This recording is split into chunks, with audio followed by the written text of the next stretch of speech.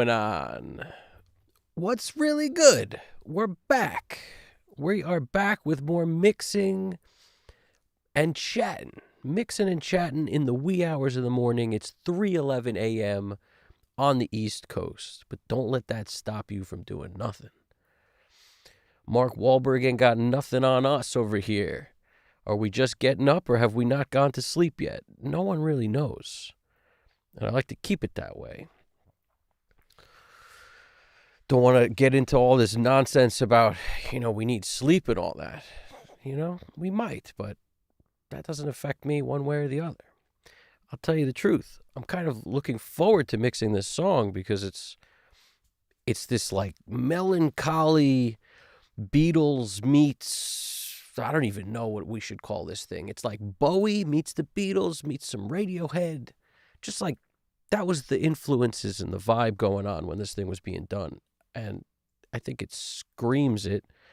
And it's like some 90s action too in there.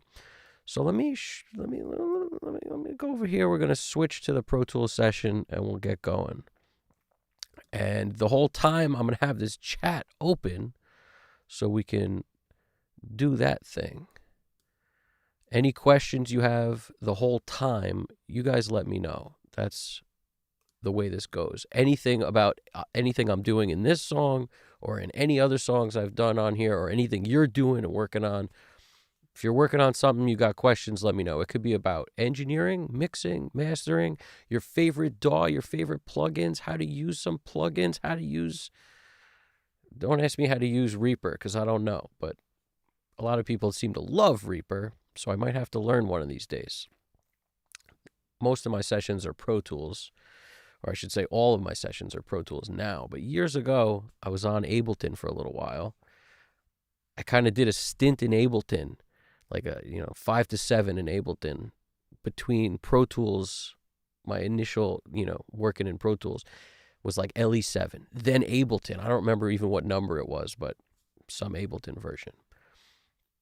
And before Pro Tools, I was in the realm of like a mini disc 4-track, which was, high end back then when cassettes were a thing. And nowadays, I wish I had the cassette version instead of the mini disc, but it was clean. I'll tell you that.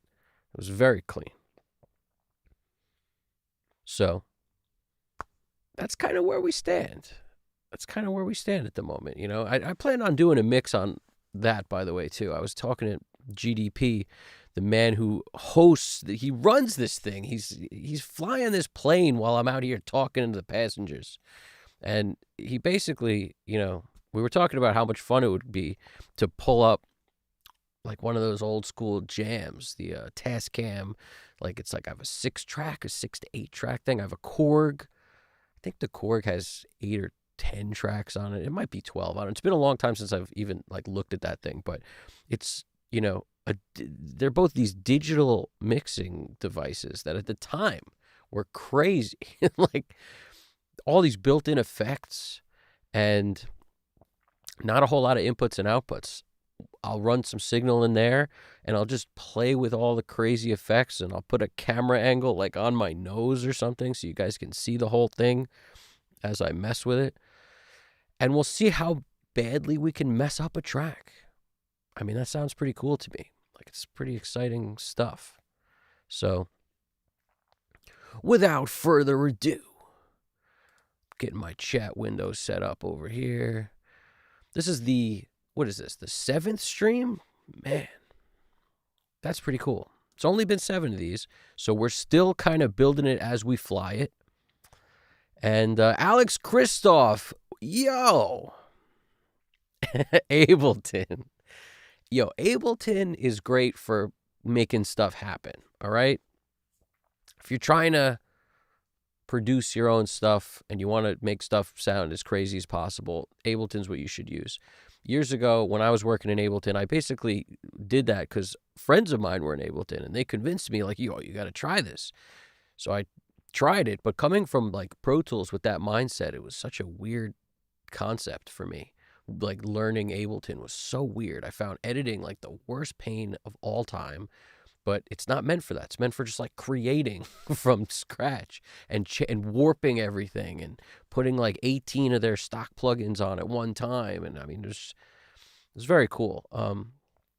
But yeah, it's a totally different thing. It's like completely different. That's the big thing.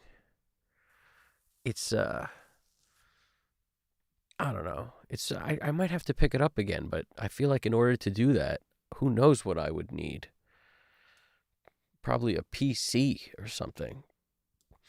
I just remember at the time, they probably have this figured out, but the latency on Ableton was like untenable. Just impossible to deal with. You'd have to mute your vocal going in. And if you didn't mute your vocal, you would have serious problems.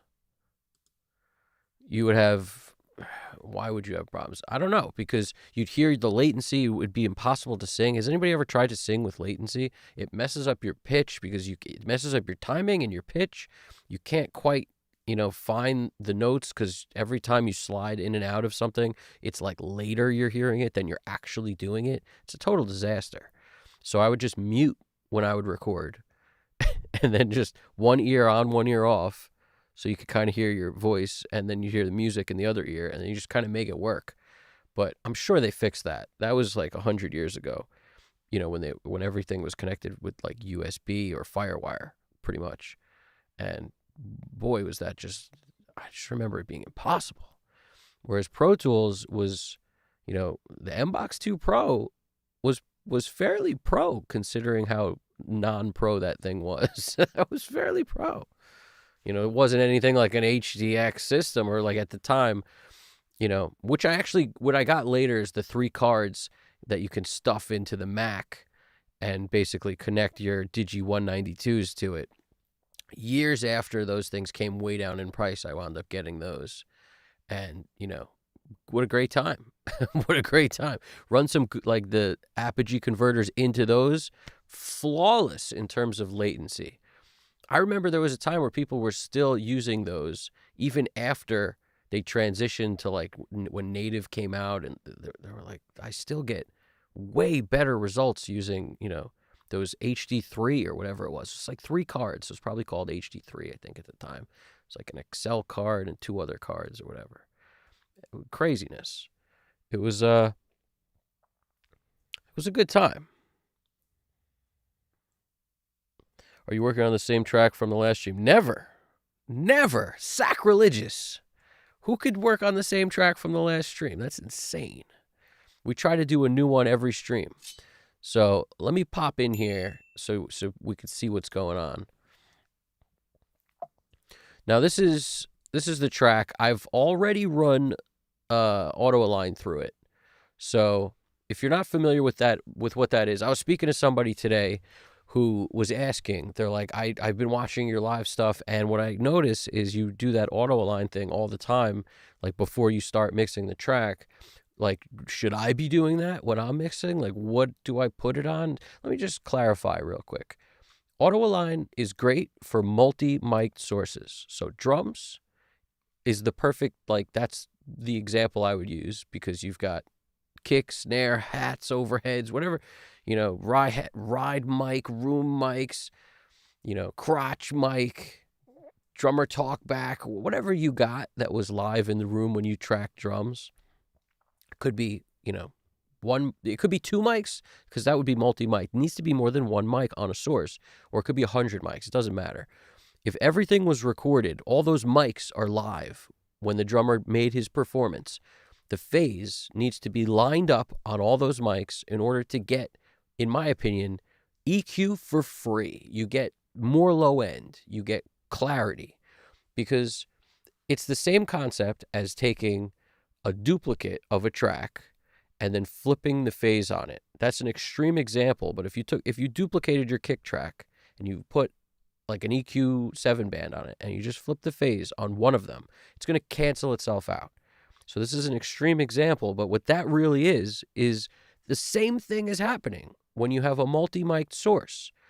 It's hearing the kick, and your kick mic is hearing the kick, and if those waves aren't lined up with each other as best as possible, some of it gets canceled out. So it won't be silent the way it is when you basically do a null test by flipping the phase on one of the tracks. That's a complete cancellation because it's complete opposite. It's totally opposite, right? Every wave that goes down is exactly the same going up at that moment. So that's why you don't hear nothing, because they're opposites. But when we're talking about, phase aligning, it's moving the waveforms ever so slightly to make it where every time things go on the down, they go on the down. So it's basically making your kick as powerful as possible and your snare as powerful as possible. Everything, this is where the robots make sense to me right there, because you know how much time people would spend with like waves in phase, or, back in the day, there was actually a tool for this. I think it was made by the same people who make like the Voice of God plugin, like the Little Labs. They had a box that would sit in the live room, and you could sort of, adjust basically the delay. And I think they may even still have a plugin for this. I don't know what it's called though, but it's probably called phase something or other, or something phase. But the point is, you could like delay your bass, DI to line up with your mics that were on the bass amp. That's what we're talking about here. You got a DI, it's super quick. Your bass amp mics are super late because the sound's got to come out of your fingers, through the pickups, through the wire in the bass, into the bass head, through the bass head, into the bass cabinet, out of the bass cabinet, into the microphone, back from the microphone, into the preamp, back into the computer. That whole round trip takes time. So you delay the DI to line it up exactly with where the cabinet mics are. Prior to this, people would like pick one mic and roll with it because too often it would be way too hard to get the phase locked in. So you either got it right when you were recording and it sounded great and then you don't have to worry about it, or mistakes were made because you didn't know everything you should have known. And I did the same thing, so I'm not like pointing the finger. I like, that's why this is so helpful for me on so many of these tracks I did 175 years ago, because I didn't know what I didn't know. And that's why the freaking, some of this stuff it needs some phase alignment. Without it, it'd be a disaster.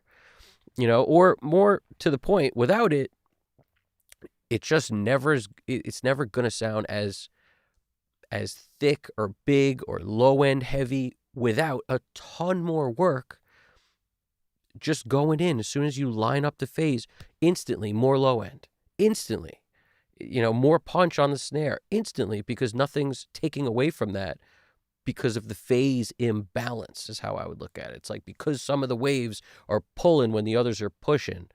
That's what I was talking about that inverting phase. That's what's happening. So it's just like sitting in a room, and the bass signal, if you can't hear bass where you're sitting, it's because it's actually the bass is coming out, banking off walls and hitting itself, canceling itself out. So there's constantly got to worry about cancellation of frequencies when we're dealing within a mix, when we're sitting in a room thinking about our speakers. Like, that's always the problem. It's never that we're not getting enough of a certain frequency. It's usually that frequency is being canceled out by room modes. It's being canceled out by, the dimensions of where you're sitting. That's usually the deal. So in all these tracks, what do you need to put auto align on? Anything that's multi-mic'd. So if you have a guitar with one mic on it, you don't need auto align. If you have a guitar with two mics on it, you do. You get what I'm saying? If you have a bass with one mic on it, and that's your only bass signal, just an amp with one mic, you don't have anything else for the bass, you don't need auto align. You need it if you've got a DI and an amp mic, if you've got two amp mics, all this, you need it, because the extreme case of a DI is like super obvious to understand why it'd be late or early. But if you have one mic on the bass amp a little closer to the amp than the other one, you're going to have to do the same thing with lining up the phase. The best thing you could do to get the phase nice going in is put the mics very close to each other. That's why you see guys taping mics together back, like historically. Two mics on the snare top, you've seen like, small diaphragm condenser and a dynamic or something on the top of the snare, and they would tape them together. You'd see guys on a guitar amp, 57, 421, taped together, or a Royer, taped to a 57, like literally, to get the capsules as close as possible. Or in the case of a Royer, a ribbon and a capsule as close as possible. Like, that's the concept here, is the better you get it going in, the less you'll hear a change when you turn auto line on and off, but always you're going to hear a change. You're always going to hear something, because as good as the phase was when you recorded stuff, the robots can help us there. That's what I'm telling you. I don't like robots when it comes to auto-tune and this and that. That's where I give up on the robots.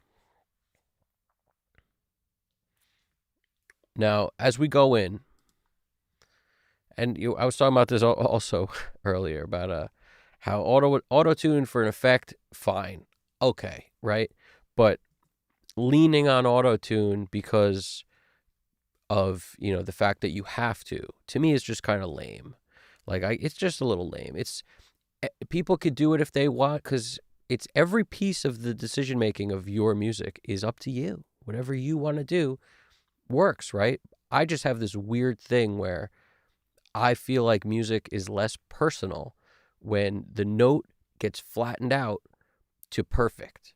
You lose all the personality, you lose all the vibe, you lose all the flavor, or 85% of it, or some percentage. So in other words, even if you could agree, okay, you lose 5%, well, you're losing 5% of personality, of realness, for the sake of perfection on a freaking line of exactly where the note is. I think that's crazy. To me, that's nuts. I don't like it. I'd rather the note be imperfect, but have the personality of the singer built into it. That's what I would rather have. And historically, through time, how many bands are there that have had like amazing singing because we feel it, we feel the emotion, but the pitch wasn't dead smack on all the time? Every genre this could apply to. Literally, there's like a band or two or three in every genre where the pitch of the singer is questionable at the very least. But some of those bands, I still like. I can listen to them now and be like, I remember why I like this band. You know what I mean? I don't even want to name a couple, but I mean, it's like, let's think about it. Let's name one or two. Like Taking Back Sunday was one I thought of the other day, where I was like, man, do you remember like early Taking Back Sunday? I think they like fired one of the guys or something. I don't know the exact story, because I wasn't like the biggest fan, but I just remember hearing a couple of their tracks back in the day and being like, this is awesome. And the fact that they had two singers and one of them was just like all emotion and like kind of pitch, you know what I'm saying? Kind of. And it was like, okay, this is great. I don't know why, but it's great. That kind of thing. And I feel like people who hate on the Chili Peppers, like if you hate on the Chili Peppers, it's most likely not because of Chad's amazing drumming or Flea's amazing bass playing or John's amazing guitar playing. Most likely, you're probably hating on Anthony and his pitch. I don't mind it. I've never minded it. I always loved his voice from the first time I heard it, but it's imperfect, and that's why I love it.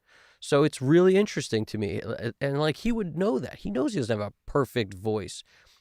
It's not relevant. None of this is relevant. You know what I'm saying? There's very few people out there who have perfect voices. But some of them do, but that doesn't mean everyone needs to have a perfect voice. It's so crazy. I think everybody's voice is cool. But you have to like find what that is. Like find the thing you do that's cool. And it could be the slight off-pitchness or the jazzy vibe that you bring to the table. Amy Winehouse's voice was so cool. And it wasn't like a Lady Gaga voice. It wasn't like this perfect Aretha Franklin voice. It was its own thing. It was so cool. That's what I'm saying. There's so much, like it's so crazy. I know some people probably be like, oh, you can't put her in the same sentence as whatever else you're saying. It's like, to me, everybody is imperfect in some way. Just find what that is about you and just sort of get comfortable with it. Just get super comfy. That's kind of the deal. Comfort. Comfort is king. I'm making sure this chat thing stays open over here. Get up there, chat. Oh.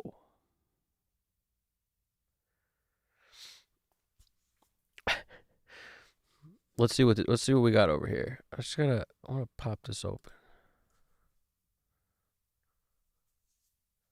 You can achieve amazing things with electric tape. It's exactly what I'm saying. This is why people like extreme death metal vocals. It's unique and great when it's great. Yeah. Yeah. And it's to each his own on that stuff, you know? If anybody has other bands or artists that I didn't mention, throw them in there, because I think it would be good to kind of add to that pile.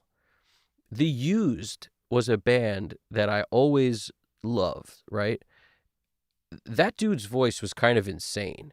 And I'm not, like, in a great way, insane. Sometimes he would be off pitch on purpose and just kind of scream his way through it. But a lot of times he's just really good, like, you know, raw vocals with doing a lot in there. And I have no idea if he used any tuning on his vocals or not. Last time I listened to The Used was a long time ago, but I remember being very blown away by that band and the range, how high he could get, and also how raw and guttural his vocals were.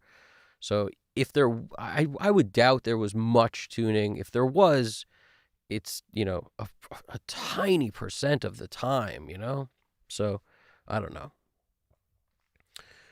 Man. Like the Taste of Ink, you know, just cool. Just crazy cool with that. I don't know. I don't know. Without further ado, let's get crack-a-lackin' in here. So I'm going to play the track while I sort of get everything into shape and, like, worry about panning mostly first. Volume and panning, but this is not, you know how I do. I hit play, I go through, and as quick as I can, I deal with drums, which is all this stuff in the beginning, this pink stuff. The blue stuff trickled in is stuff that it's muted, is kick trigger, snare verb. I mute those out, but they come in on a template, you know, and I could go into any part of this. So all you got to do is ask the question, and I'm happy to open it up and kind of address all that stuff. Deftones. Yo, Alex, you're so right on this, 100%. Deftones, Chino has an odd and unreplicated sound. Yes, that's the perfect answer. Deftones. Into a fly. Like, what? It's so cool. I walked away. It's like he's crying, and he's sort of drifting in and out of caring about, like, this, like, sort of like lackadaisical, you know, it's really interesting. It's almost like he sings like without a care. He obviously cares a lot, but that's not what I mean. He almost, like, that's what comes across in the vocal, and it's so effortless in a way is what's so cool about it too. And then sometimes it gets heavy. Like, that juxtaposition, that change is what it's all about. You know, so much of this stuff took me so many years to learn, honestly, that, like, no one does the same voice all the time. They have, like, most great singers have so many different voices, you know, and, like, that's Deftones a perfect example. That quiet, chill, like, whisper kind of voice, and then the heavy, I've watched a change in you. It's just so he gets, you know, he's getting aggressive with that, and that change between where the verse is to that is insane. It's a great song. They got a ton of great songs, but that one just always kind of, I feel like it was on MTV a million times when I was a kid, so I can't ever forget that song. It's always there, you know. And the weird sounds in that like right before the chorus drops, like almost every time it sounds like this haunted house creaking, like whatever that, like, that's that kind of stuff I love. That's the scenery. That's why I got to put it in I put stuff like that in almost every song because I love it. To me, that makes the song, like those weird, it's probably a guitar, but it could be anything, that weird, like, haunted house sounds that they created there. But it wouldn't surprise me if they did that while they were tracking it, if that was part of the production, you know. Whereas a lot of times when I do it after the fact because it wasn't there, and I want to, you know, put something there that it's like these are extras. People have to think about the extras, and it's sometimes you just go, you're so concerned with getting the guitar parts right. Like when you track your own stuff and there's not a producer in the room, like kind of giving you ideas or just feeding off what you're doing and being like, oh, it would be really cool if we tried this. And then, you know, oh, I like it. Oh, I hate it. Whatever it is, you know, yes, no. That kind of stuff is so cool, man. That's why some of those albums are so good because, like, that was the best part about working with a producer is like you're just now putting someone else on this thing who's gonna make it their goal to make this great, just like you would make it's your goal to make your own stuff great. It's like now clone you. Now there's another person, but it's not just you. It's you with more ideas that you've never had before because you got a totally different life experience because you're a different guy who is all about music also, and it's just so cool, man. I don't know. So people who get to work with great producers, I think, are so lucky. You know, like they are lucky people. And the ones who act like that they're lucky, the music comes out great, you know, most of the time. Not always, but most of the time. You know, so many bands worked with so many, like Rick Rubin. He's so great for that, for just like letting the band come out and play. So here we go. Sorry, that was a lot of talking. I don't know. I started to get into it, but yeah, it's not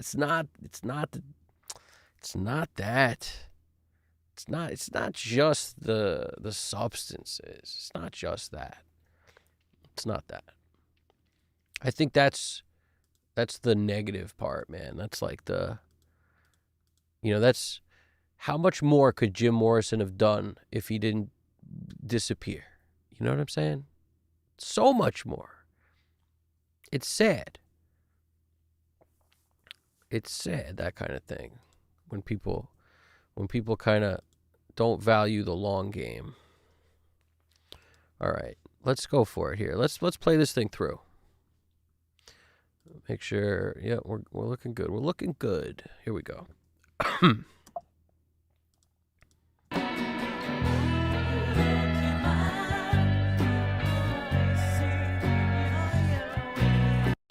Let's start from the top. This is a crazy song too. Like this might be a little Deftonesy, kinda, not really, but kinda. We'll see. I'm just gonna group stuff. All the blue is vocals, so I can just pull all the vocals down. And the green is guitars. So if you're curious, if you want to play along with mixing bingo at home, all the green is guitars. And if you see a different color green, like a striped shirt, that's because these are different performances. I don't really care about making everything a different color. I just know if this was the same performance, I would have put them next to each other. So because they're not next to each other, they're different performances. That's what that tells me. This tells me this is one performance. This tells me this is one performance. You see what I'm saying? So that's how I roll. I try to make it easy on myself by always doing the same thing. These are two different performances. And these right here, I don't believe these are three different performances. Let's see. Yeah, they are. Okay, so we got to change this up.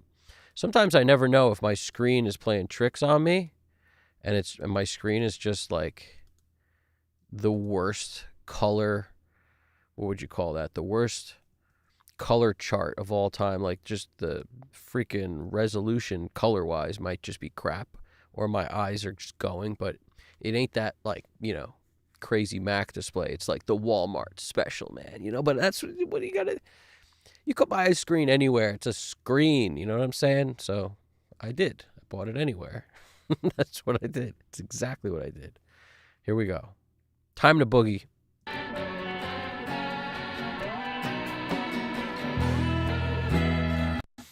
Yep. Sorry, I don't mean to keep teasing you like this. I want to start at the beginning.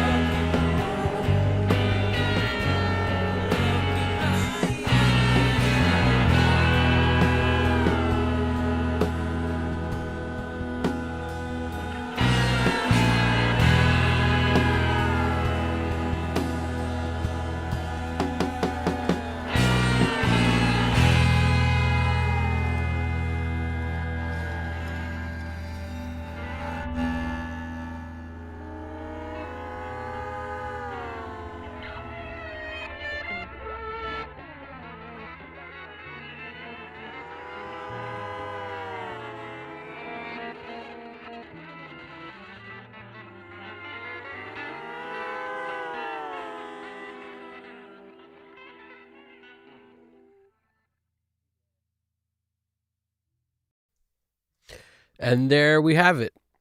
Done. Call it a day, guys. Just kidding. There's a lot of crazy stuff in here. I appreciate that, Alex. You're telling me you love the fast tremolo. Thank you. There's a guitar doing a fast tremolo thing over here.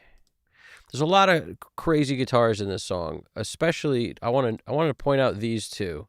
A friend of mine who plays violin had left his bow in my possession, and I did what any guitarist would do with the bow from a violin.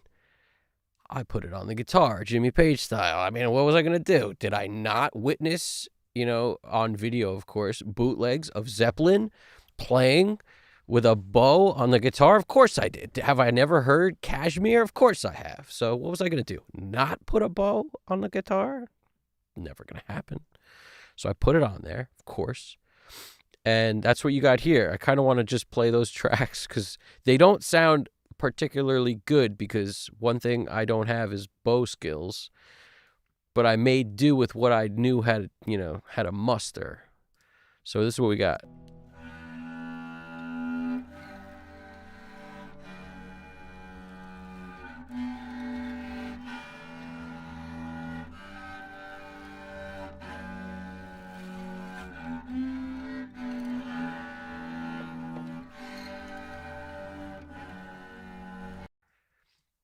I'm proud of that. I'm pretty proud of that. Because it doesn't have to be perfect. It's adding to that eeriness in the background, the craziness. Yeah, bow is ridiculous. Bow phase. By the way, I don't know how to spell bow, so I spell it, bow. I hope that's bow. I have no real idea. Somebody chime in there. Is that how you spell bow? Spell check wasn't around when I labeled this. I'll tell you that right now. But it's you ran into an issue with the chalk coming up the strings near the bridge area, so I stopped. Yeah, well, there's a very cheap acoustic that is in my possession that, I tell you what, man, I brought this thing out a lot. Like weird, crazy places. Like it's the perfect campfire guitar.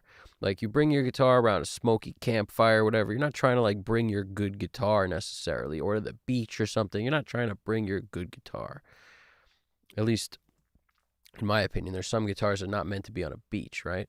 But I have this very cheap guitar that was kind of just given to me, and I always loved it. So it's the cheapest sounding like Sears guitar ever. I'm talking about probably, I don't know what it cost when they bought it new, but it's got this cardboard sound to it. And it sounds awesome on so many things because it's so bad sounding. It's like the best recorded guitar for an acoustic. Like I hate big puffy acoustics on recordings, whereas like this thing is this cheap guitar.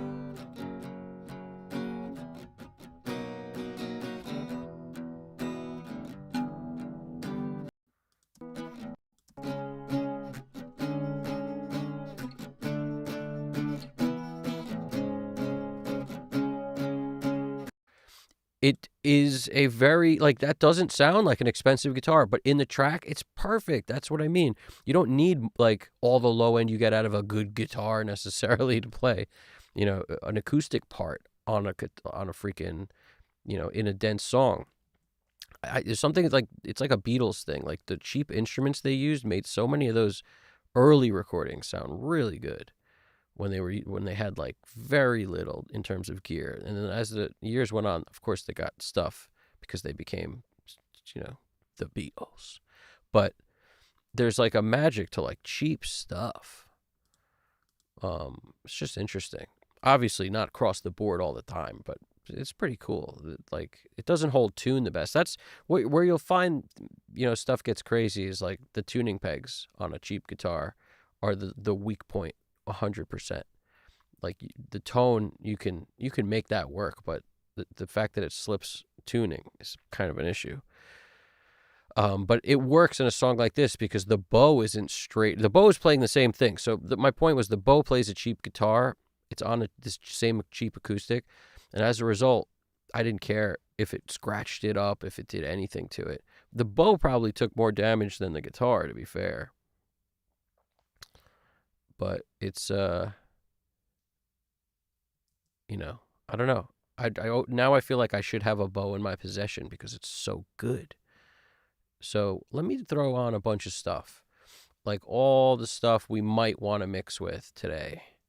And I think like this song to me screams 1081s because I don't know, it's kind of like a thick, it gives me these old school vibes and I don't want to do too much to it. So I'm going to probably throw some 1081s on it. That seems to be my modus operandi. B Bluger. Nice. I had to make sure I was reading that right because I thought it was blogger at first, but BB Luger. Maybe it's BB Luger. I like that. B Bluger. I appreciate that, man. Thank you. It's we're gonna rock and roll here, but you take that with a grain of salt too. Whatever guitar you have, maybe you have a modestly good acoustic, like a fairly good one. When you're tracking it, you know, just however it sounds. I would focus the attention of where you're miking it up away from the sound hole, because the sound holes that the most boomy of the areas go back towards the bridge or up towards the neck, like where you're pointing the mic. And you could do this with, 57s work fairly well. Small diaphragm condensers are probably, arguably one of my favorite mics on guitar. But like I really like a Sennheiser 441 miking a guitar too. Just like a good dynamic mic, because that's kind of, I want to get out of it the same thing I would get out of a drum in a way, like that percussive string noise, the top, and and the mid range. But I'm gonna get rid of a lot of the bottom, and I might even get rid of some of the too shiny, too sparkly top, because some of that stuff has a tendency to sound really, I don't know, kind of brittle. But sometimes you leave the top in if the mic picked it up nice, which is why I like dynamics, because they have a tendency to be darker on top. So it works well to mic an acoustic. But, I've used like U47 clones, a real U47, anything is good on a good sounding acoustic, but anything's also good on a bad sounding acoustic. That's the truth. That's the trick right there. It's just cheap. Who's got the cheapest guitar? That's what we're using for the acoustic. It helps.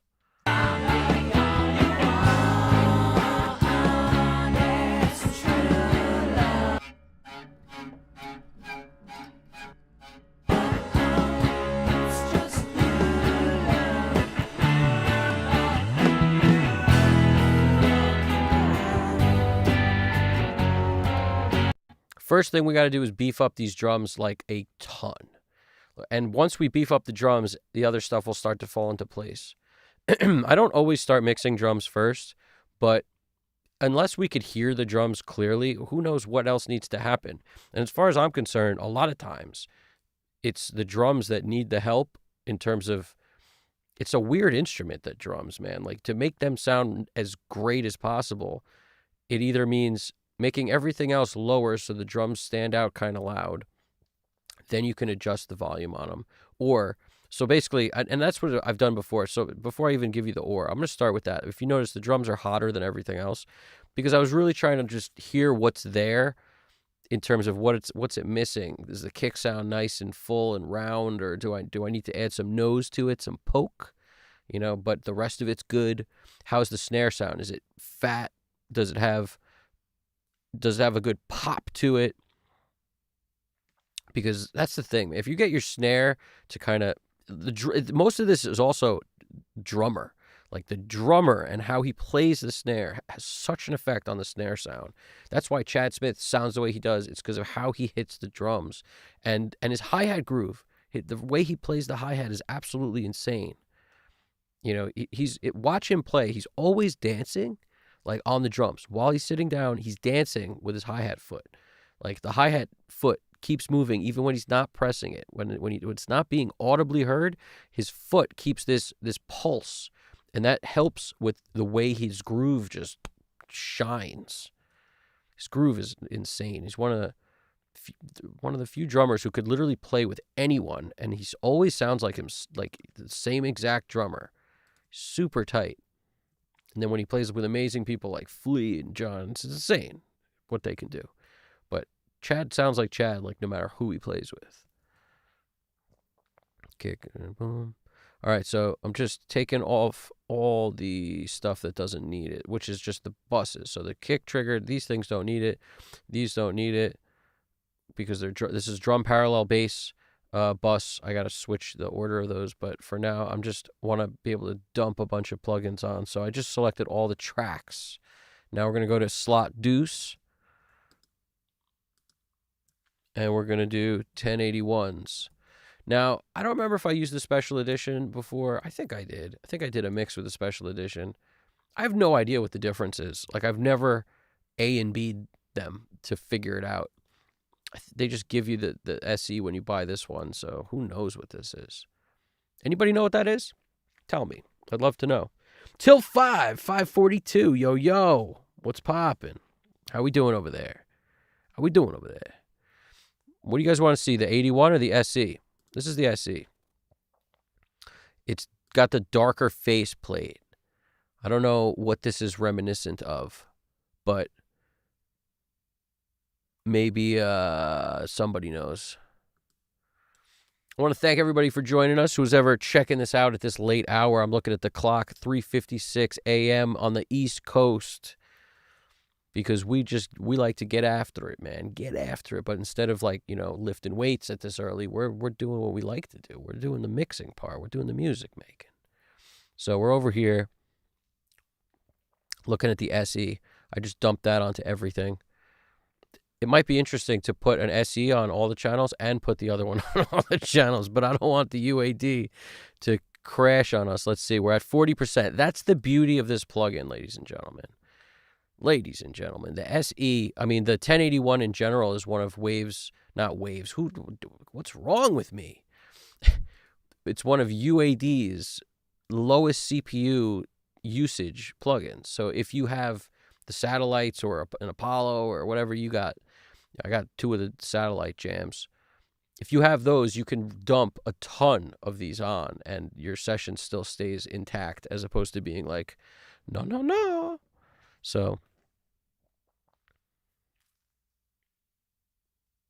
you're from New Haven, Connecticut. I miss the East Coast. No Italian culture in California. Yeah. That's true. There's less of it. There's some of it, but there's less of it. There's some of it. There's some of it. What's our second EQ going to be? Well, what's our second EQ gonna be? Let's mix it up. We'll do this day. I was about to say this day. Do we have any UAD? Do we have any Helios? Do we have a Helios? Oh, we got some Helios. You know, that's Glyn Johns' favorite console, the Helios. And you can run a preamp and EQ off the hard drive, off native, which is cool, rather than use up more stuff. So I may do that. That's a pretty interesting move.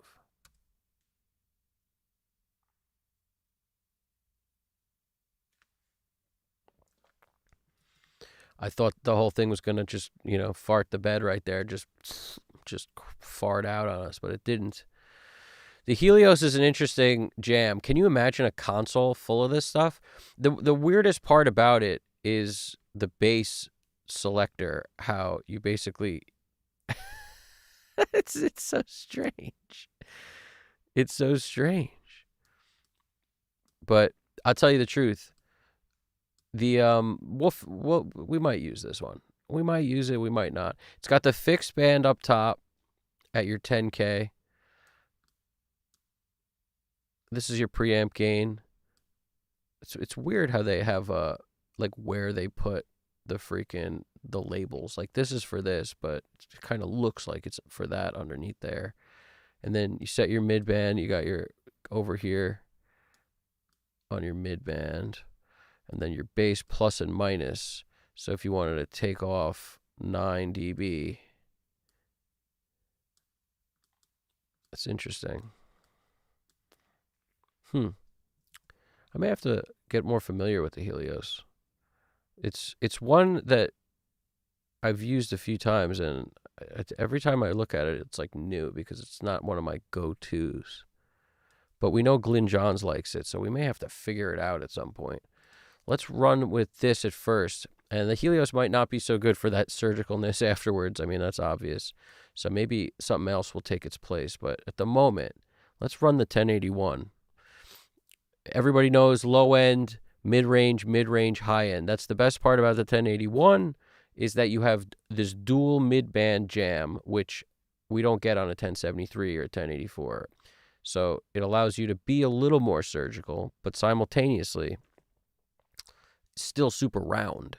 You know, when you think about API and Neve, you should think round. Like the curves are wide, everything's big, and that's why you can set a higher Q to kind of narrow down those curves if you want a little bit on either this band or this band in the middle. You know, I got to tell you, and you also have obviously shelf or bell on the top and bottom. It's by far the most flexible, and that's why it actually can be used for mixing. Whereas if you tried to mix a song with all 1073s, you'd have a pretty hard time. You could do it, but it would be difficult if you were limited to that as your only EQ on everything. That said, I do at one point in my life, I want to own like a BCM 10 times 3 and, you know, just like mix a song with only 1073s. But if I had my druthers, I'd have 1084s in there and really be able to carve stuff up a little bit more. But that's what's up. So let's run it. Let's get some kick love.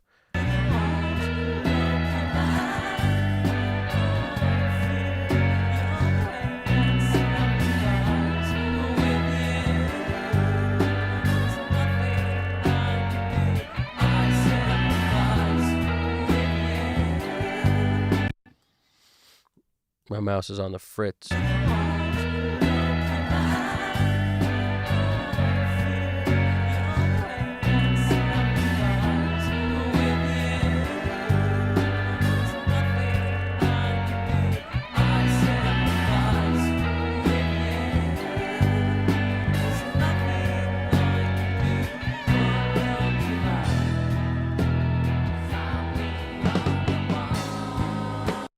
If you find yourself where you're boosting something like 20 dB and it's just still not cutting, lower everything. You know, that's the game about lowering everything will mean now I can make the drums super loud. You always have that option. Like, who says everything shouldn't be at negative 15 dB before we start? Maybe it should. In this case, it should. I could also come in here and start messing with clip gain like I do. Whereas we come in here, we lower these, but it depends. I don't just do it willy-nilly. I look over at the meter. The meter tells me what I need to know. It's all set to the default meter in Pro Tools. So anybody who's like, what's his meter set? It's just whatever the default is in the preferences. It's digital VU, I believe. So what that means is you look here, and if you're in the yellow or creeping up to the red, you would want to lower the clips.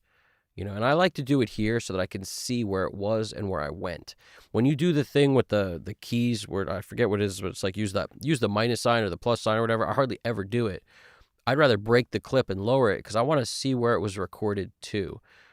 For me, it helps kind of level tracks between each other. So in other words, like if you have two guitar parts and the balance going in like was 0 dB, right? So you know, if you were to lower the clip by a certain amount, you know exactly what you change. So if you made one 5 dB lower and the other one stayed where it is, well, now you change the balance between maybe two mics that maybe the artist okayed or something, and now you're like changing the sound completely. Might be okay, but I just like to know it. I like to know what I'm right in front of me visually, what I'm doing. And I feel like when you start doing the other way and like lowering here, lower and raise there, it doesn't give you the visual as well. I really like the visual aspect of lowering the clips. So I just always do it that way. And the other option, you know, if I was going to like take this part and make it louder, what is grabbed here? It's like, oh, the drums are grabbed. There we go. So if I was going to take this part and make it louder, I would come in here and go Apple E to break it so that I can see another clip with another negative 1.8 rather than just grab a spot and do those freaking hand things. whatever it is, minus and plus, to get it down or up. I don't do that. I do this. And there's a million ways to do stuff. It's just the way I like to do it. I always break the clip. Like Apple E is my best friend.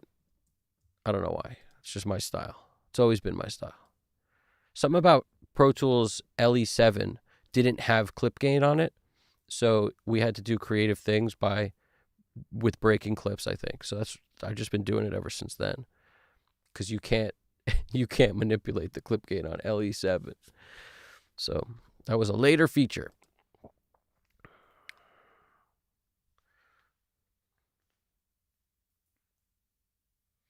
Yeah, I'm checking out the chat right now. What's good? Let me pull it up over here. Bigger.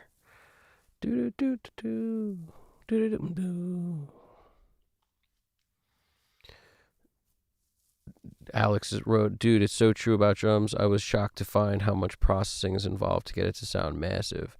In my younger years, I looked at parallel compression and EQs as cheating, but it works.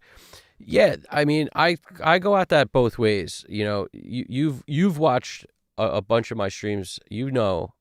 If I can get away with just EQing something and like that's it, I will. 9 times out of 10, especially on overheads and stuff, because there's so much negative effects that you can bring up when you start compressing. When you start doing things like that, you will make the cymbals just consistent. And I want those things to die out because I hate them. I hate cymbals. So if I went into this like, I got to always put compressors on everything, it would make things worse. And I know that because I have, and it did. And you learn from your mistakes. So what I do now instead is like kick gets processed whatever it needs to be able to make sure the kick cuts the whole time, because no matter what I lower now, once I start building this mix out, the kick is going to, as clear as it is, when you start bringing in the guitars and start bringing in the vocals, like you got to make sure that kick still plows through like a freight train. That's how I look at it. Like I got to hear the kick. So, and snare, the kick and snare is super important.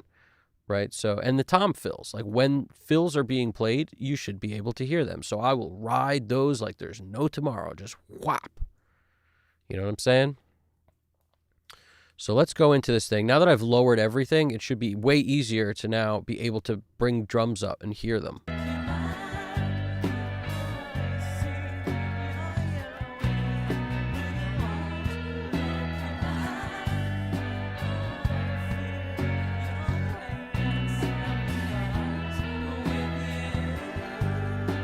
You notice how the level's right in the middle? That works for me.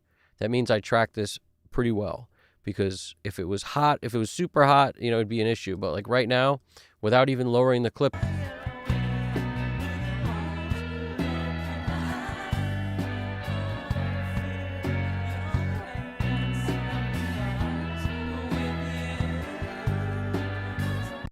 I'm okay with that. It might be better to come down when it gets to parts like these.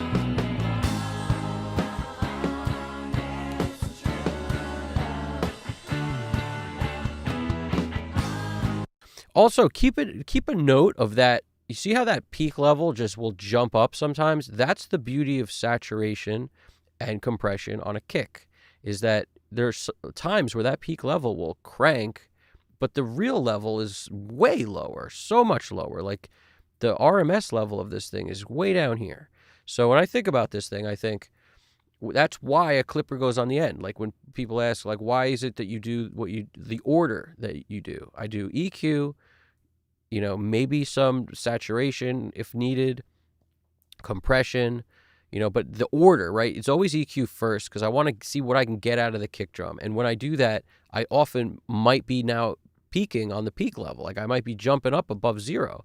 So I knock it down at the very last step in the chain. So the last thing is always a clipper of some kind to keep the level in check.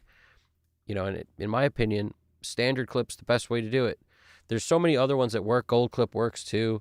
I've used standard clip on so many mixes that I love the way it sounds.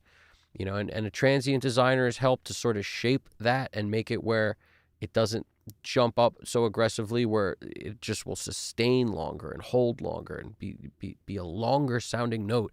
But the same thing will happen with distortion or, tape like, a saturation plugin with tape or anything like that. Or, a compressor. Like, we could do a lot to shave a transient down with compression just by a fast attack on a compressor.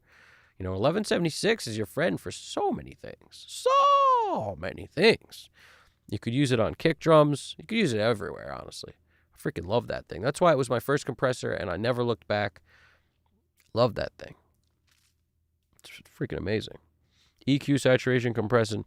Yeah, EQ, sometimes you don't need compression because saturation kind of does the trick for you, and you don't need the compression at all.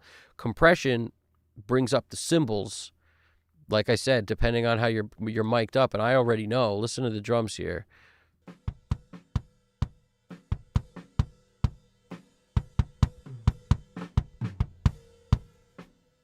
That's actually a pretty good kick sound with very faint in the background other things, cymbals. You hear the snare, but that might actually hold up with some compression and some hardcore saturation without bringing up the cymbals. But whenever I think about like the punish button on a decapitator or something, like I know we're about to bring the cymbals way up, because as you crush it, you bring everything closer together, you're also going to get more of that. So just be mindful of it. Now, it's good to actually listen to what your kick sounds like. Not to know what to do in the mix and to mix it with nothing in there. That's not what I mean. I mean, listen to it so you know how bad a problem things are. Then go to work on it in the track while you're hearing everything together. Don't mix it in solo. But you'll know if you start hearing a lot of cymbals on the kick, it's often, or was it there before? Is it always there? Or is it only there because you use saturation and compression and a bunch of different things to kind of that bring that nonsense up? More often than not, that's the case. So like just judging by what we just heard, I know that if I start hearing cymbals on this kick drum, it's all messed up. Like it's because of what I added. It wasn't there to start with. It's very helpful to know that.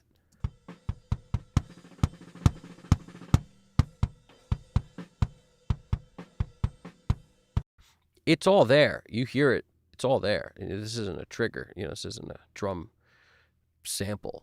You hear all that. There's stuff in the background just waiting to creep out at you, and it's louder than you think. So just go easy with it.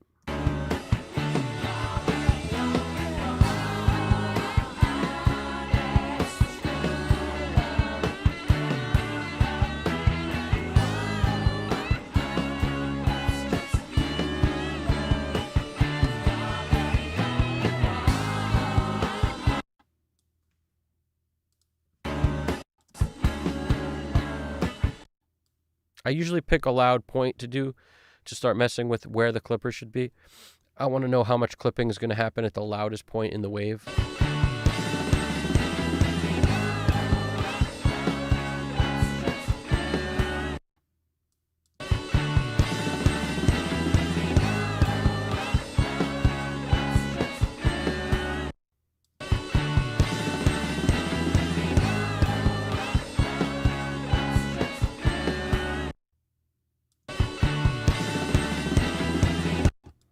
Good enough. It's not about, we got to keep it moving. It's not about the pecayune little details. It's just like get close enough where you're not crushing the clipper where the kick sounds terrible. When you can't hear everything else, that's a good place to judge it too. Like right now when the kick's so much louder and everything.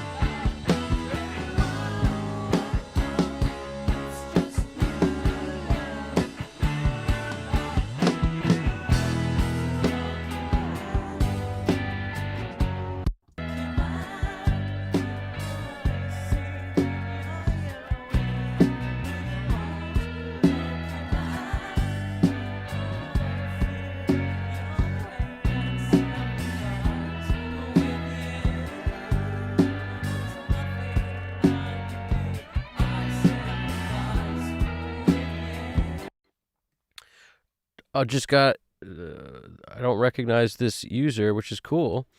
Everyone is welcome to come through, ask questions, holler. We got Teziateca. Maybe I'm saying that right. Teziateca. If a song sounds professional but still is stubbly, harsh on the ears, / still hurts for some reason, is that EQ or too much compression? I find that to be a great question. The way I look at it is you can't pin down, like, every song's going to be different, but your first thought, right? If you're working on a song for yourself, like you're mixing your own stuff, and you have a tendency to say, this is a little bit harsh, it's painful, it's like rubbing, it's brittle on the ears. A lot of the problem I find, just from giving lessons to a bunch of people, there's a tendency to boost the high end on everything. I don't know why this is, but I think the mark of a great mix is a mix that's not harsh, and it will absolutely bite your head off in a harsh way if you boost the high end on everything, especially if it's this thought of like everything needs to be brighter and everything needs to all the best mixes, in my opinion, are rounded on the top a little bit. If they do boost the top end, they're boosting it maybe on vocals for a little bit of that airy vocal. Today's vocals are so much more bright than they ever were before. I feel like as a whole, as a human population, we're all getting numb in our ears. We're all getting just deaf. So people are cranking the high end on everything. And it's not a question of like younger ears or older ears, young people, old people. 30 years ago, or in the 90s, the vocals were so much darker. And today, they are so bright. And a lot of that does have to do with the mic that people are using, because how many people that are using the C800? Tons. They're using it because it's super bright and everybody, thinks it sounds great, but it's also kind of super bright. So if you boost 3K, there's certain frequencies, 3K, 2.5K, that you could look at a mix and be like, that's probably going to be harsh. If 3K is louder than, 100 hertz, you probably got a problem. If it pokes up every once in a while during a guitar solo or something, maybe you're okay. But, PAZ analyzers are good for kind of certain things. Don't mix with your eyes, mix with your ears. But at the same time, like, cymbals start to be annoying and hurt around that same kind of 3 to 5 to 6K can be really obnoxious on cymbals. And when I say people boost high end, if you're boosting high end on like a shelf, you're bringing up way below what you're boosting. So if you got a shelf and you're boosting 8K, you're probably bringing up some 3K too. That's what I'm saying. It's also being brought up. Compression winds up making mixes sound harsh also. So the other part of your question, because compression is a great tool, but when overused, it just beats on your head. It just beats on your eardrums, and it doesn't relent. It never gives up. It never lets go. And to me, the mark of a great mix is also the right amount of compression, because if you compress too much, it's like this never-ending drill, and that's why things are harsh. And it's also like nothing lets go. Like, you want things to be loud and then sort of settle down. But with compression, they just stay loud all the time. Therein lies the issue. Now, I went through a phase where I loved parallel compression, and I felt like it's great. And I think when people first start using it, the initial reaction is, this allows me to make everything more powerful and louder and just sound stronger. But the downside is it does also kind of never let your mix breathe. There's no exhale. There's only like the whole time. I don't love that inhale, constantly inhaling. I don't know. It sounds crazy to me. It's like, exhale, like relax a little bit. Take it easy. There's none of that. And that's the breathe. That's the in and out. So a good way to avoid a harsh mix, if something sounds brittle and harsh, don't mix with tons of stuff on your mix bus. Take everything off, I would say. And that's what I do. Like, if you look down at my mix bus, everything is off in the beginning. It's going through nothing, which allows me to dial in a way where I can really hear what everything is doing.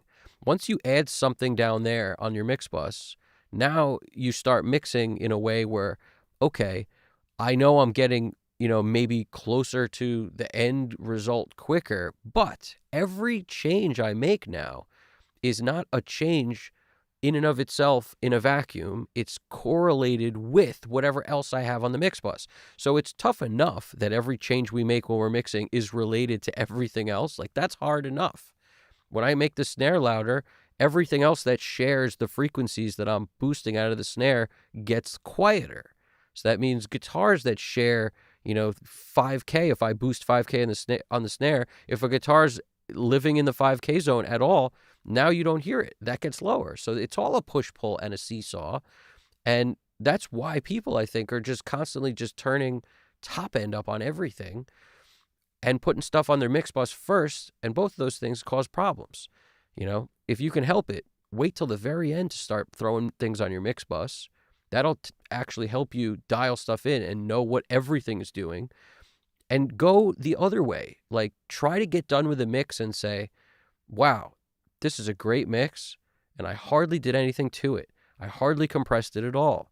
If you can say that, I bet you'll actually like the result better. But so many times what will happen is people go through their whole mix, and then at the end they say, I put too much on it. I wish I processed everything less. That's what everyone says. They don't say the other thing. They never do.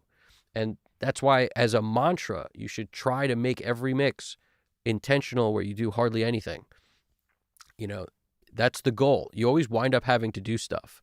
But it's a question of, if you start with thinking, I'm going to hardly do anything, your result is way more. You can land that plane on the runway instead of landing it freaking 6 forests deep of the runway, and now you're just covered in the trees. Now you got to fight the predator to get out of there. Like, who wants that? Get to the chopper. So my goal is, don't put tons of stuff on the mix. EQs are the only thing that go on at first. Compressors go on as needed. I don't just start everything with a compressor on it. It helps. If you start thinking about it in this way, in my opinion. Hope that wasn't the most long drawn out answer of all time, but maybe it helped. Hopefully it helped.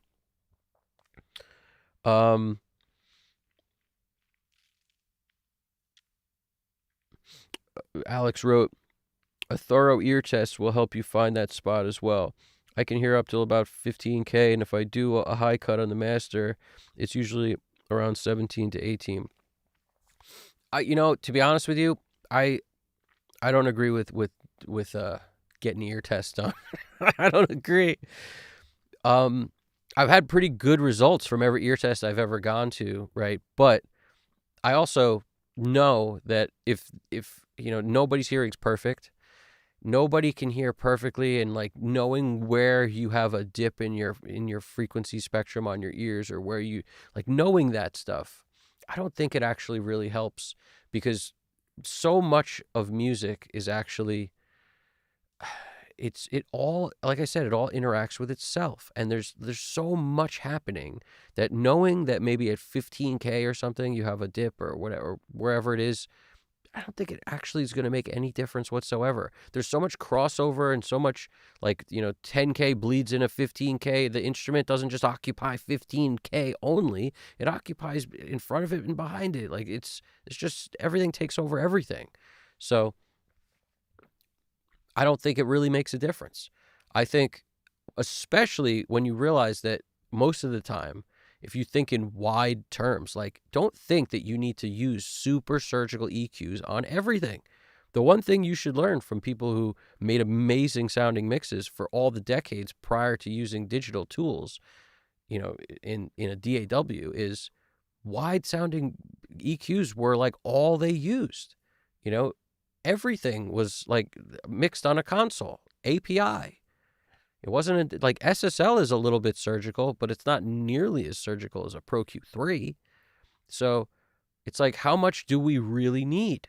Some of it, we're just fanning our own cattails. It's for what? That's what I'm saying. I think people go a little over the top because they have the tools. But if you realize that amazing mixes can be made using, nothing but 1081s or a Helios console or like, then you realize you don't need any of that.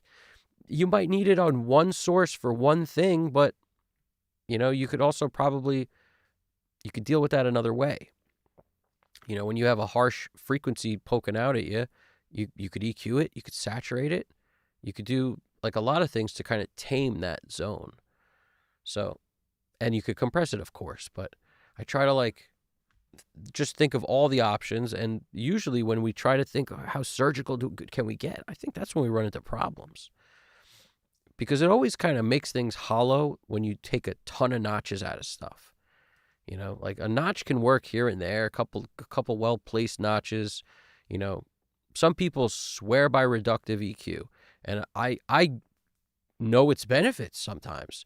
Depends on the source. Like if you get a bass that has so much low end and that there's hardly any top end there, a nice tilt EQ will reconfigure that whole thing. Lowers the bass side, raises the mid-range and top end, super kind of gradually and naturally, and now you don't have way too much low end anymore. Now you can raise the bass, and you're not blowing the speakers out with low end because you hear the mids. So to me, that's the opposite of surgical. A flat shelf that just floop like one way, a tilt shelf. That's the opposite of surgical, and that works more often than.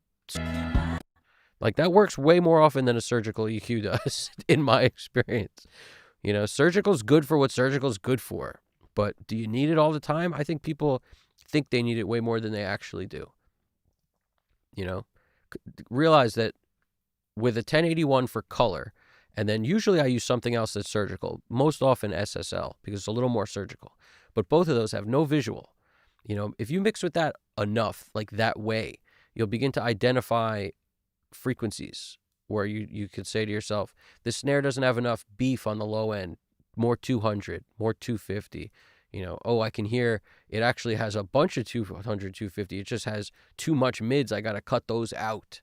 It has no pop on top, 3K, 4K, maybe lower. And with the kick, it's the same thing. Do you want that super scooped sounding kick where it's super pointy on the top, or do you want the rounder kick? You want to boost Andy Wallace style, like 1K on the kick? Like, what are you trying to get to, man? So I don't know. This stuff's cool to me. It's all kind of cool. And there is no right answer. So I appreciate that question. Tom Poe. Is that, every time I see Tom Poe, by the way, how's it going, by the way?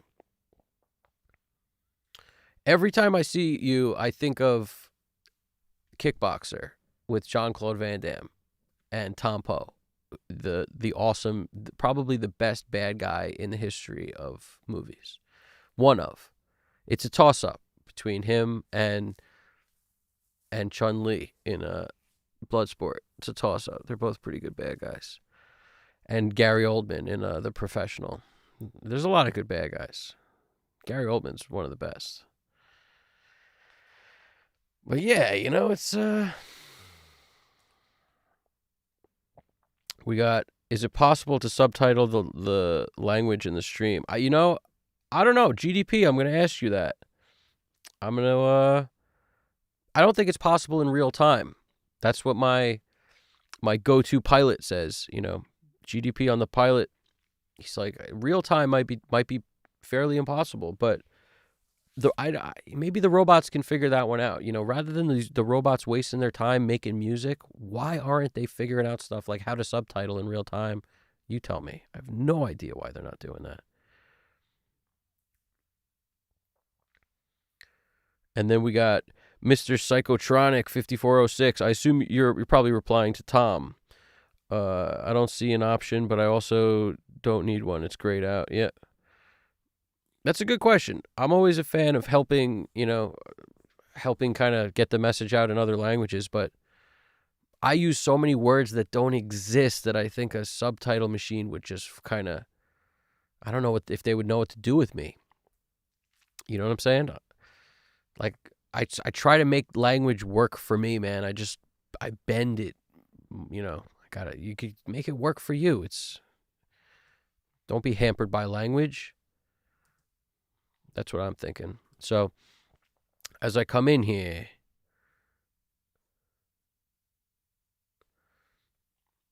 Tez, you're awesome. We got, it's Tesla Teca, right? Is it Tesla Teca? I'll get that right one of these days. It's probably Tesla Teca. Thank you for the advice. Maybe I could send you the beat and see where I can improve. I would consider myself a beginner, I guess. Yeah, I mean, there's all these moments, man, where you'll find yourself growing, and it's always at the times you least expect it. Like, just put in work, working on your own stuff on a consistent basis, and you'll, like, over time, your ears will start to tell you what's missing. And always, like, whatever it is that you're not doing, like if you're sitting there mixing your own beat or you're working on stuff, Mr. Psychotronic just told me, to be honest, you sound terrible machine dubbed on YouTube. I bet I do, because it doesn't know what to do with my language. You know, I told you, I jump through hoops with the language and swirl around monkey bars. Like, it doesn't know what to do with me. I'm freaking on the balance beam. It's got no idea what to do with what I do. So what you were saying there, Tesla, the deal is this, right? If you just set aside time like make a schedule to keep working on stuff, and the thing that you're not doing, like what I used to be like constantly is I'd sit down to work and I'd be like, I got to set up a way that I can A/B stuff. This was 175 years ago. I was like, I got to set up a way I can A/B track so that I can hear, what a mix sounds like that I like in the session, so I can really compare what's going on. And I like put that off for so long. I put it off. I kept being like, I got to figure that out. And I never did. But the weird thing is just doing that, like figuring that out so you can then throw a song in there and then hear what that sounds like directly compared to your mix, like 1 second apart. Because if you wait 20 seconds or 17 or 100, a minute to put on something like on a phone and then play it and like, or back to back, go to iTunes, like just 7 seconds is all it takes for your brain to forget what you just heard and not get an accurate understanding of like one to the next. So the best thing you could do is figure out how to dump songs into sessions and then, A and B your song against another mix right in the session. That's the best thing you could do, because copying from that point will be extremely helpful. And don't just copy, analyze it. And every beat will be different. So you can't get like a cheat sheet out of this, but what you can do is be like, oh, that's what it looks like on a PAZ. Like bring up any PAZ, like a Waves PAZ is a cheap one that I had in the back in the day.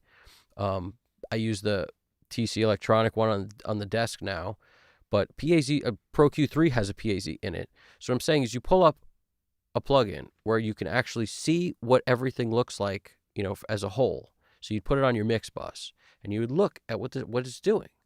Compare that to the thing you're listening to. Now you want something kind of close to what you're doing, and I'm not saying references are the end all, but there is a moment in time when you're learning where that is really helpful.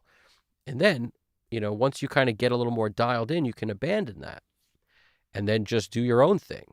But I do find that there's a value in, if you're feeling like, what am I missing? There's no better way to learn what am I missing than like you have to tell it to yourself. Like somebody else can't tell you, oh, your kick drum's not powerful enough. You got to cut 150 hertz and blah, blah, blah. Anybody who tells you that stuff is bullshit. It's not true, because every mix is different and everything in a mix relies on itself and the other elements to tell you, is it working or not? So nobody else who doesn't know where the bodies are buried in your song is going to know how to make your song pop out more than it does, unless they literally had the session, could go in, could solo the tracks to figure out what's doing what, then see what EQs are on what's being compressed, maybe incorrectly or too much or not at all or whatever, go in and figure it out, and then be able to, that's the only way someone can accurately decipher what a mix needs or doesn't need. Barring big, broad scope stuff, like it just has way too much bass or it has way too much mids, or like other than a mastering engineer opinion on it, You can't possibly know what's going on each specific track. A mastering engineer could tell you, there's just too much low end in your mix. Can you take some out so that it's not, destroying all the limiters, like when we try to work on this thing? That's a very different thing. It's like broad scopes. I think the vocals should come up because I could barely hear it. Or I think there's too much top end because it's too bright, it's too harsh, on the top. Can you tame that in the mix so I don't have to do too much work on this end, because it's really like your guitars are dark, all the music's dark, but the vocals are so bright. Like that's what I mean. It's, other than a big broad scope opinion, you really can't diagnose this stuff without being in the session. Then you could diagnose it. So, I don't know. Just don't get discouraged, and always be willing to sit down and keep working. Always, because don't look at it as work either. Stop calling work, music work. It's not. It's you're having fun. You're playing. You should look at it like you're playing an instrument. You're playing the mixing console. And that's what this is. You're playing a virtual tape machine. That's what Pro Tools is. It's a pseudo tape machine and console on steroids. That's what it is. Perfect. So it's fun. And that's why I could do this for hours and hours and hours, because it's fun.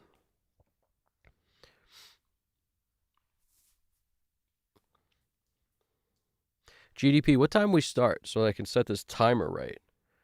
I want to set this timer up. I have a timer here so that I know exactly how much time has gone by. When do we start? I think we started it, I'll call it 2 hours ago. Is that it? By the way, GDP mentioned subtitles get generated after the stream finishes. So once the stream finishes, you could check out the subtitles, but that's not really maybe going to be that great, because like we said, it has a hard time keeping up with the way I talk, I think. So that's just the bottom line. I'm going to set it for 8 hours. I think we got about 8 hours left before we go gray. Just totally gray. Alex Christoph, mixing, mastering is arguably as fun, if not more fun, than playing all the instruments. I agree. I love the art of mixing. I think it's so much fun. And once you realize how much is involved with it, it gets so much fun. You have to get past the initial wave. It's like, I've never really surfed, but I can imagine that that's what surfing's like. It's like, if you can never get past those waves on the beach knocking you back to shore, you can't get out far enough to enjoy a good wave coming home. And the good break is not at shore. So that's the point. It's like, I don't know. I've never surfed. I've watched Point Break enough times, the original, of course, to know a little something about surfing. But I've never surfed. Lawyers don't surf. This one does. I'm not a lawyer, by the way. That's just from Point Break. Just clearing that up right now. We got Tesla Tech. I'm not the most dedicated, but being able to achieve some good mixes would be cool. Good production helps, but it's subjective-ish. It's totally subjective, totally. And that's the other thing is opinions on your mix is not, I wouldn't say it's the most helpful, honestly. It's only helpful if people are going to, you'd have to follow it through. Lessons are helpful to get better, because that's the one-on-one way to dive deep, which is why I feel like I offer them, because I know that's really the only way people can ask the questions they need, pull up their own sessions, and figure stuff out. Really, that's the only way. And I'm not trying to make an advertisement out of this, but it's true. Somebody listening to your mix and farting out a bunch of nonsense is really not going to help. And, years ago, there were these sites like Taxi and other sites where you'd submit your song to try to get, placements in commercials, TV and film. Taxi probably still exists because they were a giant racket back then. It's probably still going on. But, you'd pay to submit your song constantly, different songs. And they would, part of it would be you could check this box and get a critique on your whatever work. somebody sitting behind a desk who has no idea what anything about what you do or how to do it or telling you what's good and bad. It's ridiculous.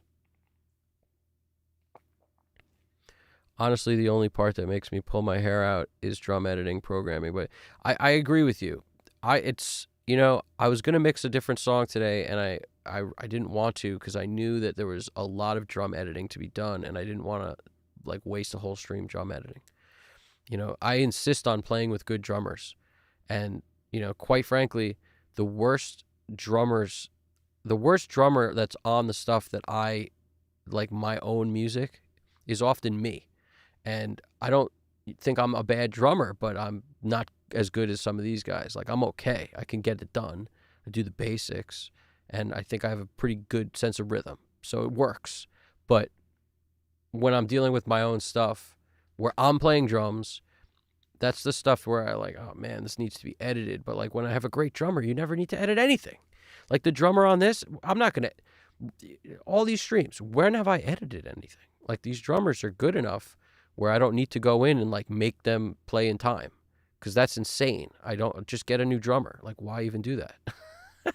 But Alex, if you're the drummer, I could understand why you might be super critical of your own stuff because you're the drummer. But I have news for you. If you're the drummer, you're probably really good at drums. You don't need to do that. You might just need a mixer to tell you, hey, you're great, man. Your feel and your flavor is all in your tracks. Stop editing all your flavor out of it. Just leave it in there, That's what I would say. I, personally,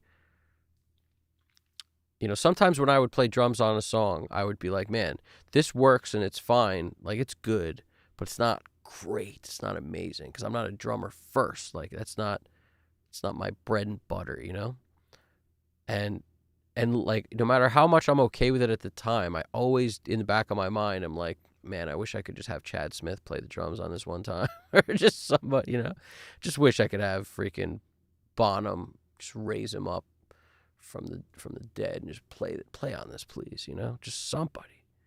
Bonham, play on this, Bonham. I'd convince him. Come on. Custom cut, Bonham. And whatever he did, I would be perfect. And I wouldn't edit it at all. I think that's the thing. A band needs to have a lot of respect for their drummer. If a band thinks the drummer's not good, the confidence is shattered, man. It's out the door. But if the band thinks the drummer's good, they just let him do whatever he wants. Just do whatever you want. You're great, this guy. This is Leighton. This is the drummer who played that funky stuff, basically kept it on the easy peasy. He would never overplay anything, a student of funk, loved Curtis Mayfield stuff. The dude just he knew how to play soul and funk and rock, big rock guy. And the dude I love his style. That's why I can 2 overheads, a snare and a kick, and it sounds like there's a freaking room full of drum mics. Sounds like there's 15 mics on the drums because he's just good.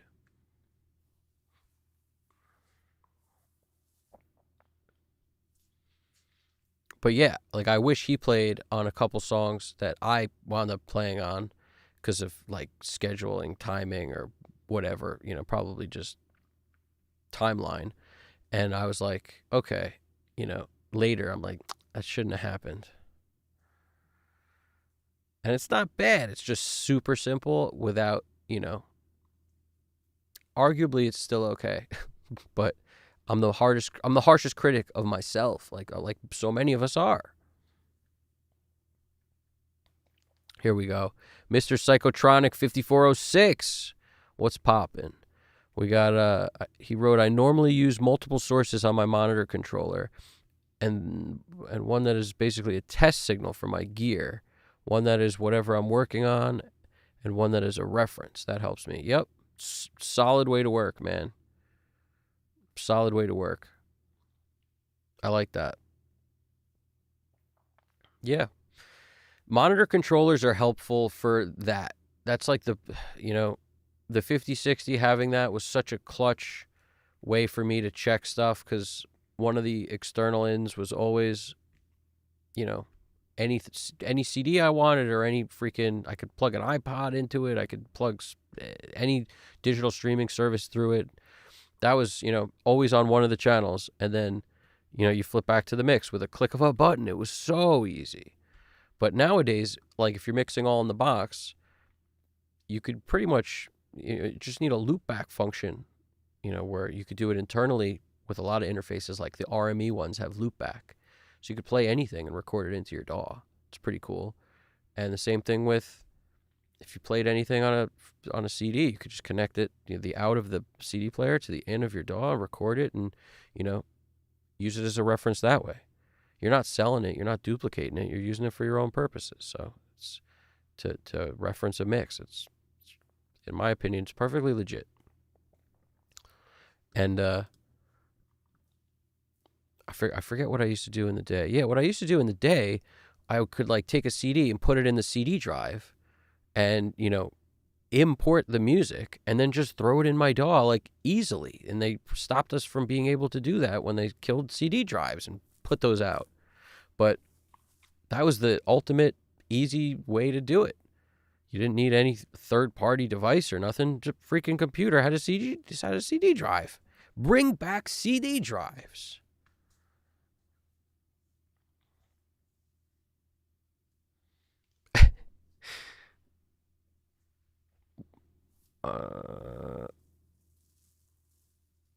Shigiono. Yeah. So Alex Christoph wrote things that nobody cares about. Yeah, you're talking about your own playing. I understand. You're editing things that nobody cares about. That's absolutely true. As opposed to basically the parts that matter, which is, does it have a groove? Does it feel good? Not, I bet you, dollars to donuts, you're actually playing the drums in solo with a click on or something, and you're like trying to or you're just looking at the grid and you're trying to see what's off or what's on. It's like, stop doing that. Get away from that. I mean, maybe you're not doing that, but plenty of people do that, and they shouldn't. It's absolutely crazy. If you played with a band or you recorded all separately, like, don't need to grid it. The worst recordings that I ever had done, like when I went with my band somewhere to record, was when the freaking guy there would use any sort of beat detective or anything. Like, I hated that. And for my band, I always said, don't use it. Like, we're not doing this. But when I interned, I saw that the studio I worked in was doing that to like everybody. And it was common practice. And they wanted it. The bands wanted it. It was out of control. We generally care too much, overthink everything. Yeah, Shigiono, it's absolutely true. We generally care too much, overthink everything, and it's a problem sometimes. 100%. And to that end, or that point right there, I plan on running this. Let me I forgot to change this to that. In case I missed anything.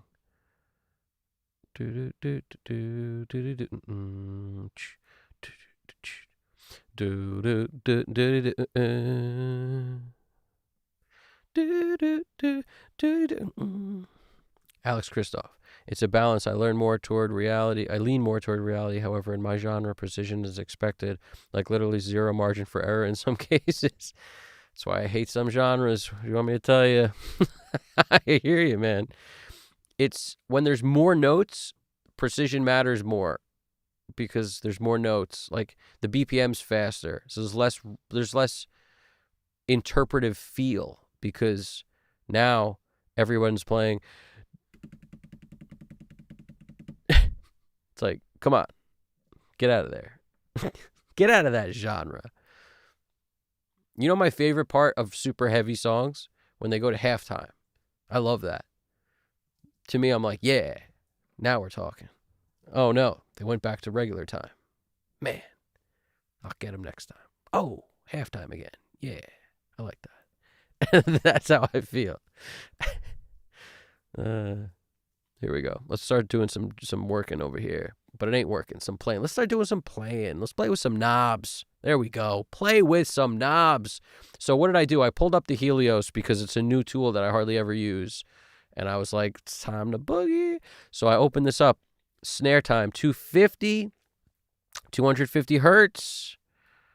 Because that's that low body in the snare. Check it out. As soon as I started boosting 250, things started to get really like boom, boom.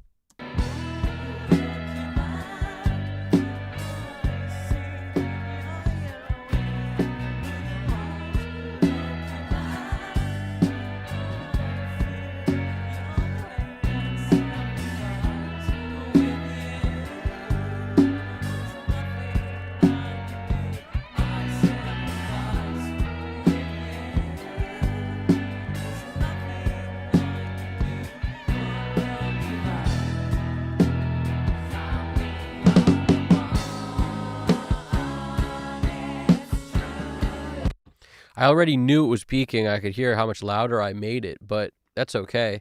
We totally changed the personality of that snare through this Helios, and I didn't touch, or did I? Yeah, I did. I touched this a smidgen.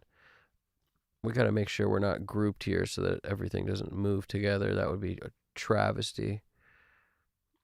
But yeah, it looks like when I adjusted the kick, which is why this is set here, you notice the snare set the same. Because globals are on for me by default when I group stuff. So I have to make sure to take stuff off so I can basically not put stuff on I don't want. Like, you guys know what I mean by that? Or was that sounding gibberish? Like when I put these two together, let's say I hit Apple G, globals, or I turn these on all the time so that I can move one EQ and have it affect more than one thing at a time, because it's super helpful for a lot of things. But in this case, not so helpful. Not so helpful. But it's the overheads are going to be that way too now. Hopefully everything in sight isn't. No, we're good. Just the drums. I was thinking for a second I had the every group on. Oh man, that would have been a disaster.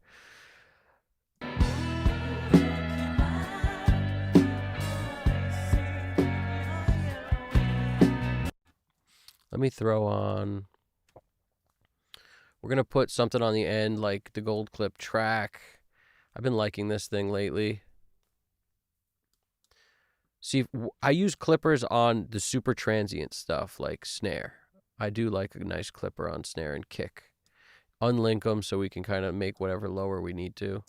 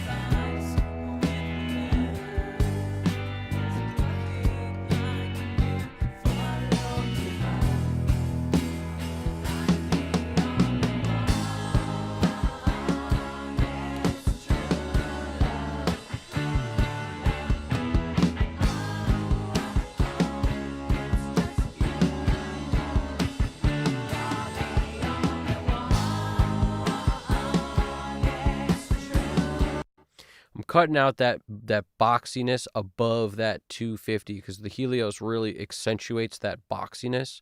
But if I cut it out on an EQ prior to getting to the Helios, it's sounding pretty good. I got to brighten the snare up a little bit, but it's kind of okay. I'll wait till the song needs some brightness on the snare, and then I'll maybe come back to it. But let's keep it moving.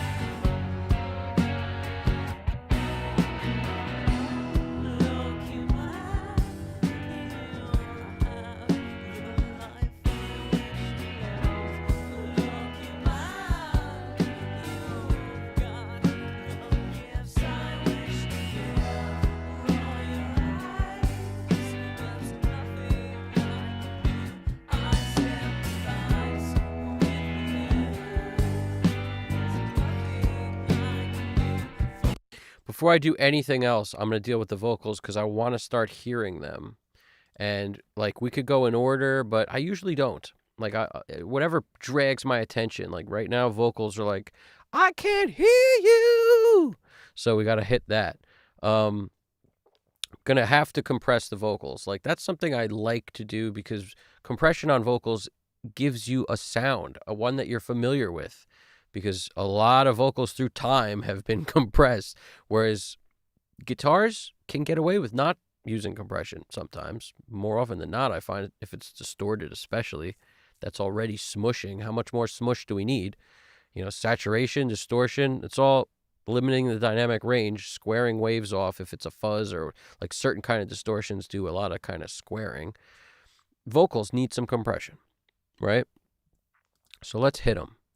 What should we hit them with? And what's up here? These are the lead guitars. Sometimes a lead guitar might need some compression, something to kind of tame the dynamic range. If you've got a clean guitar, it's more likely to need compression because it's super pokey. Or it might be, depending on how it was recorded, what the part is. Like there's so much to why it could hurt your ears or be like, oh, that's too loud, but I can barely hear it. So a little dynamic range, shmush is of good use in that case. Of good use. So right now we're gonna 1176 up because it's the I don't care what anybody says. I don't care what people say. I like a blue stripe on a vocal. I don't care what people say. I like a blue stripe on a vocal. Yeah. Yeah. So that's what we're going to do. And a lot of times I start on 4-1. Every once in a while, I'll slam all buttons in if I want super aggression. But let's see what the meters are doing. And we're grouped. Are we? Yep, we're grouped. So we should be globally grouped. We could check it because A, B, C, D, E. This would be slot E. Let's check it out. Is it grouped? It's grouped globally. Bada bing. In the globals. Boom. So we're good to go. That means every turn of the knob turns them all.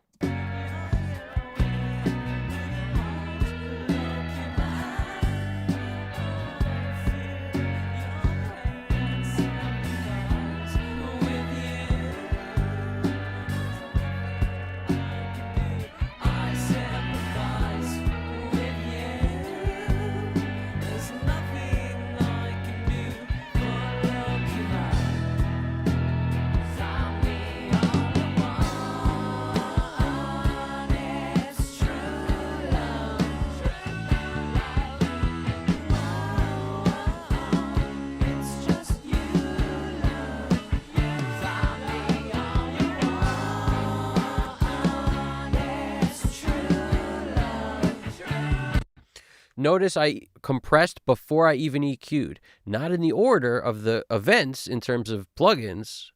Compression is after EQ. But before I even hit this with anything, I wanted to hear what was really there. Because could we make the volume louder to get there? Sure. But do I know I already want more compression going in? Yes, I do. I know that. Because it's the sound I want. I'm going after a sound, right? And vocals to me sound more finished when they have a little compression on them. So that's where you'll hear me be like, gotta compress vocals. Got to. Now when I come in here, because now all of a sudden we're hearing notes. Like I didn't even know there was a high falsetto thing here. Like in some of the parts. Like, I don't know, I heard a note I never even knew was in the song just now. So that's cool. And now when we go in, maybe we'll deal with high end or mid range or what. But like I said, a little air on top. Maybe we don't even need it. Let's see.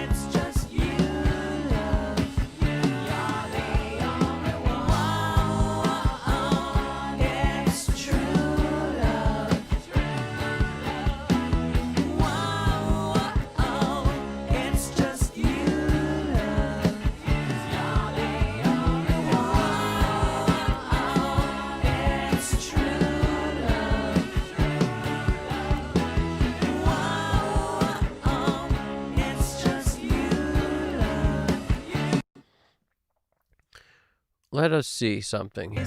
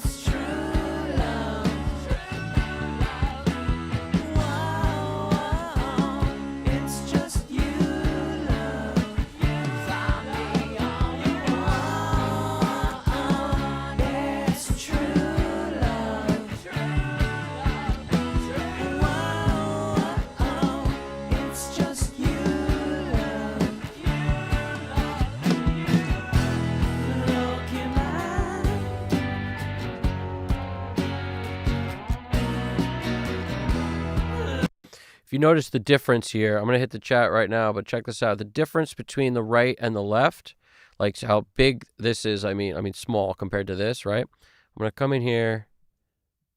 We're going to break the clip. We're going to make this a little more consistent compared to this. I'm a fan of dynamics, don't get me wrong, but rather than hit this with a compressor, Let's just make it where it doesn't clip everything as soon as that part happens.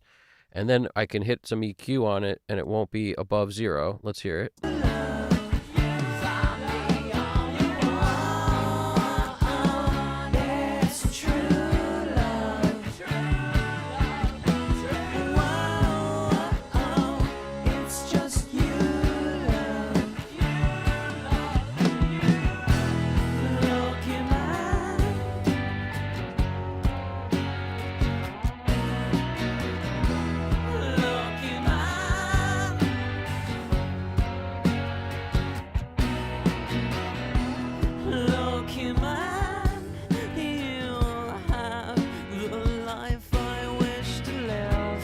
Now these bows, let's talk bows.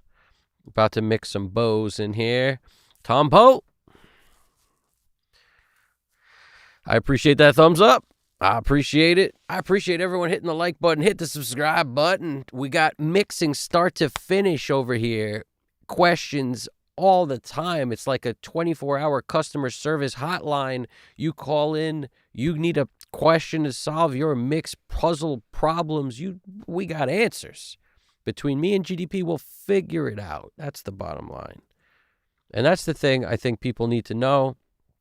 There's no one answer to mixing. It's a puzzle that people try to go in and figure out. And if you have fun when you're doing the puzzle, you have a way better shot. Also, keep the volume low. This is, it's not a sponsored live stream here, but if I could sponsor it by somebody, I would be like, the keep the volume low masters. That's what it would be. It would be keep the volume low as a society, because it'll help. There's days where when I'm done mixing, like I'll have ringing in my ear, and I start with it so low, and I try to mix so long with it so low, but just the ringing will creep up, because there's some times where I have to turn up and I want to turn up and I keep it there a little too long, because if you fight against that, you have a way better shot at preserving your hearing and your career. Trust me, because nobody wants to mix when their ears are ringing. It's not fun anymore when that happens. So avoid that at all costs. Do you ever add sine waves or white noise to instruments to add grit/rattle? Never.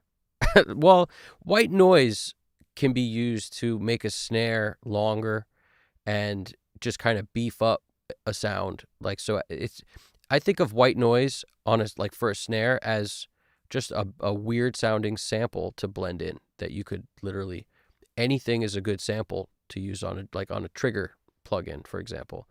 You could put anything there. Like a gated white noise was commonly kind of used to give you that length, like the bottom snare mic.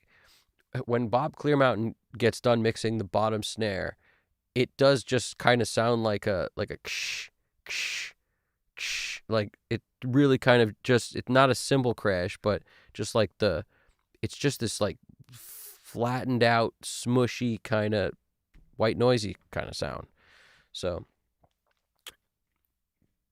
in that way, yeah, but I never do like weird scientific stuff with sine waves and stuff. I never do any of that. I don't know, man. I'm just not that way.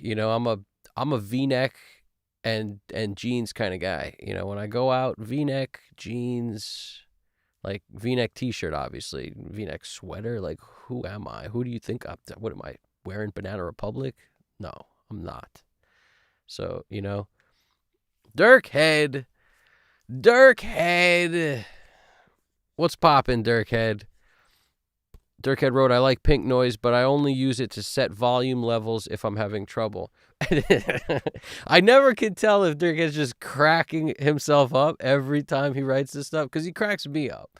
But I've heard people do that, and every time I hear anybody talk about pink noise in relation to mixing, I just laugh and let myself out. I don't know. It's not that it's a bad idea or anything. That's not what I mean. I just mean I don't do it, and I always think they're just playing some funny meta joke on me. I just always do. And because I've never felt the need to do that or ever thought about it. I know some people do. Like, there's a couple of videos on it, but I wouldn't. I don't see a need, man. I just don't see a need. But it's probably a good move. But I can never. But that's the thing with Dirkhead. You never know if he's trolling you. He's gonna get you. He's gonna get you. Snipe hunt. It's like one time I was in the studio, and somebody said something like one of the I was a little bit savvy at this point, and one of the engineers working on something like made up a word and was like, "Oh, we just need more of that." Like whatever, just some word that makes sense. Like we need more Farfan Helios, or just like, because I think in Helios, and I was like, what? What'd you say? He's like, the Farfan Helios, we need to turn it up. And I knew he was messing with me, but that kind of stuff happens in the audio world. And as a result, like, I created my own word that I make up, that I say now sometimes. The aqua defibrillator is a popular one. Like, we need to turn up the aqua defibrillator. But yeah, stuff like that. Hey, if it doesn't apply, let it fly. That's exactly right, Alex Christoph. We gotta let stuff fly out here, man. We got sign under bass for that massage chair feel. I like a sawtooth kind of jagged waveform sometimes. I like it, Sometimes it works. Sometimes, like, that's the same concept as distorting a parallel track or just one of your mics. Like, right now I've got 4 mics on bass. It's like, pick one, man. Make a decision. Make a decision. You know what that's from? Every time I mix, it's more movie trivia, because if you haven't realized or not, I know a lot of lines from movies. But it's not that I know them. They're just all here like an encyclopedia, just kind of waiting for me to say something, and then the sound memory triggers, and I just go right back in time. Like make a decision. Make a decision. You know what that's from? So it's a pretty good movie. I'll give you a hint.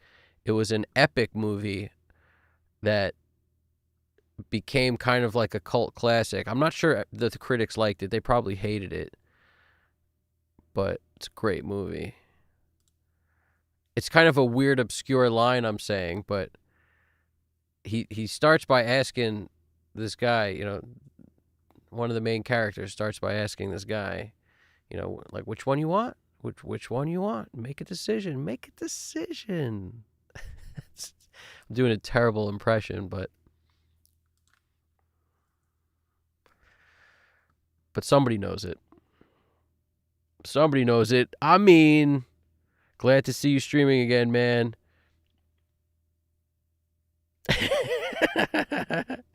What's going on? I mean, we got Alex Christoph. The 8K on that snare needs to go up 0.15 Kelvin. That's funny. So I'm going to take the bass right now, and I'm going to make a decision. Make a decision. One of these basses has got to get distorted. Which one? We shall find out. Let's hear which one sounds the best first.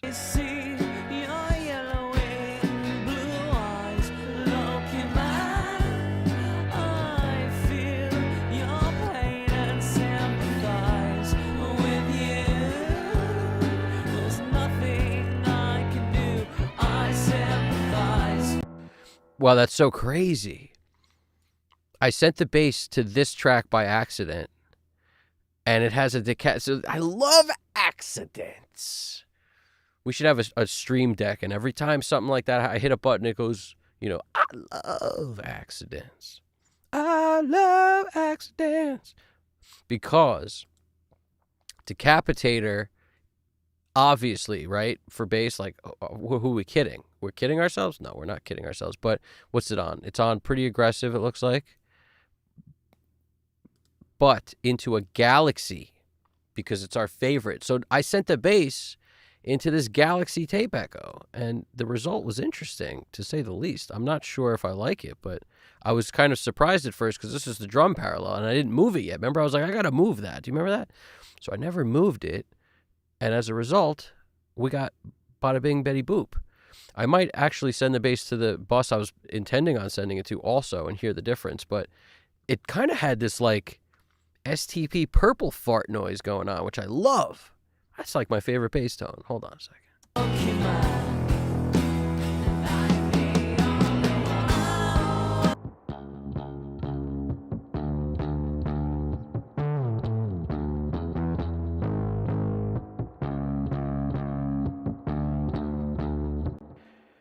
Don't let anybody tell you you can't use a little bit of like reverb / delay on a bass. Don't let anybody tell you that.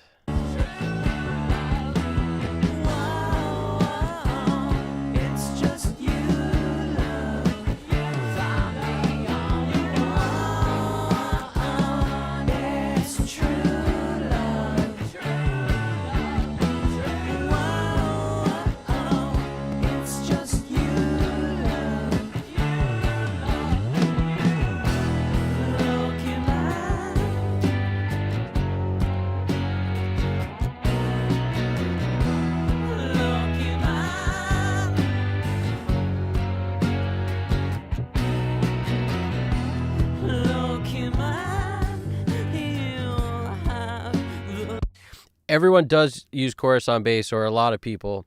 I like it, but it does a totally different thing than this Galaxy is doing. 100%. The Galaxy is very reverby, but the chorus just gives you that like kind of width. It's like pseudo width. I remember the first time I heard like what's that? Like any Andy Wallace mix, pretty much, but also the like Nirvana bass tone is so good, and there's some chorus on pretty much all of it. It sounds great to me. But what am I thinking of? Was it like Hey Man, Nice Shot? Is that the song? That's why I say Hey Man, Nice Shot. Like, is that the song? I'm like, what's the... It might be it. Like there's a song in the Perfect Circle zone. It's Perfect Circle or it's Hey Man, Nice Shot. It's like one of those that has this awesomely chorused out bass, and I was just like, that is such a cool tone. It's always going to be embedded in my head, whatever that tone is. And that's chorused, for sure. Little Micro Shift's my go-to for chorus. Got a little micro shift. All right, so we're coming in here. So how do I treat the bass? It helps to send all your bass mics to one bus that has some EQ on it, like rather than EQ everything. Like I didn't touch these. They're zeroed out. It's got something on there for just in case, because I'm like Quick Draw McGraw. I set my stuff up like a console so that I can just go and turn knobs and not think about plugins. I recommend everybody do that. Every minute you save not thinking about your plugin list and which to pick, it's a better mix. Every time. So just throw something on there, even if you've never used it before. Like I rarely use the Helios. I'll use Helios on guitar only. For like it's one of my favorite plugins for guitar. But most of the time I don't throw it on an entire mix. But right now I did, because we're jamming today.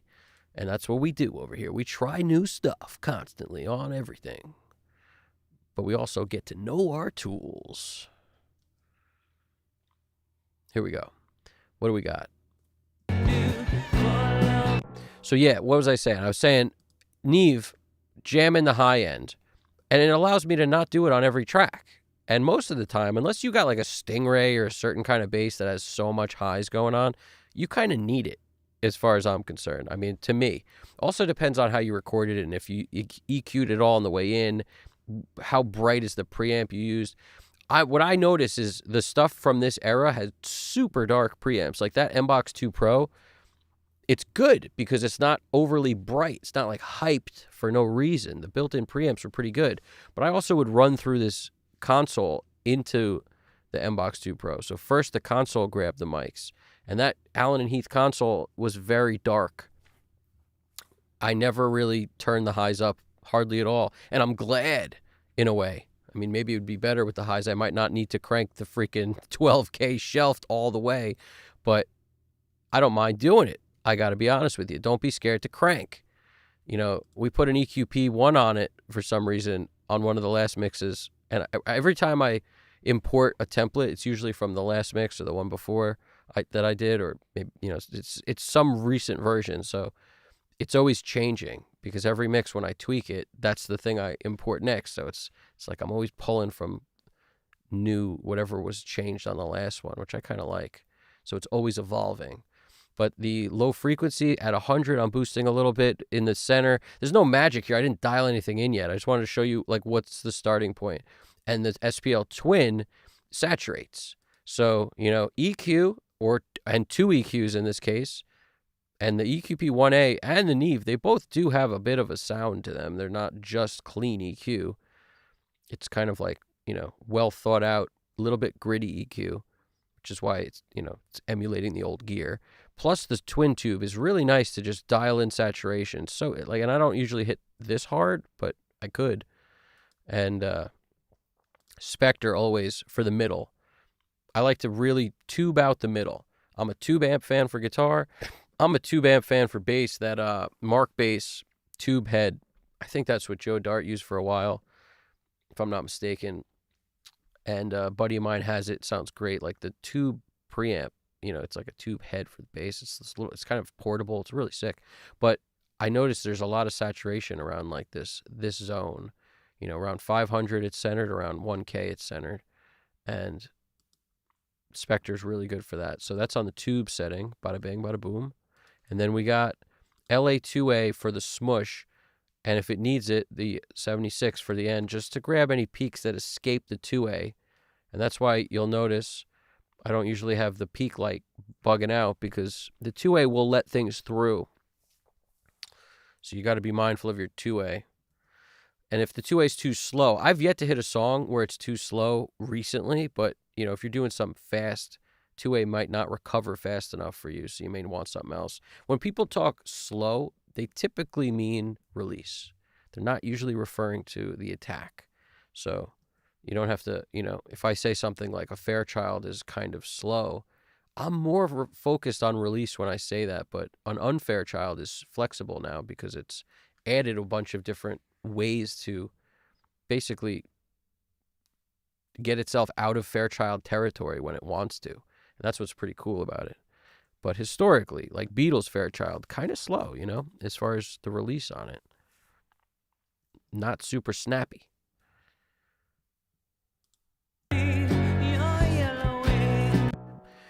It's so dirty now, but I kind of don't hate it. I like a little bit of a distortion on the bass jam. Let's lower this a bit.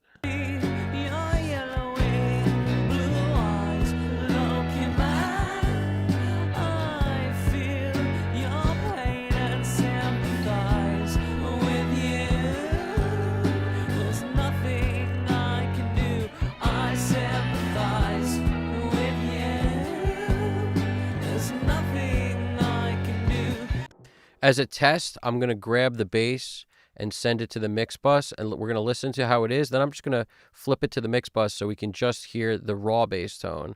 I'm just curious about the difference.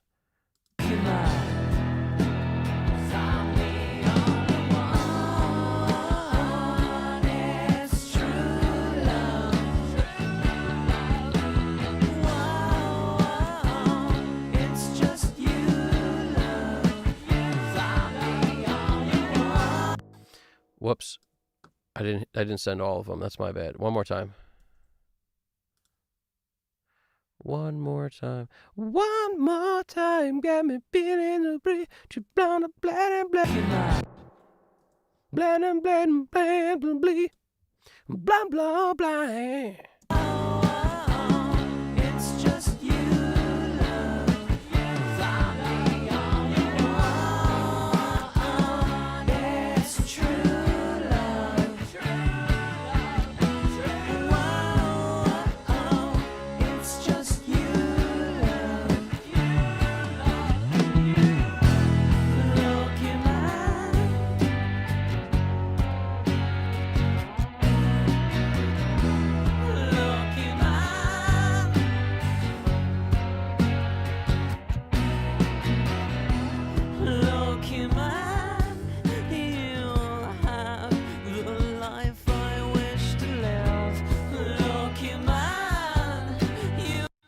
It sounds fairly cool sometimes. In this section, we need to compress because we're going to need to bring this whole level up.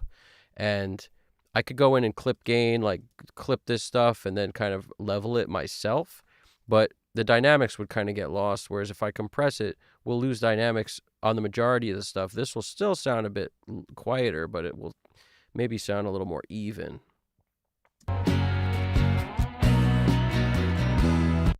Also, let's just see what happens when I throw it back into where it was, because I did sort of like it better on 77, 78. You know, this down here.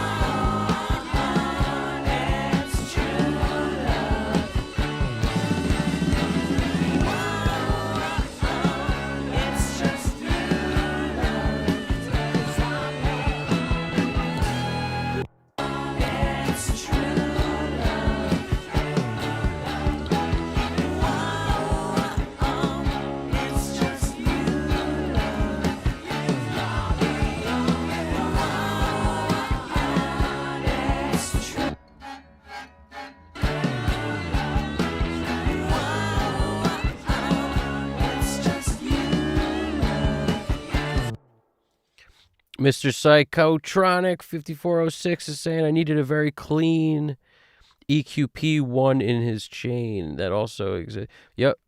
It's called Lintech by Lindell Audio. That's interesting. A very clean EQP one. You mean just like that, the way the EQ works, the beauty of the boost cut, like the boost attenuation, and then the control of the width, which definitely impacts both sides because it's essentially like that middle. You know, it's like an S shape and like how it moves. I love the bandwidth control. I typically, you know, I love a Pultec because of its dirt, but Goodhertz has kind of that kind of thing with their, like it's not the tilt, it's the other one. Tone control kind of does a Pultec-y kind of thing. I'm in the process of getting comfy with some Goodhertz stuff in the off time, so that's going to be, I'm excited for that. The day that I use all Goodhertz stuff, which is going to be coming up soon, because why not? But yeah, the tone control, you should experiment with that if you like a cleaner kind of Pultec. It's very cool. But yeah, this Lintech or whatever is probably good too. That Mr. Psychotronic's talking about.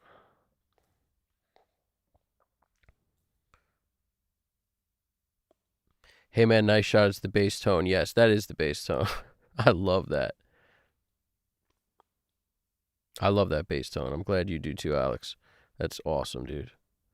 Ridiculous bass tone. A thought came to mind. A clean pick strum behind the guitar like the Edge from U2 does would be cool behind that guitar. Still haven't found what I'm looking for type vibe.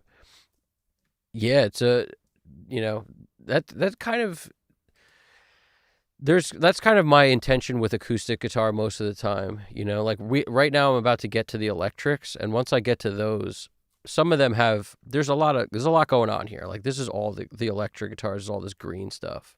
So see all this green, it's all electric guitars. There's 15 electric guitars in this song.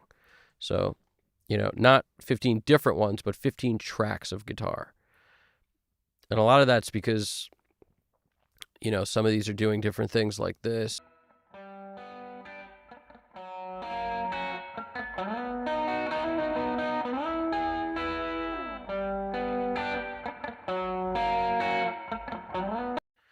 So there's a lot of coolness on these tracks. Then you got this one.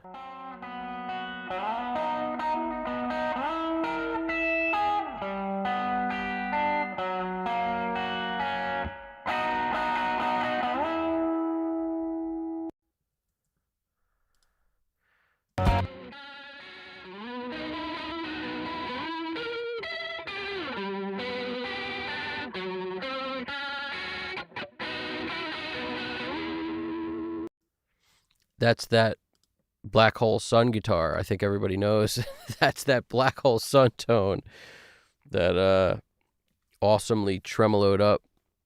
Gotta love that.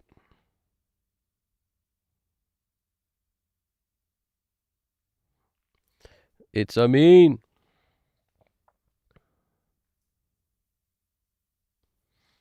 It's Amin. What do we got? He wrote, "Hey man, I was just recently mixing a song after a while, and I noticed how much I've been over processing. Thank you for making me realize that." Oh, I'm happy to do it, man. Honestly, it's okay. We're all guilty of it. It's just one of those things. Less is so much more. How many times have you been talking to someone and you're like, where's the point? Get to the point. Is there a point? Get to it. Is that it? No, that's not the point. Well, where's the point? That's how I feel about mixing. It's like, what's the point? Get to the point. Don't do the unnecessary stuff. Why are we doing that? What's the point? Just get the volumes right. Stuff like that. I kind of think about it the same way. But yeah. I'm actively looking at the chat. I'm just doing it on my phone over here.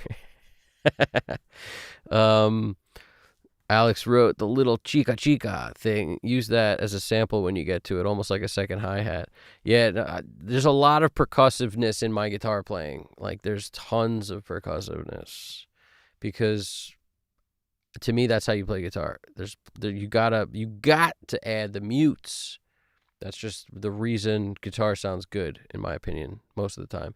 So when I have a double track, more often than not, those mutes are in the same place on both tracks, to the point where it's often very hard to tell what's a second performance and what's the same track. But that's just because none of them are like accidental. They're like thought out, or at least that's the intention. If you rush through the recording of a song, which I've done several times, then it's never going to be exact. But if you really do it with okay, we're going to do it. I've even done it where there was like a chica on one side. So like I knew ahead of time I was going to pan a guitar right and one left. And then every time there'd be a spot for a chica, like a chick, I'd put one on the left, like that guitar would do it. And I'd lay out on the right side. And then when the right side would happen on the next part, I'd have the right guitar do the chica and lay out of the left. It's always this way of like, think about how you could take out rather than put more in. As far as I'm concerned, it becomes cooler. But yeah, set the volume right. I noticed I was exactly, dude. That's right. I mean, Just set the volume right, man. That's totally true. Notice I was reaching for compression whenever I wanted level while I was just wanted exactly. No, reach for compression when you want a sound. Like when you want a specific flavor. Like to spank it. Hit the compression. You know, don't just put it on for no reason. Like I put it on the bow tracks because there's so much dynamics that like are kind of making it where I can't hear what's going on between the loudness stuff. It's like loud, quiet, loud. And that bow is doing so much. I wanted to hear more of it, so get rid of some dynamic range. LA2A, good choice for that. And it's also kind of really good for acoustic and bass is where LA2A shines the most. It can work on vocals too, but I like a 2A for acoustic and bass. You know, anything I need the goo. You want the gooey compression? 2A. 2A. If you could find a little snippet in the guitar track of a Chica Chica clean muted strum type thing, you know what I mean? Oh, I totally get you, dude. I totally get you. I may use some Chica Chicas for some sound effects at some point. You know what I'm saying? Like when I get into doing some crazy, like, you know, atmospheric stuff, we may run the Chicas. Because that'll give us a cool way to get a delay bouncing. You know, it'll be like it'll be very cool. Or like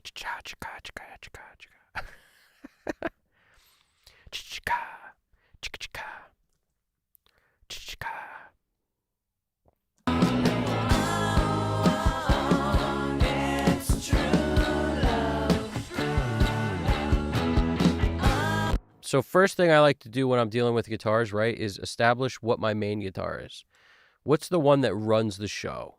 So, and try to put it in the right order. You know, like, I don't even know what that would be, to be fair. What is the right order? Like, I guess not the lead. So it's either this or this. G3, G3 double. These got to be our leaders of the show because they're there the most. There's a couple others that are fighting for, I don't know, that are comparably long. Let's see.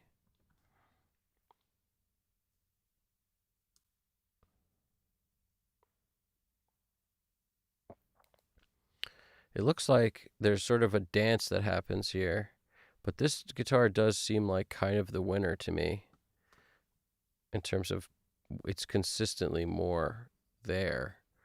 So I'm going to call this the main guitar, I think. Maybe this one? Like, what is this?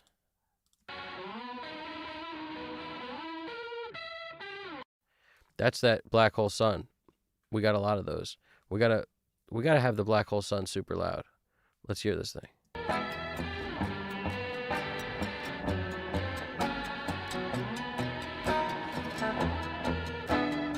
It sounds like there's a click there, but there's no click. That's an acoustic guitar. That's me bouncing the bow on the guitar.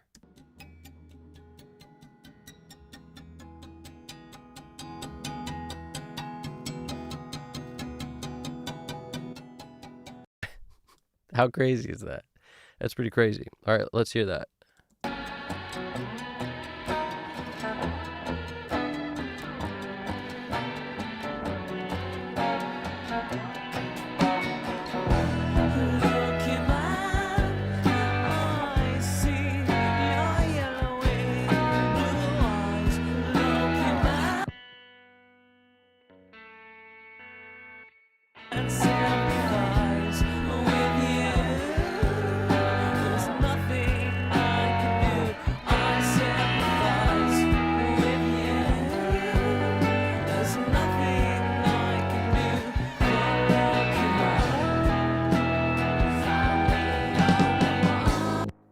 Wow, there's some crazy notes at the end of that I might want to cut out.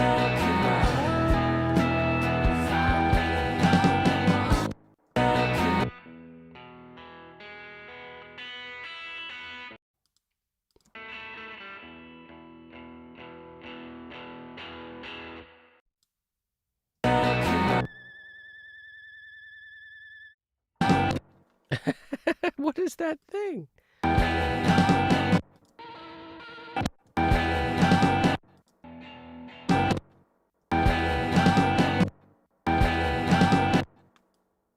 It's this one.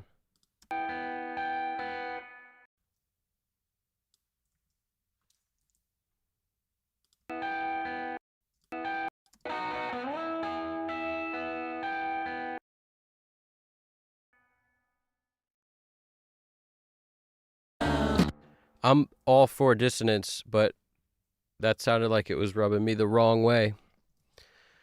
Don't you rub me like that!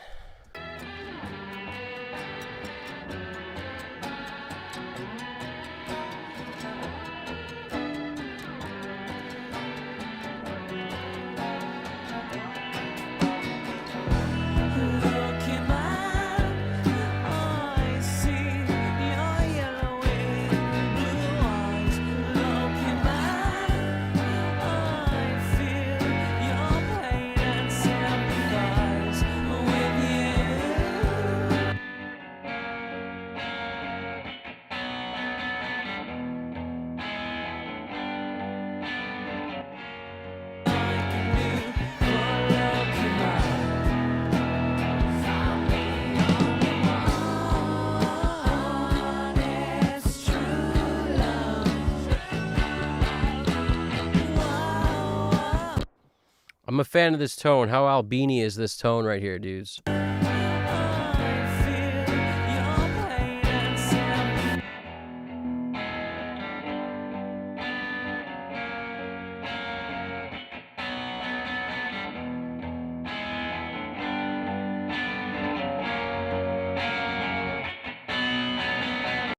Something I like to do is get the guitar sometimes out of the center. Because if the vocal's in the center and the bass is in the center and the kick is in the center and the snare's in the center, there's a lot in the center, like just down the middle. So if I have a guitar like this, sometimes just kicking it off to one side is a good idea, but not by much. Like it could be 20, pan it 25 over. Just like you don't have to even go 50% or 100%. Just kind of get it out of the way a little bit. Sometimes that helps, but really, if you can balance it on the other side, it helps the most. If you can't, it makes it difficult. So it's important to understand like what is being played. I'm still wrapping my head around what these guitars are doing so I can know where to look to grab what I want to feature it. Like it seems like this is a chorus guitar. Down here, these are the choruses. So that's the easy part. When the chorus happens, put some of this chorus beef stuff. It's labeled chorus beef, so that helps. Chorus beef, chorus beef. Where's the beef? Chorus beef, chorus beef. And then this and this says chorus in the title, so I'm just going to put that with it. The title of the file here. So that's kind of how we'll run that show. And as far as panning goes, everything's hard panned left and right now. The different performances, like this is one performance because this color's pan left. Other performance because different color pan right. So the reason for the panning is because if they were the same performance, if this was two mics, I would pan them the same way. Because it's weird to me to pan two mics on the same source, different directions. I don't usually do that, which is why I wouldn't do it over here with that Albini tone thing. I wouldn't do it here. Let's get rid of this track. It's just complicating our lives, this one.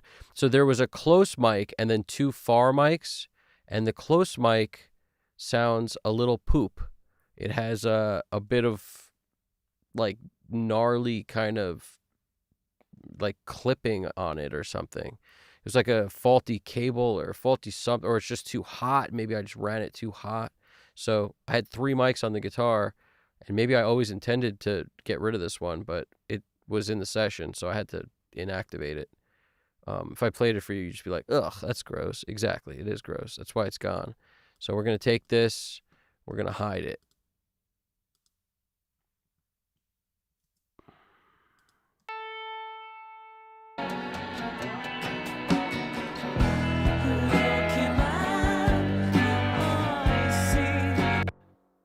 In case you guys want to, what is it called?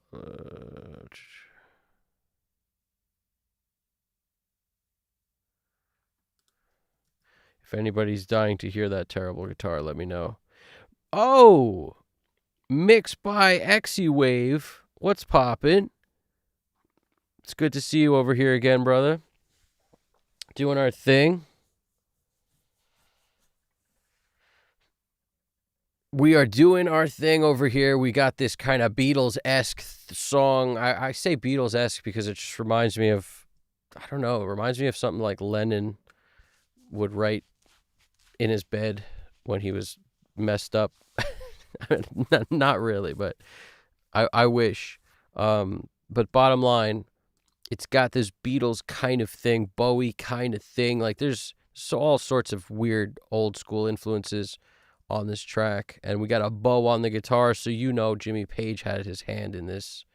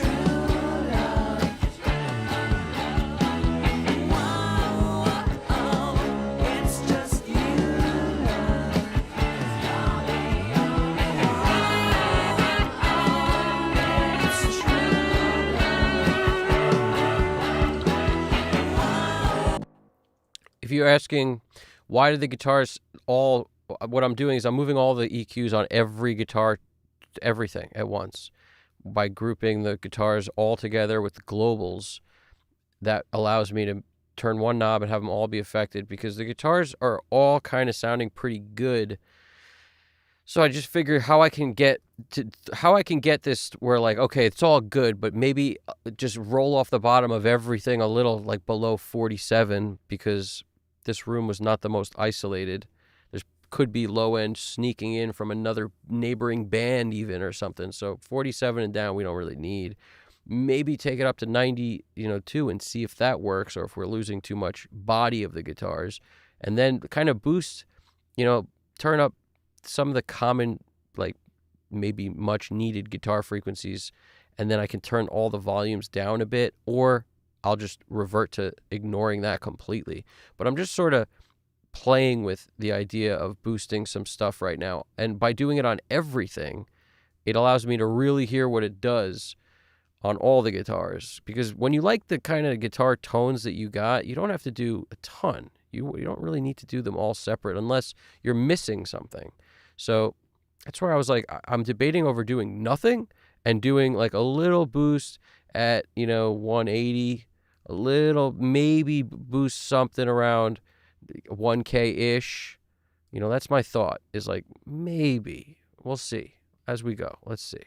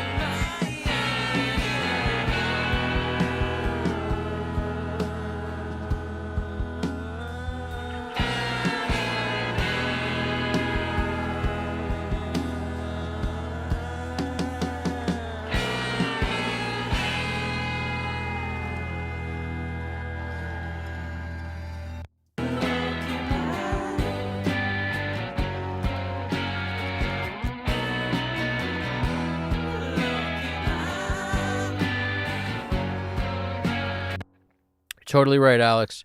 Grouping the guitars is the helpful move.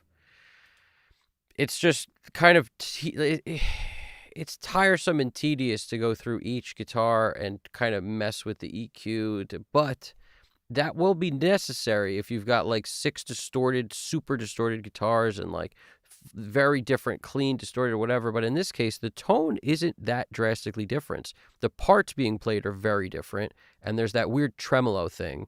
But other than that, there's not like a super distorted guitar, maybe this chorus one, but this thing.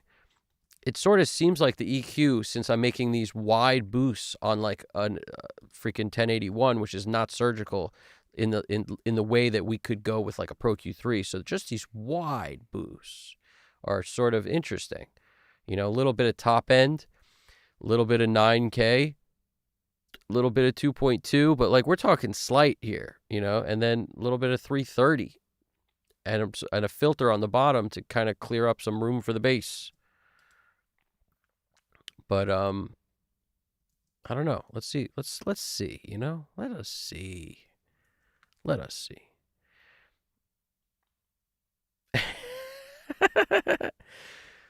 One day I will graduate to being allowed bathroom breaks and sustenance. GDP starts. He's always allowed bathroom breaks and sustenance, whereas me, man, I will one day graduate to being able to go to the bathroom and have some sustenance.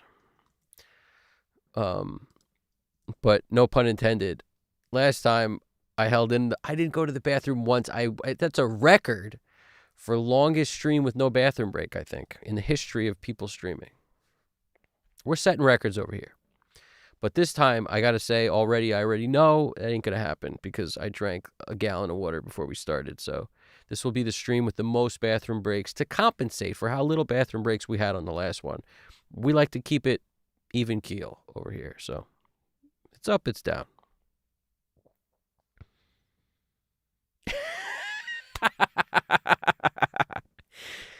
GDP wrote, I'm not allowed to leave my uncle's basement. Yes, you are, GDP. You are allowed to leave your uncle's basement. That's hilarious. That's hilarious, man. The sense of humor is at an all-time high over here. We are doing well. Let us run it. You ever see Interstellar, by the way, one of my favorite movies of all time. The freaking TARS, how he talks to the robot TARS, how he's like, take your humor and dial it back to 75%. And then he makes another bad joke, the robot, and he goes, dial it back another 15%. I love that. It's awesome. Great movie. Great movie. Just where they land on that planet with the crazy waves, the wave planet, the tidal wave planet. Like, that's one of the coolest scenes in all of movies. But I don't know. That movie is great. It's one of the all times right there. What a great movie.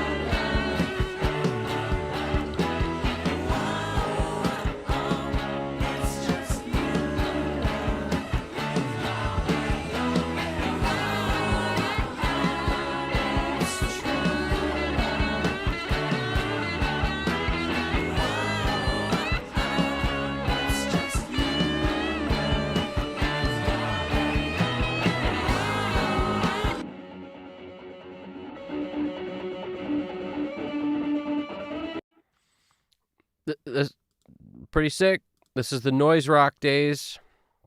This is that. Let's see what's going on here.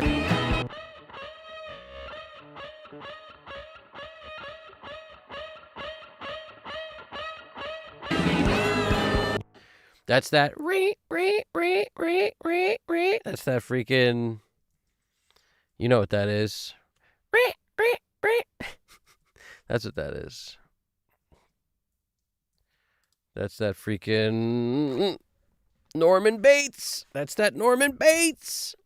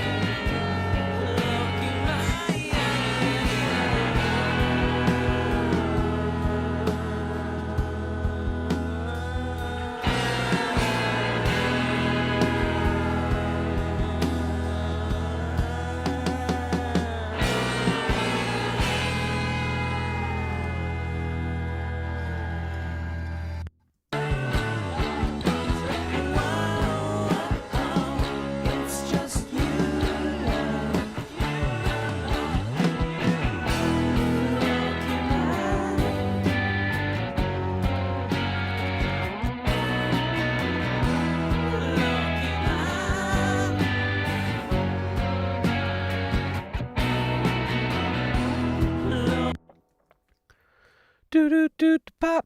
Anybody have questions? Throw them in there. Anybody got anything that they want to mention about plugins that they love to use these days? I love the suggestions. Anybody got the reason why Reaper is better than Pro Tools? Let me know, because I'm not so sure I believe it just yet. But one of these days I might believe it. But at the moment, I don't think so.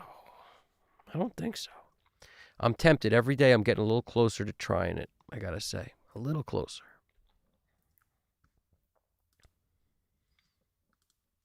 Anybody would like, how much... Why don't they have... Is there any movie about mixers out there? Like, something I was thinking about the other day. It's like almost every profession has like some weird movie about the top dudes in the school of that profession. Has there been a movie about mixers ever? Like, nothing. Does anybody care about us? Is that the problem? I feel like it'd be the best movie ever. CLA would play himself, of course. And that's obvious. Tom Lord-Alge would probably play himself too. They should make that movie. Somebody, come on. What are we waiting on? How old do we got to be before we get the Mixer movie? That's what we need. We need some Hollywood movie where it really just kind of glorifies it. That's what we need. Shine a light. Hire Glenn Fricker to do some parts in it too. That dude's awesome.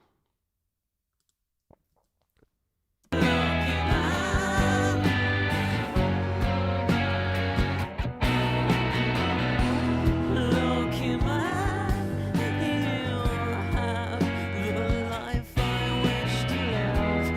Lowkey Man, you've got the gifts I wish to give. Roll your eyes.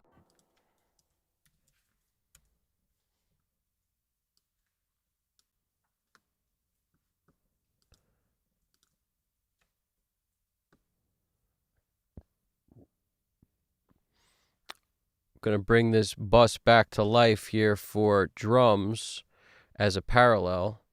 So we're going to leave the drums going where they are, but we're also going to send them here. Come on, drums, let's go. We're going on a party. Going to a party and going to do boo.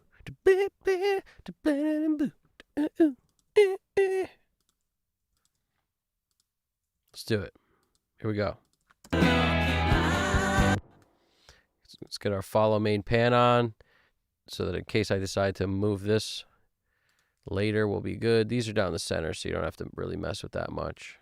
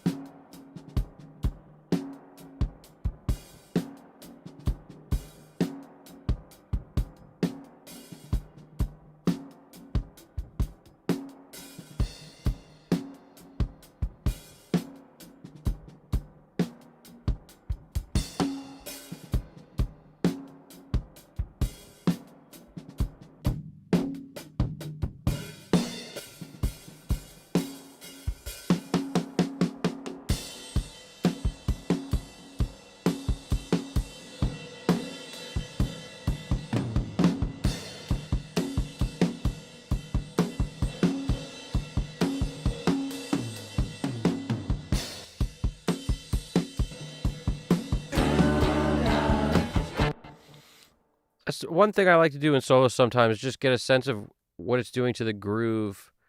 And, like I like that triplety kind of thing. But in this song, I'm actually hearing a weird kind of dub kind of thing where maybe on the snare, I'll put this galaxy and then kind of accentuate it to get it to do that like pop, pop, pop, pop on every random snare beat kind of thing, like once in a blue moon.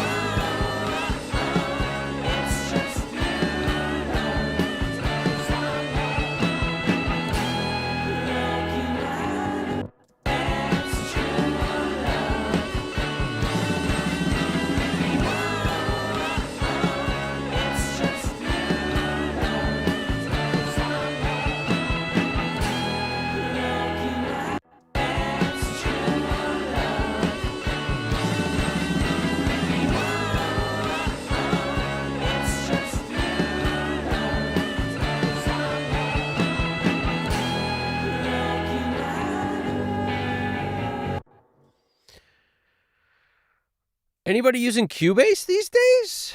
Cubase. Hey, Cubase. Hey, Cubase. Reminds me of Incubus. Hey, Cubase. Incubus. Whatever happened with Incubus, right? I mean, probably still out there touring, to be honest with you. I think they are. Aren't they? I dig my head into the sand. I actually really like Incubus. That little bit of singing there doesn't do justice to Brandon Boyd. That's his name.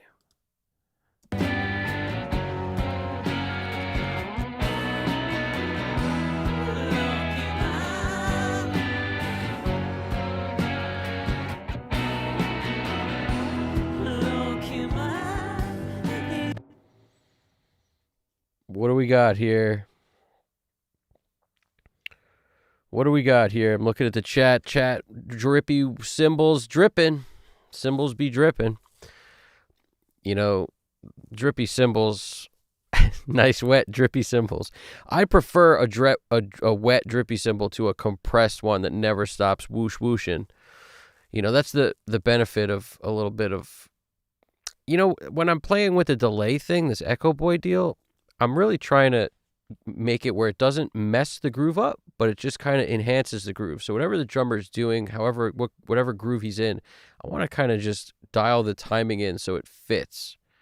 And since I haven't dealt with the BPM at all, I didn't even note it. So we'll figure it out. We'll do our BPM check right now.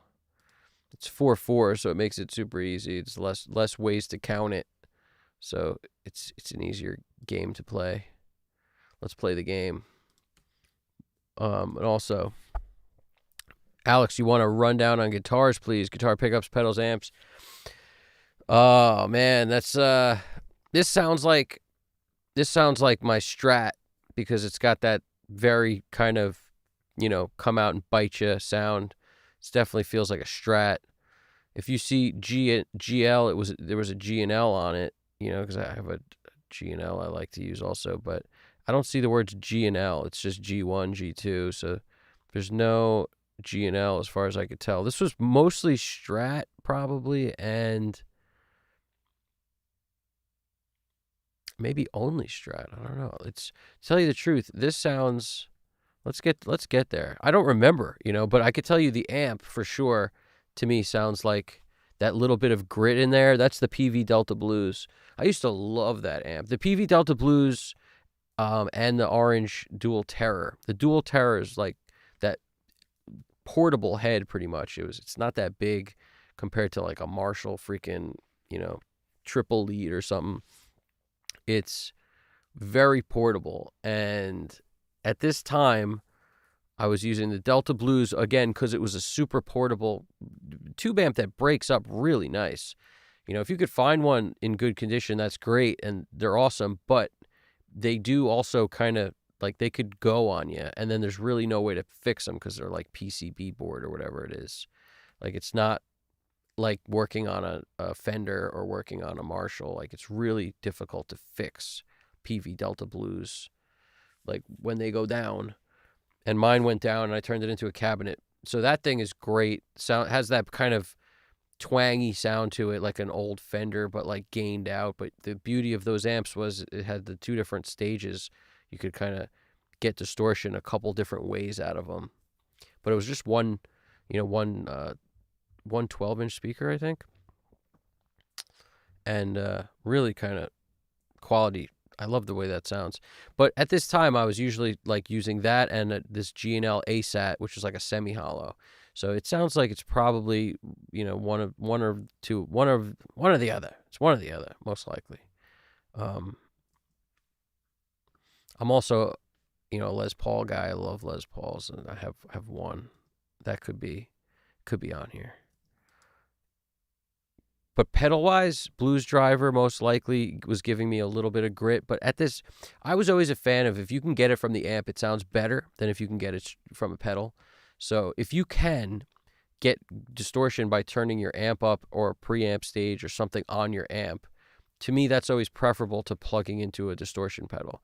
Distortion pedals can be fine, absolutely. But if you can, first look for me is always look to the amp first. It's like a QB. It's like, what's your first look? The first look is the amp. Second look, pedals, or I should say probably first look is what guitar to use, because some of them break up better than others. Like the G&L I have on the bridge pickup, it's got P90s on it. And for some reason, the bridge pickup is so gritty. Even on a cleaner tone, it's more gritty than pretty much any other guitar I own. Very aggressive sounding P90s in it. And it's a semi-hollow. It's really kind of interesting how that works, right? But, I can tell the Strat's all over this thing. So when the Strat was playing, pickup-wise, it's a good question. I'm a fan of the neck pickup. Like, every time I pick up a Strat, neck pickup's my thing. I feel like the bridge pickup, I definitely use the straight-down bridge pickup several times on this because I can hear how much it cuts. That's the super cut. Like this thing at the end with that guitar, that sounds to me like a bridge pickup of the Strat right there. super cutting on this lead, this thing.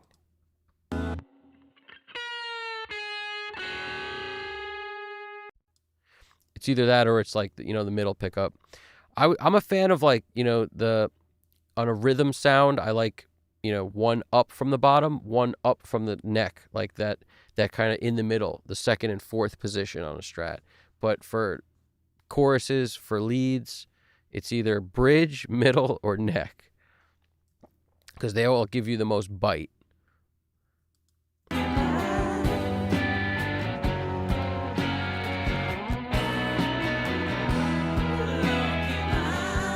I'm not hearing the Paul.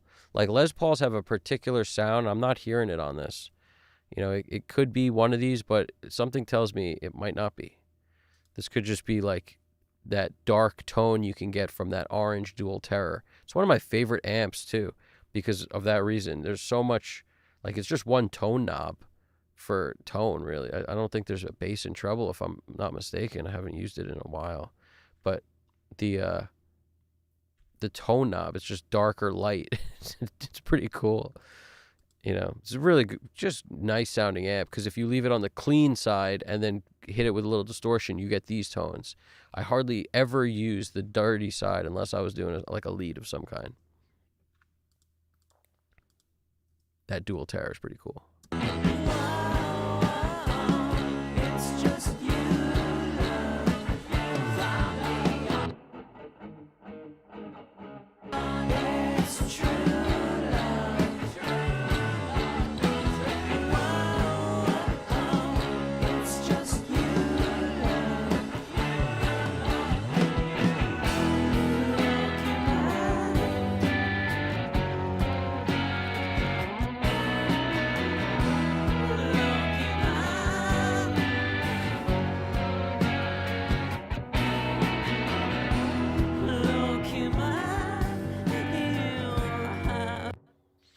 Itamine, you want to use Cubase?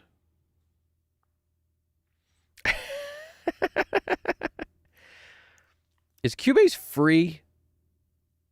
It should be free.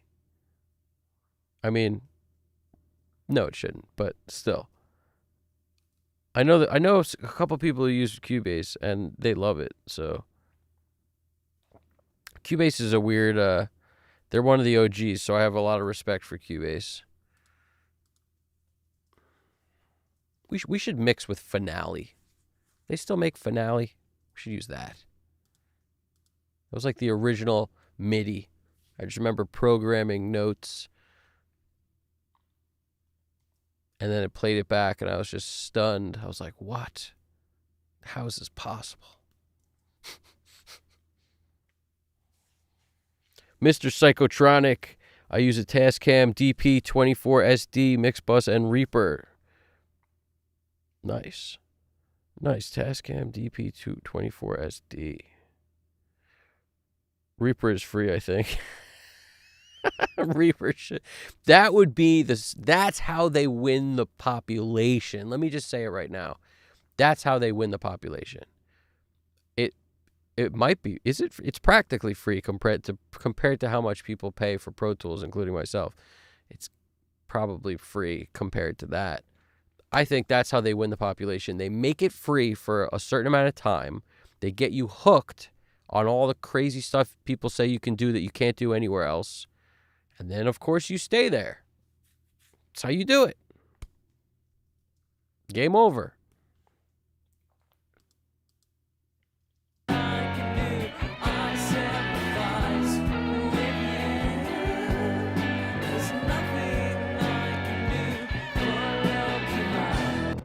There's a guitar going ham in here. Listen to this.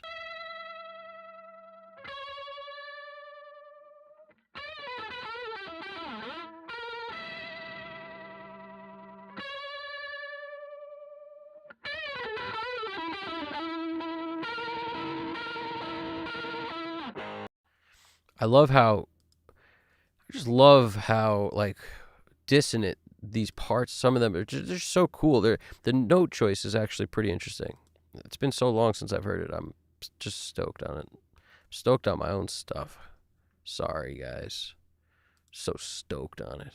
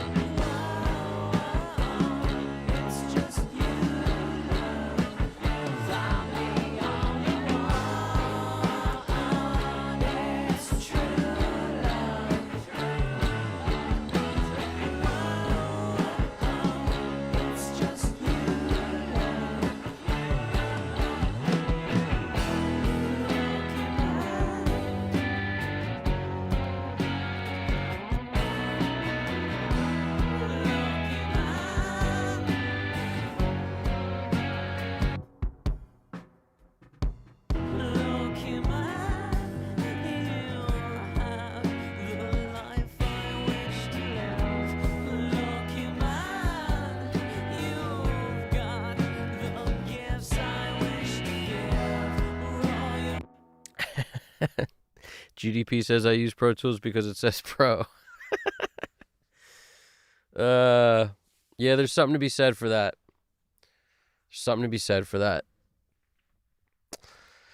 They got us, man. They got us with clever naming, man. Nah, they got us years ago because there's only one choice, really. There's only one choice when you started years ago. Like, it was like the editing was, even though stuff would crash and fall apart and all sorts of stuff, it was just keep, nonsense. It was the best editing software as far as I'm concerned. But I'm biased because I never really tried like 10 other ones to really know. I never even really tried Logic, barely tried Logic. It kind of just, like, once you learn one, it's really hard to just like want to learn others. Ableton was the most I ever went to try to learn others, and I was just like, I don't know about this. Ableton. I'm gonna go down like what's funny is like some songs just kind of put themselves together. I'm kind of together with this a little. Like, sure, we could do 100 other things, but at the same time, I'm sort of having fun just kind of just picking my moves really strategically, like calling my shots here.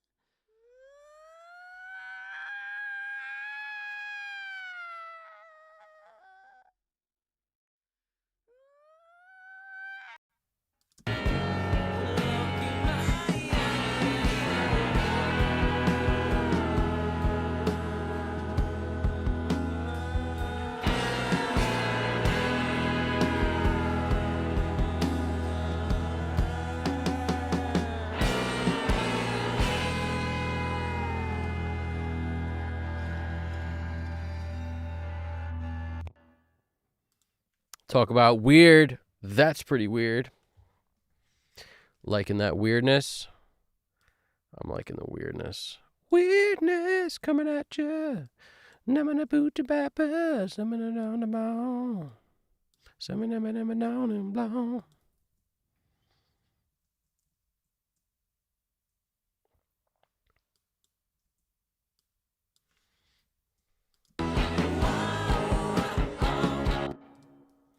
Here we go. Pod Farm. Alex Kristoff talking about some Pod Farm. Is that Line 6 stuff? I saw a video today where the guitarist, his tone sounded like, the top comment was, that's that McDonald's Sprite guitar tone. Yes, that's exactly right. It was terrible. It was just like all tin. And someone else commented like, that's that freaking Line 6 Spider right there or something. It was just all top and no mids. Zero. No, nothing, no body. Just all fizz on top. That was like all it was.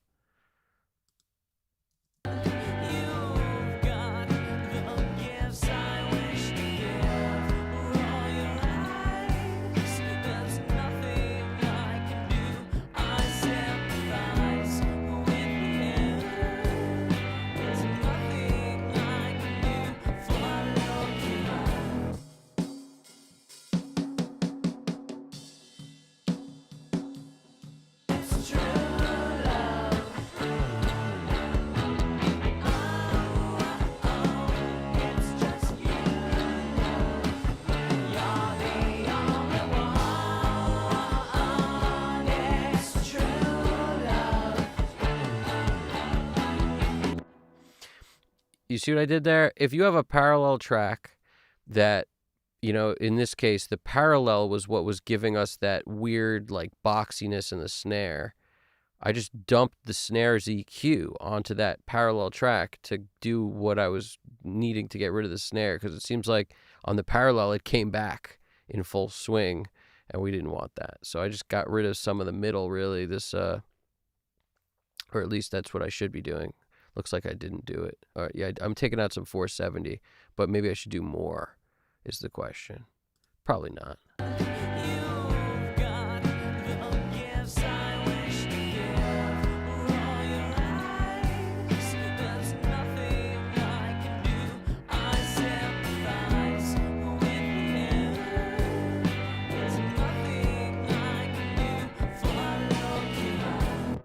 Kind of works either way. I'm not sure it's necessary completely.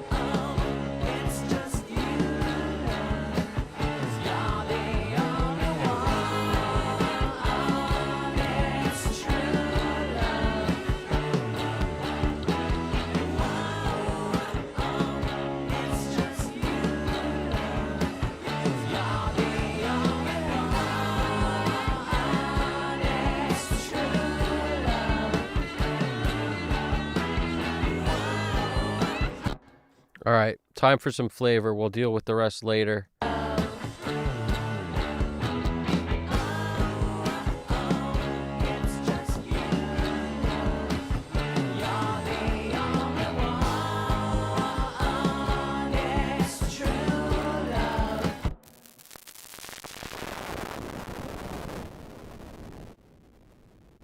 crazy sound, guys.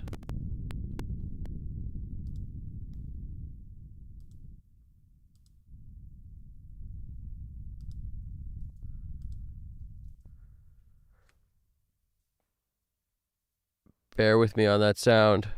We're good. We're back.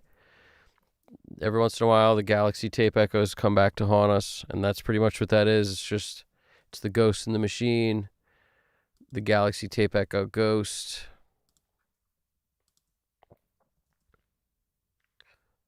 I'm going to leave that where it lies. Let's go deal with some stuff here on the... So what we're going to do for our flavor channels, right? We're going to flavor up. We're going to basically put these in a position. Now, which vocal should we pick to put them on is the question. Let's pick this one. Vocal 1. 99, 99, 99. Let's get a send going there.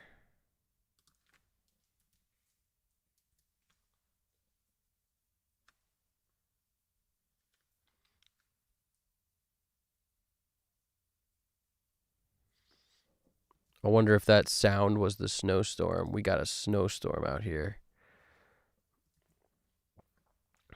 Is it snowing by you? Wherever you guys are at? What's the deal? I got this freaking... supposed to be like 6 some odd inches, and now it's like 1 or something. It's, I don't know, 1 or 2. Like, they changed the forecast pretty drastically on us.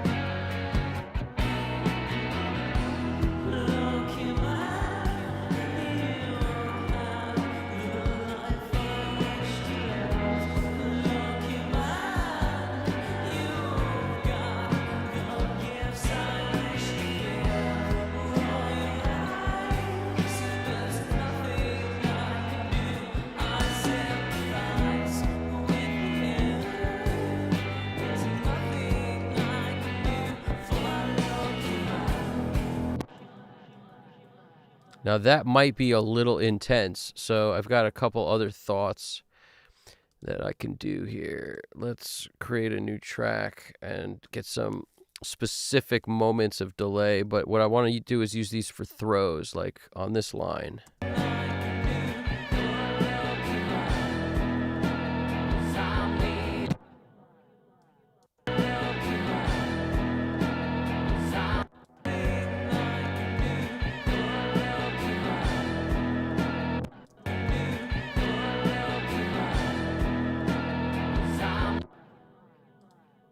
Let's get really specific. When things aren't working out the way you want with your sends, and you might have to automate this level right here to send more into it on those moments. Like, watch this. If we automate this level instead of these, check this out. A little intense.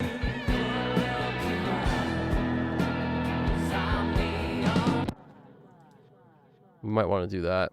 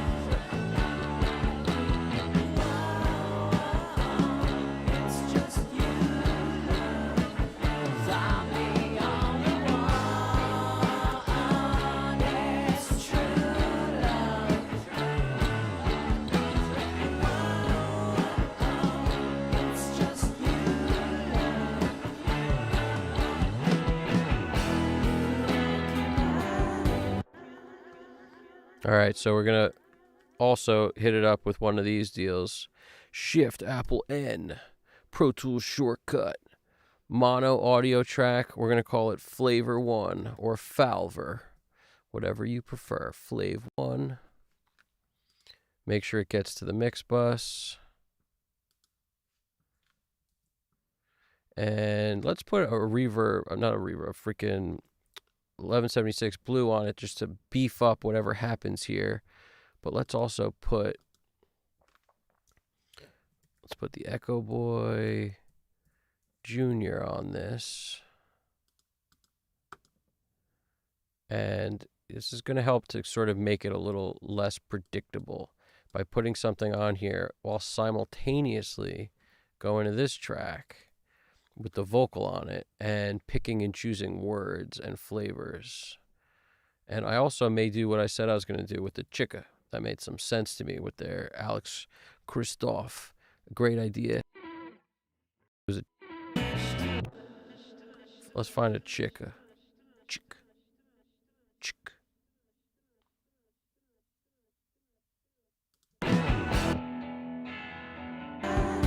I want a super in your face one.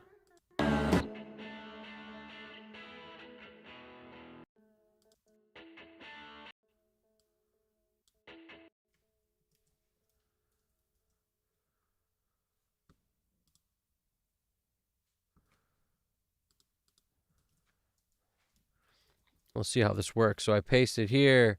I come in here. I just want to kind of tighten it up right to the line.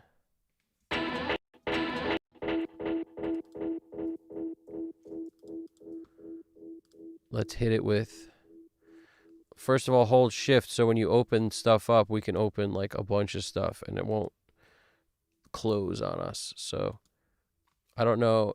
This is probably whack to do first, but the backwards mode. Let's hit it with some backwardsness. Let's hit it with some lil plate. Deep Cavern is my favorite setting because it just has the mod on it and it's super long, really. So it just does what I would typically do with like 4 button touches by itself.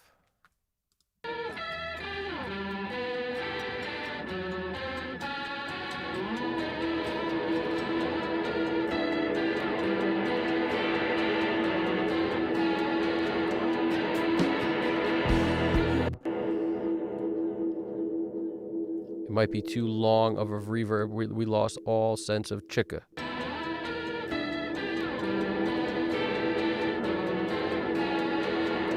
Also, don't forget the best part. You gotta put your auto pan. Gotta put something on here to get it to move. Pan Man, auto pan.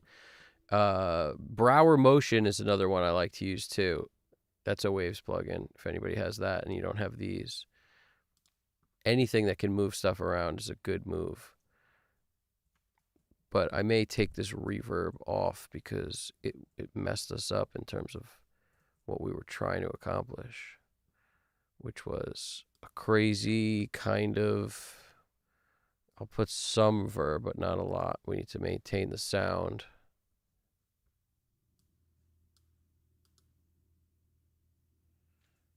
I can't remember which way it's supposed to be. Let's hit a delay with it. Let's do any. I mean, it's probably crazy that I have all these ridiculous plugins and I only use like a handful because it's just easier. Like I know what to expect out of all those plugins.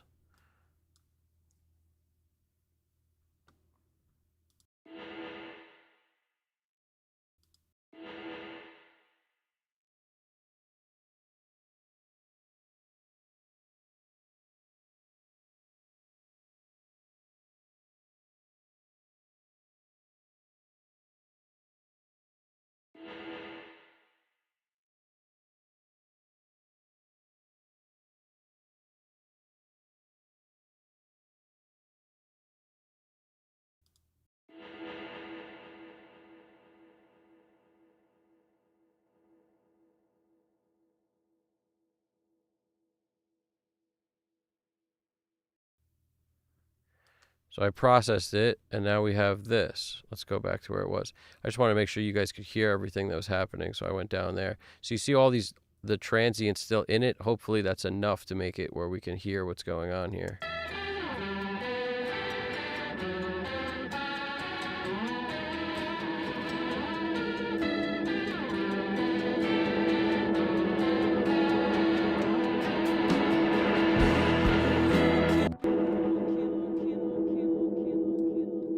Now this is on a stereo track because I put autopan on it. I think if I take autopan off, it goes back to mono. Yeah, see, it goes back to mono. I find that interesting. How there's some plugins that always kind of pseudo stereo you up.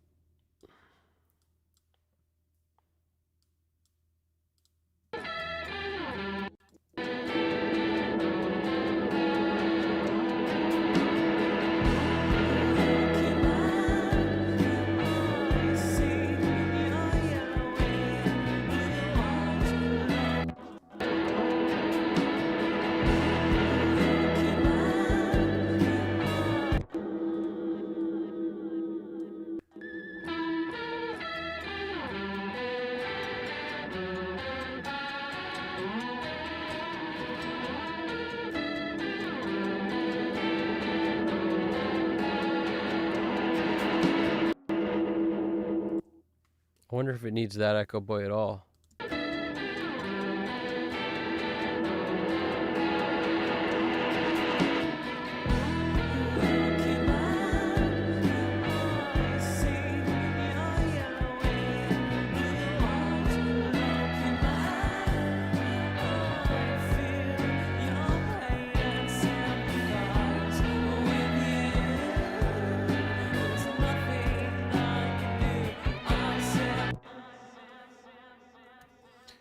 Let's duplicate this flavor track. It's going to be Flav 2. Get rid of this. We need it for stuff like random stuff. We need some atmosphere in the beginning. It's like too bare. It's too bare. If you need to do a stereo track, you could just copy whatever's above it sometimes too.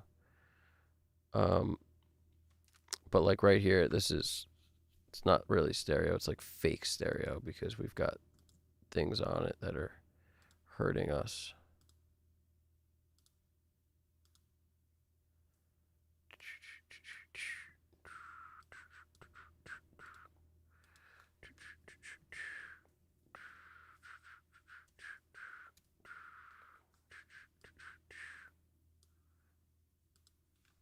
Do plop. So I'm just gonna create a weirdness here by making this backwards, adding some verb to it, which I've already grabbed. That's the beauty of Audio Suite. Commit, commit, commit. Flip it the other way again. Hit it with some of this.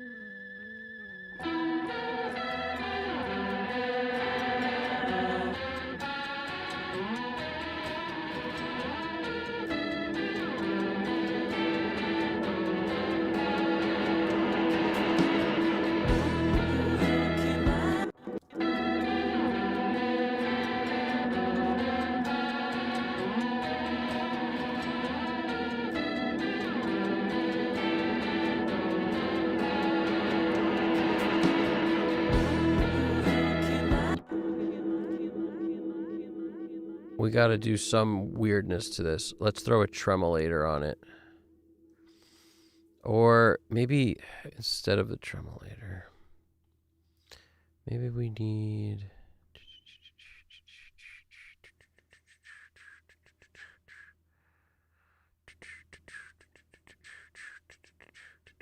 maybe the crystallizer. Crystallizer is always a weird one, but I do love it.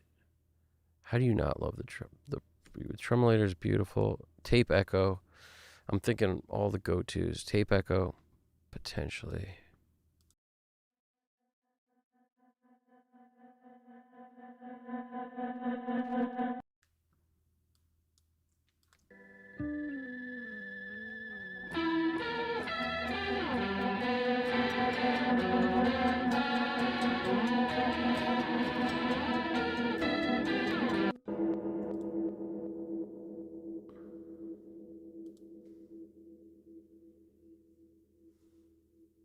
Little altar boy. Anything for pitch.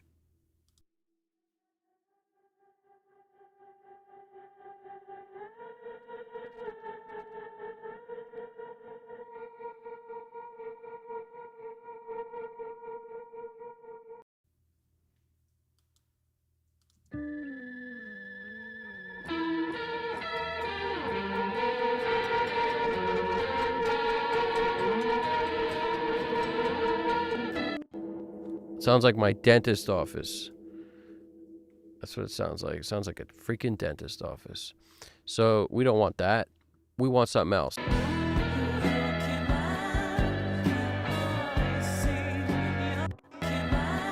Let's grab this man. And we're going to flop the man on this track. Let's put it some automation. We don't care. We don't care about your automation parameters. We do not care. So what we're going to do, I wish I had more screen real estate or that every plugin was resizable like these are. Hooray. Sound Toys, thank you for doing that thing. Up, up, up. Nope, almost. Some are, some aren't. What do you know? Welcome to my life. What we want is this. This is what we want.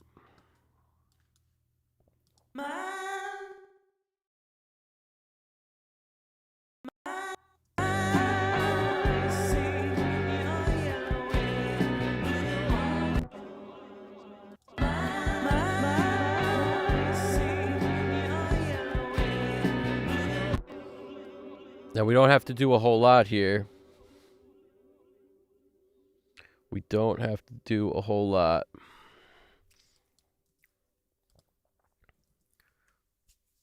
GDP, I appreciate you welcoming everyone. Anybody who's just tuning in. Morning is approaching 6:57 a.m. Eastern Standard Time. And as we listen, we are about to embark on a journey of Flavortown. You're going to take what's existing in the song already and create additional flavors that weren't there. To me, that's where the good mixes kind of separate themselves. Is like, what will you add to the mix that somebody will say, what is that? That's amazing. I've never, what are you, I don't know what you're doing, but it's so cool. What are these swooshing flavors in there? Like, that's the point. You know, most people don't even use that terminology. They just go like, I don't know what you're doing, but it's awesome. So that's the point. You're going to give them stuff to wow about.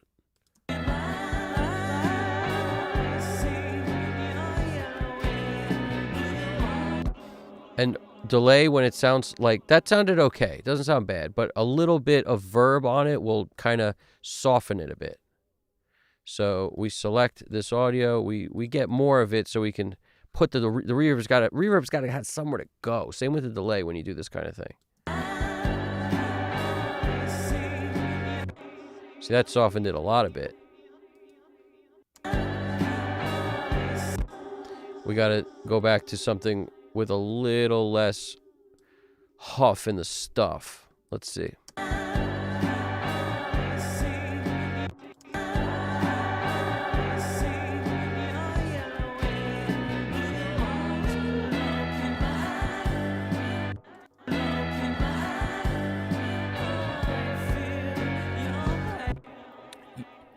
Notice I don't paste it on the jam. I paste it outside of the word. The word's here. I paste it after it, approximately a quarter note or something. Like, I'm just eyeballing it, and I slide it. And to me, that also adds to the flavor, not using the grid.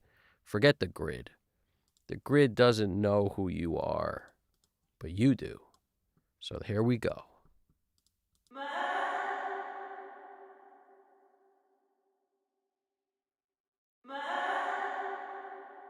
it.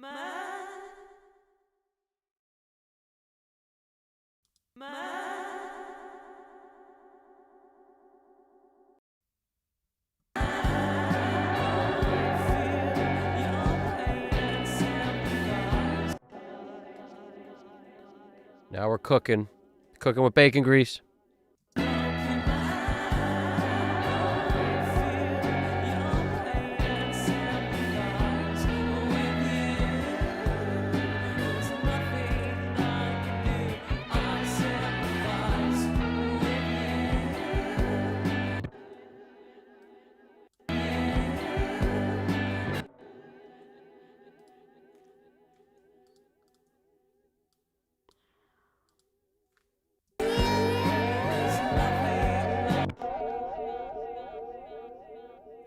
You heard it right, folks. Yeah. That's exactly correct.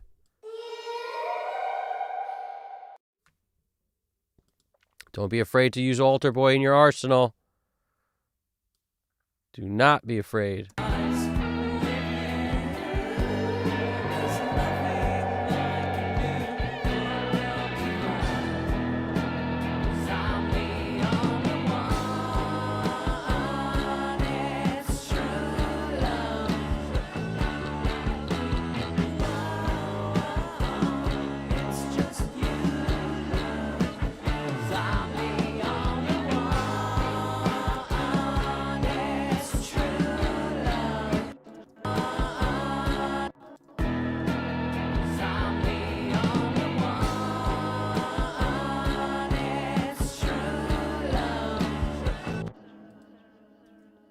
Now, there's so many vocals in here that my goal is not to make this more messy, but I got to see what I can do. We'll see if this flies. It's true love. It's true love. It's true love. It's true love.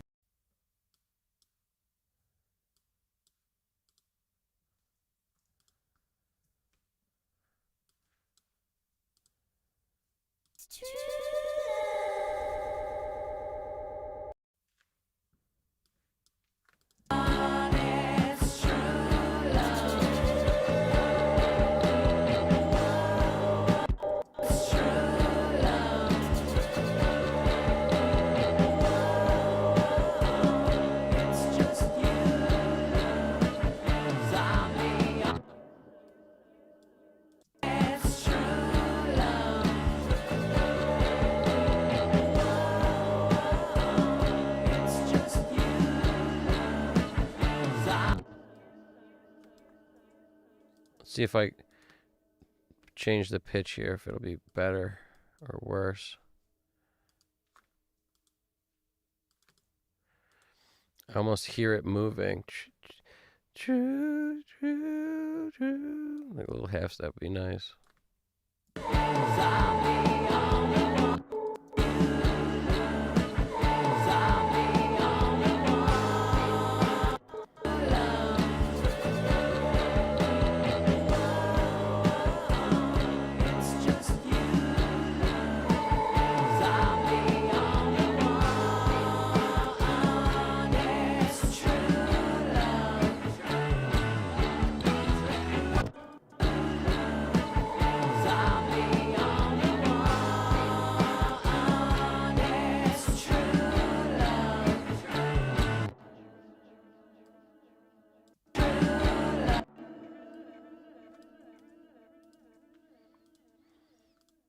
It gives me that message because there's automation on it. In case you guys didn't know.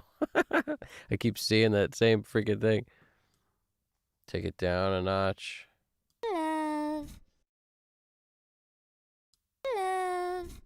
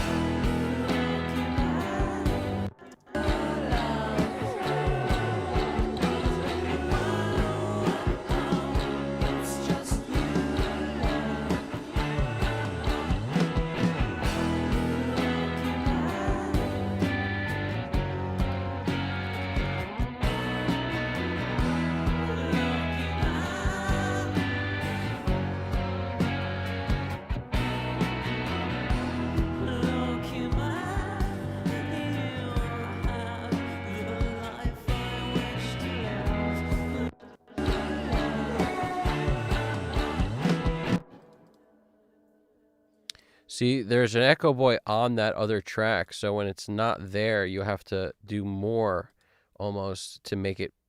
It's being super spacey because we have an Echo Boy on this flavor track already doing a dotted eighth. So because we have that, we don't have to do as much to make it trip out into crazy town. Whereas when we're over here, and I don't mean, come my lady, come my lady. I mean crazy flavor town.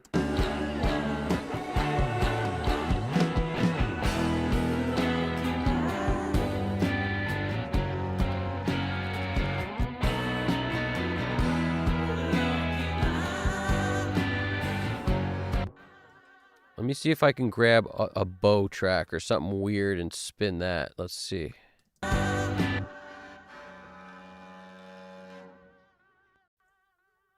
see what we can do with this.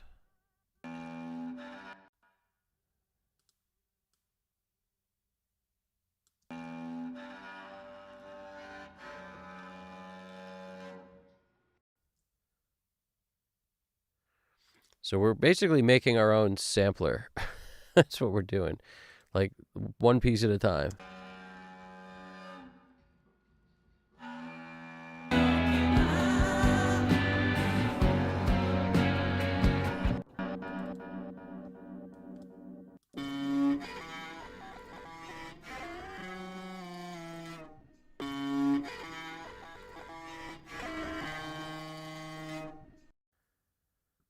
Pew.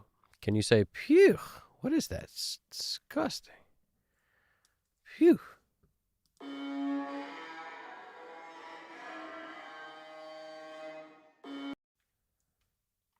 Sounds like a violinist. First day. It sounds like a first day violinist right there.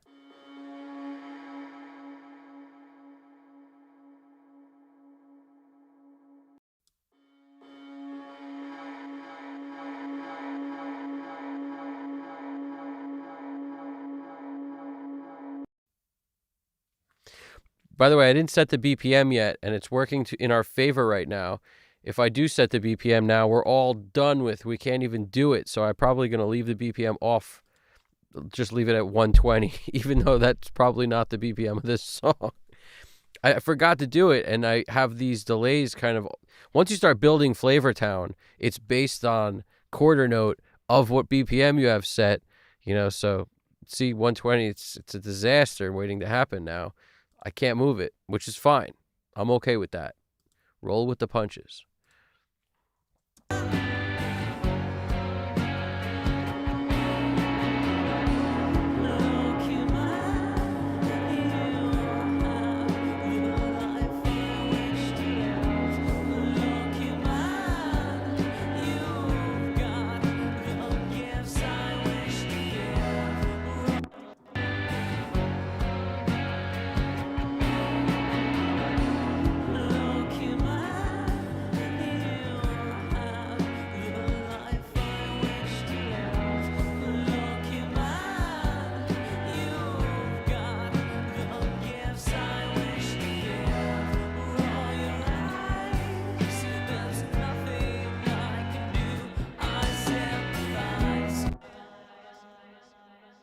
We got to do some of these verse words here for flavor.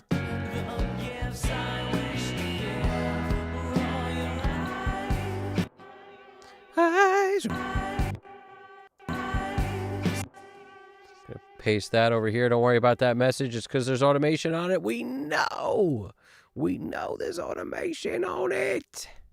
We're all aware.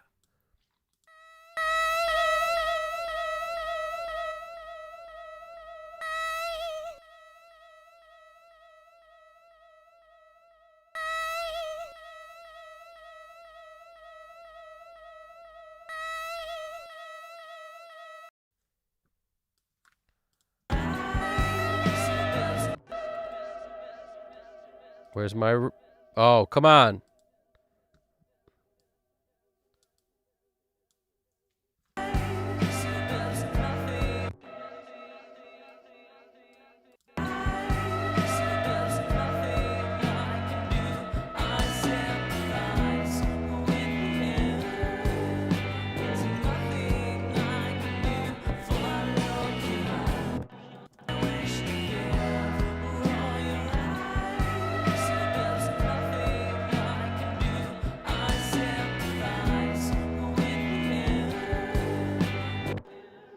I want a quarter on that. You. Practically the same thing.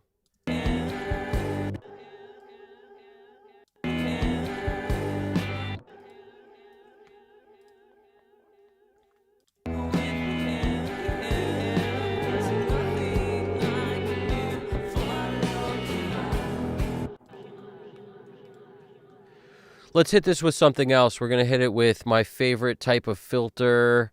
Y'all already know, the Butch Vig Vocals filter.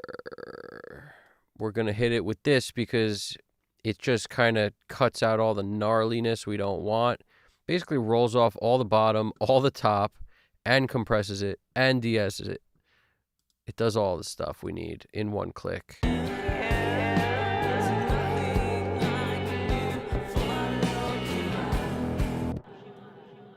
Now, if I were to do that every time on an EQ, it could be done, and it would be 7 more moves with the mouse at least.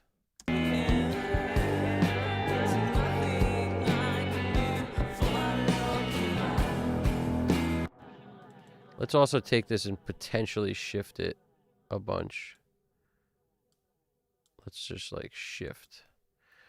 Where's my little altar boy? Come on. Here we go.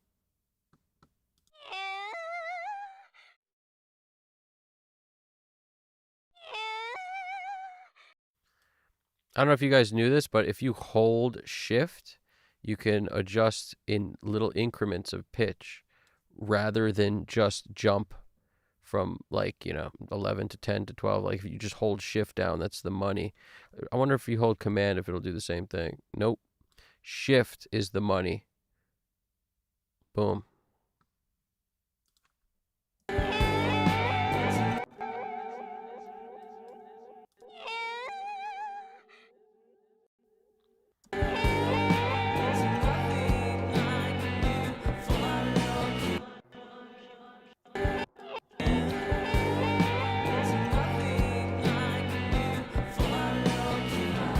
I may take the front of it off. We'll see.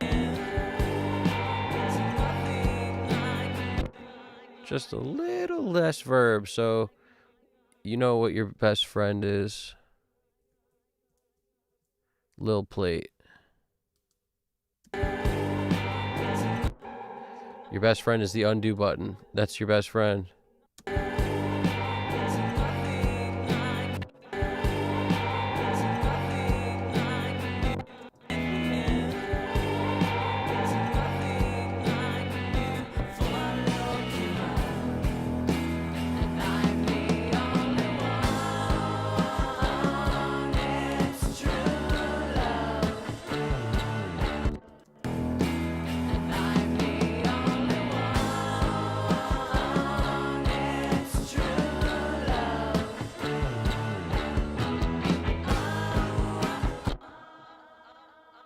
So where were we? We're basically in this zone.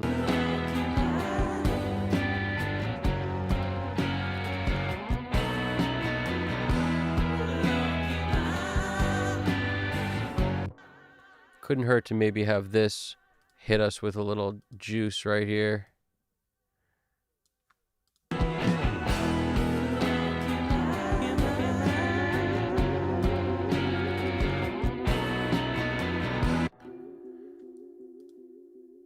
Let's just pull that open. Come on, come on, come on, come on. There we go. It's my go-to for ad-libs, and we could use the phone effect. There's so many built-in presets that will just save you so much time. You know, these are a little dirtier than the filters. That's why I have a tendency to lean on the filters after trying all of them, and that's my favorite. Lo-fi is interesting, too. It's just not usually as interesting. See, that sounds too much like totally covered, whereas the filter is like the perfect blend of coverage for me anyway.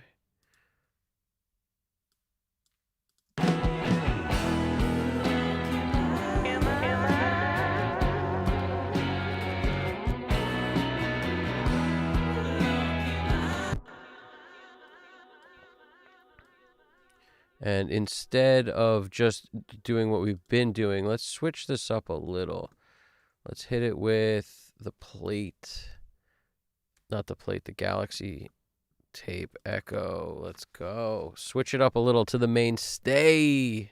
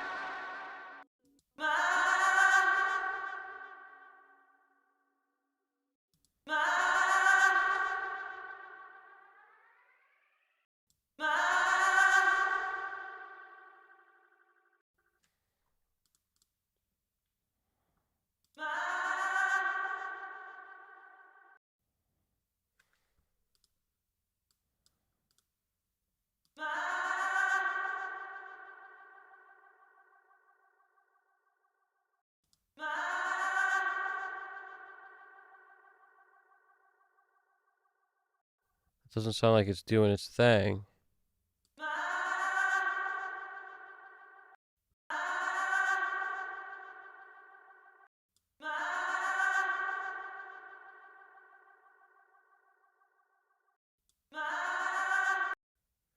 Doesn't sound like that's working. So I'm closing a couple things in case there's too many things open.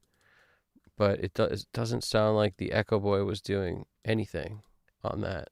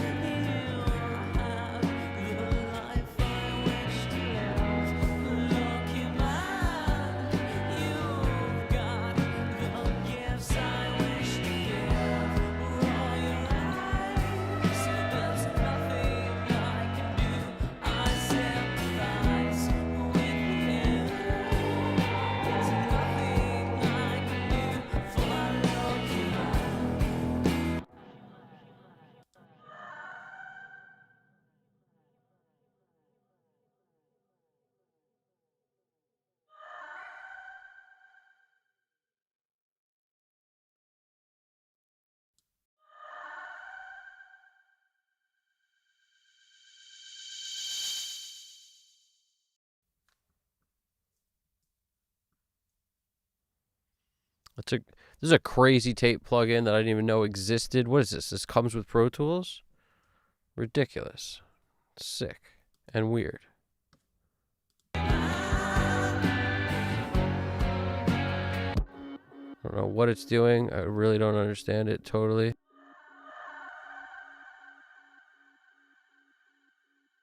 There we go.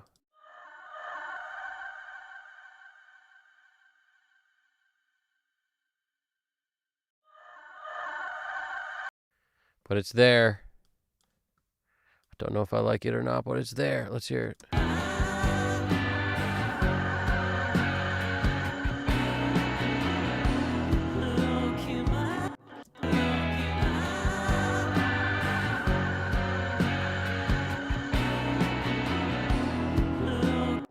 It sounds like eaten up tape. That's really interesting. I wonder if that's because of this high output part.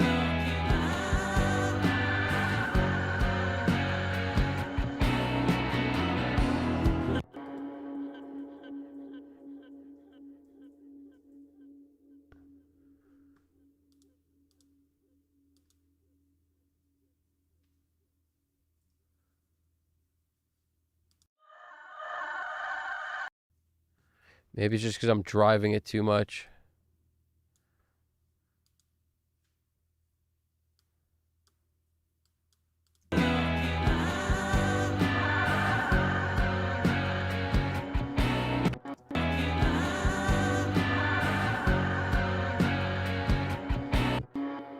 Sometimes you gotta abandon ship, like right there.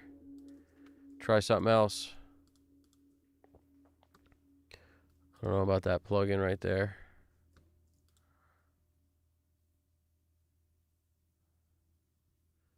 We may go to our mainstay, one of the other tape echoes. I love the Galaxy, but where's the crystallizer?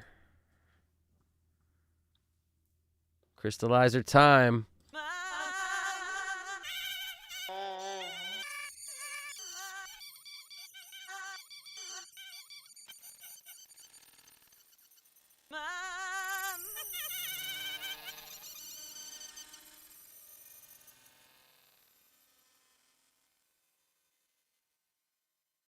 There's one of these effects that has like no business being in here because it's like dull 23 echoes. I love it. Whereas it's because it just doesn't do anything crazy. It just kind of keeps everybody together. It's just like hold your horses. Stay there, but be cool. Just be cool. It's like, it's like I love you, pumpkin. I love you, honey bunny. Everybody be cool. This is a rubber ray. Any of you pricks, oh. And I'll you know the deal. Where is it? Must be at the top. It's got to be. Here it goes. Dull 23 echoes. There she goes.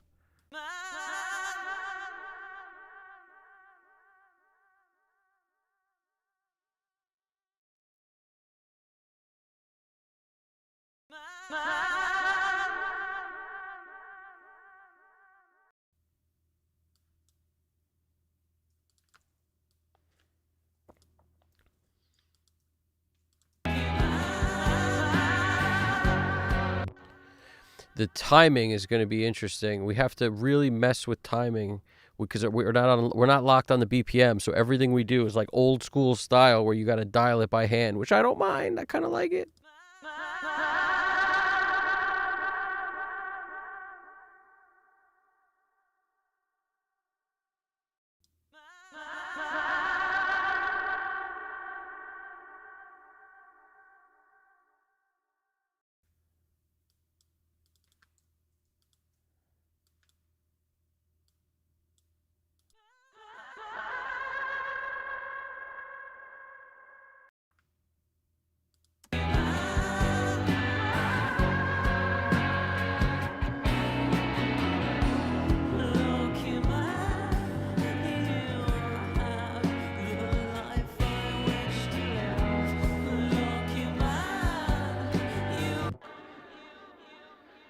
Good morning to everybody waking up in the U.S. That's what's really good. We're waking up. Oh, we got Dirkhead chiming in. What's poppin', Dirkhead? Hey, I forgot to say one good thing about volume balancing with pink noise is it's extremely fast. You can balance a whole song in like under a min. Dirkhead. Explain your pink noise theory, Dirkhead. I'd love to hear it. Like, explain that. And I wonder if anybody else has any experience with the pink noise fiasco that's out there. There's a lot of people talking about pink noise stuff. Let's hear it.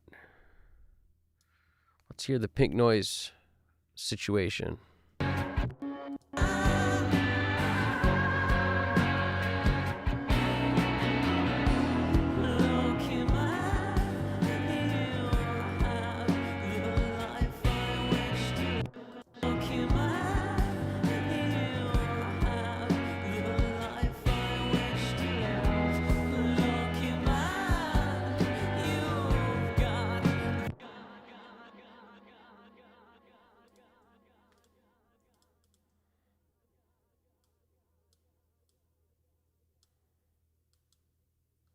I want this space over here.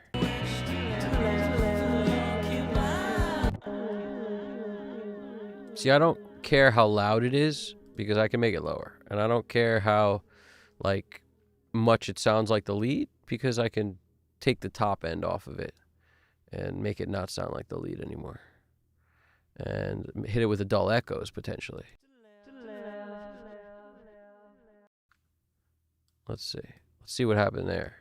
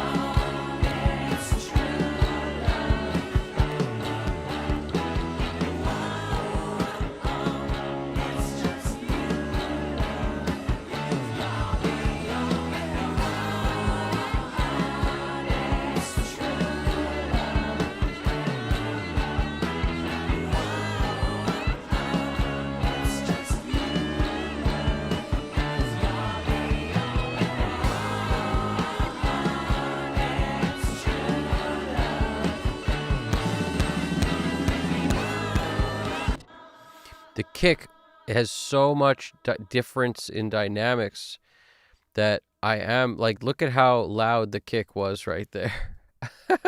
Look at this.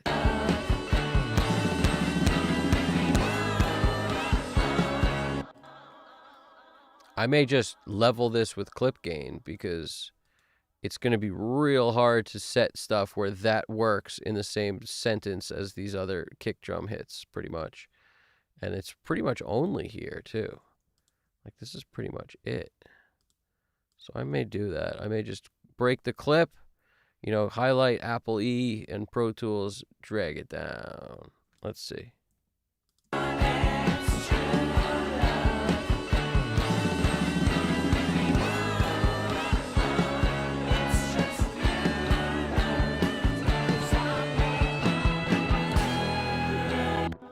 If you didn't catch that, Apple F, just scroll over here, you know, grab them both. Apple F batch fades both sides real quick.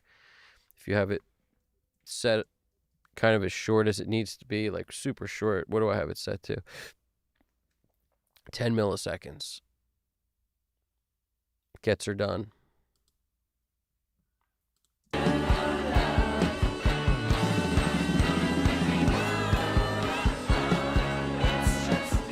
Hear that miss snare hit? That was a miss snare hit right there. It's like he hit the rim. Cool fill, though. We're going to have to feature that.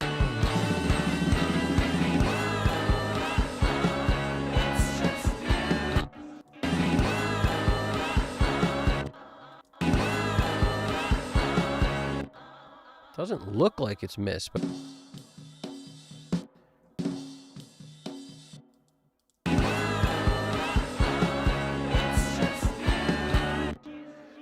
And this is not my style at all, but if I wanted to just grab a hit and throw it in, I could. If I was on a grid, it would make this even easier. But, like, I'm not...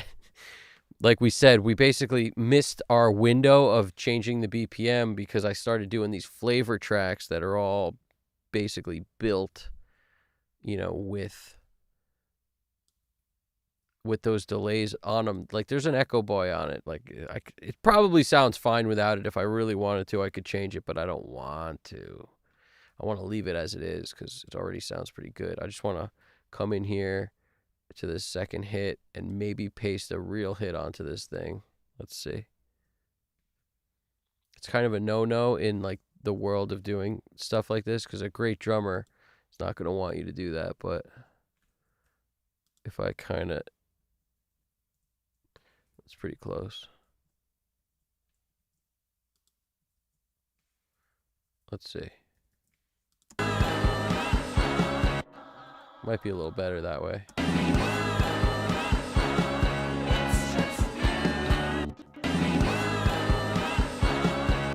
Yeah, it's just not in the overheads and stuff too, which is okay.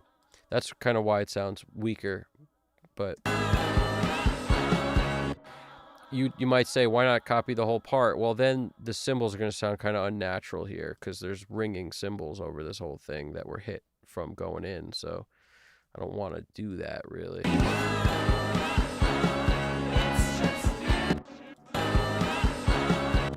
I still think that's better than this. Listen to the difference. It's like a miss.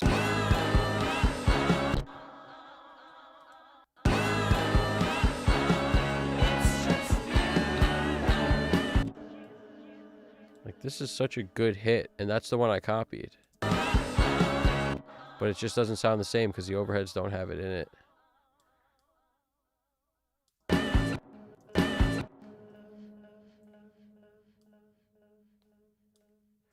Try it with this one. Sometimes what you could do, and I've done this before, which is it's a weird trick, but you just duplicate this track below it, and then you put like 2 flavors of the same snare.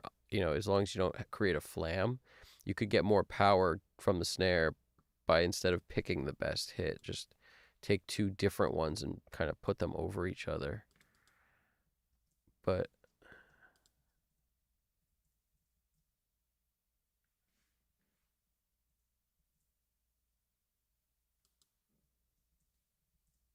that's pretty close.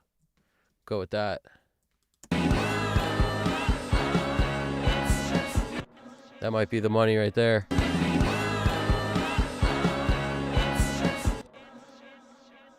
This is the old one. This is the new, like, old one I pasted, new one I pasted. They're so close, man.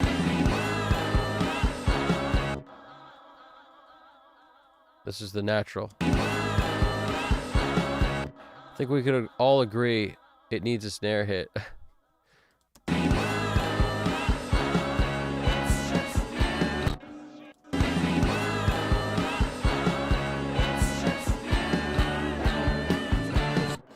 So that's why I didn't copy the overheads too, because it has cymbals all over it. Like, all we have is 2 overheads, and these things have, like, listen to this. So that ring and the natural way it moves is going to be different here.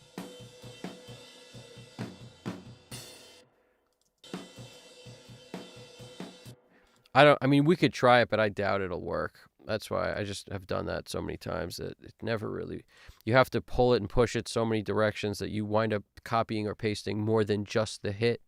So for me, it's like, the hit's all I need, really.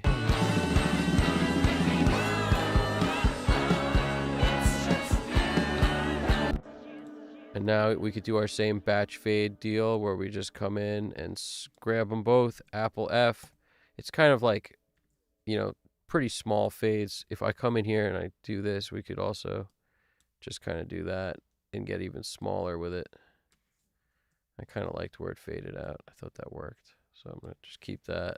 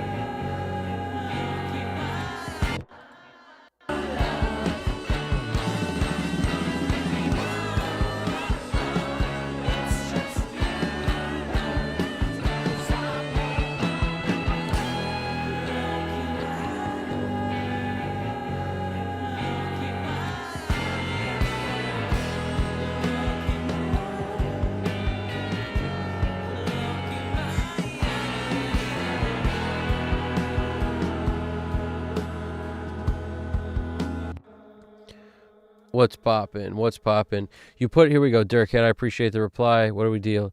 You put on pink noise at the level you want your mix to be, then you bring up the volume of each track so you can just barely hear it over the pink noise.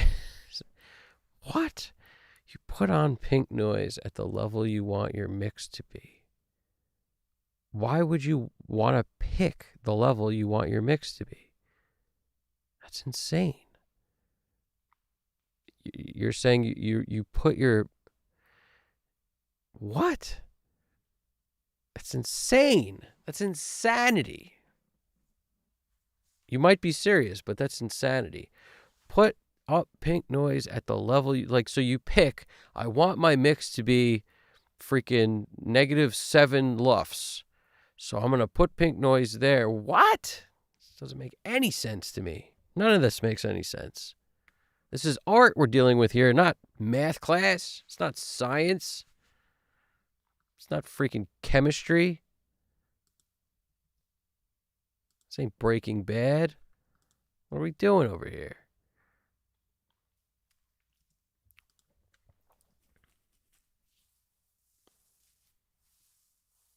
But hey, if it works for you, if it works for you, man.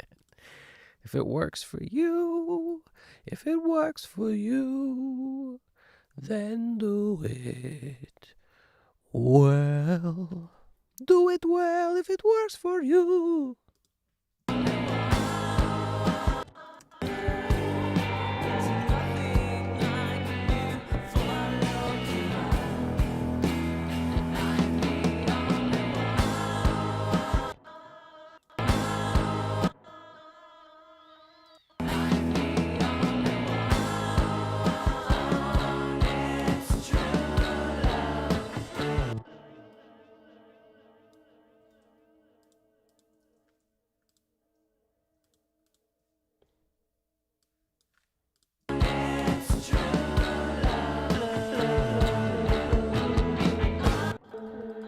Now I want to actually slow this time down a bit. So maybe we'll mess with automation on the Echo Boy that's on that track. Or, since that would be a pain in the bajunka-junks, but I could do it, we'll slide this down to here and just set it ourselves without on the track that has no Echo Boy on it. Maybe we'll use Crystallizer.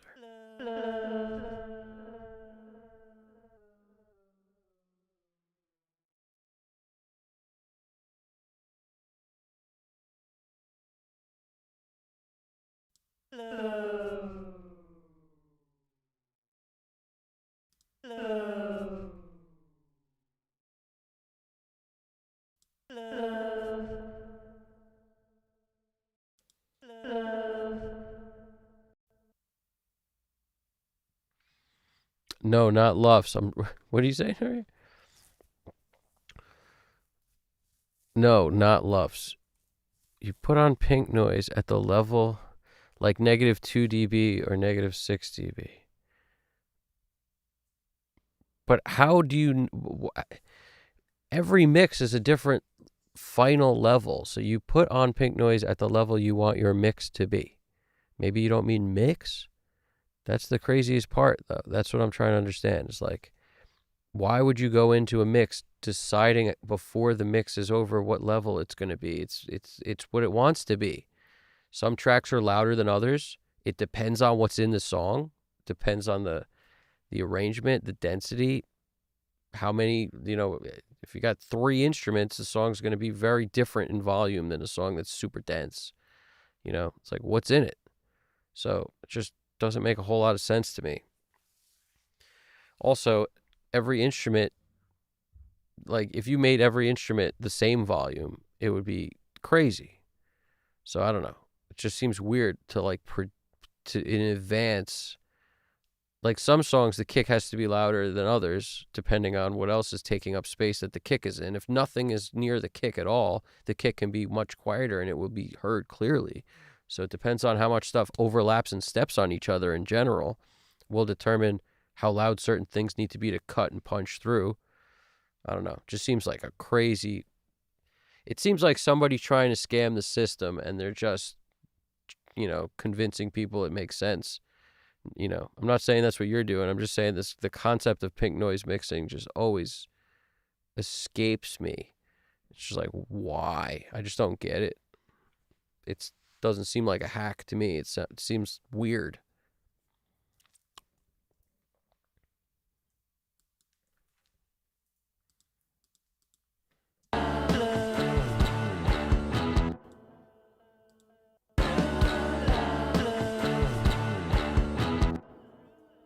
Love, love, love, love, love,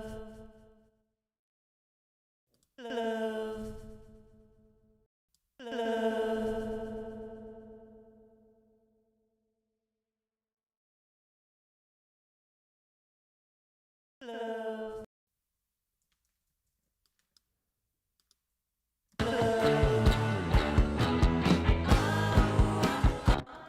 I like taking the 16th note and then hitting it with something else like a quarter. Call me crazy.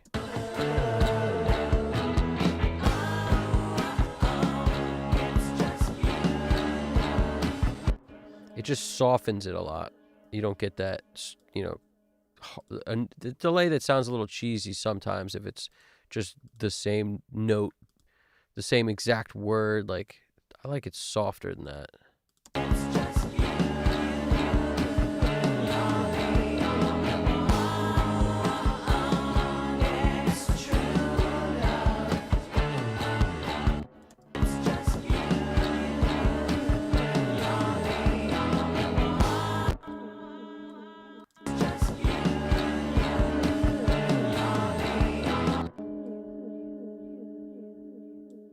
I do want to mess with this freaking timing so bad, so I think I'm gonna, like right here, I want it to be a little slower than this.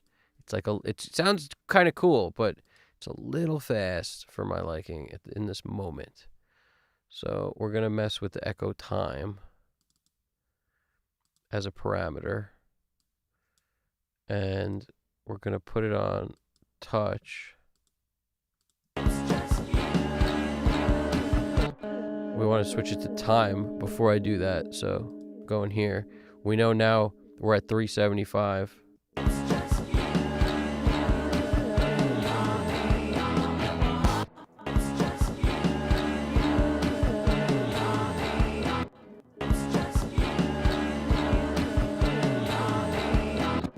Too slow.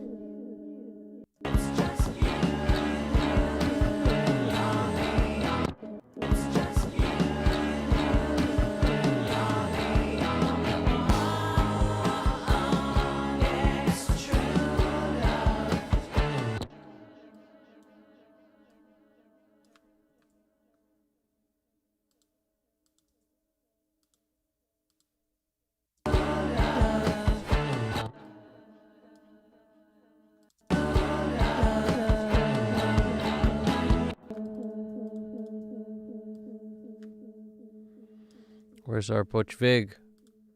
Or something else? Little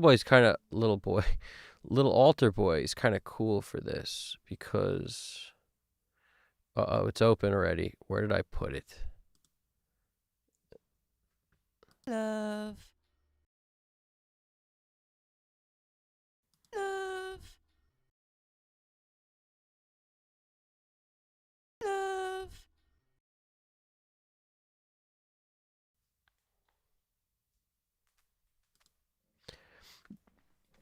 Dirkhead wrote, it's just to balance the levels like drums to guitar or guitar to bass. Maybe one day I'll make a video and tag you or something. Yeah. Yeah, man, I'll check it out. You know, I've heard a couple people mention this before, so maybe I should check it out. I just feel like, I haven't yet. But I appreciate you sharing your thoughts on that. It's something you use all the time? Is this something you use often? Or, like, what would you say percentage-wise every time you work on a song you use that? I'm curious. Anybody else ever mess with that? It's just, I don't know. Everybody knows I'm kind of a proponent of a lot of older school methods, and it's just not something I ever heard of until recently. Was the pink noise thing. That doesn't mean it's bad. I also think, because of everything being constantly, like, some songs you want more guitar, some songs you want more bass, that, like, the idea of matching the levels still kind of escapes me, but it doesn't mean it's wrong or bad. Setting pink noise sounds crazy to me. I wonder if Dan Worrell has a video on it. He probably does. Sounds just scientific enough for Dan to jump on that.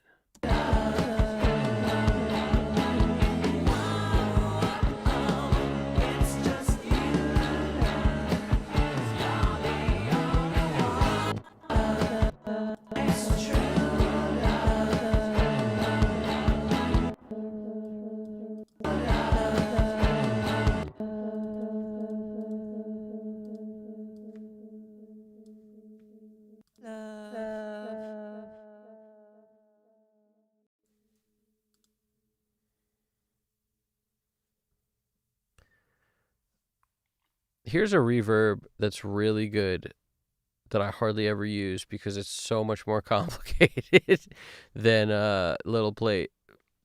Have you seen Space Rack? This is a pretty sick reverb, and it's just so complicated. There's just so much going on with how it's basically dialing in reflections, but it's a very cool plug-in. Love. Love. Love. Love. Love. Love. Love. Love. Love. Love. Plug-in renders 2 at a time. When you get hit with that message, never feel put off by it. It may not work all the time, but sometimes I like to take this, just copy this to another track below it, and then just grab them both, and then say, suck on this a one time. Boom.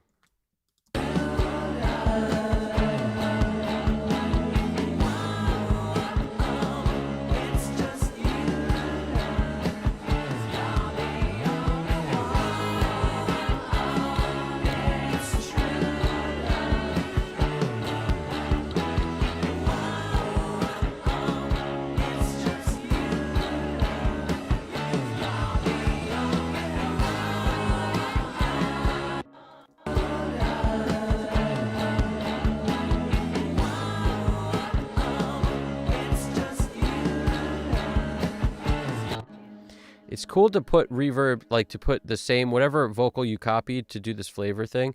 If you stagger them, it's very cool. So like, you know, one will start and then it'll bounce to the other side kind of even differently than it does by just panning it around. So it's kind of cool. You have two tracks. They both have some kind of panner to move the effect around, but they don't have to be static, like one on top of each other. Like, I don't know if you saw when I pasted it, I tried to just paste it randomly. See, that's why one starts a little later than the other kind of thing. And there's this leftover spot. But that was the thought process anyway, was make them slightly different on purpose.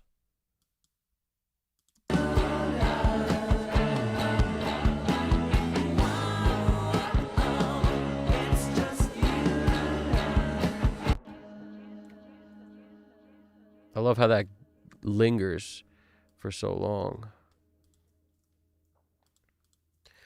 Do you have to let it linger?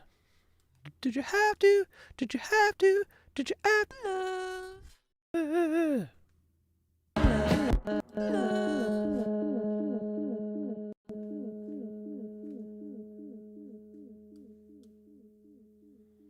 It's not going to let us process one at a time.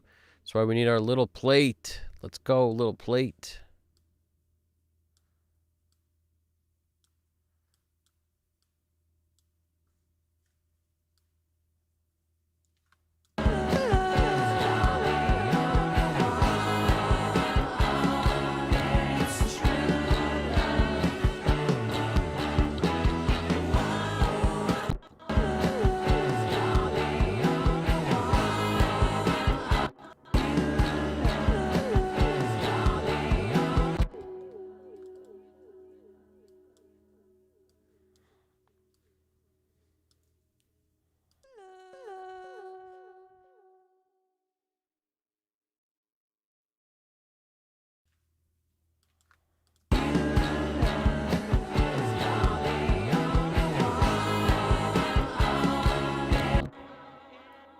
Let's do something weird. There's actually not a lot of room for weirdness because there's so much stuff going on, like vocally. There's so much denseness that there doesn't leave a whole lot of room for stuff. So I'm not going to try to force it in. It's just, I'm feeling like maybe more than just a word. We need something else.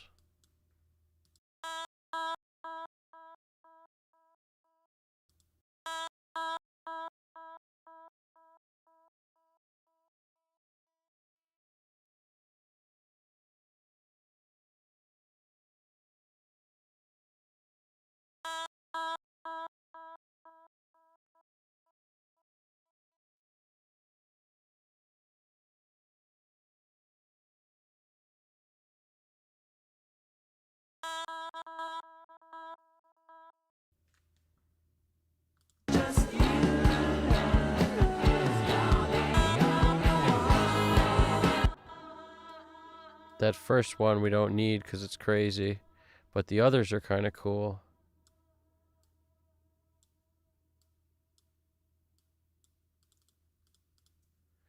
Maybe that with some little plate, soften it. The little plate's such a good softener. That's why I like it so much. It's just the easiest way to soften out of everything. You pull that on, you just hit it. It's so easy. It's just like, you know, the presets are so good too, but like mainly for spacey stuff. You know, like I like the presets because they're dialed so high.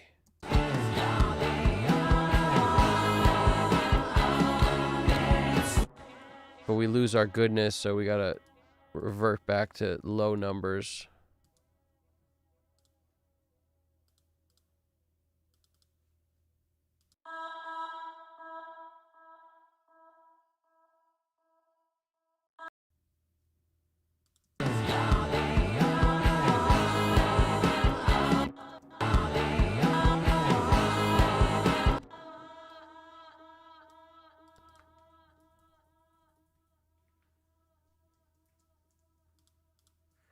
Something crazier.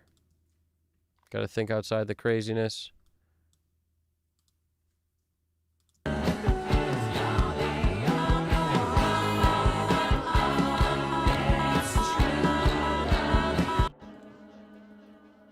Don't like it. Do not like it. We could do like a stuttery thing.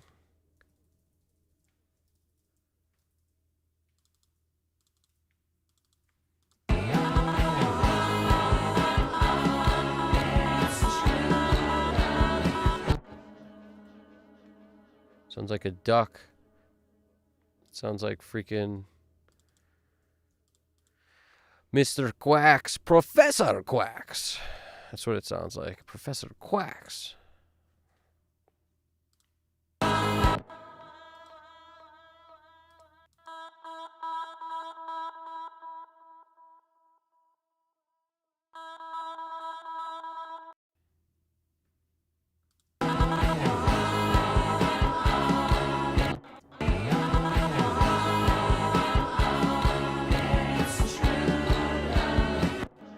I think I'm forcing this spot too much. I'm going to abandon ship on that spot.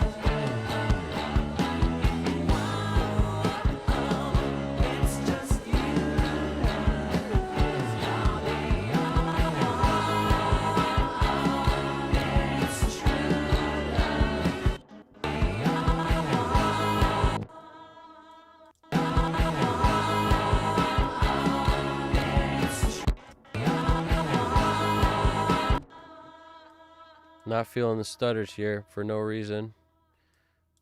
Let's see.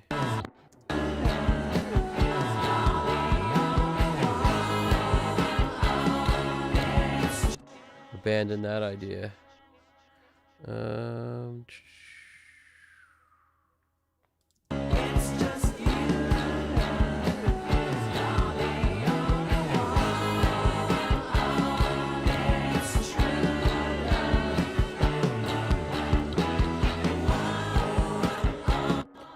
George Waite, 3000. What's going on, man? How are you doing? Good morning to everybody popping in. Good in the U.S. right now, 8 a.m. We got total line of communication from the U.S. to Japan. And out here, it's snowing. I don't know about you, but we got Japan holding up this stream, just freaking holding it up. While I do my thing over here, my razzle dazzle, I'm going to grab some of these harmonies and put some flavor in this track. That's what we're doing right now. We're keeping it very basic, only 2 flavor tracks at the moment, and probably for the foreseeable future, to be honest, because there's so much going on in this song. So I'm just sort of picking my moments for these flavor elements.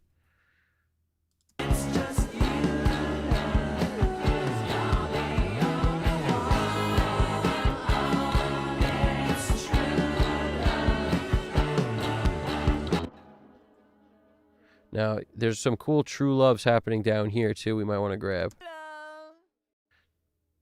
Not that one. Love. Not that one. Love. Not that one.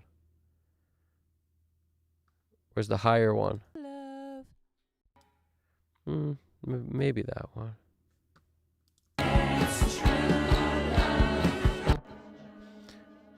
It's true love. Where's that one? True love.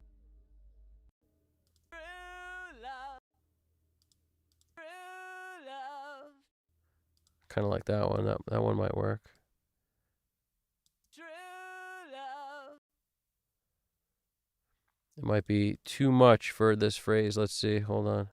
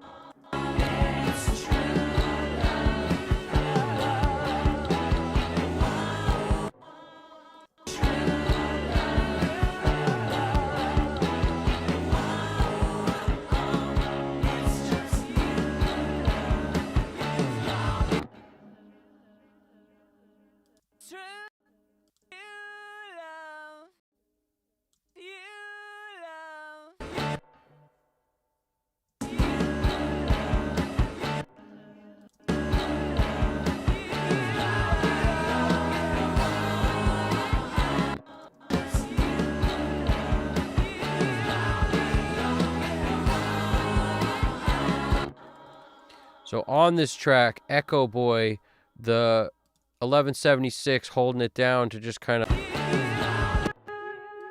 to make sure we hear it, basically. That's why the 1176 is there. And then an auto pan on the end to move it around super slow. Look at that slow dance. The simplest panning situation ever with auto pan, and I love it. I absolutely love it. And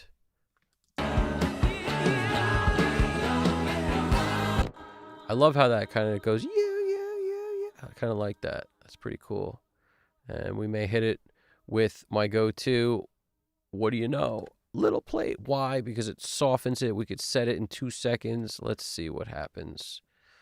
Let's see how it works out for him.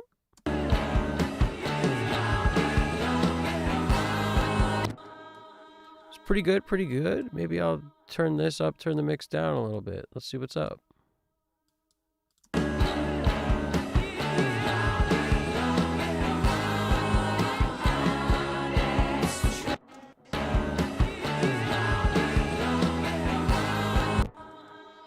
I like it. This will cut if we basically add a little grit to it, a little distortion.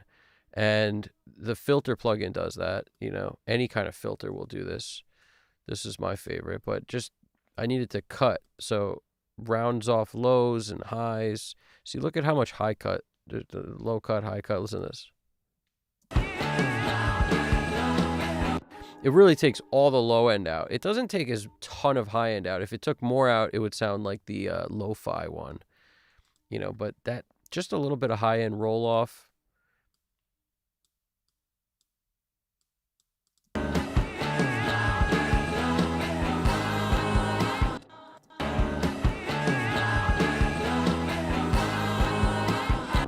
See, if you don't put that on, what happens, or any kind of filter, to me, it takes up so much space. Listen. Maybe not. It's just less aggressive, so it just kind of fades away. It definitely has more low end. It's kind of okay without it, to be honest with you.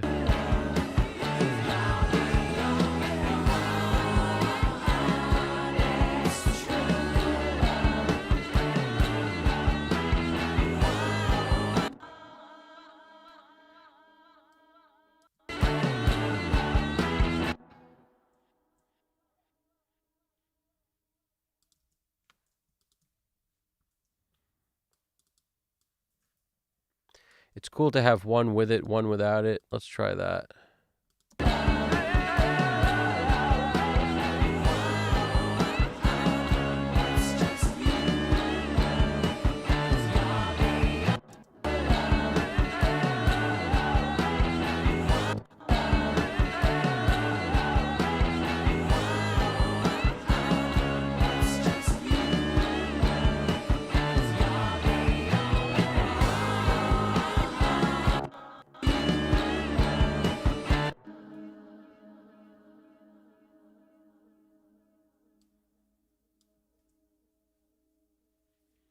I'm going to come in here. I might bust the... That wasn't the end of that sentence. I might bust out the Galaxy Tape Echo. Bada bing. Gotta throw it out there. You love. You love.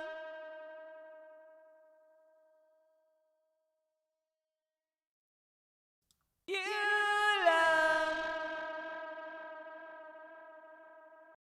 You love.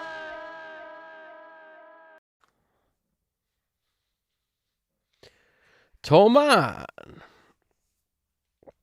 We got either Tom Man 7729 or Toman or Tom or Tom Man 7729.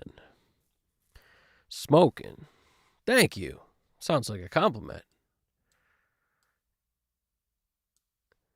I appreciate that.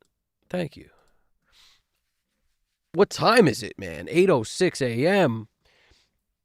4 hours and 31 minutes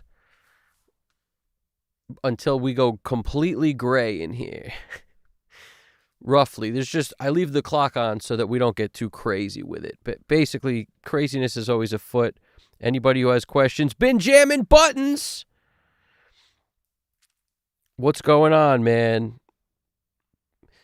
I appreciate you stopping by to say hello. It's always appreciated. I appreciate people saying hello, hitting the like button, throwing a comment down there, hitting subscribe, doing the thing. I appreciate people who love music and want to mix. And anybody who's got questions or anything, I appreciate y'all too.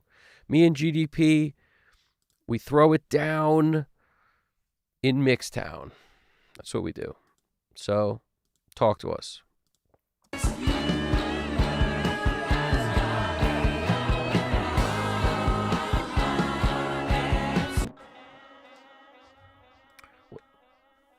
What time is it in Japan right now, GDP? Japan time. I need a clock in here that says Japan. That'll make me feel uber legit with that. Just be like, Japan time. I gotta, what are we doing over here? I need that. I need that. 07. Audio Guy, 1994.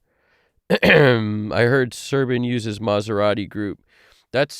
I've heard that too. I mean, I don't know if he uses it or I think I actually interpreted that because I saw some video on that. I don't take all those videos, man, with the biggest grain of salt. Just saying. They don't ring true to me. They ring like somebody trying to, claim they got a session that was before he ever got it. That wasn't like, in my opinion, he didn't get that session. That was sent to him. So in other words, that might be Max Martin's favorite plugin to use when he's mixing. And guess what? Max Martin doesn't mix. He sends it to Serban to mix. So it's like not so, maybe they use it in production. I don't know. He might mix, but I feel like he does send most of the stuff he works on to Serban. Maybe I'm off on that, but yeah, take it with a grain of salt, man. Because I saw the same, everyone sees the same videos because they're out there and they're, it's a freaking AI voice over thing. Like, I don't have any confidence in anybody who can't put their face on the camera with their name and be like, this is me, and yada, yada, yada. I don't know. It's ridiculous.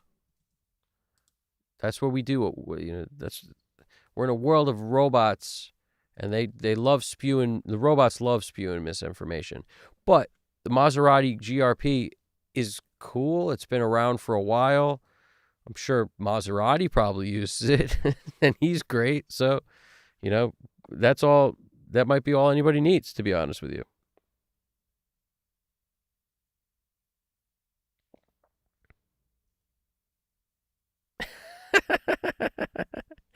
I can't even repeat that, GDP, because I think that just triggers a whole wall of people to start saying that once you say that, so I can't say it.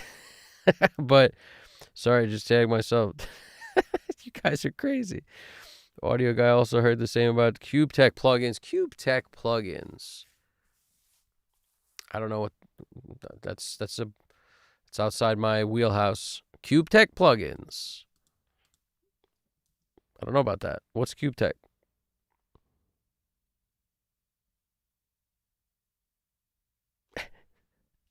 That is the best way to do it.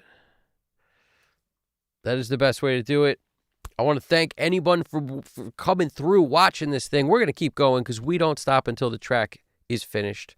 And we're basically closing out our flavor style thing right now. And then we move on to some automation and then to the mix bus and maybe some finishing touches here and there. But that's basically where we're at the moment. We've pretty much EQ'd stuff to the point where it's starting to sit okay. And the flavor thing is just these little extras that I find very difficult to dial in statically on a bunch of different auxiliary buses. So by doing this, I eliminate some of that work, and then I can kind of still paint scenes with the aux buses with effects on them, like every vocal it's going to get some love on it, even if it's a little reverb, a little delay, a little something tucked underneath, maybe a lot of short delays. I'm a huge fan of quick millisecond delays because that's sometimes better than a reverb. You'll see what I mean. Reverbs can be nasty. They have a tendency to build up on you, whereas a short delay is there and then it's not there, and it's really just giving dimension. It takes like something flat and turns it a little bit, and you get this like, you can visualize a three-dimensional square instead of just, a flat square on a piece of paper. So that's kind of the way I look at this for vocals. It's like if you don't go through and do that, you're missing out a little bit. So sometimes a dry vocal is nice, but it's nice to have the change, the juxtaposition between a nice dry vocal and one with some depth, and like the dry one for a second or two, and then the depth one for the chorus or whatever. Like that can be fun too.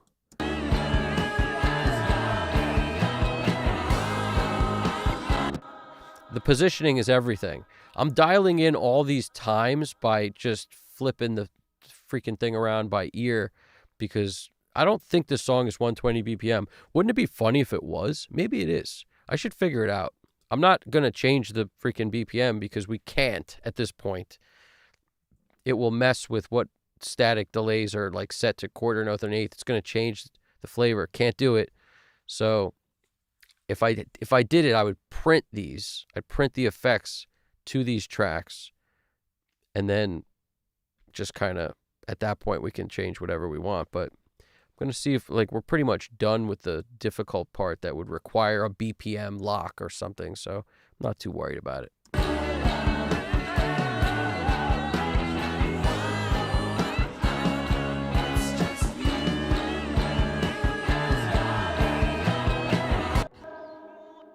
Oh, it's an old plugin company. Okay. Well, Metric Halo is an old plugin company, and I dig their stuff. I should do a whole mix using Metric Halo's channel strip or something. Alex Christoph, to saturate the snare or not to saturate the snare? That is the question. Wherefore art thou, O snare, O? Do you bite your thumb at me, sir? I don't know. I might bite my snare at you. We'll see. It's already pretty saturated because it has gold clip on it. And that's some saturation love right there. But do we need more? Maybe not. I don't know. It's a question. It's always a question. I kind of like the natural sounding snare. I just like to kind of give it a little something, a little squash. It's already there. I don't know if we need more. We'll see. Let's see.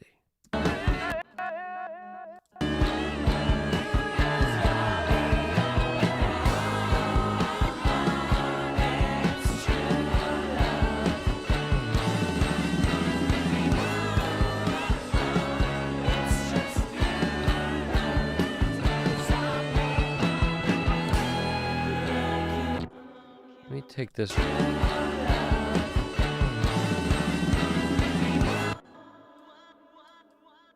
liking this high voice for these things for like the second half of the song, like I've been doing. I'm liking these here.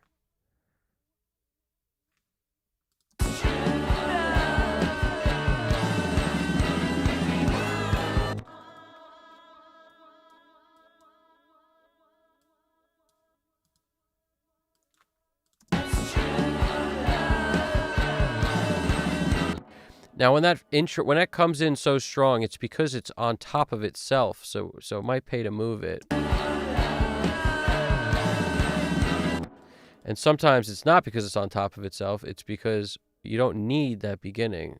Sometimes it repeats. So sometimes you could fade it down and kind of crush the beginning. Sometimes you don't need it at all.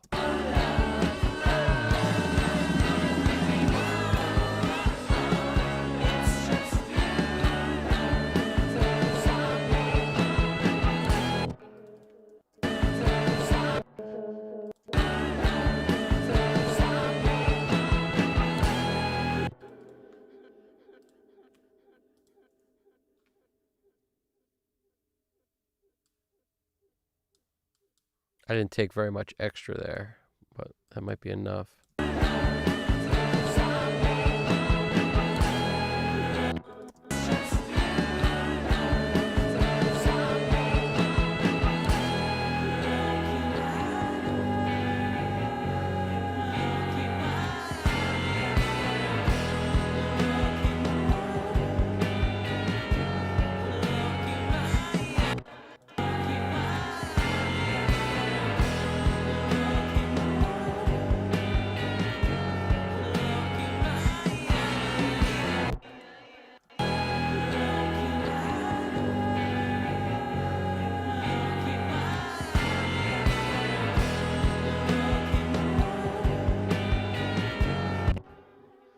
I like that note that's being held.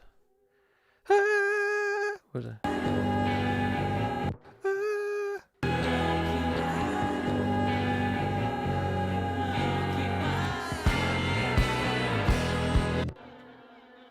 Makes me want to take that note. But the thing is, it sounds good. It sounds good where I don't want it to sound fake because I mess with that note. If anything, I'll put it in a reverb tunnel and call it a day kind of thing. Let's see. Tunnel up, you know?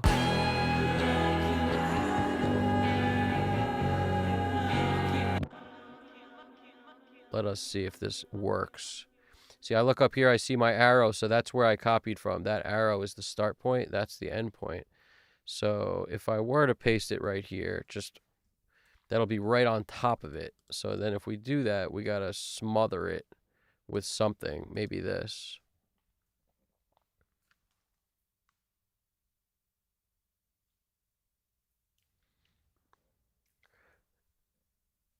Noah Johansson.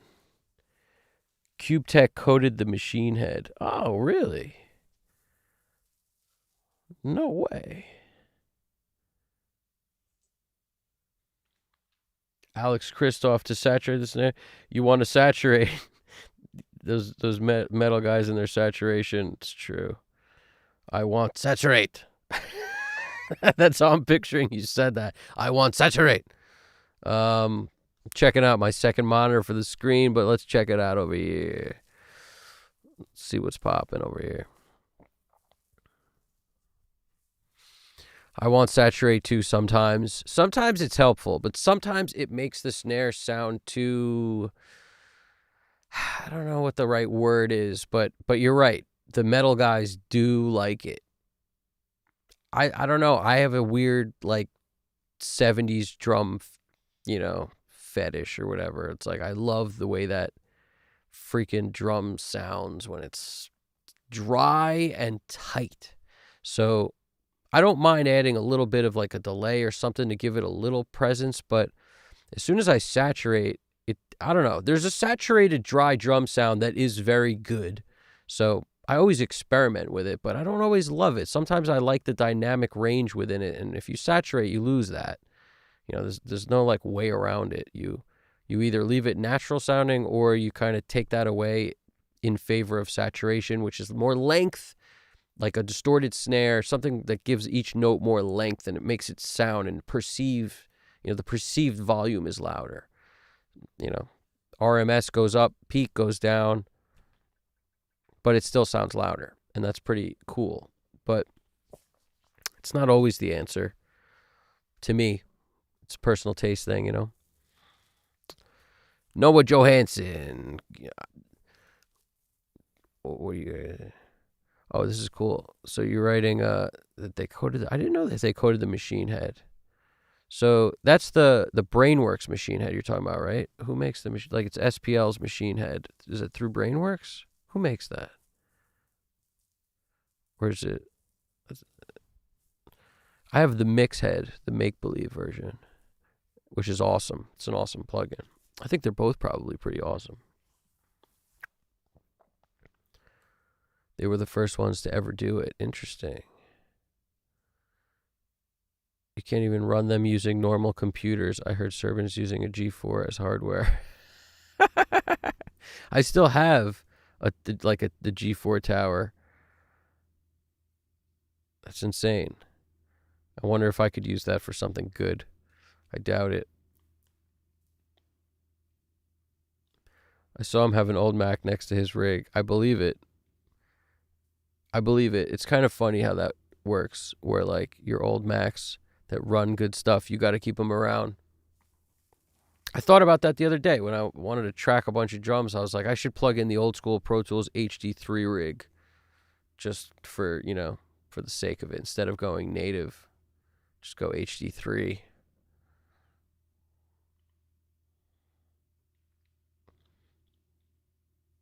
Now we're talking. Agreed. Audio guy, agreed.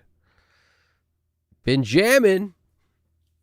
I collect old 70s records for the drum breaks. Yeah. If you got a good record player with a nice out that you can sample that stuff right into your DAW and, just be prepared to give away all the royalties. Well, if you're okay with that, you get the best drum breaks ever. And then you just need your song to become a mega hit, and then you break even. All good. But that's the good stuff, man. 70s records for the drum breaks, 1,000%. I mean, when you think about like the disco kind of drumming, drum beats on everything used to be so good. They're still very good. It's a different sound. Like 60s kind of they were figuring out a lot of how to get great sounding drums. They still were kind of like, I don't know, but by the 70s they had it locked. Even like late 60s, like some Bonham stuff is really, really, really good. But they were like, that was all like the first time that stuff had happened. Like the Glyn Johns method was invented on an accident because the mic was like turned around, when he didn't realize where it was. And then he just was like, oh, that's panned that way. And interesting, so cool. Got to check out that Rick Beato interview if you haven't seen it, but it's really cool. Watching him be like explaining how that was an accident.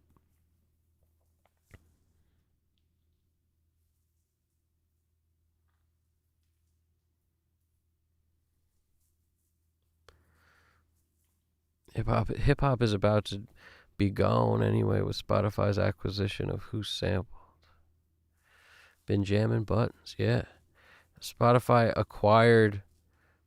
I know there's some change. I'm actually really behind on my like research video watching, and I consider that like all of Rick Beato's videos pretty much. Like when he comes out with new stuff, I know he said something about what was like an update with the lawsuits that, between the record companies, between like those, like all the AI companies, like there's been some update, but I haven't been following it.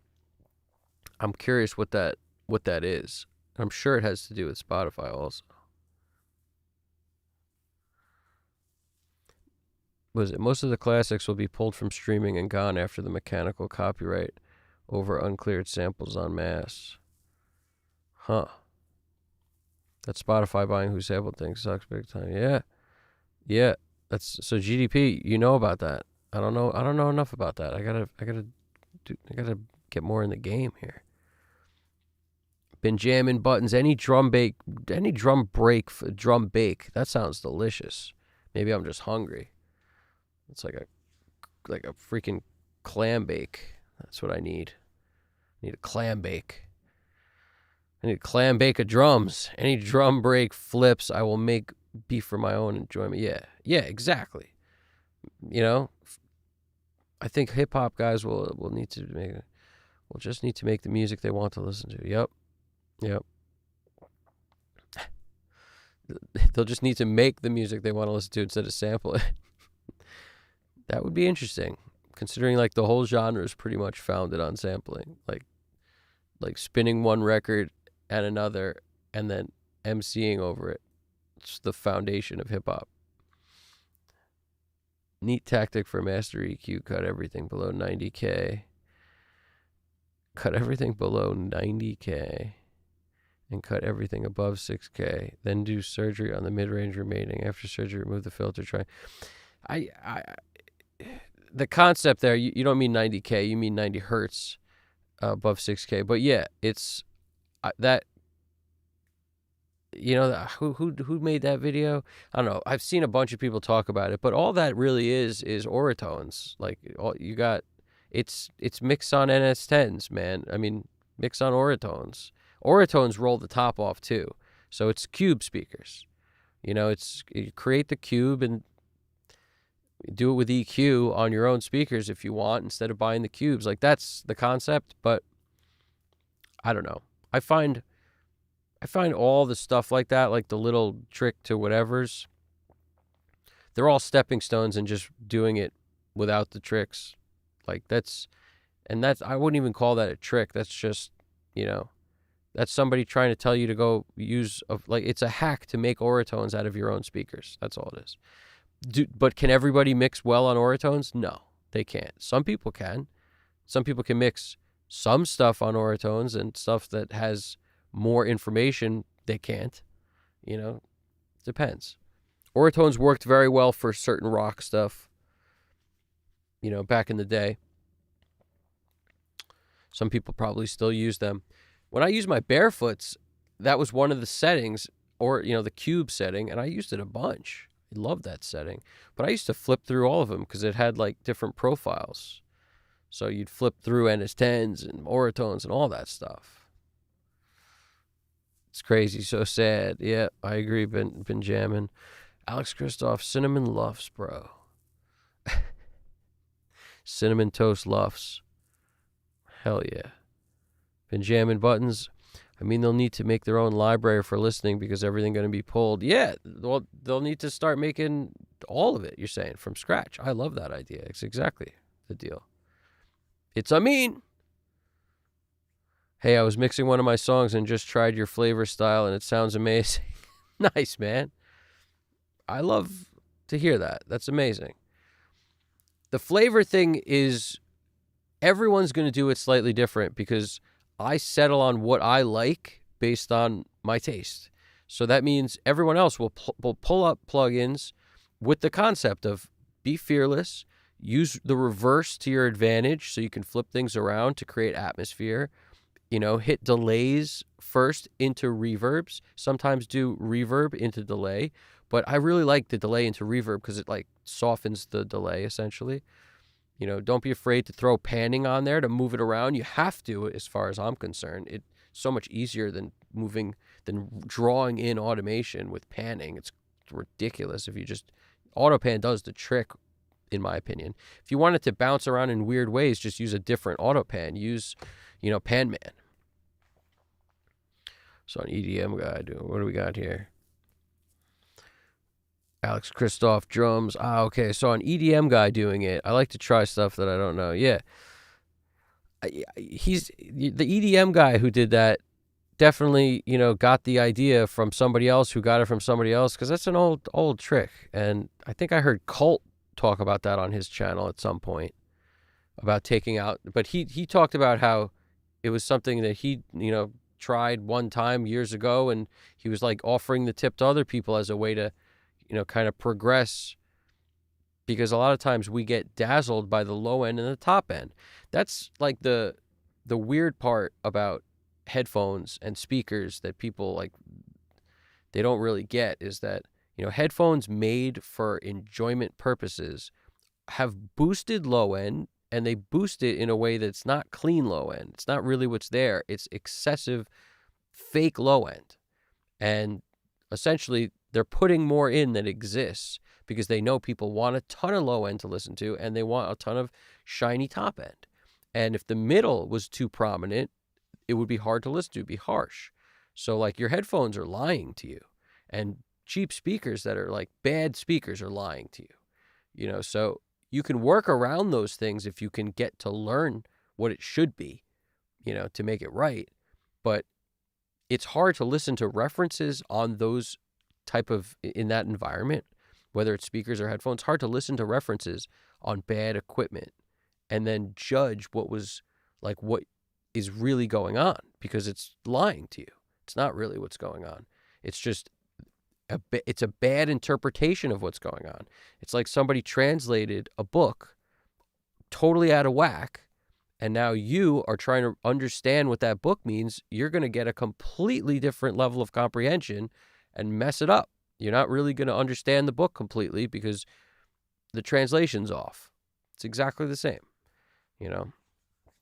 It's a delicate process. But yeah.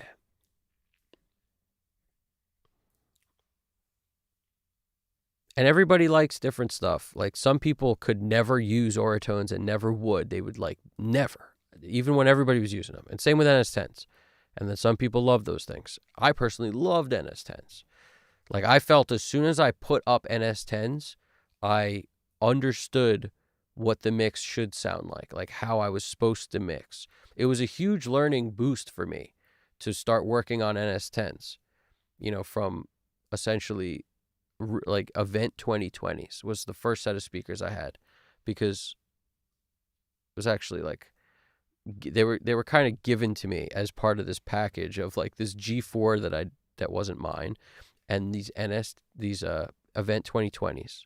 It was like a present from somebody who was stopping recording music and kind of, getting married, and their wife didn't want them doing it, or whatever it was. It was some ridiculous story, but it was a gift from from a really nice dude who was kind of a family friend, and I felt super stoked on it. And that's the first computer I got to record on, and the, what do you call it? He had this like kind of Korg keyboard thing too that was like, I don't know, maybe it wasn't Korg. It's like I don't know, it's some weird keyboard thing that never really worked right. But that and the event 2020s was like the gift, and it was awesome because I think he just wanted him out of his place, or like his living quarters. I think he was under the pressure from the wife or the whatnot. So I was happy to pick them up, and I couldn't mix on them worth anything. They were like the worst. But I also think at that time I didn't have any reference of anything good or anything else, so I was okay with it. But wow, was that rough trying to work on those.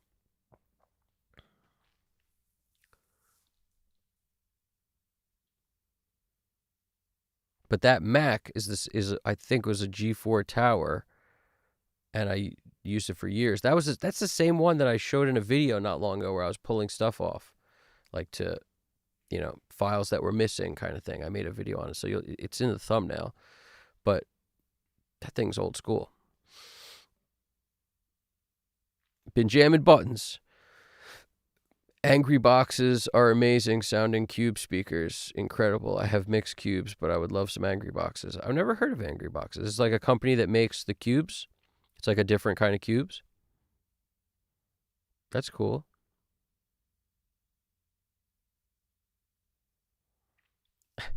Benjamin wrote, I hate that idea. I quit the trumpet and classical guitar to sample records. It's the essence. You used to play trumpet? Nice. So did I.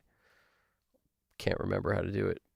Like, I pick it up now and it's just feels wrong. I don't remember anything. It's unfortunate, really. The embouchure or whatever, like the way you're supposed to, like, that I kind of remember, but I don't remember anything I learned about any of the freaking buttons or nothing, like what did what. I mean, I could probably try to figure it out, but I just don't have any recollection of it. I was such a young kid when I was messing with that thing.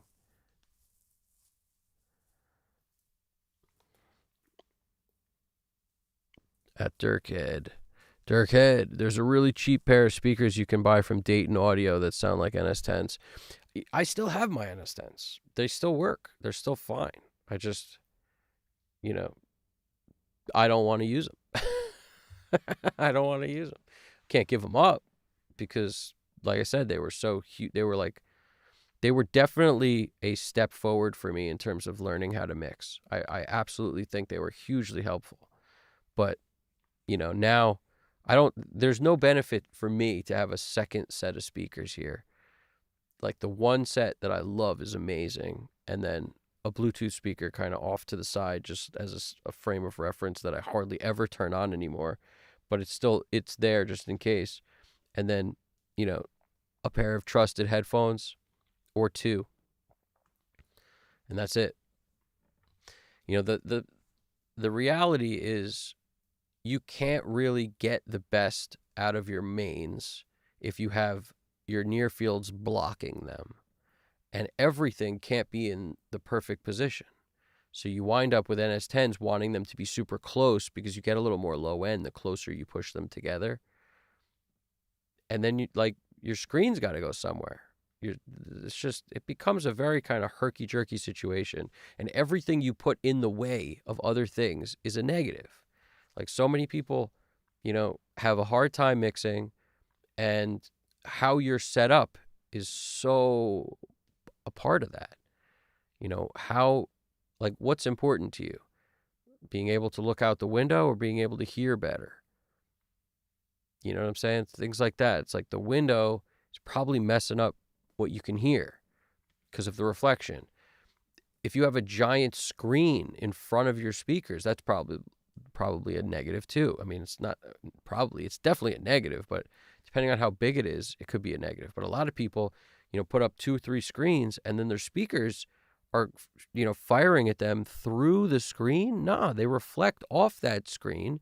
Sure, some makes it around it, but that screen is also damaging what you're hearing. So like the smaller the screen, the lower the profile of the screen, if it has to be in front of the speakers, hugely helpful.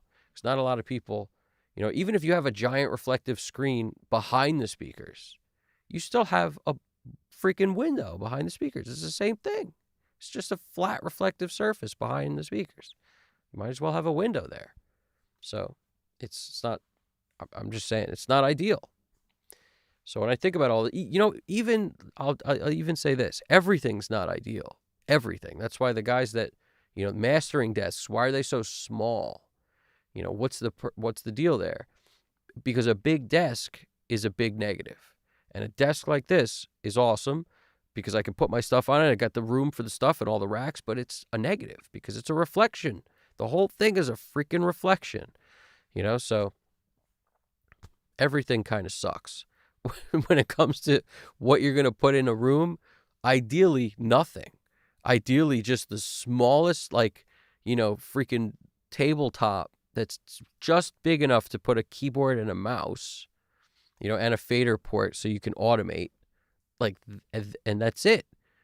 And a freaking little tiny screen that whatever you can get away with as small as possible down, like on an angle, kind of away, so that at least speakers coming at you have a clear path to you, and you don't have this flat reflection thing. Like that's why my screen is angled down and low, is just to get it out of the way. I think it's super helpful. I think every little bit helps more than people realize.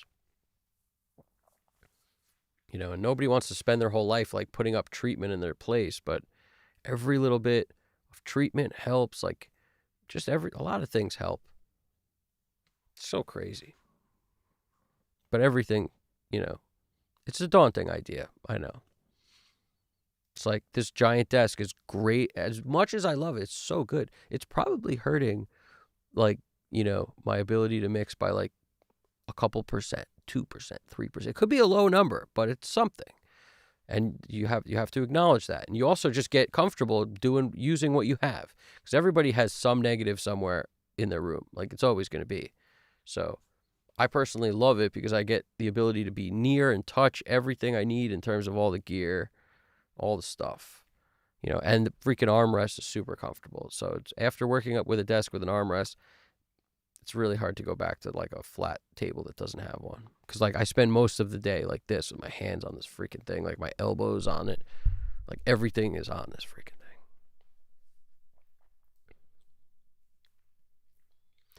What do we got here? We got been jamming buttons. Yeah, I think there's a Tantum Audio. Heard their speakers at GearFest. They sounded amazing. Tantum Audio. Their name is Tantum Audio. Cool. I'll check that out. I remember their valves, but lost their... Well, yeah. Yeah. That embouchure thing is its own thing. Like getting good at that. And then you've seen those videos with the guys who like mess up their whole thing because they're basically blowing the trumpet all wrong. So they got the air busting out of their side and stuff. It looked like a frog. It's scary, man. Scary. You'd be surprised, Dirkhead. They really don't. I don't think people pay a lot of money for NS10s. When I bought those things, they were already discontinued, technically, I think. I'm pretty sure. And they were very cheap. They weren't much. But they're great. They are great. Like they still work. The trick to making them work, by the way, because everyone who has them winds up like blowing them, and that's why they don't work, is because they mix on them too freaking loud. And you kind of have to understand what the bass is doing, but not if you have a sub. So if you use a sub and you just turn them down, you're doing well. Yeah. Yeah, nobody who has them gets rid of them because, like I said, they're too kind of important in everyone's journey, I think. It'd be crazy to get rid of them. They also don't sound anything like they're supposed to unless you power them, like, properly. Like, you need a really heavy-duty power amp. I bought the power amp I got because I read what CLA used for his, and that's the power amp I got because, you know, I figured he knew what he was talking about, and he definitely did, because that thing, like, they work better with, you know, a lot of power. It's just like all the, you know, the passive speakers, the ones Serbian uses and everything. You gotta, what were they called? The Proax. You got to power them with like a Bryston 3B or something, like whatever the heaviest duty power amp you can pretty much get is. It's very helpful. It just opens them up. You just don't get the same response without it. Alex Christoph says, after 2 weeks with these Atom Audio D3V1s, I can't find anything to complain about. That's awesome. That's awesome, man.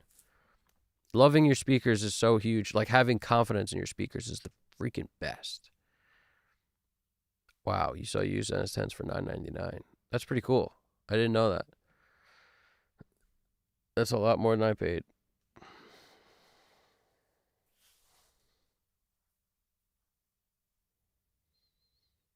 That's cool. This is we got this. We got this, guys. We're about to do the thing. I'm about to jump in. I'm jumping back and forth like crazy. So anybody has questions, throw it in the chat. Everybody's welcome to watch this mix as I bounce back and forth, answer questions. I love hearing what, different things, like the fact that Alex is using these Atom Audio speakers and loving them. That's awesome. Everything I just learned about a new set of cubes is kind of cool. I like the idea of cubes because any travel speakers are great. Like, I bought the IK Multimedia iLoud, like, minis or whatever they're called, that, like, those little things. They're really small. They're like the size of a phone in terms of height and, width also. Like, the height of a phone, the width of a phone, but, deeper, obviously.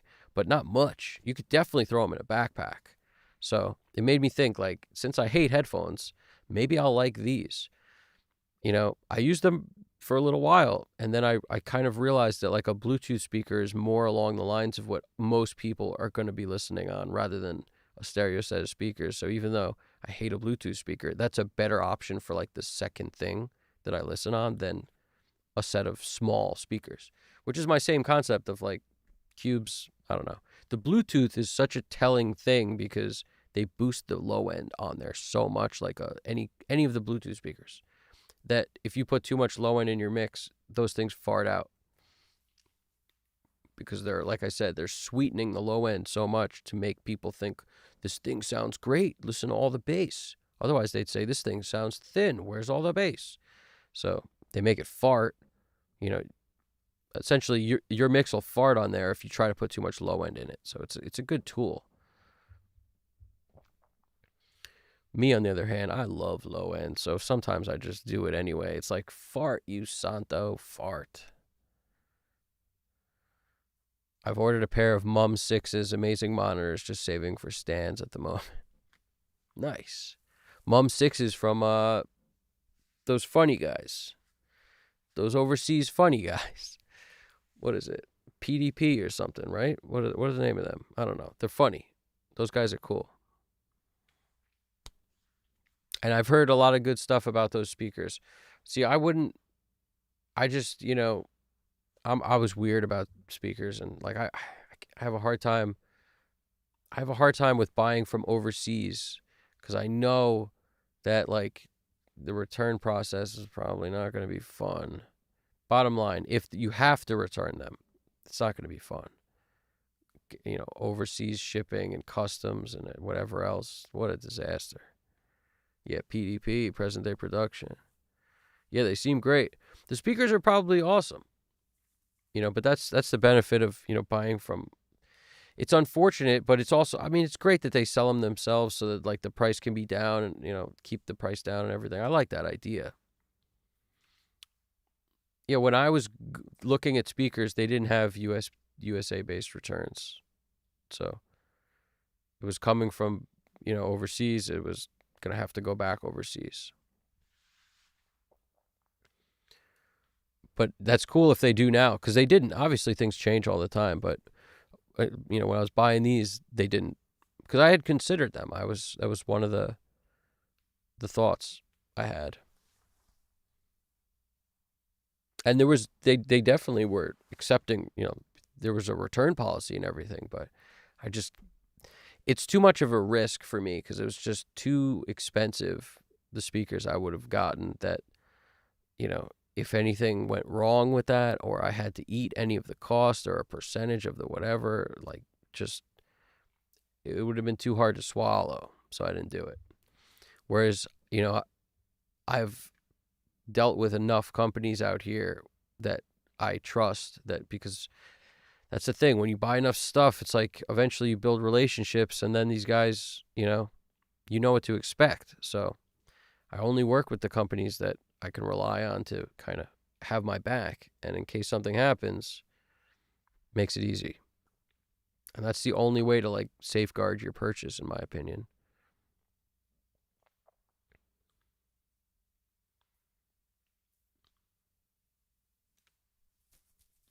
That's cool. Yeah, no, been jamming. If I feel like you're probably sending that message out to others, and that's cool. I'm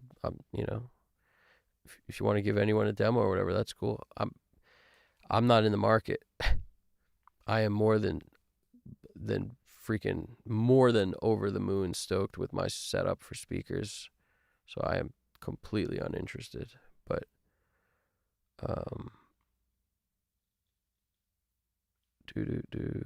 Dirkhead, I have a pair of earbuds I use to mix high gain guitar tones. I bet. They probably sound very mid-rangey.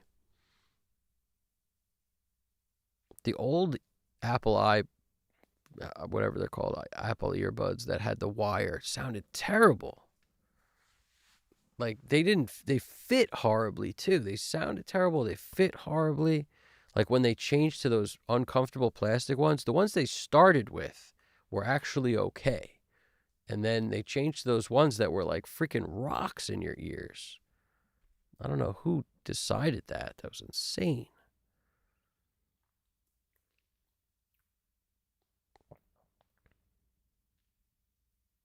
That's cool. They offer upgrades. It sounds like they're a solid company. Like, those guys seem smart, so I'm sure they come up with good ideas.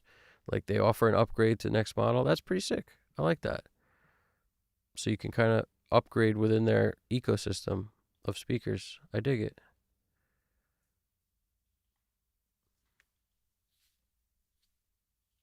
Yep. There's so monitors are so personal. Some people swear by Ex Machina. Some people swear by, those Amphions. Some people swear by the PMCs. So it's very, very personal choice. And there's a lot of great speakers out there. Those keys I tried sounded amazing, but some people swear by the Dutch and Dutch.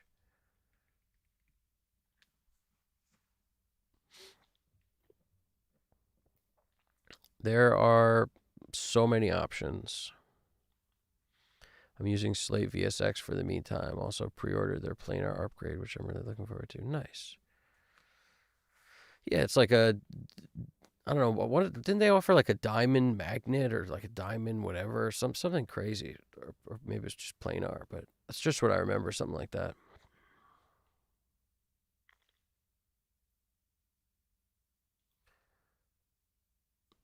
I don't know. I've heard decent things about VSX, those Slate things. I've heard some stuff about them that's like, people think they sound kind of like the actual speakers that they model in there. Some people think it does give them the vibe of, something similar that's like, oh, reminiscent of that speaker. So I've heard decent things. I've never tried them.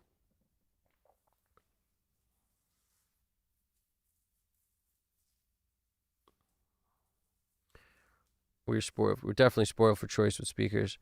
The base VSX are beryllium drivers, and the new ones are planar. Yeah, that makes sense. I just remember something about diamond somewhere, where there was like a choice for a diamond something. I think PDP offered that at one point, and maybe they stopped doing it.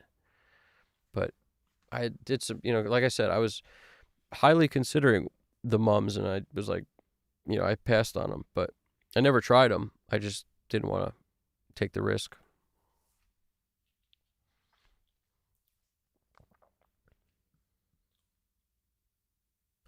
The base VSX are beryllium drivers, and the new ones are. Oh, that's interesting. So the VSX has the different drivers like that too. I'm telling you, PDP offered that too. They offered a diamond driver or something like that. So if you're considering those, you should check that out. They offered something different, like an upgrade.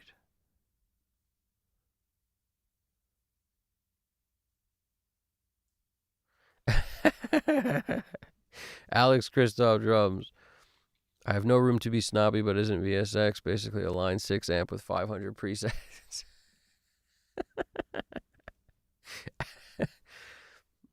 I don't know. I've never tried it. Been jamming buttons. Oh, yes, I think he made diamond drivers for the 10s. Yeah. Diamond drivers. Those things. Sounds insane. I was like, what are we mining over there? What do you mean diamond drivers? We're mining?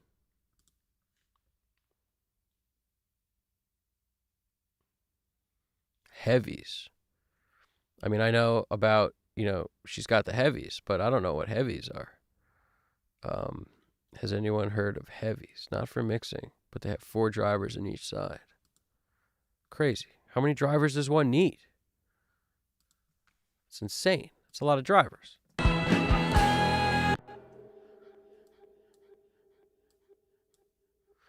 That's a lot of drivers. That's a lot of drivers. Driving is a lot.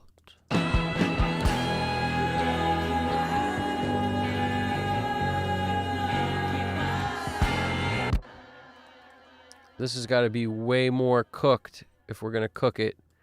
If we're going to put it all the way, like wet, basically, with that other vocal in the background, I had to go all the way with it. Let's hear it.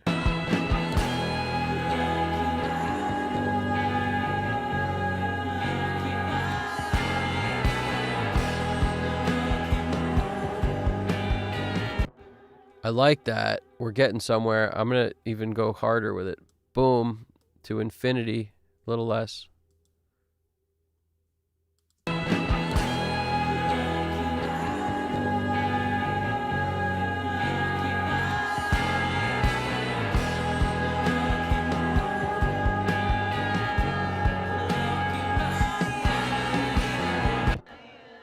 Makes that note sound like it's going on forever. It never ends, this note.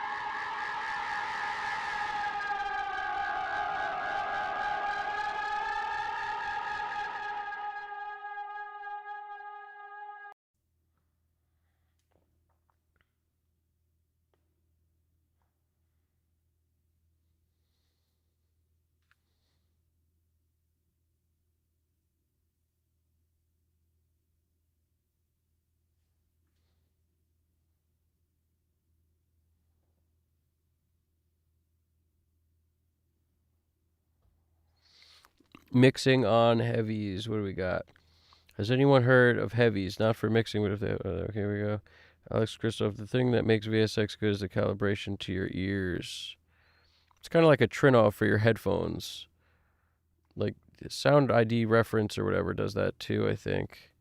That one I've tried. It was okay. I just can't mix in headphones, I think. Mixing on heavies will be bad because they're so scooped. Mix is still a little pink on the inside. Thank you. Yeah, we're still flavor towning. I heard heavies sound really good, but they're delicate and they can break easily. I've never heard of them. Heavies.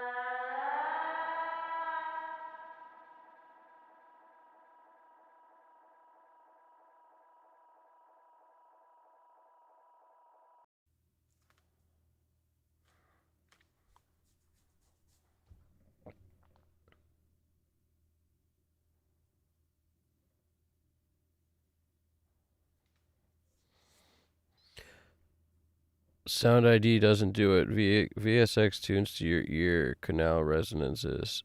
That is a cool feature. I would use it for that. Not the room simulation.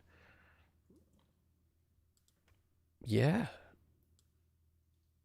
I I hear you.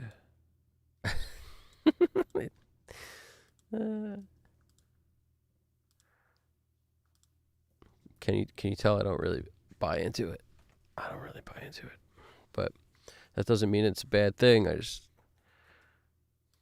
really buy into it. Never tried it though, so maybe I should try it. Maybe I should be more open-minded.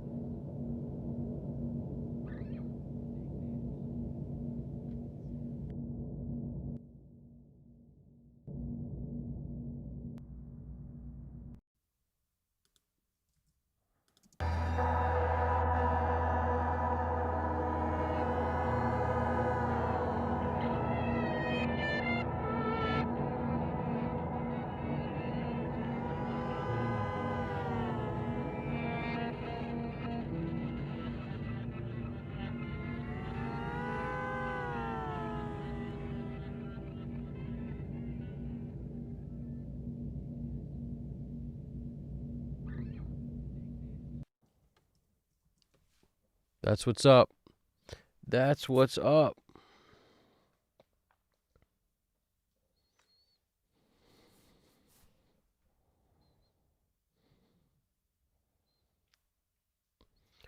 I probably would be surprised. Been jamming, saying a lot of big stuff's been mixed on those now.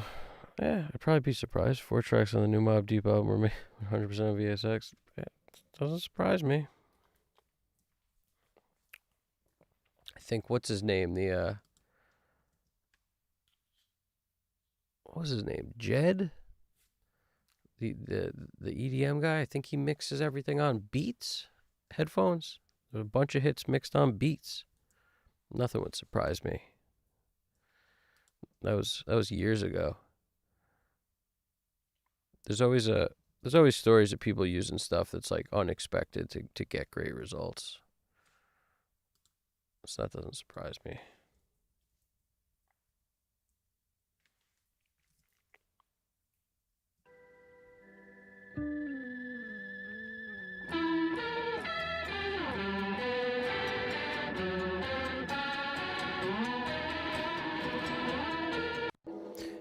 I think it's Zed, right? It's not Jed. It's Zed.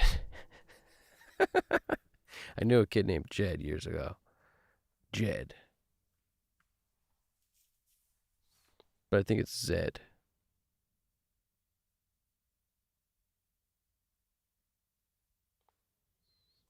Alex Christoph. I thought I was cool mixing on earbuds, thinking I was good enough. Those earbuds, there was a moment where everyone said we should use earbuds because everyone's listening on earbuds. Like every mixer said that, and then they immediately took it back when they tried to everybody knew going in, like, just because something might sound okay on an earbud doesn't it's not giving you the full picture. So you're never going to know what it really sounds like. You just know what it sounds like on an earbud. That's the problem. It's not just any earbud, just that earbud. So I don't know. That stuff never really works. It might work for somebody, don't get me wrong, but it just doesn't work for the majority of people. Because it's like it's a picture missing information. It's not like it's telling you only what you need to hear, because that's what people listen on. It's a picture missing information. It's like a picture with a bunch of holes in it. You can kind of make out what it is sometimes, but still, that's still what you're listening through. But when it comes to this stuff, that's different. I don't, as far as I'm concerned, if Andrew Sheps can work on 7506s, arguably a headphone that I could never work on when I try to mix, nothing surprises me that, like, maybe VSX works great for people. I don't know. Haven't tried it.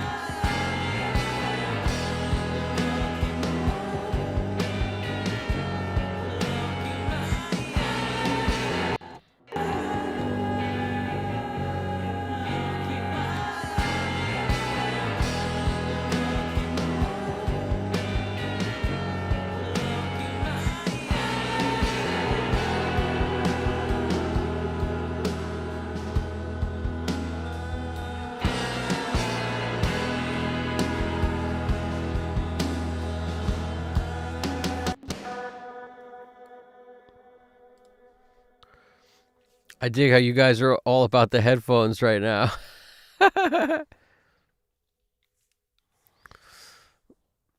And we got It's a Mean asking other questions. You use tonal balance control to see if your song is off balance. No. I mean, I just use my ears, dude.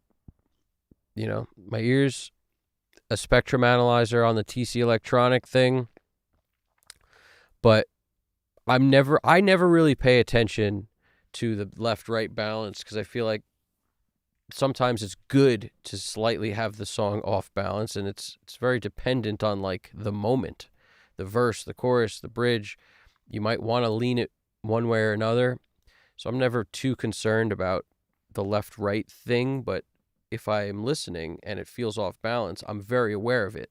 So it's like I put a lot of emphasis on making the song feel balanced from a left right standpoint, like what's coming out of the left side compared to the right. And that doesn't always mean if you put a guitar right, you need to put one left.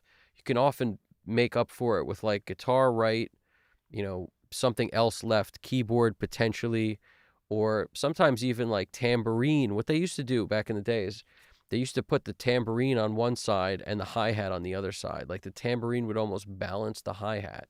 So as a concept, you could do that with pretty much anything. You could have a vocal on one side that's like a harmony and then a lead guitar part on the other side to balance it. Like it doesn't have to always be the same instrument, but always think of the song in terms of balance between the frequencies and the volume balance of all the instruments, right? So how much you can hear something compared to something else. You don't always have to hear everything in the mix either. Like some things are meant to be kind of below the radar.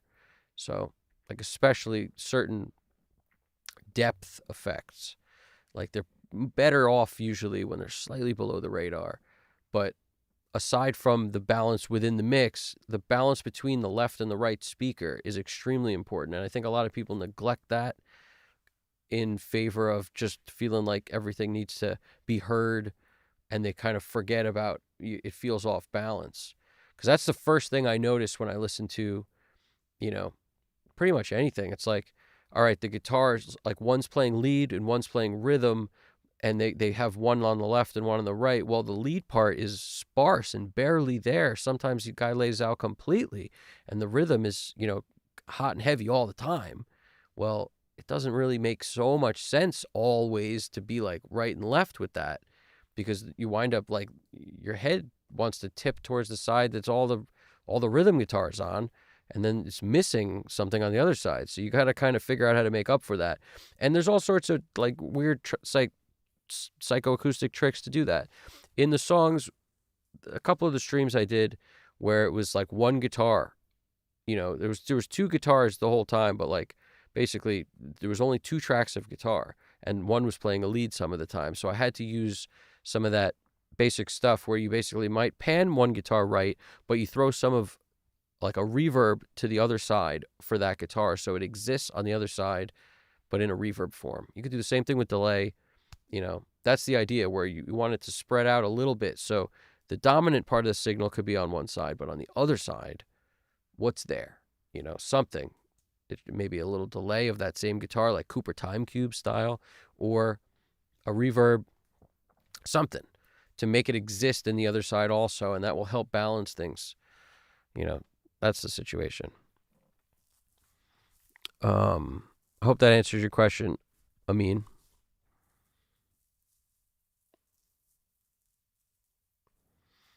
Wow, there's so much headphone talk going on, which is cool. There's a lot of it. There's a lot of it.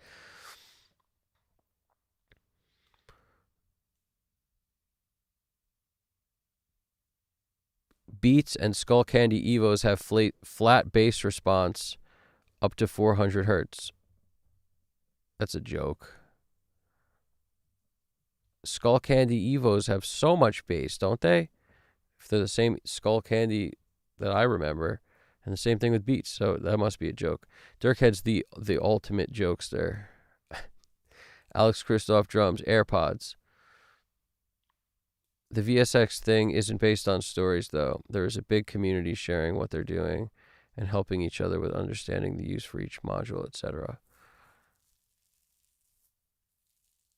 Cool. That's awesome. Slate's great at marketing. I'll tell you that much. It's one thing. Slate, Stephen Slate is great at marketing.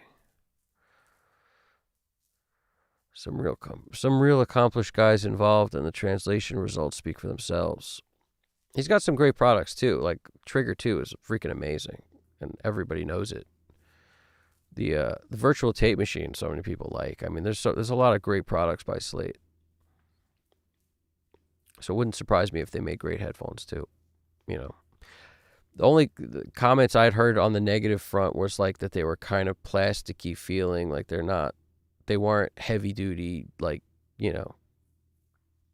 didn't feel like the cosmetic end of it was the only parts people really complained about. I've never really heard people say they don't sound good. I've never heard that, or they don't, do the job they're supposed to when it comes to different room emulations or something. I haven't heard that. I also don't know a ton of people who tried them, but I also don't seek out the information. So what do you want from me? Sorry about that. I think the people using the AirPods use Apple EarPod calibration, though. Probably. The main thing with VSX is the human linear headphone setting with the ear canal adjustment. That's interesting that they have that. Do you know what DV Skullcandy and consumer headphones peak at? That's interesting. Man, you got to put earplugs in, Alex. Christoph, drums, put earplugs in, man. Start wearing earplugs. But I hear you. If you do, that's unfortunate. That headphones are never loud enough for you. That's crazy. Pajama buttons. Most spend 95% on the linear balanced headphone setting with the personal. Interesting. Pajamin, that's interesting. Jerkhead, at Alex, what headphone amp are you using? It's like headphones balanced ears with turn off type concept. Totally. Skull Candy crushers can be heard in the next room. That's what I'm saying. Skull Candy makes some loud headphones. When I was on Ableton, I was rocking a pair of like the Skull Candy, buy at the gas station, $30-$40 headphones, and they were pretty good. I mean, in terms of bass, they weren't. I don't know how good they translated because nothing I mixed on them sounded any good, but that could have been a user error thing. This was, like I said, it was about 150 years ago when I used Ableton to use tonal balance control. We did that. Wow, 6-hour mark, huh? Wow. No headphone amp, just my phone. Nice. The headphone amp will drive the headphones harder. It'll give you a better picture of the speakers, like it'll give you a better picture of the headphones. Just like any power amp for your speakers is going to help those speakers. Same thing with headphones. A good headphone amp is always going to give you a better representation of those speakers. But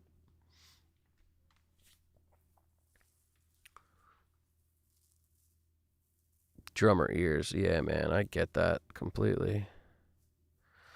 Dirkhead, you got hearing issues too. That's right. Yep, we all do, man. You should try Skull Candy Crushers. They're the loudest headphones I've ever listened to. They have haptic drivers, like wearing subwoofers on your head. Dirkhead, nice, man. You know all this stuff about Skull Candy stuff, huh? Custom. Dig your song. It's like Weezer meets the Beatles. Thank you, Dirkhead. I appreciate that. Honestly, the Weezer Blue album was a pretty life-changing experience for me the first time I heard it, and I don't think I stopped listening to that album for a long time when it first came out. I was like overwhelmed with how good I thought it sounded. Been jamming. Do you go further out the high frequency range, the element in, or do you push the mids wider than highs sometimes? Do you go further out the high frequency range, the element in? It depends. It depends, right? Like I had when I was using the Rupert Neve Designs jam, it basically it has the stereo field editor on it. So I would take the lows and kind of do a more like center the lows towards mono, not completely, but towards it, and take the highs out wider, and sometimes the high mids out wider. Sometimes even the low mids out wider. I mean, it was kind of a tool that seemed to really help certain things. But when I'm mixing in the box, I don't feel like it sounds necessarily like I use the widener tool here. What is it? This thing. I use this a lot. Where is it? Where'd I put it? Maybe I took it off the last mix because I didn't need it. So it's not here. Oh, the stereo imager. That's what it is. The Fusion's imager thing. But any imager will work, really, to turn on in the choruses to widen those out. So you've probably seen me do that before. And let's see how I have this thing set. So I have this thing set to kind of, everything 280. It's sort of focused around the 280 zone and up. So, low mids and up. But for a chorus widening thing, I find it's really kind of helpful to not, like, you can't widen from the lowest point. So you got to pick something. And as far as I'm concerned, like, where the guitars start is kind of where I want to start widening, not just the top part of it. So, I feel like where my guitar is really focused around 200-ish, 250, 260, 280. It's a good zone to, like, start cranking for the width. But I don't know. I tell you the truth, I experiment with different imagers a lot, and mostly just like the stock one built in. I had tried the Ozone one a few times. This one I like, but it's like I've tried the Capital Chambers, EQ thing on mid-side, and I don't know. Sometimes mid-side kind of rubs me the wrong way. Sometimes it rubs me the wrong way. That's the truth. So I have a tendency in the box to kind of avoid all those like little extra things I used to throw in when I was mixing hybrid. I feel like sometimes it's not always, it's like in the box, you're just trying to get out clean. And the more I would mess with that stuff, I'd feel like, I don't think this is really helping the way it was helping in the other world. This is like a different world. And it feels like I'm losing stuff by messing with mid-side too much to me. When I did do it, I would do it on like a Brainworks plugin sometimes with the mono maker, and then maybe push some stuff out the sides, 5, 6, 8K or something. Sort of no rhyme or reason, just feeling like I need to feel more width out of this, in the core, but usually automated, not usually static, but sometimes the Master Desk plugin, especially like the width on those Brainworks, like Master Desk and the Brainworks like V3 EQ thing, that thing, like I could pull these up, this thing, what is it? Not that thing. What is it called? What is it? It's like the V3 EQ or something. Wasn't the but the BX Subsynth was actually that other thing that I use instead of the Voice of God plugin. Sometimes I've mentioned this before, but I couldn't remember the name. This is it. The red thing. Gotta love this. It allows you to just dial so much in. Very similar to the subharmonic synthesizer thing. But I wouldn't put this on my mix bus. It's just, I just finally remembered the name of it, so I wanted to share that. But it was a stereo plugin. It's like the Brainworks. Maybe I have the UAD version, and that's why it's not coming up. Yeah, this thing. The Digital V3. This deal. And the Master Desk is the other one. But this thing right here. You've seen this on I've seen it. I don't know if you have, but a lot of guys use this because it's just so nice to, you got your mono maker. You also got your ability to kind of deal with mid-side if you want in your own way. And the stereo width that's built into this is super nice.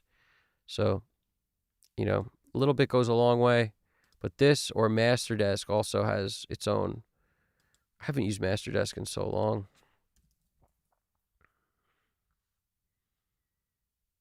Which one do I have?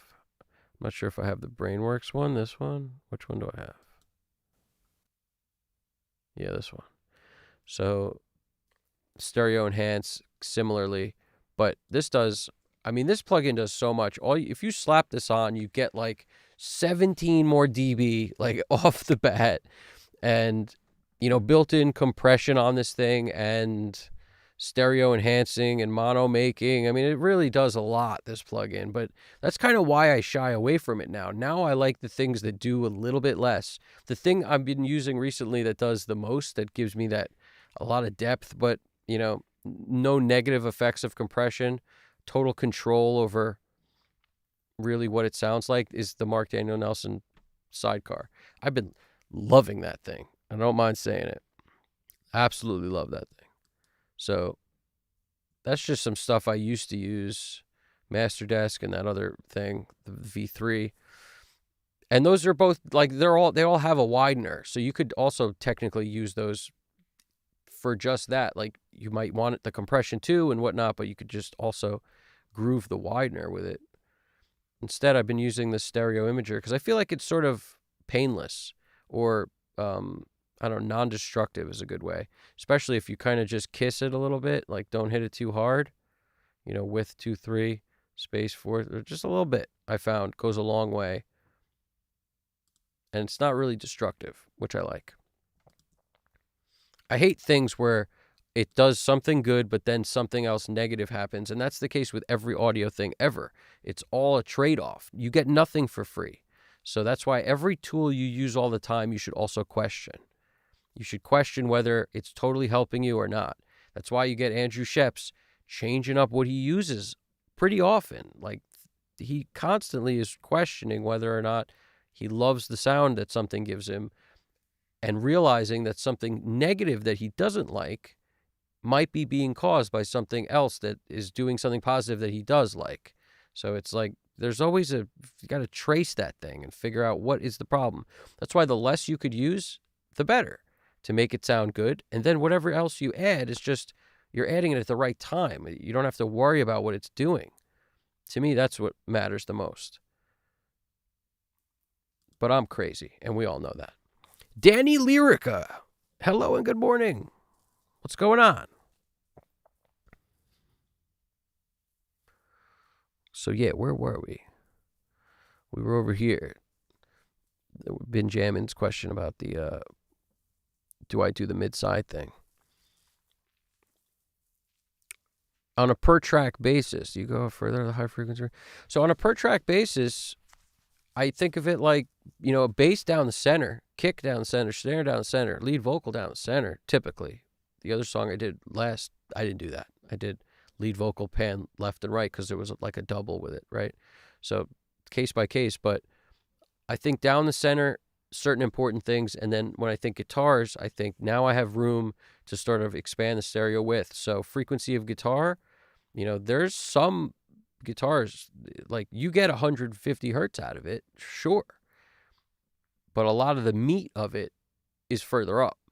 The low end of it's down there, but when I think about getting the guitars out wide, I'm really talking about let the bass live in the middle, push the low mids of the guitars and all that, just kind of get it out wide. So I'm panning guitars sometimes hard left, like 100 pan left, 100 pan right, focusing on how much on each speaker. So the weight of each speaker, left and right, important. And then sometimes I'm going like 25 one way, 25 the other way, with two different guitar performances to just clear the center up for the vocal.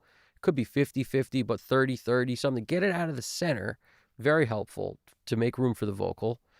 Unless you're going for like power, especially in a song where the vocal may drop out and you want like a chorus riff to kick in super hard. That's where you get the Barisi trick. Left, right guitars, and then like a meat one, just the guts of it up the center to give it like extreme punch. I think he calls it like the enforcer guitar or something, but he always has an extra one going down the center when he wants extra power out of the center. But it can step on the vocal, so you got to be delicate with it in terms of the balance between the vocal and that guitar. I wouldn't do anything crazy like side chain it to the guitar so it ducks out of the way when the vocal's there, and I wouldn't do anything like that. I would just put the volume in the right place. I reach for stuff like that as last resorts when other things don't work, like just volume balance.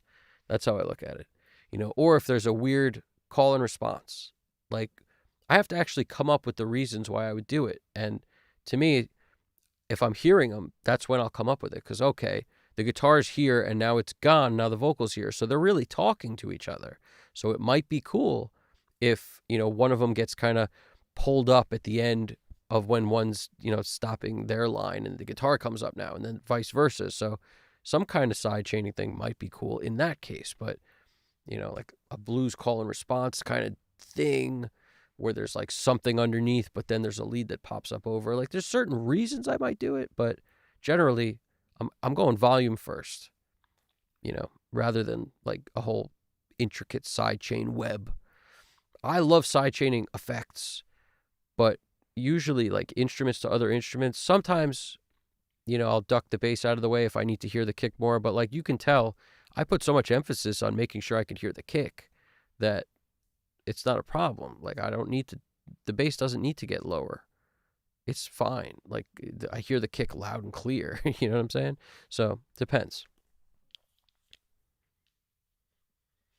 I think you should reach for stuff like that when you're having an issue. Like you don't need to duck the guitars out of the way for the snare unless, you can't hear the snare. Then you would duck the guitars out of the way for the snare, or vice versa. If the snare's, but that doesn't even make sense. Like why would the snare be taking away from the guitar when the snare is brief? It's pop, and the guitar is probably not pop. But if it is, if it's like super staccato with the snare and you want to hear more guitar, then maybe it makes sense. But I would first look to volume, that kind of thing.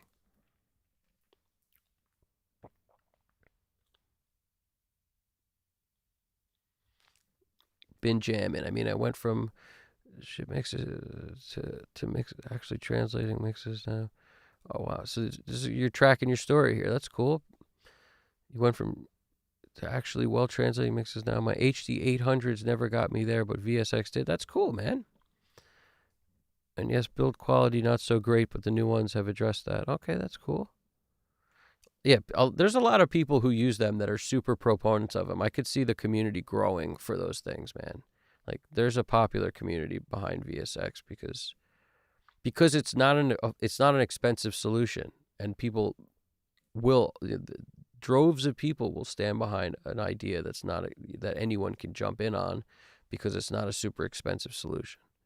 I mean, they're not cheap, but at the same time, there's plenty of headphones that are way more expensive. So the idea that you get maybe more than just a set of headphones with one sound on it, the way that the manufacturer intended them to sound, and this is like more of a futuristic modern approach, that's going to appeal to a lot of people who like futuristic modern stuff. I could see that. Some technology's great. New ones got nice wood and metal build. Nice. I didn't know that. I didn't know they had wood and metal and stuff. That's cool. Alex Christoph saying, I just started using earplugs this year. I've been drumming to it. Oh man, you got to do it, dude. It sucks. Trust me, I know the feeling. I used to have ringing from the drummer, like, in practice next to me. And I was like, this is too crazy. We can't do this. We were in a fairly large basement practicing.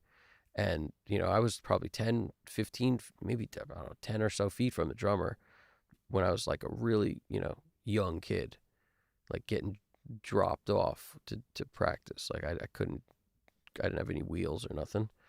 And I remember being like, my ears hurt. I noticed it like young, like middle school. I noticed it. Selectable bands, huh? Width and depth. Yes, with selectable bands, width and depth. Well, I mean panning also, not just stereo widening, but when it comes to your panning decisions. Yeah, 100%. I definitely, I just addressed that, but that's funny. I guess I read your comment and then read it again. Dirkhead. I've been doing a lot of research on headphones and mixing because I don't have a lot of money, but I want good headphones to mix on. Yeah, I hear that. VOG is good. I use it a lot. Been meaning to pick up the Brainworks red one. I got that as an alternative because I felt like R-Base is one flavor and it's cool, but it was like I was getting a little tired of the R-Base flavor. So I went to the VOG and I started loving it. And then I was like, this is kind of a one-trick, two-trick pony or whatever. And I was like, it's pretty cool too, but what can I get more control over? And then I saw that Subsynth thing and I was like, all right, this is the thing because it has way more decision-making power in a way with what you can do with it.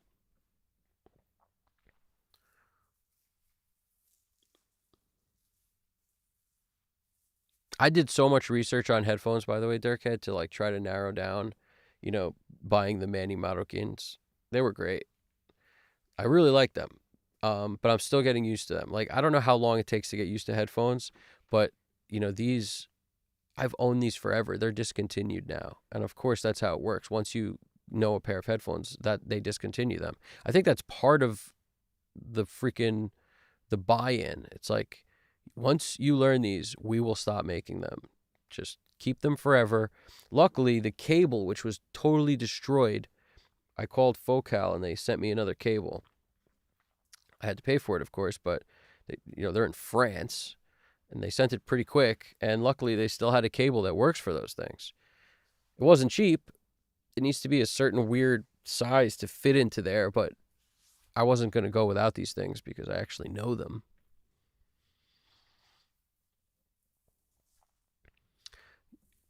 Use elliptical filter for monomatic. I use elliptical filter. I never heard of elliptical filter. Huh. Never heard of that one. Hope all is well, Danny. It's 9:47. The snow is coming down hard right now. I got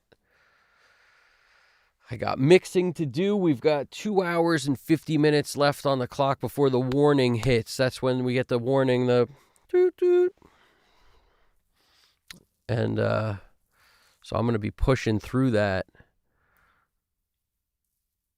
I'm not a fan of ducking. I'm with you on that. Not a fan of ducking either, man. Ducking goose, man. Not a fan, dude. Oh, wow. The new pair is $8.99.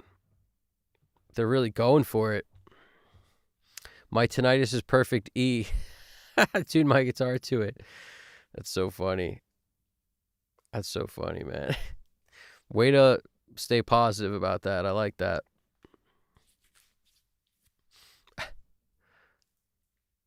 Alex, that's hilarious, man. I like that. I was hoping I could figure out how to get my tinnitus to work for me, but I never really took the time to figure out what note it was. I figure anytime I focus on it, it makes it worse. So I just try not to focus on it. It's raining over there. It's snowing over here. Elliptic filter? Never tried that. I never tried that one either. Elliptic filter? What is that? I assume it's an ellipsis. It's a filter shaped like an ellipsis, probably, but I don't know. I have any idea what that is. I have no idea what that is. That's pretty cool, man. I should try to do that. Just as you said that, I tried to focus on the tinnitus to hear it, the note, and that's when it's the worst. As soon as I get it, like go into my own head and like zoom in to focus on that, it's really kind of annoying. So I try not to do it.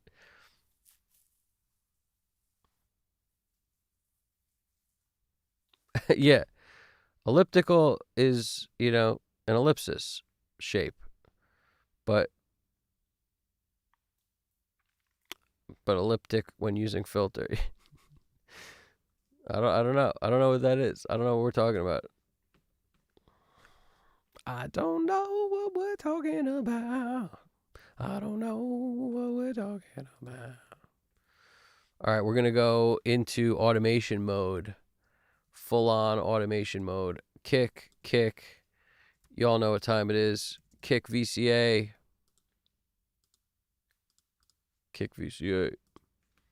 snare, snare, 2 snares, 3 snares, snare VCA,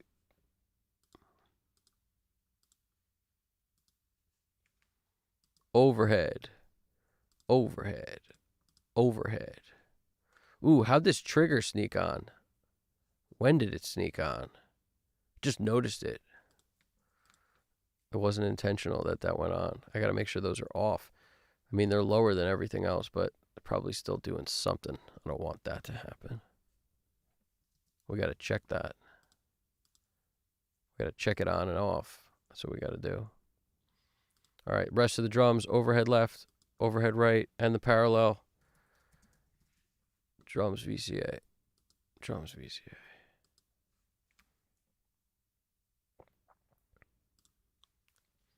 Bass all day, all through here. Bass, bass, bass.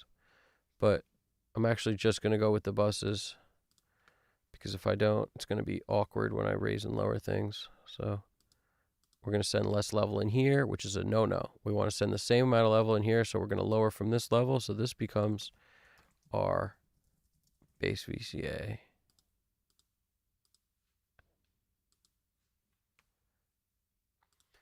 Now, the answer is, what else do we do?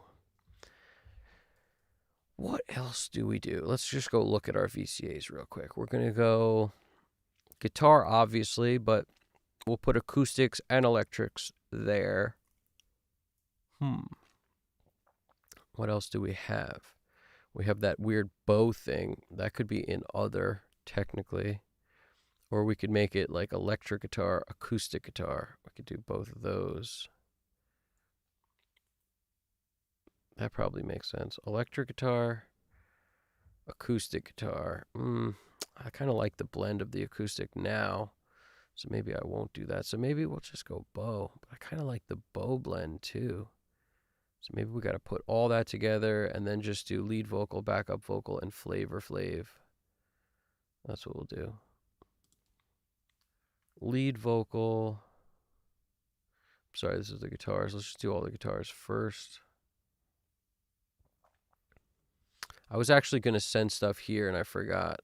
I might do it now. Let's just run it now. 7/8. So I'm basically going to send just these leads, like all of them, to this reverb thing. We'll see if it can handle all those without bugging out. By sounding crazy, I mean.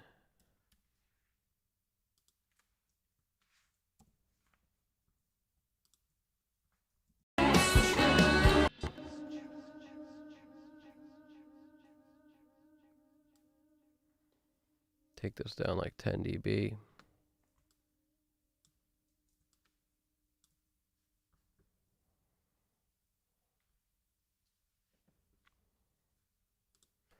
Follow main pan is on. Follow main pan is on. Follow main pan is on. Follow main pan is on. Follow main pan is on. Follow main pan is on. Follow main pan is on. Follow main pan is on. Okay, now what else are we gonna do? We are gonna just do that. Let's hear that real quick from a spot that's not so blaringly loud.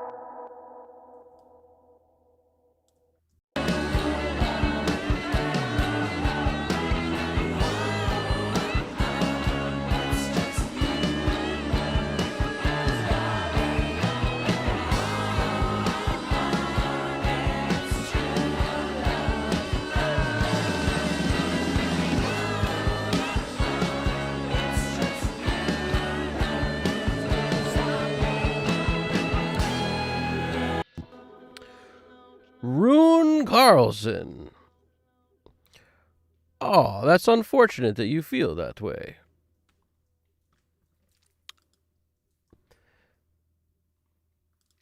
Do, do, do.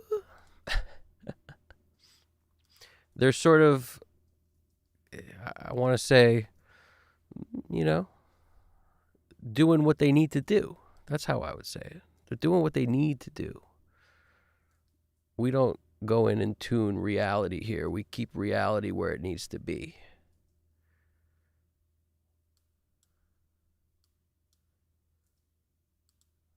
If it was bothering me, I would change it. It's not bothering me, though, so I'm not going to change it.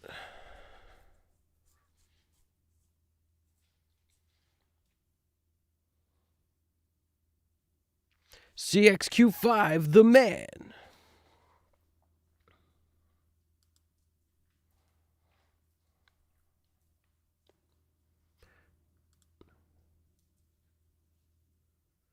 Spooky Verb is right.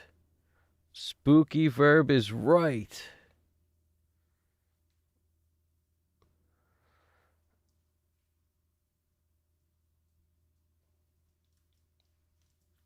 Spooky Verb should be the name of this tune. Spooky Verb. We got all sorts of Spooky Verb on the vocals and on the guitars.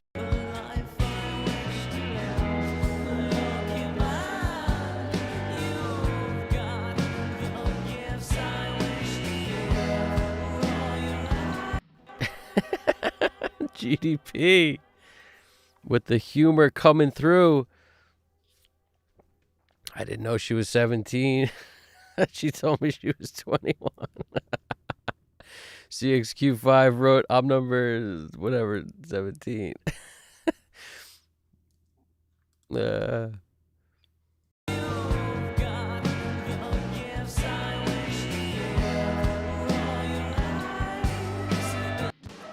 When I read that at first, I thought it said that you are 17. I thought it was somebody commenting what their age was. I was like, that's weird.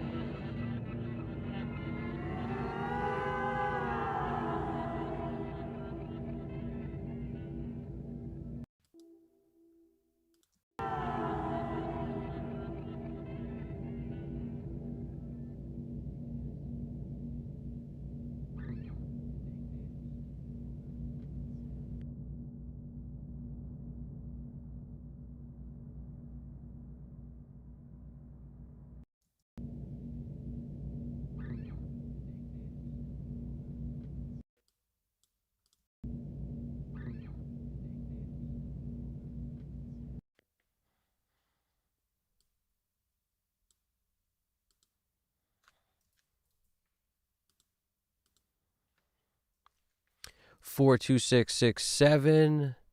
Uh-oh. I didn't mean to say that. We're done, GDP. We're cooked. We're cooked.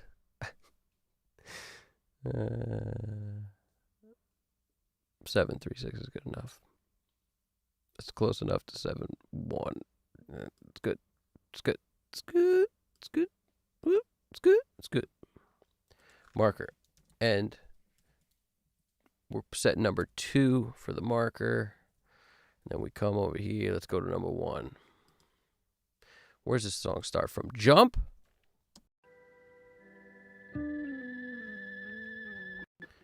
Yes.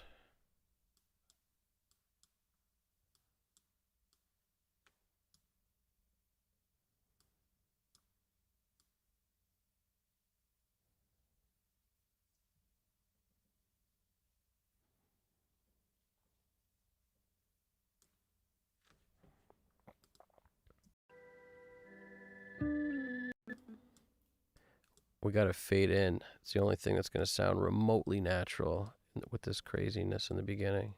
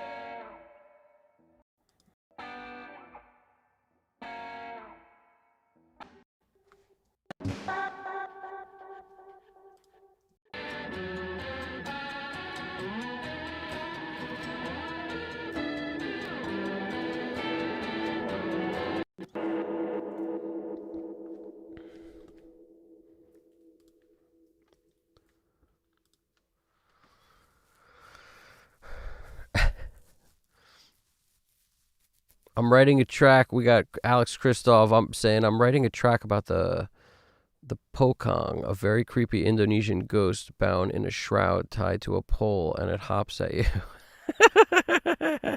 Perfect.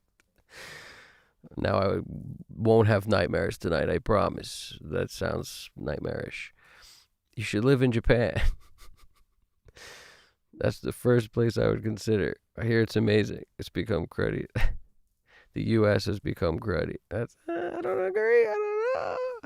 I mean, I definitely want to live in, Japan for a little, though.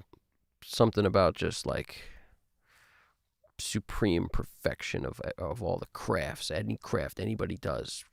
Perfection. I love that.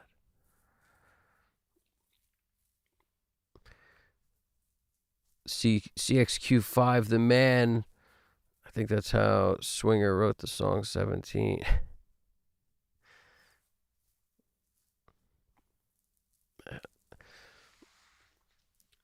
Dude, it is snowing so crazy right now. Every time I take a look, it's like, man. It's actually coming down now, so I don't know. These guys may have been wrong on the predictability of the freaking depth of this stuff. We'll see.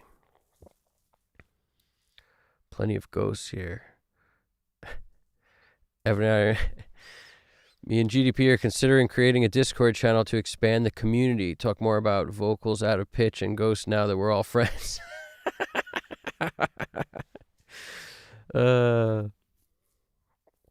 It's not that dude's fault, or whatever, Rune Carlson, whatever. It's not his fault. It's people get like they think everything needs to be auto-tuned or it's not good or it's just ridiculous. Music was so much better before auto-tune was the mainstream thing. So much better. Just like we talked about earlier with freaking all those bands that were arguably out of pitch a lot of the time. As far as I'm concerned, all that stuff's amazing to listen to. It's only like, I don't know if it's the younger generation or maybe that dude's 150 years old and it's not that. It could just be that, he's the perfect singer or something. So he's very, he felt the need to point out there's a freaking, you have a stain on your blouse kind of thing, but whatever. As if that dude's blouse isn't stained. That's all I'm saying. Like, it's probably stained. So, point is, this kind of thing is it's so up for opinion whether you like a vocal or not, that it's so kind of irrelevant what people think about other people's vocals in general. It's not even vocals. It's like every instrument that anyone plays. It's like, you'll get someone and they'll be like, man, that guitar is singing. I love it. And then there'll be someone like, man, there's 12-year-olds in all, in freaking Zimbabwe who can play that stuff, man. It's like, what are you talking about, dude? It's not good. It's like, so funny. Opinions are funny, But, are there plenty of ghosts over there? Like, if there are ghosts in Japan, I thought I just had to worry about Godzilla and freaking tsunamis and earthquakes. I didn't know there were ghosts and, like, hobgoblins or whatever we got to worry about, too. That'd be insane.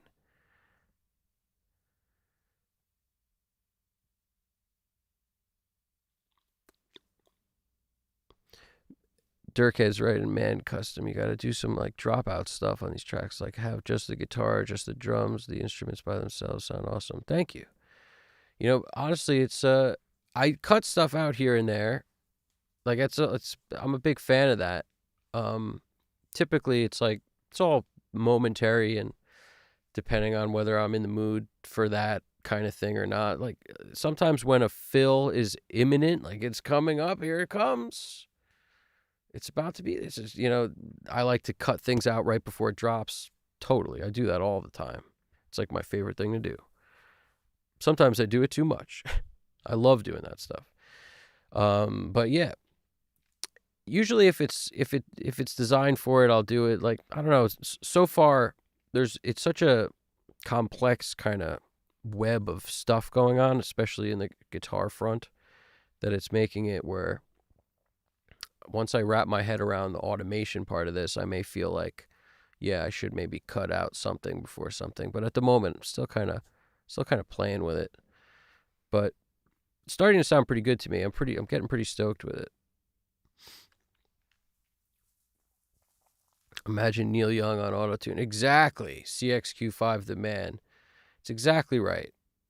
Imagine any of like I feel like 5 out of the 10 bands that I was listening to at any given time in the 90s were not auto-tuned, and the pitch was questionable a lot of the time, but also it didn't matter at all, so there's plenty of freaking amazing singers who just, their emotion comes through, and the way they bend in and out of notes is amazing. And I'm not saying that's necessarily what's going on right now or anything. I'm just saying it's like, it's exactly like the thing we were talking about the other day when somebody brought up, I forget who brought it up, but it might have, was it Alex Kristoff or maybe it was Braxel?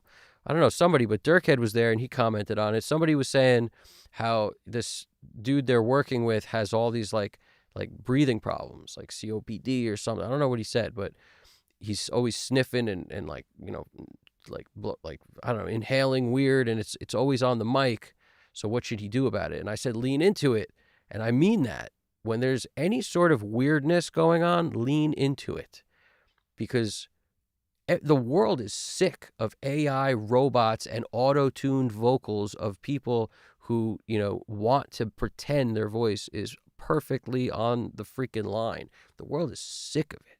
So as far as I'm concerned, the more real it can be, the better. And that means lean into whatever weirdness you get. Any weirdness that comes across the freaking DAW should stay, as far as I'm concerned. The weirder, the better. So when you get like that guy with his vocals all crazy, it made me think of Michael Jackson. Picture Michael Jackson saying, like between his, like, you know, he's all this, like, I know that's the craziest impression ever, but like the breathing with the nut, like the way he would do that rhythmic inhaling in and out. Imagine if an engineer was dumb enough, you know, to listen to somebody who was sitting in the freaking control room going like, you know, that's so weird. What's that vocal stuff he does? Like, why can't he just sing? Can't he remove all that breathing stuff?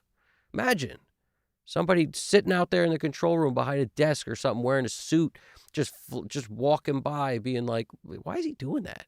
Can we get him to stop doing that?" That would have like ruined his whole persona. And he's so good. His voice is so good. Everything he does breath-wise is so on beat. Who cares what he does? Just imagine that. Imagine all the people. Hell yeah. Maybe that was Danny. I don't know who was talking about that, but I hope they solved their issue, because they were going to talk to the dude about it. And I hope that dude, you know, took it well. But the bottom line is, you know, if that's how he sounds, that's part of how he sounds. You know, Biggie sounded crazy on the mic. Like, I mean, I thought you know, he had like, he had like a lisp thing going on. It just sounded crazy, but he was such a good rapper. Nobody cares. It's just so funny. Like all the little cosmetic things, you know, and arguably some of pitch is that. It's like cosmetic in a way. It doesn't have to be perfect. Embrace it. Absolutely. Danny, absolutely. It was Braxel. Okay. I knew it was somebody who is, you know, somebody I like a lot. Braxel comes through. He was talking about it, and I felt like I wanted him to win that battle, because I know that feeling of people like wanting stupid perfection for no reason. You know, I can't tell you how many times auto-tune definitely at least removes 10 or 20% of emotion at the very least, and at the most it's more like 50 or 70 or 80%. That's why if I can help it, I avoid it. If it hurts me that something is bugging, I'll change it, because that's really what this is. It's, you know, our tastes are developed, and that contributes to what moves we make. You know, somebody who has the taste of only listening to stuff that's auto-tuned is obviously going to be partial to only freaking listening to robots. But that doesn't make it good to me, so it's not the decision I would make. But when it comes to stuff like, you know, rock, when it comes to jazz, when it comes to blues, when it comes to any of this, there's so much room for personality, so much room for interpretation of what should be happening. So, I don't know. I feel like embrace it. That was, dude, that was me for 2 months straight last month. Yeah. Embracing stuff. I think if you had the gloves and the hat, I would have thought it was Michael Jackson. Right. It wasn't my best impression there, but I'm a huge MJ fan. I love, like, you know, I mean, what's the favorite song? I don't know. There's a lot of favorite songs, but I actually really loved Alien Ant Farm's their cover of Smooth Criminal also. The album that was on, like, Alien Ant Farm is slept on. That dude's voice was cool. Very cool voice. Man, some of that stuff in like late 90s, or some of the early 2000s stuff's good too. There's some stuff I can't stand. Once you started to be able to notice the auto-tune in the music, especially on rock stuff, it was so apparent to me that it was terrible. Like, I hated it. Like, I hate the sound. I don't want to say a specific band name here, but 2000 era, 2000s era, picture some rock bands that were like heavily auto-tuned. That's scary to me. It doesn't sound good. I don't like it. I'd rather it be raw and real the way like rock is supposed to be, as far as I'm concerned. If you're going to use auto-tune as an effect, use it like a talk box. It's an effect. It's meant to sound freaking robotic, and then turn it off. It's an effect. Don't keep it on all the time. Of course, it's genre dependent too, man. So people who love a certain genre, I can understand it maybe, but it is what it is. There's, I made the mistake years ago. This one specific artist, he was sending me his stuff to mix, and I basically asked him to send the stuff with no effects on it. But the mistake I made was I should have said no effects on it, but leave the tuning on if you want your vocal tuned, because every tuner has a different flavor. They all sound a little different. They all like attack and address the notes differently. Some are more natural than others. And it's very, like, when people get accustomed to what their voice sounds like with that thing on it, it's just like a freaking guitar pedal or a specific guitar amp. Or a specific snare drum. Like, it's a specific sound that trying to get that somehow, just to like dial it in without, having that exact thing is very difficult. You can get close, but you're not going to be able to match what that signature is. So it's the same reason why so many people like love the Black Beauty snare or whatever, because like you could get close with other snares, but like that snare had a flavor, and it's just like that same thing with tuning. So when people want tuned because they're used to it and they know what their voice sounds like, you'd be out of your mind to get that vocal with no tuning on it and expect to make them happy with you tuning it.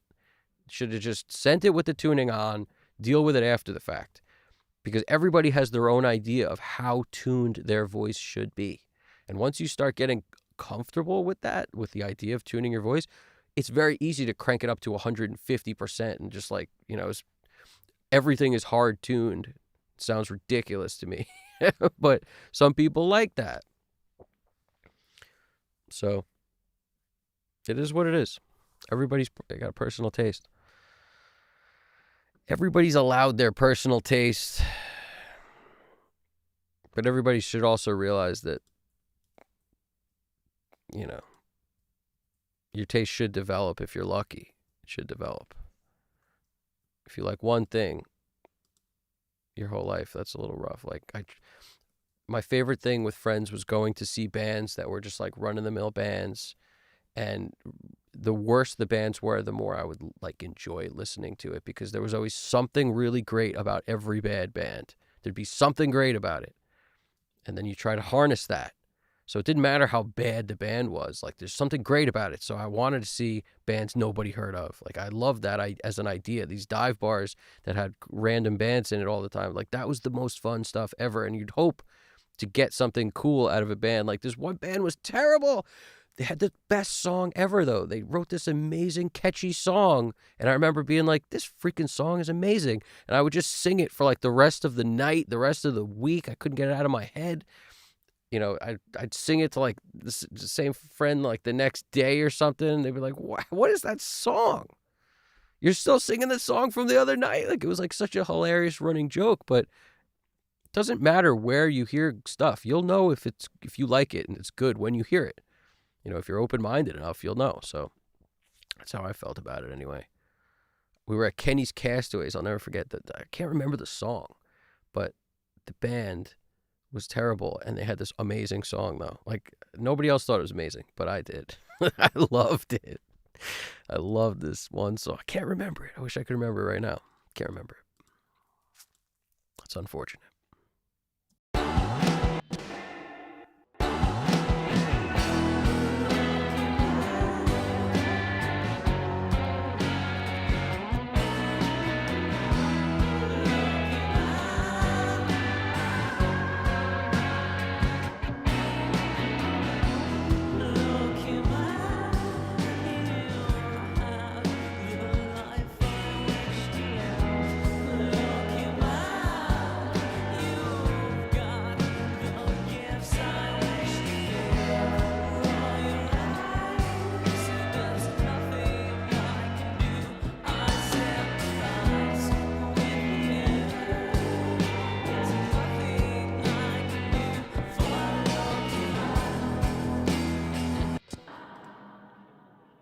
It sounds like a slide guitar, some of these flavor things we did, which is pretty cool.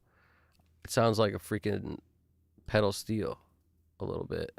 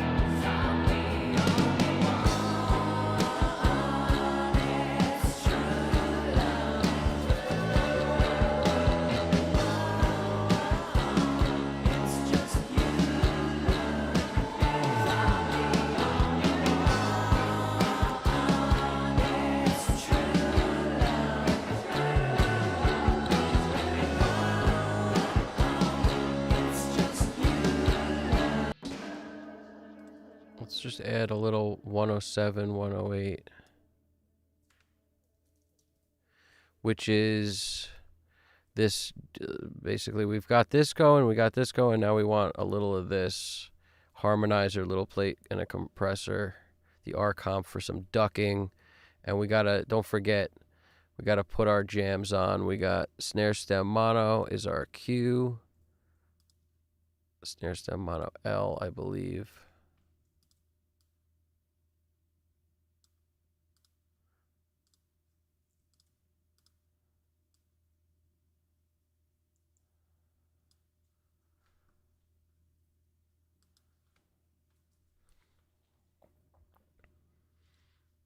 What was it again? Snare stem mono L. That's the key. So I'm just copying that to throw that in here.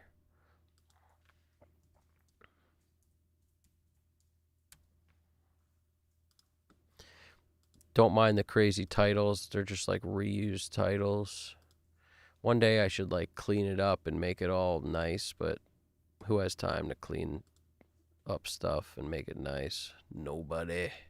Nobody knows the trouble I see. We need a metal version of that. Nobody knows the sorrow and pain.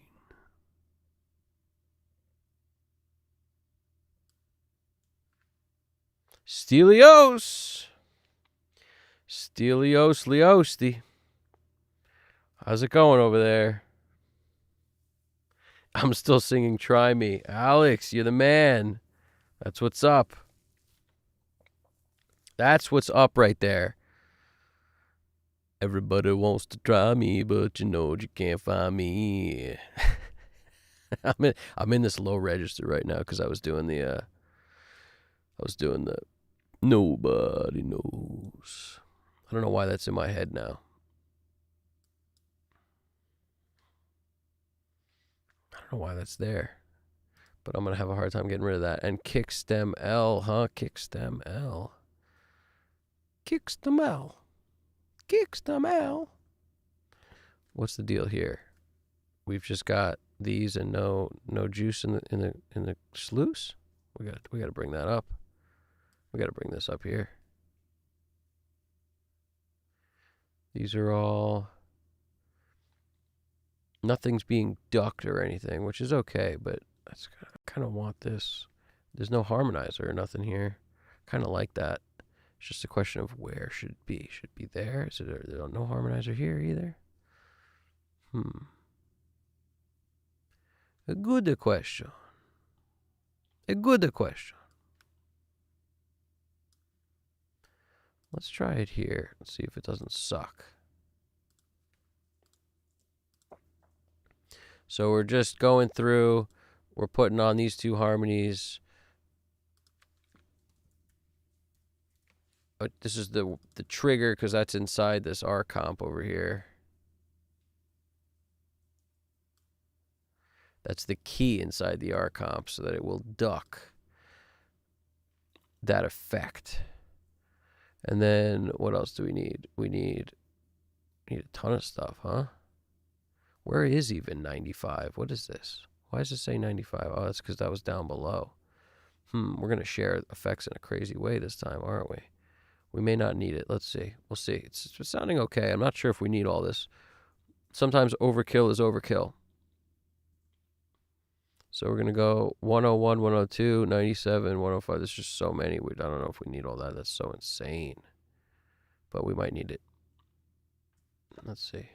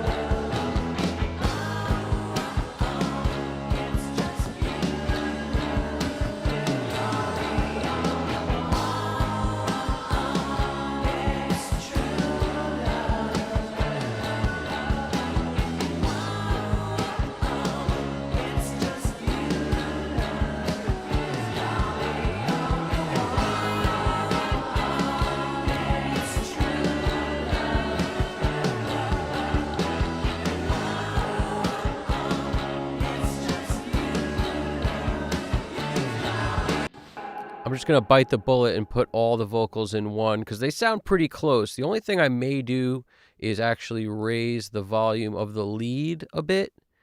This one, I'll turn this up a bunch, like maybe 3 dB, because it's pretty buried. We'll see.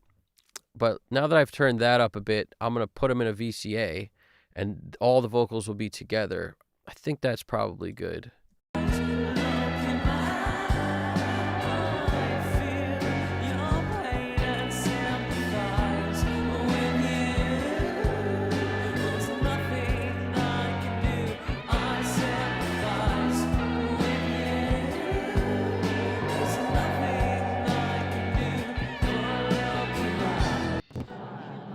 Now at least when I automate, all the vocals will come up, which I think will probably be better. You know, it's like the blend was really good, and that was -7.5. So I'm always like looking at the volume to remember what it was, just in case I need to get back there. And since I move in 0.8s, it's super easy to kind of get back to where it was. What I could tell you is if I go from here, I think I'm going to do that and see how it goes at least. Let's just go Voc VCA. Because when you break the vocals in a lead and background for your automation, sometimes it's helpful to make the leads stand and pop out of the rest. But when you want the harmonies in the blend, it's not beneficial. It'll just be harder to automate. And then you'll lose the blend and your lead will be loud. You'll have to make the backup kind of ride with it. So like the automation runs it's so different every song. Like I'll manipulate whether I want a lead or not, or just keep all the vocals together and all the effects, obviously. Otherwise, when you move one, you change all those too. So, and now all the guitars, I'm going to go with a similar route. Just all the guitars. The only thing I may separate out is this one, just this bow thing.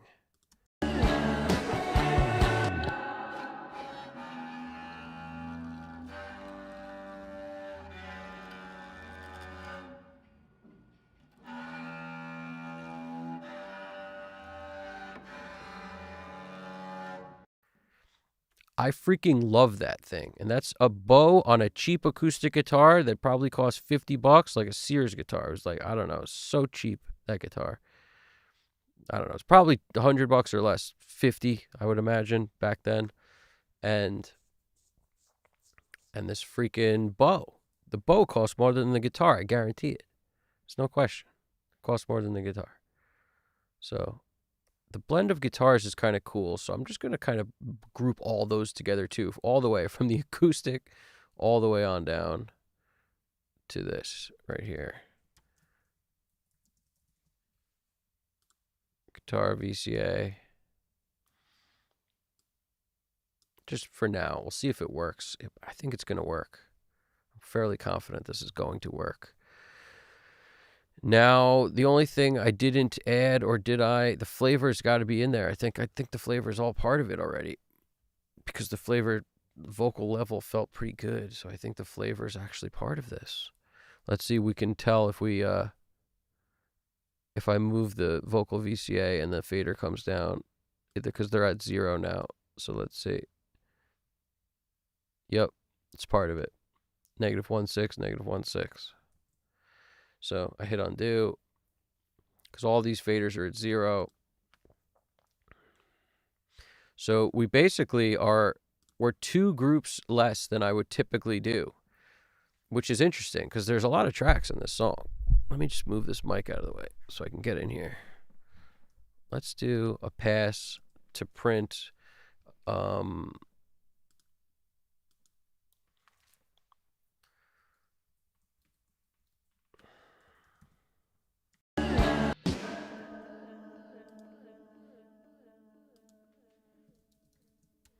It's easy to start from 0 because it's a fade in from nothing. So that works.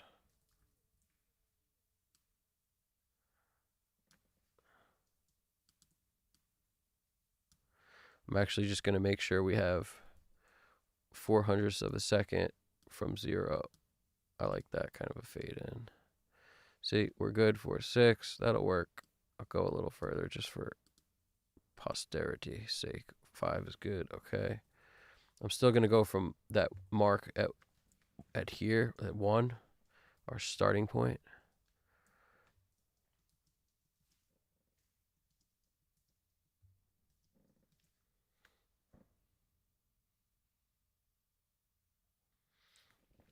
Alex, you're out of here?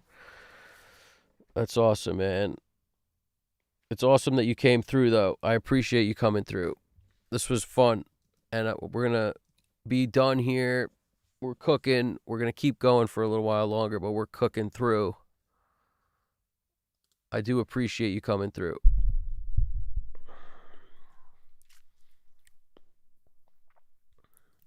So let's run one pass of automation before I even do anything else.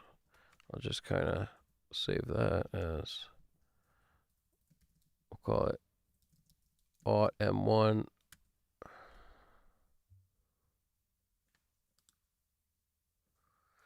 Let's see if we can get it done on so much less automation. It should be super easy to do. If you're satisfied with your balance, there's no reason why you really can't do that. So let's see.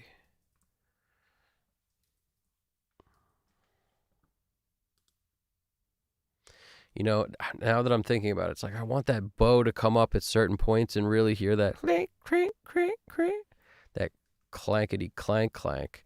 We'll see if it comes up when I just raise all the guitars, and then I'll decide if I need to do it separate after. Let's see what happens. Maybe while I'm at it. Making up my mind is tough on this one. guitar. We'll go bow, vocal, and we'll leave the last one none. Bow. Bow, bow, bow. I'm going to come in here, though. I'm going to get rid of this guitar group. Guitar. Once you put things in the VCA group, you don't need to leave these things grouped anymore, really, because it'll still do the same thing.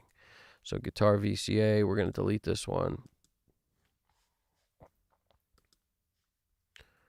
And we're basically going to split it up now and just do the bow separate so that I can bring that up when I want.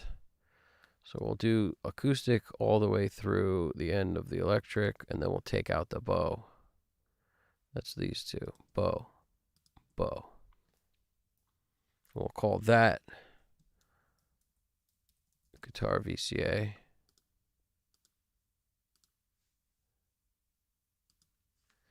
Then we'll put the bow in so we can put a bow on it. Boom. Come on. Bow VCA. It wouldn't surprise me if bow was actually spelled that other way either. All right, here we go. Let's run this.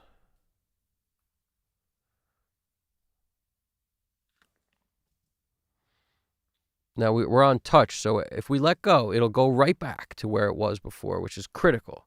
It's absolutely critical, because that way we maintain the balance that we've achieved here. If we don't do that, we won't.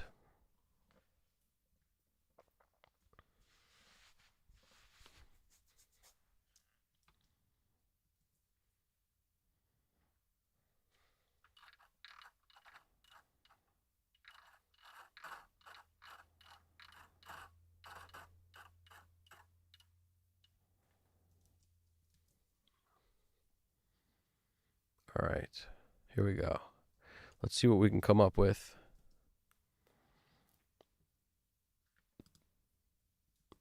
This might have been a little bit of a tease, but before I do that, I got to print one with no automation and then go to the bathroom while I do it.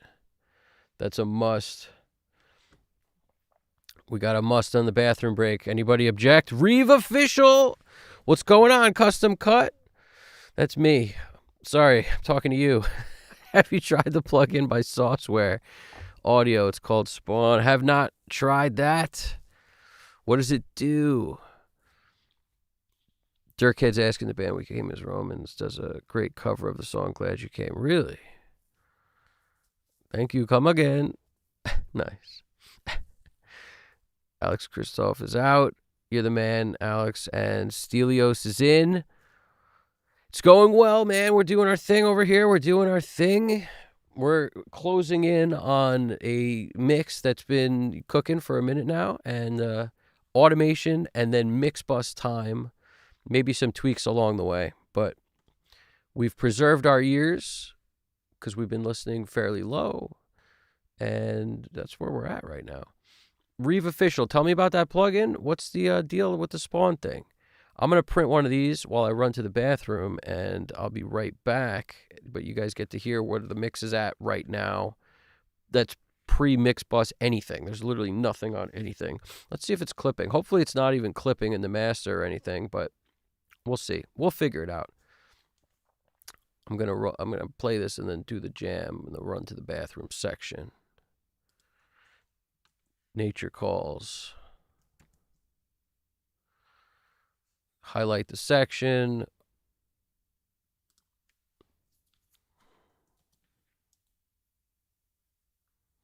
All right, here we go.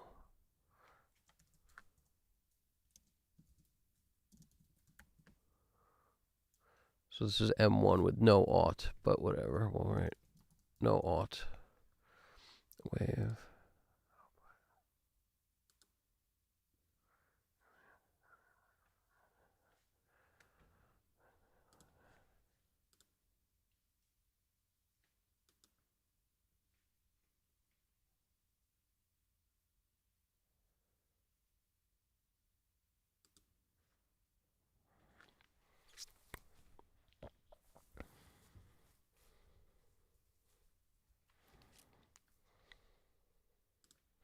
All right, here we go. I'm going to mute this mic real quick, and we're going to run this. And then I will be right back after we run this thing. Short bathroom break.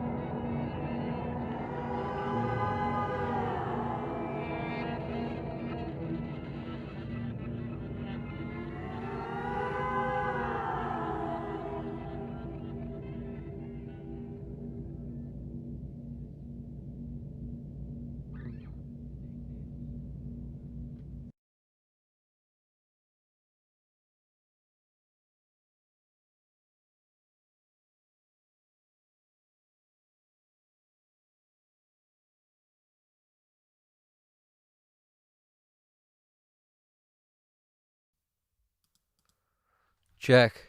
I almost feel like I forgot about the best plugin of all time, the water plugin. I'm always going to say that now. The water plugin is king. I haven't had one sip of water, and that was the first bathroom break in, how many hours has it been? I don't know. It's a lot of hours.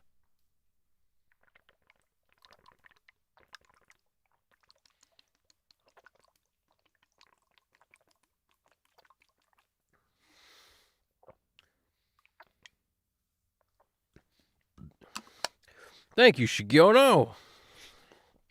I appreciate that. I appreciate that.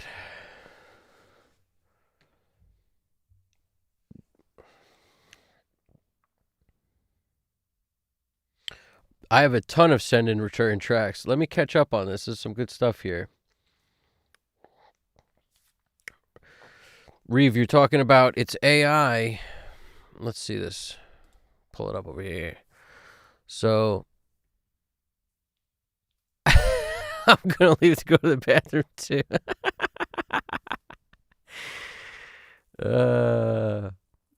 If you don't go to the bathroom, you can't possibly get your mix to sound like, a finished mix. As far as I'm concerned, a bathroom break is critical. Clears your ears, helps with the low end, not just in the song, but your own low end. It helps everything.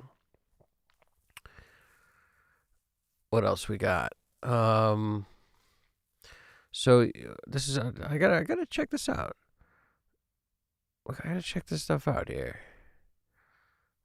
Have you tried the plugin by song? I haven't tried that plugin. Then you wrote, I don't know how interested you are in the whole AI generation side. So Reeve is asking I'm not very interested in the whole AI generation side of things. I'm really not that interested, but I'm always open to hear what's out there. Like, I like the idea of knowing about the new stuff. That doesn't mean I'm gonna want to use it, but I like knowing about it. It's pretty much an AI melody generator. Oh, that's insane. I would never. That's crazy to me. Like, just, I could freaking make up 17 melodies in the next 18 seconds. Like, who needs a melody right now? Just bang. I feel like it's, not that they'll all be amazing or anything, but neither will the AI things. They'll just be some concoction of 100 different people's melodies who are on the charts or something. Whatever it's learning from. Hate that stuff. The robots should be washing dishes and teaching us how to, figuring out auto align. It should be translating my words that I'm speaking in my live stream in real time into subtitles in every language. Like, who's running who over here? It's so ridiculous. They're taking over music while, like, we don't have none of the good stuff we need.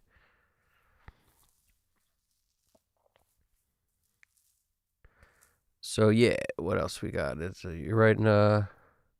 You can upload third-party VST plugins into the program as well. I don't know. I don't see a use for it, Reeve. Which allows you to use your own custom sounds.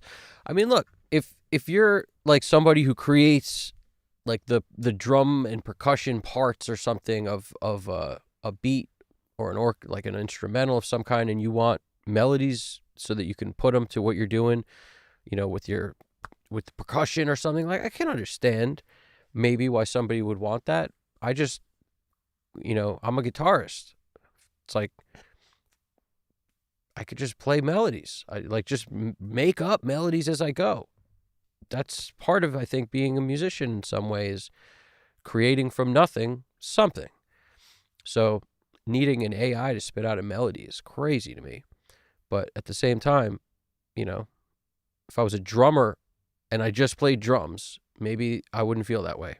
But the funny thing is, all the drummers I know, or not all, maybe about, I don't know, some high percentage number of the drummers that I know also play other instruments and, have no problem writing all their own melodies. But it's not to take anything away from it. It might be great. I just would never use something like that.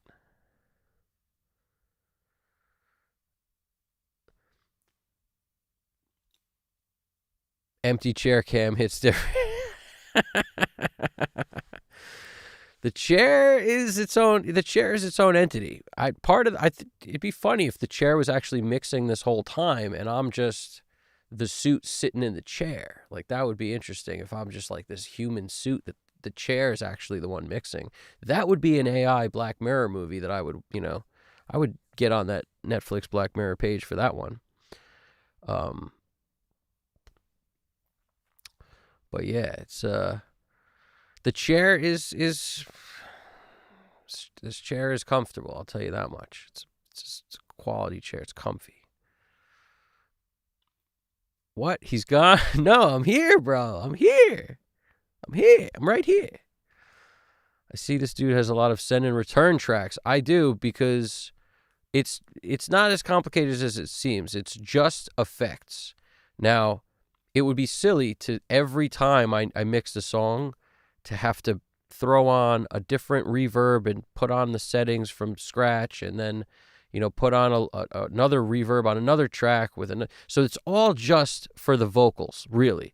These flavor things, or whatever you'd call them, like I call them effects tracks, right? They're all for the vocals, and I basically have like 15 or 20 of them or something. And lately I added a few more because there's all these space echoes. There's a galaxy, there's a tape echo, I just added a few more recently, and they sounded good, so I kept them. But the send and return tracks in my mix are only on vocals. So that means the vocals are the things you're going to see with the sends, and the guitar has this one on, these two guitars have this tape echo on it with a very quick 80 millisecond delay. Like, it's short little stuff to give the appearance of more depth. And the same thing on, these guitars have a Cooper time cube, which is another thing which has these short delays, 40 milliseconds, 60 millisecond. Like, we're talking short delays. But other than that, there's no send tracks. These are all regular tracks, no sends at all. So we're talking all this stuff's going, everything you see 50-60 mix bus. Mix bus. That's all the mix bus. There's not a 50-60 in the chain here. It's just the freaking title of the thing I use. But here we go. We got bass bus, because there's multiple bass tracks. So whenever I have multiple tracks like this, I might not want to send them straight to the mix bus. Sometimes I do. There was definitely a few songs recently I mixed sending them straight to the mix bus, and then also dumping out a parallel to maybe one on distortion, for a distortion channel, and then one for something else. In this case, I'm sending all of these 4 bass tracks to 2 different places. They're going here to this drum parallel, which has Decapitator, an Echo Boy, and a Galaxy tape echo on it. So this is a short 32.4 millisecond delay, which basically gives you, it just enhances the groove. I set the time by hand based on what sounds good with what the drummer's playing. So the drummer is playing locked in, and whatever delay kind of gives him a little bit of something. It could be, like a little bit of something on his hat, or, a little bit more kick drum life. Like I think in my head, When the Levee Breaks by Zeppelin, and you hear the drums and they sound huge and almost like you're listening from another room, and there's like this delay on it. It sounds like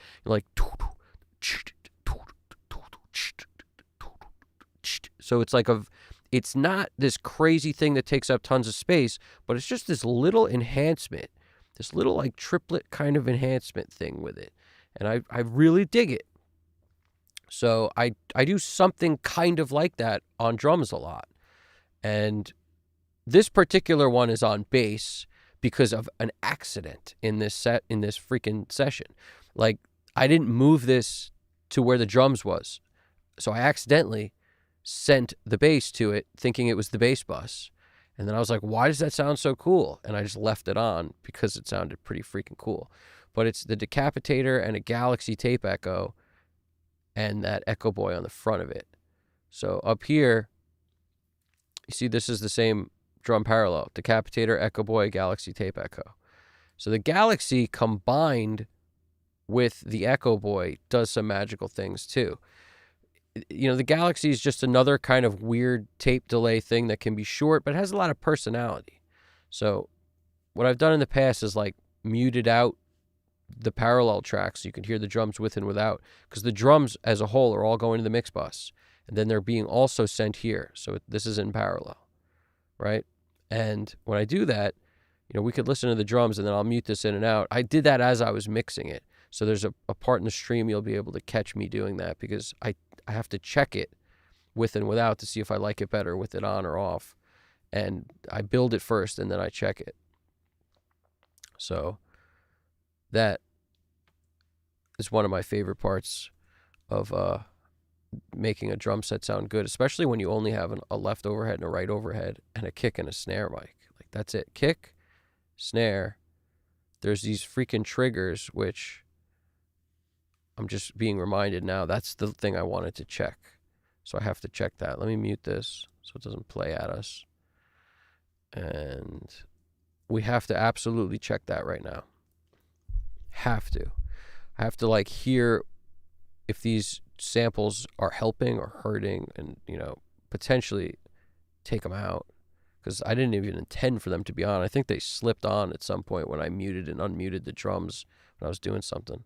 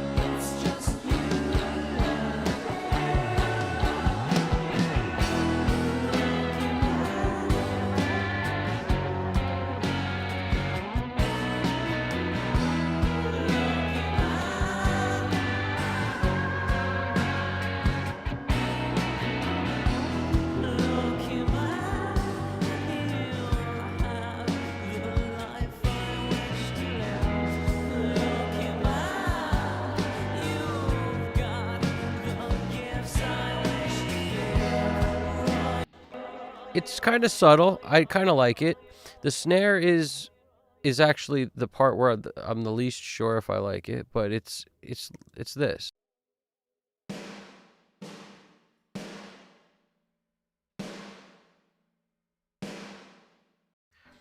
That's that length. It's like a cheesy sounding sample, but that's because this is what you're really hearing in the front, and this is what you're hearing in the back. So together, they don't sound cheesy in the track. It's because we're getting length out of the sample. But, you know, it's 10 dB below.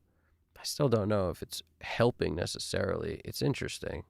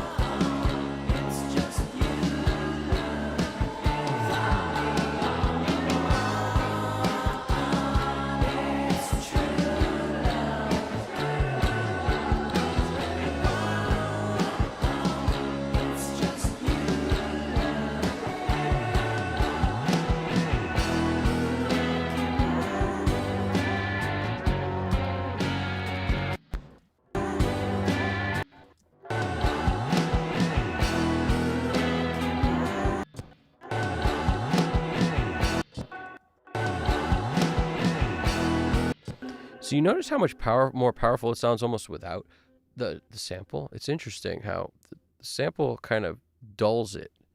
Even though it's adding length, it also dulls it a little.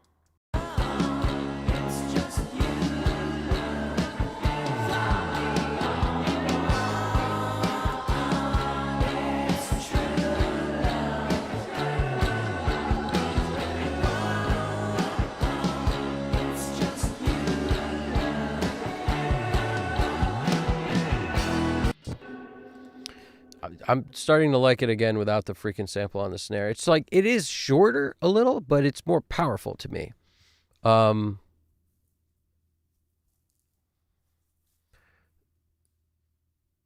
Do do do boop, do do do boo, do do do do do. Let's check out the chat over here. Are they just all the .wav files? That's a funny question.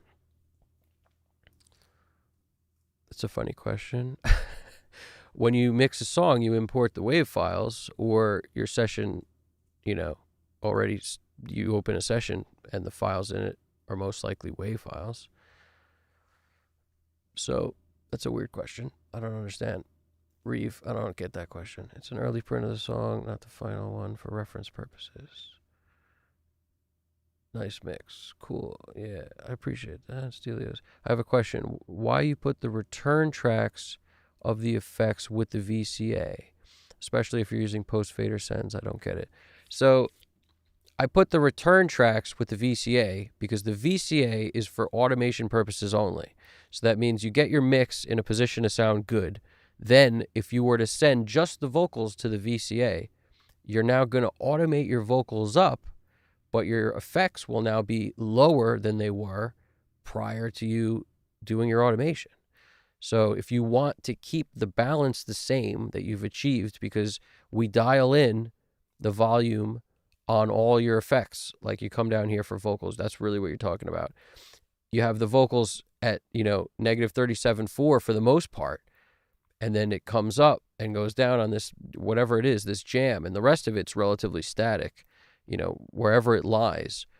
If I were to not put these with the vocal, I would have to automate a fader for all the effects on the VCA potentially, or leave them where they are and don't touch them at all.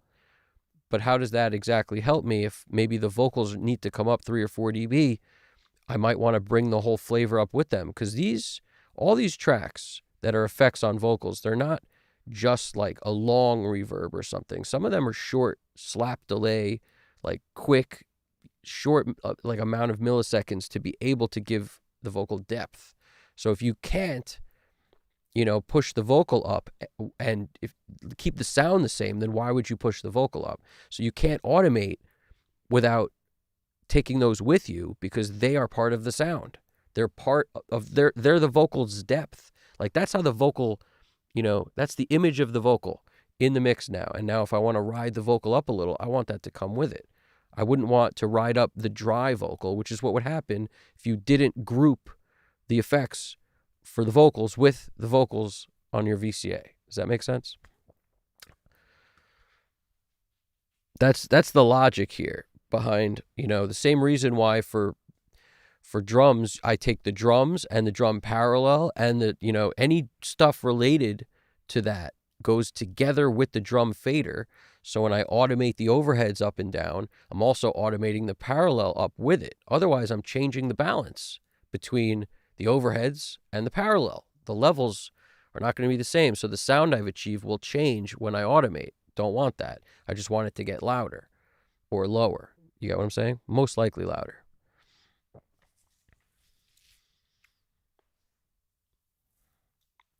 That's the idea. I'm glad you dig it, Shigiono. I really appreciate that.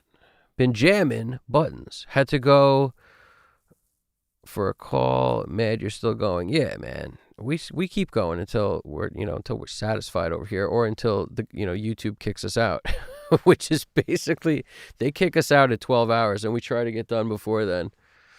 They don't let you save anything after 12 hours.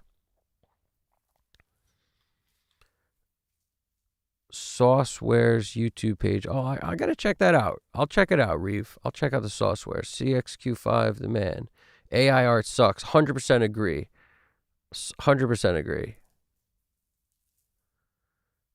100% agree. CXQ5, the man. You have to be there to make sure the AI doesn't do anything dangerous with the mix. Yeah, I mean, 100%.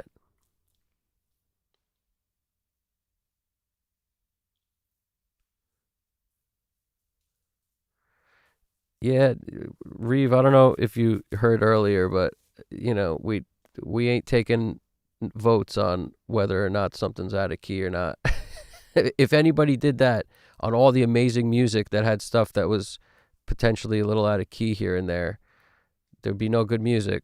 So keep it moving with that. Shikiono, was the room live or dead when the drums were tracked, as in more reflective room versus well treated? It was a very dead room, extremely dead. This room was very small and tons of stuff on the walls. Tons. I mean, like foam all over the place. That doesn't really help with low end, but that was the way that these guys, like in this sardine can of a rehearsal space that you could rent out monthly, essentially. And that's what we did. We had all our stuff there. We were there for years.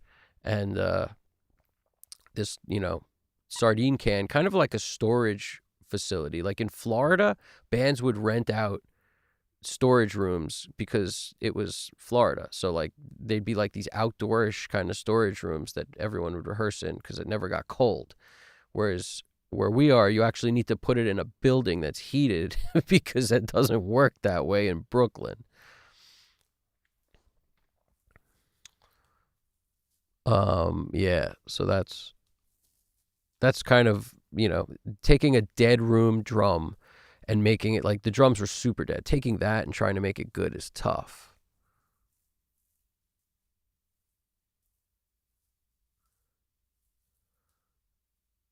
So yeah, there's I like technically I've recorded some like drums so many times in a dead room that I've gotten kind of comfortable making them sound good in a from dead recordings. It's also kind of nice to have that as an option. Whereas when you record in a room that's very big, you're boxed into a big sound. You can't make it dead. It's like doesn't work. Whereas you can absolutely take a dead room sound, dead drums, and make them as lively as you want. Granted, it's not a real huge room, but in my opinion, it sort of offers more flexibility. You have to really know you're getting a great sound that you want to be exactly the way you're doing it if it's in a big room, because that is built into all the tracks. No matter what you kind of do. A lot of guys, if they're trying to get a dead room sound also, they have a second drum kit set up somewhere else for dead that they can use for certain flavors or parts of the song. Use the big kit for the choruses or that kind of thing. In fact, there's a song coming up on another stream I'm going to do where I might have that kind of a situation where there's this dead kit and then there's a live kit in another room that we recorded, and we're going to combine the two. That kind of can work pretty well. I really like dead recordings of drums, though. I'm a huge fan of it. And I'm a huge fan of Jake Reed's like sample pack of the dead drums, man. That dude is like, I like his sense of humor, and I like the way he records drums. He's a great drummer because he's such a minimalist. That dude in Nashville. And he's got the best theme song for a sample pack ever. Sample, pack, sample, pack, sample, pack, sample, pack 3. Like, it's number 3. It's the third sample pack. So he'll yell out a number at the end. It's brilliant.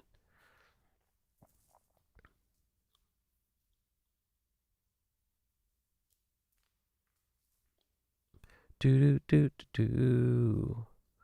Yeah, GDP, I'm with you.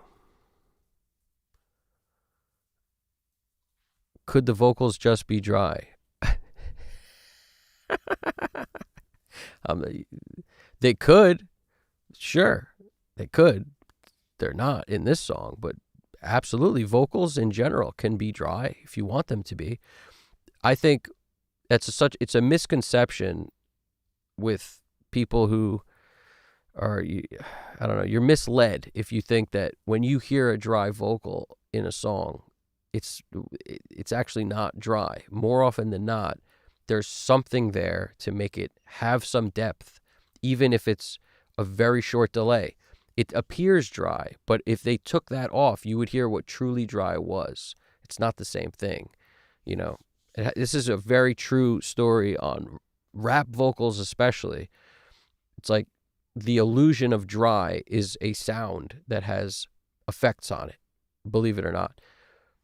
There is a thing as totally dry where you add nothing on it, but more often than not, what I'm saying is that's not what's happening when you hear the illusion of a dry vocal and you think it's, oh, that's a dry vocal. It's like, it wouldn't sound that good if it was a dry vocal. It has stuff on it to give it some life. Usually short delays, non-linear reverb kind of thing with they make it tight, but at the same time, there's something there. Yeah, I love the dual pan delays on rap vocals. I like different on rap vocals. You get like a quarter one side, eighth another side. That's awesome. I love that too.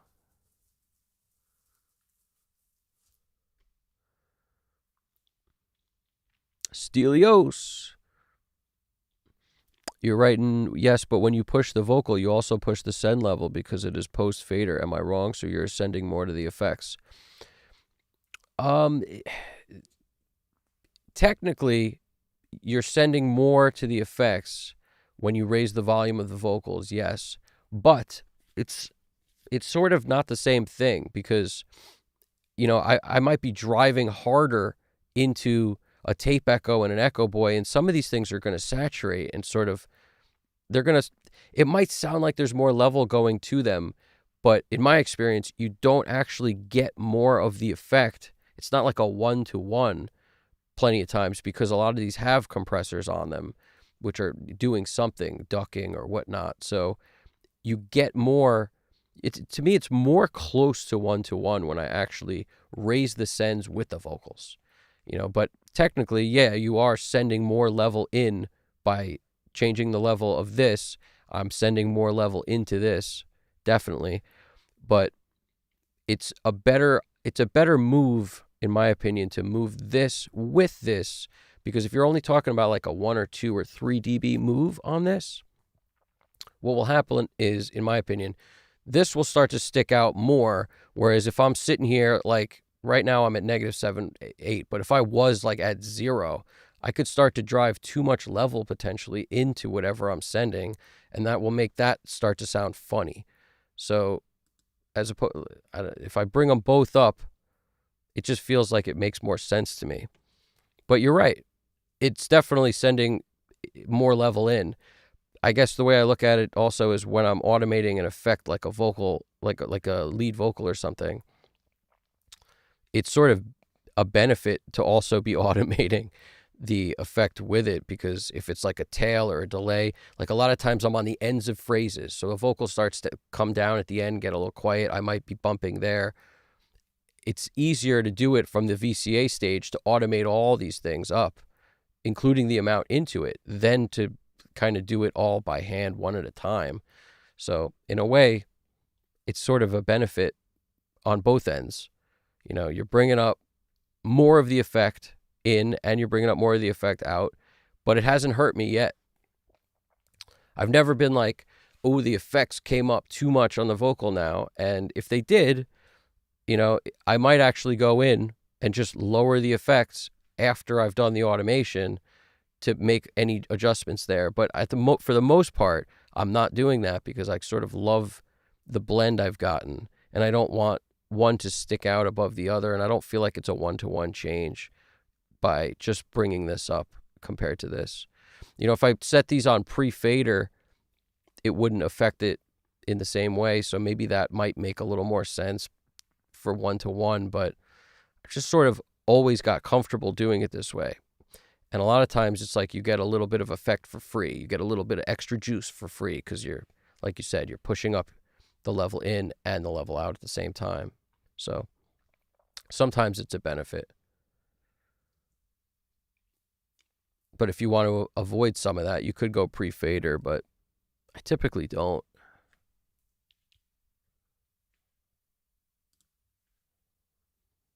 But it'd be a personal taste thing, If you wanted to just take it up without them, you could do that.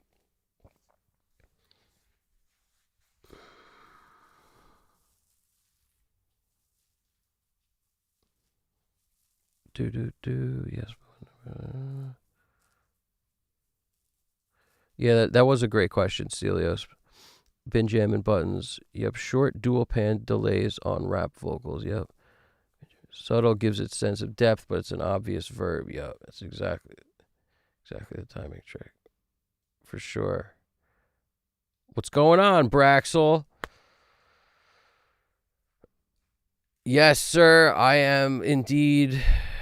I'm a machine made of vampires, and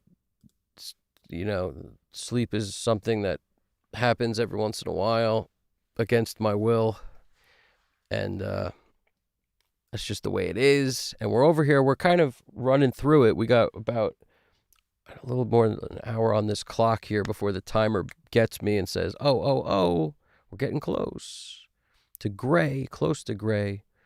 So let's come in here and do some automation. I'll show you what I mean about how I never really feel like I pay a price for sending more level in to both sides of the effects.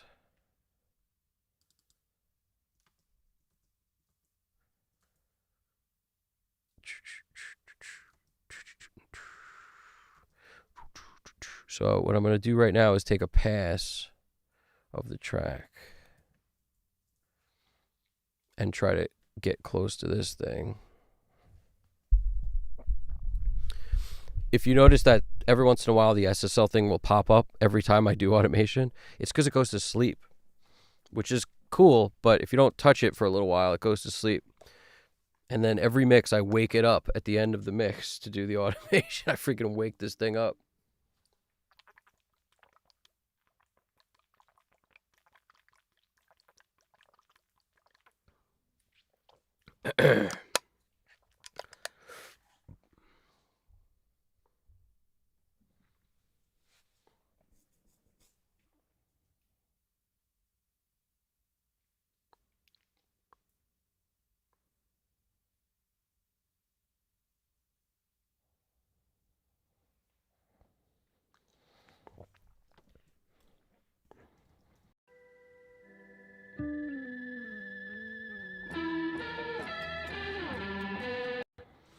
It's great to see you too, Braxel.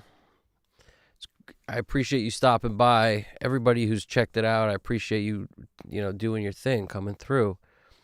Also, hitting the like button. I appreciate that. Throwing a comment in there. Push the chat forward. I appreciate all of it.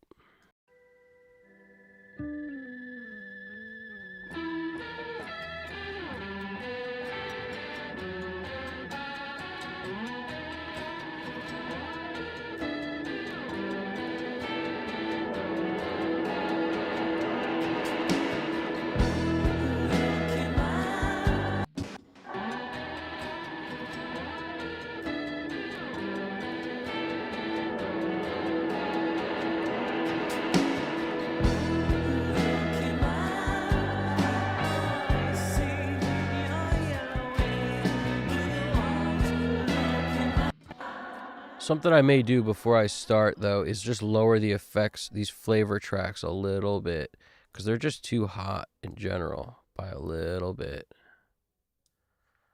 Call it 2.5 dB.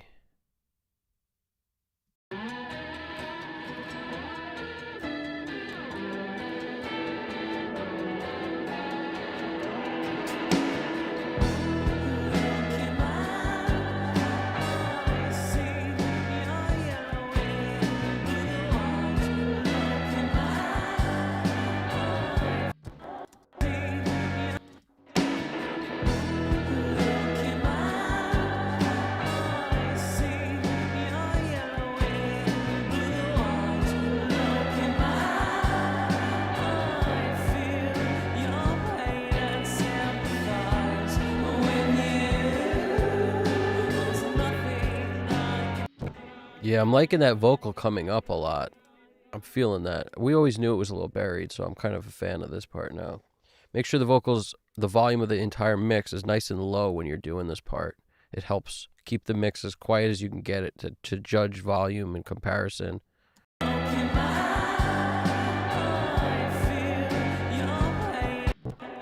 It's probably 50 dB, like 45. It's pretty low.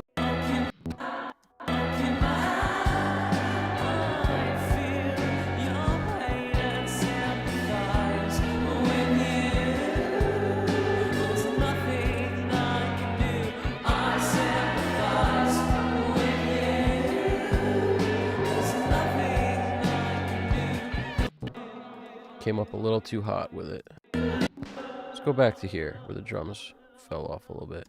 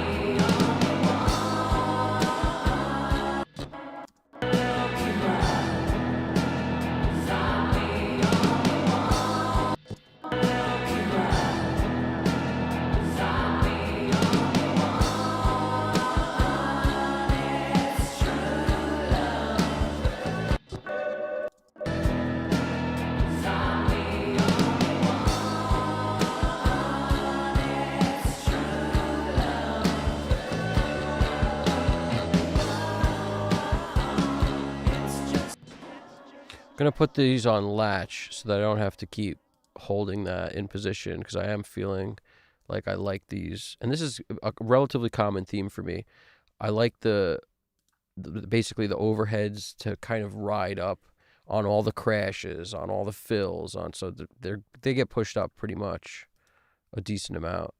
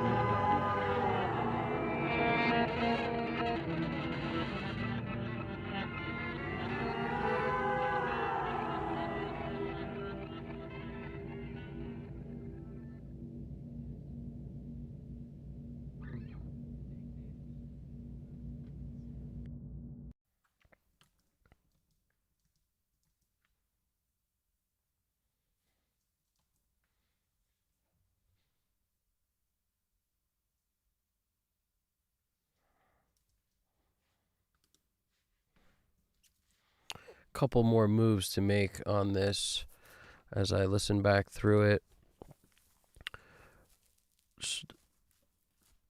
Yeah, Stelios, that's happy to share my thoughts with it on you, or my thoughts with this with you, or on this with you. Yeah. And yeah, they're both valid ways to do it. As I said, that's exactly what I said. They're both valid.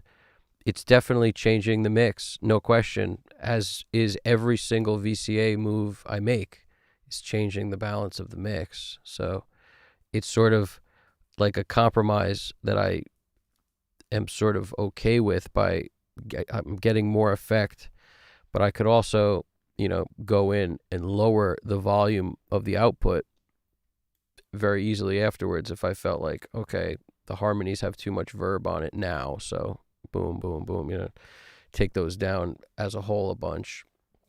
But they're both valid ways to work. I'm not a pre-fader send guy. I do it sometimes, very kind of rarely. But yeah, that's an option too. And it's also an option to not group the effects with your VCAs if you wanted. There's a million ways to work. So any way you feel is the better way to work for you, that's how you should do it. But yeah, every which way we're changing the balance of the mix, no matter what fader I move. It's always going to, we're changing the balance of the drums by moving this drums fader. This is just overhead spin parallel. And then the snare and the kick. So it's kind of a similar thing where we're raising the vocals up and we're getting more effects. And at certain points in the song, I do feel the harmonies might be too wet. So it's something I'm definitely considering, is pulling down the harmony verbs by a few dB, which I don't notice the lead getting overly wet, but I notice the harmonies getting overly wet. So it's like some of the effects coming up work well, some don't, is what it feels like. It's probably just a question of what's closest to it. You know what I'm saying? Like what's closest to being the right volume or a little bit low, and then when it comes up it sounds great, whereas if it's on the borderline of too loud, it's going to sound too loud when you bring it up. So it's so relative to like every move. That's why on the lead I don't feel they're too wet. I do feel on the harmonies though they did get a little wet.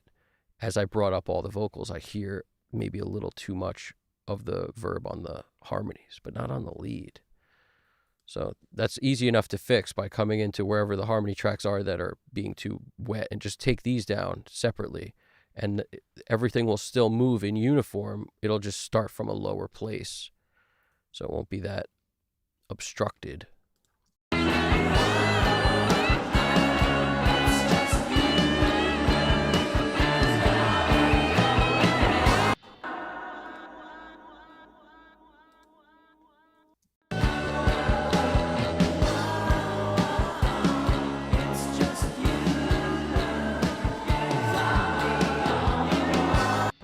Love that fill. Like I gotta catch the fills, every single one of them, especially this one.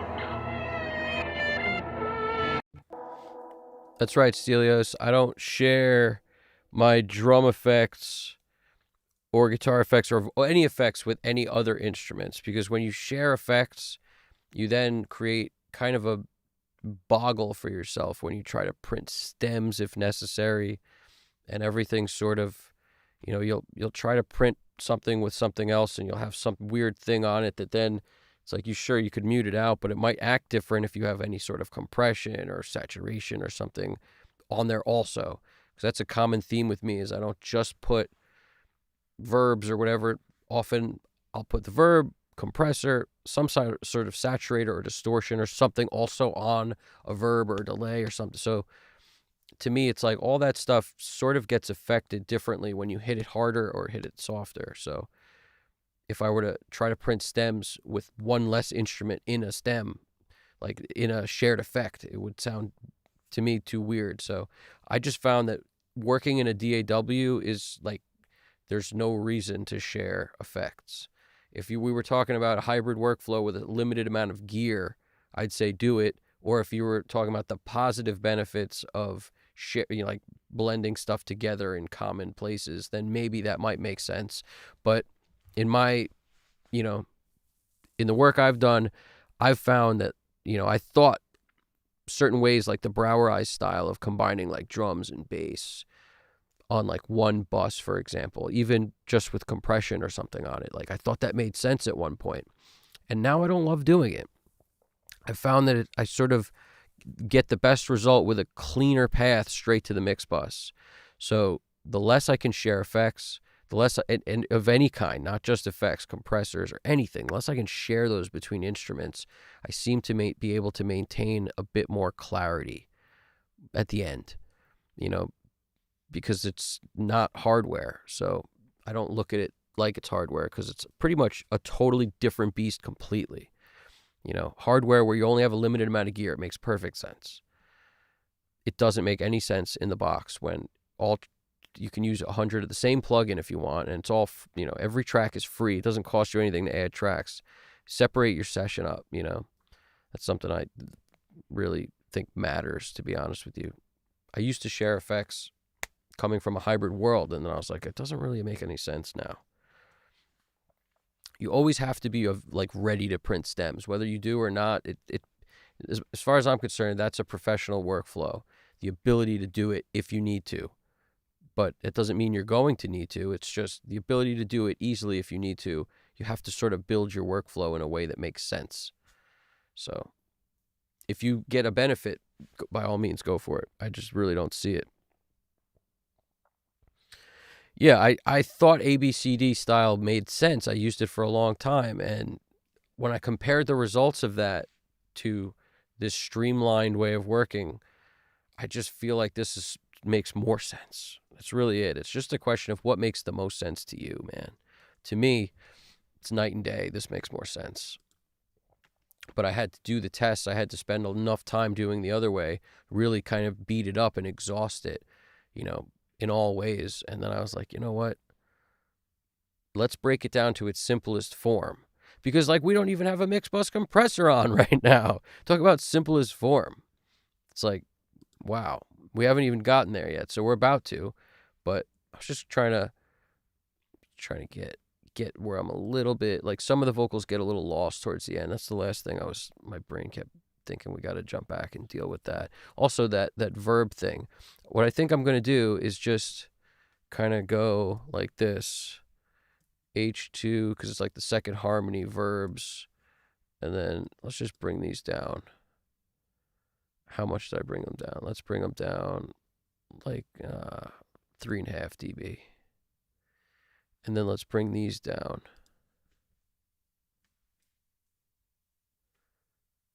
Let's bring the first harmony verbs. That's these guys.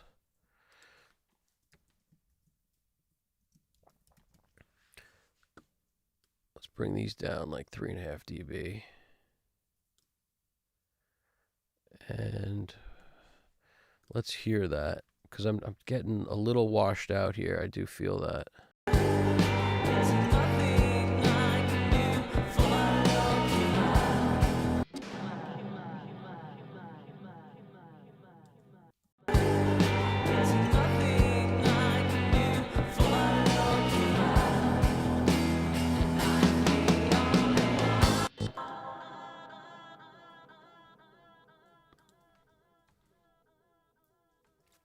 just gonna bring everything down like that amount.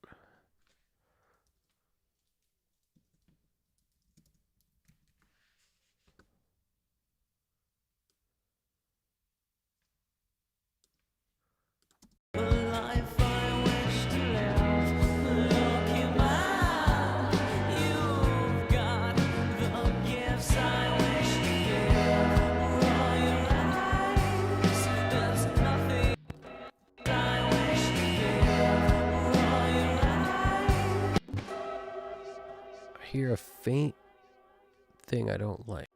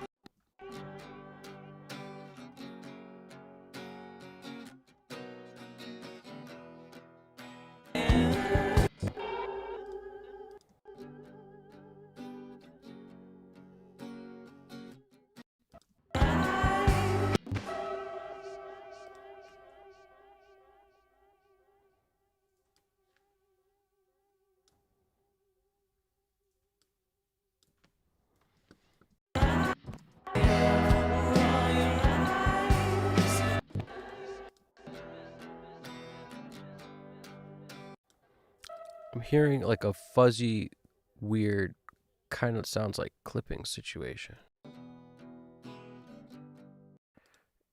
trying to identify what mic it's. There it is. I think it's that. Hear that? I think it's that. It sounds like a bee farting. You hear that like little bee fart? Like a bumblebee farting.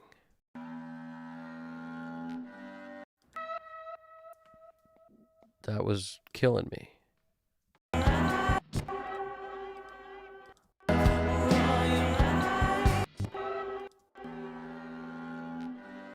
It's definitely that. It's only on this track too. Let me see if it's gone.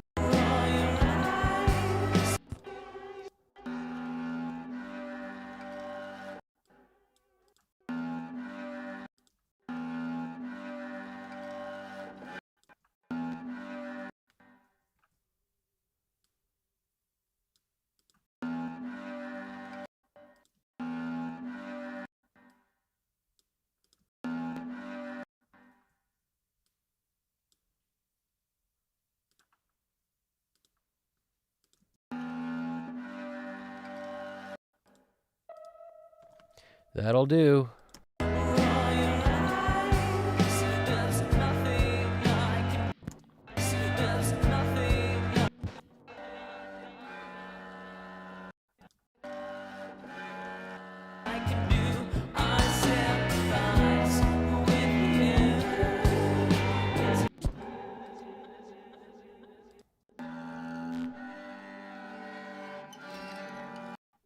It sounds to me like I hit the mic with the freaking bow or something. It's what it sounds like, or like or I'm scraping the bow in such a way that it's making this bee farting noise, a bumblebee farting.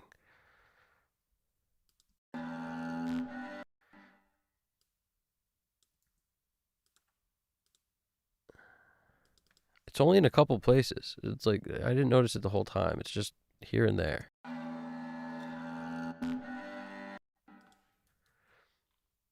At least we know it's on this track now.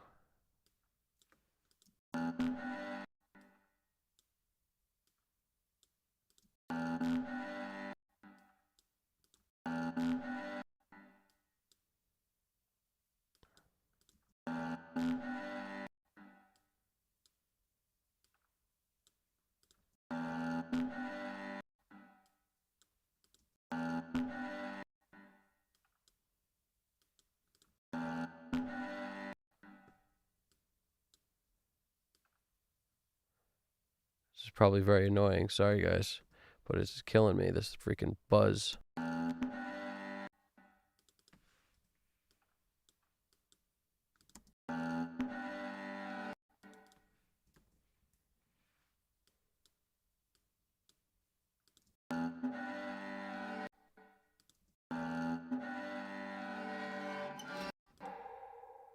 Empathize with you.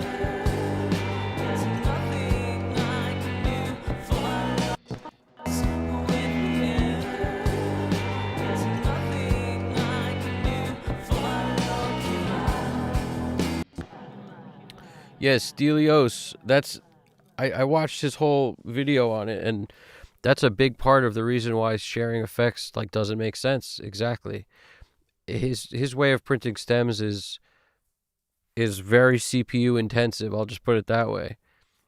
He basically runs everything, like every time he'll make a print, he runs the stem prints with it. So he's kind of like done. When he's making his final mix print, he's printing stems also. But you just have to arm and have so many more tracks in your session to be able to accomplish that. It's possible, I'm sure, but definitely not while streaming. I mean, I don't know. Probably not. I wouldn't want to chance it, but it's a lot more tracks needed for that. And the way he does, like, he sets up his tracks to be able to duplicate what his hardware does. So he's kind of like creating the mix through hardware and then creating the mix again in the box, but at the same time using plugins that equate, in parentheses, to the same sound or as close as he can get it. That's kind of the theory, right? And it's pretty interesting. But just watching how many things he'll print at once, I found pretty cool. How he prints the stems while he prints the mix. I was like, that's pretty smart. There's a lot of things about his template that's really smart, but it's also, I'd say it's way more kind of in depth than necessary for a lot of people. But at the same time, if you use those philosophies to like at least start a workflow that you can get stems out of relatively easily, that's great. Like the way Andrew Sheps prints stems is when he's done, he runs a program that he built to print the stems for him because he's mixing in the box, and it can print offline while he sleeps. That's equally brilliant if you ask me. And that just goes to mixing, that nothing is one way. Everything is 100,000 million different ways, and what's right to somebody is wrong to somebody else. And at the same time, nobody's opinion matters and everybody's opinion matters. Mainly the person who's doing the work is the one that should matter to their own work, right? Their opinion of it. Ignore everyone else's opinion, that kind of thing. And, if somebody told Andrew, hey, you should print the stems at the same time when you're doing the whatever, he's like, why? I just built a robot to do it for me while I sleep. That makes sense too. And his session can be much smaller. He doesn't need a freaking tank of a CPU to handle that. I don't know. I was always, when I saw that session, Mark Daniel Nelson's session, I was always like, how new is that computer? And how is this all running so flawlessly? And, just the whole thing. It's kind of crazy. I just remember being like, every session has to be 70 plus tracks because it's like 2 sessions kind of at the same time. It's insane. But yeah.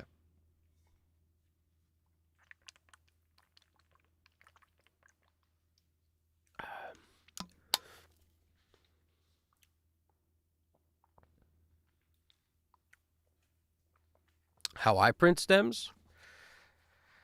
I actually demoed Andrew's program, which makes like a ton of sense to basically, you can write, what's it called? SoundGrid or something? No, not SoundGrid. What is it? I don't know. I did it a while ago, but I found that the amount of people who want stems and need stems is much smaller for me than it is for him. So, when I need stems printed, it's always about how they want the stems printed. So, it's simple. When everything's offline bouncing, it's super easy to select what you want and then, run it through. Tom Lord Alge's famous for saying the stems don't add up to the whole, and they're never gonna. So it is what it is. And I kind of like that as a philosophy. So why are you using stems for most people? It's to make remixes, which is a sound that's not going to sound like the mix anyway, on purpose, by design. It's a remix. Or you're doing a TV track or something like an instrumental or performance track. So it doesn't have to sound exactly like the whatever either, because it's performed live or something. It's a totally different thing. So the concept that you need to deliver stuff that's exactly the same as the mix. So let's figure out a way to sidechain the mix to duck everything else so it acts the same as sending stuff through it. I find it's more hassle than it's worth most of the time. Just you print the stuff by soloing the stuff out and sending it through the mix bus as if it was all there, and then when it adds up, it'll be pretty close to the original, but it won't be exactly the same, and that's okay. And I think that's a widely understood concept by tons of guys at the top level. So why shouldn't everybody think the same way? Why is it that the people who aren't at that level are so concerned with making it sound exactly the same? I don't know. I don't know. But I feel like we could stress over it, and we could basically you could send everything to the side chain and duck it all if you wanted. I don't see the point. I just don't see the point. Make the compressor act like everything's going there, but only solo the stuff you want and everything else is muted. Okay, I don't see the point. I see the difference being negligible or, slight enough that if you did that enough times, eventually you'd be like, this doesn't make any sense. Let's just print the freaking things. And they're going to put the drums, they want an instrumental version with drums and bass and vocals so they can do a freaking remix. They don't care what it sounds like. They don't care if it sounds exactly like the mix. They really don't care. They care that the vocal effects might be on it the same way. They care that, like, if the vocal has a weird delay and a depth to it, and they want that. They want that's the other thing. Everybody wants a different set of stems. Like, everybody's version of a performance track is different. Some people want, especially when you think about this in hip hop terms, it makes a lot of sense, because some people want, like, oh, just make me a performance track. Well, what do you want? Do you want the harmonies on there so that when the chorus comes in, like, you have your voice helping you out doing the chorus with you so it sounds thicker, and then the verse is just gone? Or do you want nothing in the chorus and you're going to perform the whole thing, and you got two backup singers with you, so they're going to do it, so you don't want that extra hook vocal in it? Like, what? Everything is so specific. Everything. So stems is one of those things where you need to iron out what people want in their stem, like how they want their stems. Do you want all the instruments, together? Or do you want the guitar and the keyboard together? Do you want, like, everyone's version of stemmed out is totally different as far as I'm concerned. And every song is what's going to dictate that. The way the song's built and what the person wants to do with it is a big part of it. Do you want every keyboard in, maybe there's 6 keyboards, you want them all with the effects that were used in the mix and them all separate? Do you want them all together? Do you want the stuff on the left side on one stem and the stuff on the right side in another stem? Do you want, like, There's a million ways it can be done, literally. A million. So it's usually the mix engineer just comes up with a way that he thinks makes the most sense if the person doesn't tell him what they want, or if it seems like, they don't really get it. And it becomes a little bit of a dance, and the mix engineer having their own concept of, I always put all the guitars on one stem, electrics, and then the acoustics on another one, and then, any bass instruments on one, and then if there's like a bass synth, it would be separate, or if it's a bass, it'd be together with the bass, So everybody has their own way to do it, and that's the way it breaks down. So there's not one way, but the easiest way by far is you just solo the tracks you want.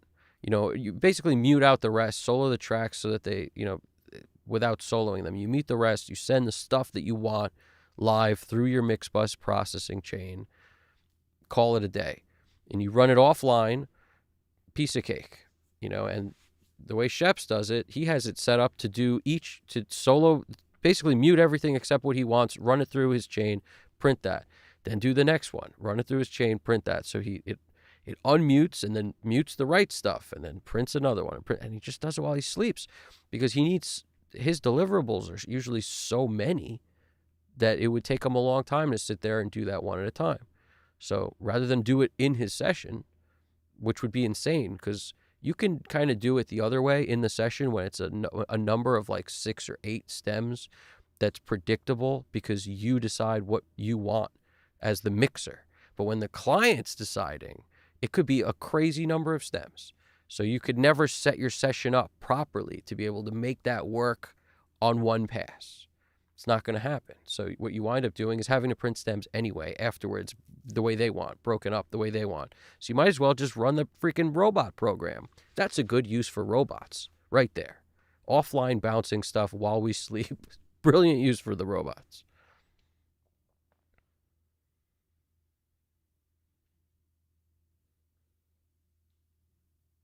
Yeah, Stelios, that's what I'm saying. It doesn't matter. You can't replicate the mix, and it doesn't matter. And if you don't believe me, ask Tom Lord Algae. It doesn't matter.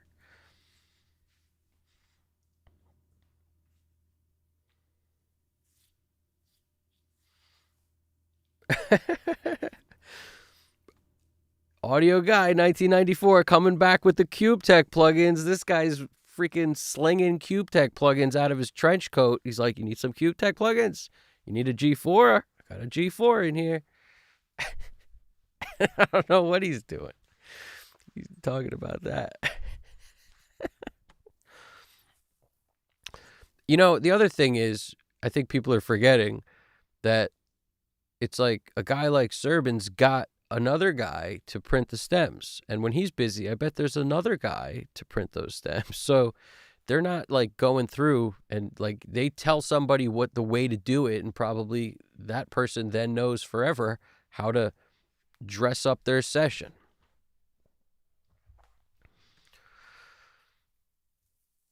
So that's what's up. The G in G4 stands for game. Antonio gave office. Gave OFC. Gavios. Antonio Gavios. I'll learn how to say these names one of these days. The G in G4 stands for game changer. I agree. Can't beat those old Tower Macs. So man, check out the loudness maximizer. I hate everything that's like a loudness maximizer in general. I just hate all that stuff. I like a Pro L2 and I like a CG2. Like I like Gold Clip and stuff, but loudness maximizer. It's just like, let's do the worst thing we can do to audio and make everyone happy. Perfect.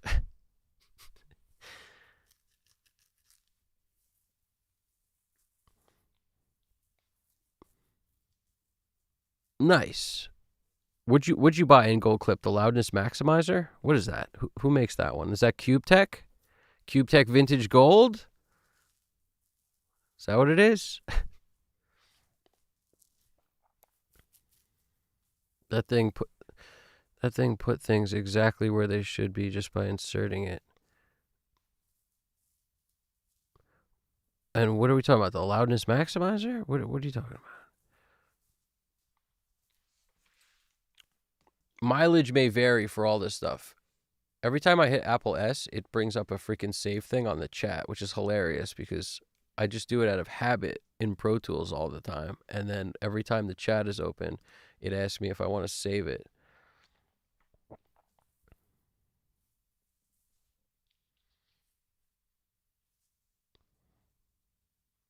Oh, what the clipper? Yeah, everybody mileage may vary. You know, anytime somebody tells you a plugin is like gonna work perfect for you, don't believe it. Might work okay for somebody once or twice, or maybe it's a great plugin. It could be the best plugin in the world. That doesn't mean it works on everything. It doesn't mean it works on your stuff. It doesn't mean it's gonna sound the way you like it. That's why I try not to recommend plugins to people if I could help it. Because I know everybody feels differently about everything, or at least they should. There's really, as far as I'm concerned, if you think it works on everything, you just haven't tried it on enough stuff to realize that it doesn't. But something could be great about it. It could work on it in something you're doing, and that's awesome. It just has to work once. Like, what does a plugin need to be worth it, right? If it works on one song and that song does something good, then that's a brilliant place to be. Like, one song and it goes somewhere, then it was awesome. So sometimes I try to think about that when I'm sad about the plugins I bought that I can't properly, that I decide not to use anymore or something. It's like, okay, if I can't properly introduce them into my workflow now, was it a waste? Well, if I used it at any point in time and it worked, or if I use it in the future at any point in time and it works, then it wasn't a waste. So on that same token, I really try hard not to keep buying plugins. Ask me how many plugins I bought for this Thanksgiving sale, the stuff that goes down, that just went down. None. Zero. Zippo.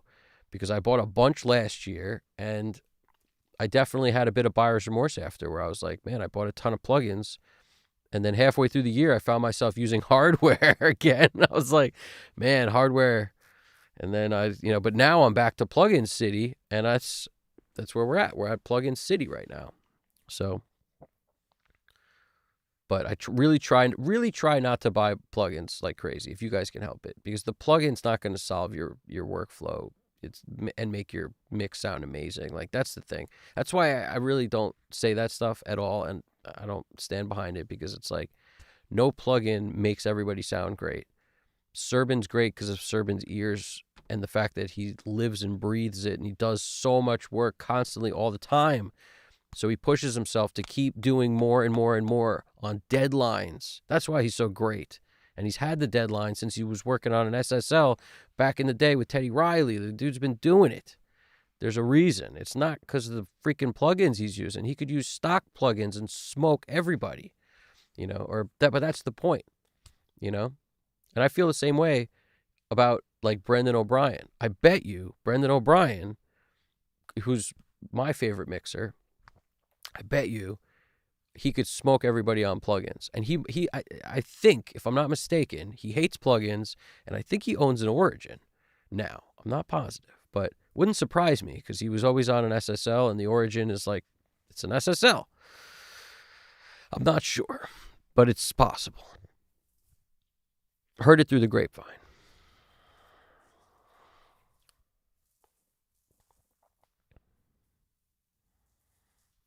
Heard it through the grapevine.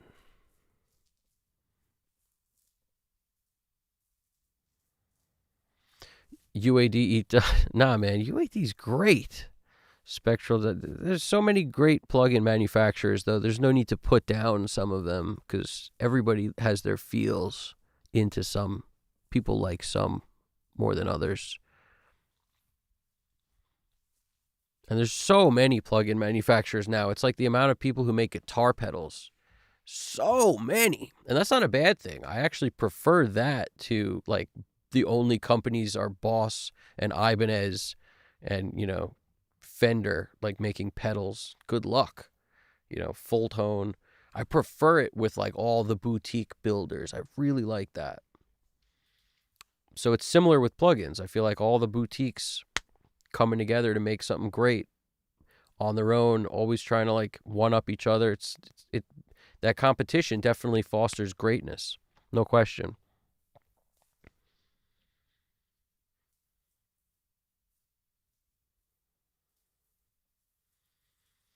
Nice. Yeah. Braxel, I like that. Talking about a free UAD Pultec plugin. Gotta love the Pultec plugin. Did you get the MEQ or just was it the 1A? What are they giving up? Because honestly, I would be upset if I didn't have both the 1A and the EQ5, that MEQ5. I love those two Pultec plugins. That's why I mixed that entire track with it, and I love doing that. Like multiple Pultecs. That was so much fun. And I never really thought about doing it in that way where I restrict myself to really only Pultecs, but it's awesome. It's freaking awesome. I recommend it highly. Oh, Ostrich, what's poppin'? What's poppin' over there?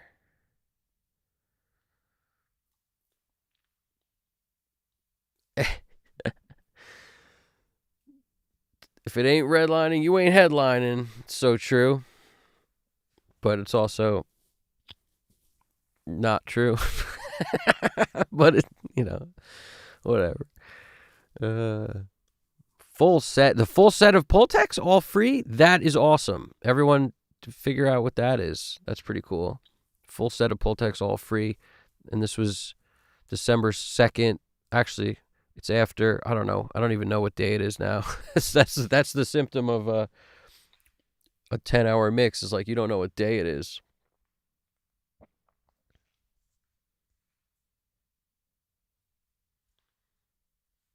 That's the thing.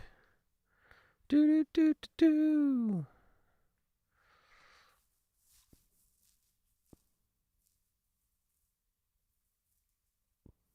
do do do do. Yep, there's a lot of plugin talk going on. Plugin City.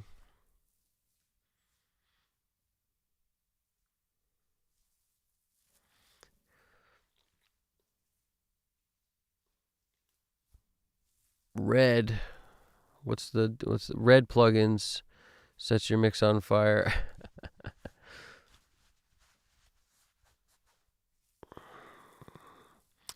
Oh, Ostrich, that's what I was waiting on, that question. You seem like you got something going here. You got cooking here. What do you got? Do you have any tips or maybe YouTube channel sources to help improve mixing orchestral arrangements? I use plugins like Spitfire Audio Labs to recreate analog strings, cellos, flutes, etc. I think your biggest bet for how to mix an orchestra and make it sound good is listen to some great orchestras, specifically focus on how they're panned. The panning is so, in my opinion, so critical to create this illusion of everybody sitting, everybody in all the chairs and the lead chair, and where is that in relation to, the cellos compared to the violins, compared to the violas, like where are these things positioned? That'll give you some ideas for how to set up your mix to have it kind of make a little more sense.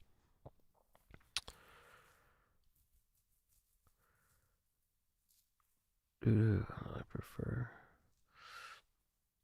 I prefer Braxel saying, yeah, redlining can work if your idea of something sounding good is to make it sound, super squashed and pumping, and in my opinion, it depends on the genre of music. Some genres really benefit from that, and some don't. Real musicians playing, real instruments don't benefit from that. It's very painful to listen to over-compressed, over-clipped, saturated music when it's real instruments. It just wears on you, especially if there's real cymbals, like real drummer playing. If you got samples and it's all kind of, I look at that as everything's super contained because there's not a lot of dynamic range on it because it's not a real player. So it's just sort of, more manageable, and you can kind of hit it with different things. Depends on the kind of music. Yeah, the panning is absolutely the key, because figuring out where the instruments are in a way that sounds good to you, because I bet you also it's not always going to be the same like that. The manipulating where that is huge, but I would definitely just check out every orchestra that you like, that you can find, that's like, real people sitting in chairs, and try to listen to it on headphones, because it'll probably give you a little bit more of a directionality of like where, something's hard left or hard right. Like it'll spread it out a little more in your ears in headphones. But that's the move.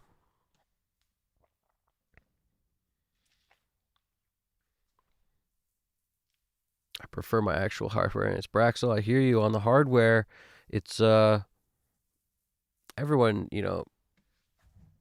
people who use hardware swear by it. People who only mix on plugins swear by it. I've sort of realized that the more I mix in the box, the happier I get with mixing in the box. So it's just such a symptom of doing it. The more you do it, the better you get at it with everything in life. So freaking keep going. Whatever you're worse at, you should do more of. Don't do the easy thing. The easy thing will box you into only being able to do the easy thing well. Whereas if you do both, at least you'll get good at both. Do the thing that's harder. That's the move, in my opinion. Regardless of what sounds better or anything, I'm not even talking about that. I'm just saying you can improve your skills if you do the hard thing.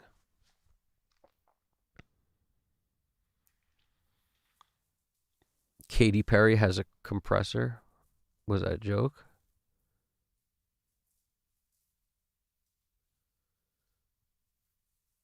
Oh, now we're talking G3? I thought it was a G4. What is this nonsense?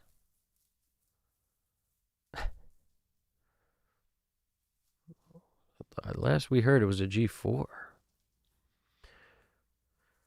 Maybe back then it was a G3.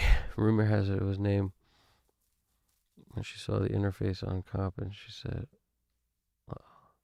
oh. And they went, oh. There's a LOL comp? It's Katy Perry's comp? Are you kidding me? This must be a joke. Happy to help. Stritch, CK1BQ, happy to help, man. Audio guy saying squash equals good. I disagree. Some squash, yes, but you don't seem to understand that there's a lot of people who over freaking squash because they weren't really aware of what was going on back then. Back then you had a limited amount of compressors. You had a limited amount of tools. So no matter how hard you think people hit them, it's not as hard as freaking putting one of those on every channel you have and smashing everything all to bejeez. It's totally different.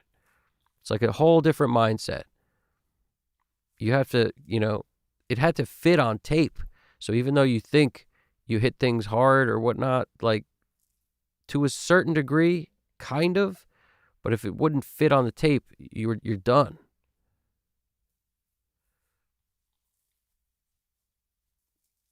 That's why you hear all these stories about they had to recalibrate the tape machine to take the freaking level or whatever. And the point was to actually hit it with a certain level. That was the point. Sure, they would abuse that to a certain extent. Sometimes, some people, maybe. But there was the reason, I remember a clear interview where Steve Albini said he took it offensively that people say that the reason analog recording onto tape sounds so good is because they are abusing the medium and hitting it too hard. It's like, no, that's not it at all. It's because they record very well, and that's why it sounds so good, and they're paying attention to the levels. That's why it sounds so good. Not because they smash everything too hard, and that's why it sounds so good. Like, there's a benefit to using tape, but it's not that they're doing it wrong, and that's why it sounds good. You do it right, and it sounds good. That's the point.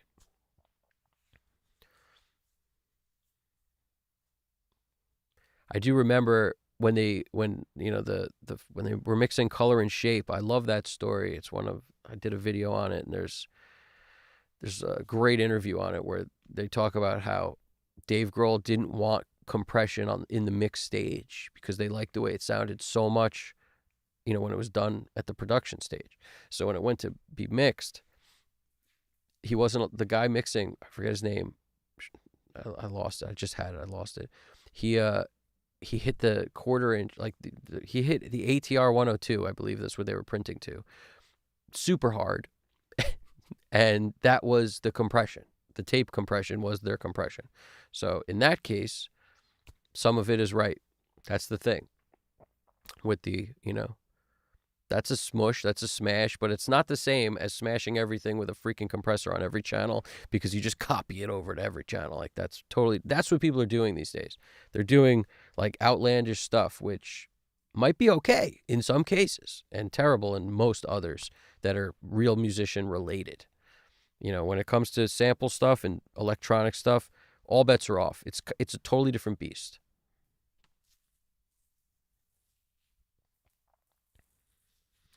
Toman, C1 older. I guess the free plugin offer is gone with you. Oh no, I do not see it. Glad I got. Yeah, those things are because Black Friday sales ended recently. That's the thing. It's like it's what do you call it? It's freaking. It's over. That's what's up. Yeah, I like that idea. Just the right amount of wrong is the sound of a good sound. I dig that. Well, that's actually a big part of some of like what's going on in here. There's a lot of this, weird fluctuating, like the freaking guitars playing this bendy bow thing, and it sounds so wrong in solo, and it's kind of so right at the same time. And this whole thing is this weird, eerie, unsettling vibe because of the slides into pitch and slightly out of, like, just this movement. And it's going throughout. Like, it's not meant to be a clean song. This is dirty, what we're working on here. I like that. Every once in a while, I mean, a song tells you what it wants. And this one doesn't want auto-tune. It doesn't want robots. It doesn't want to freaking redo that guitar bow thing with a real, with a cello and a bow. Like, it doesn't want it to be right. It wants it to be wrong. So I like that. And there is no wrong when you're creating stuff. Like, there's just no wrong. If the emotion's there, it's right.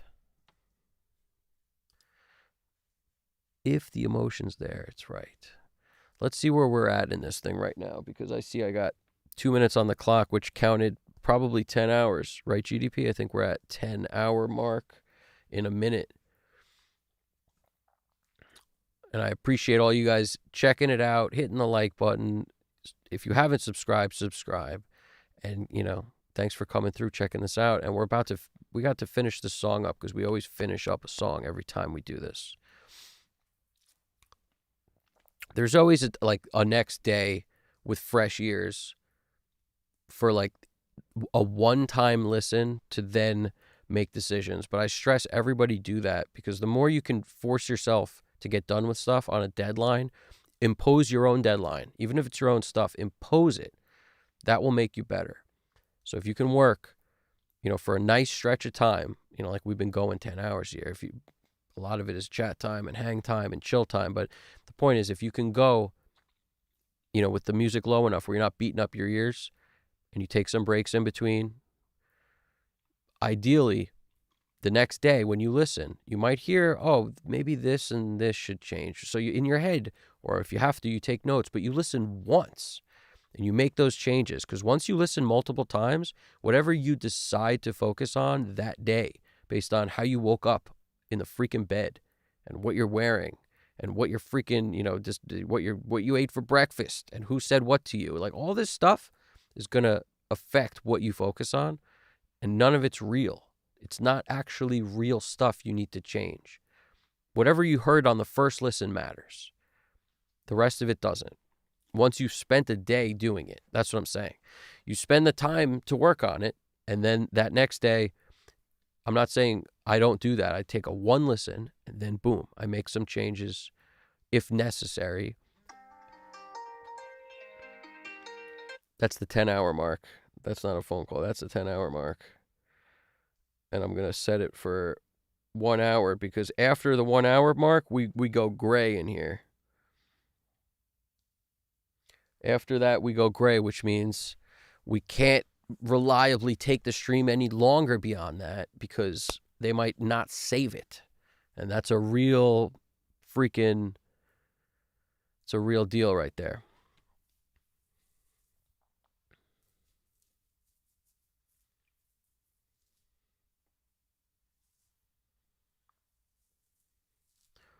That's the real deal right there. If we don't freaking, I can't risk it. It's too crazy. Like we tried to go 12 hours plus and we almost lost everything, but luckily we didn't.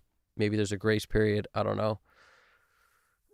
But we are burning through it right now. So let's get there. We're almost there. We got mix bus stuff to do and maybe some more automation. I don't know. We'll find out in a second. Probably just mix bus stuff. Let's see.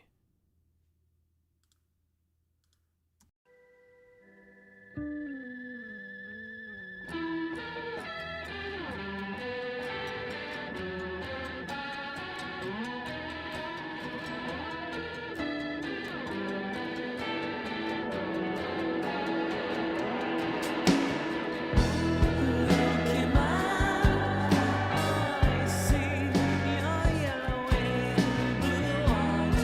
Lowkey Man, I feel your pain. I'm just gonna mute these out. Braxel, I saw your comment just now. You heard my alarm and you thought it was yours.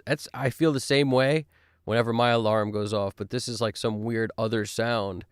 My alarm's not set to that. I have my alarm on a weird one so that hopefully I don't get that PTSD like when other people's alarms go off. So right now I just want to mute out these tracks, just make them inactive. I want to see if I could deal with it without it because I am a fan of not using samples if I can get away with not using samples. I try to build every mix like that.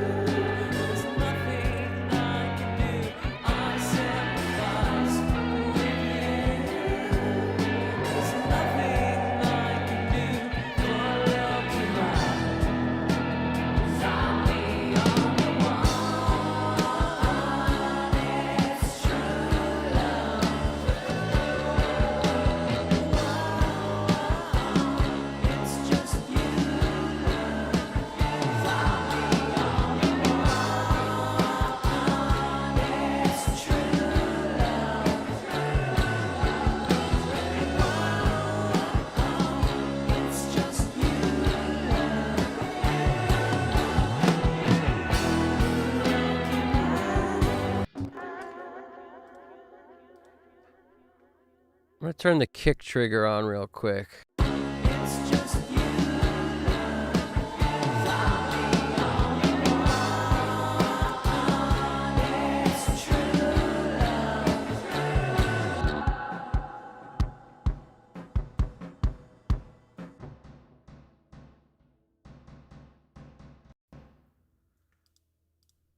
We don't need that thing. Sounds like it's a bunch of snare samples, but it's kick samples. They're just airy. They're super airy, lengthy kick samples.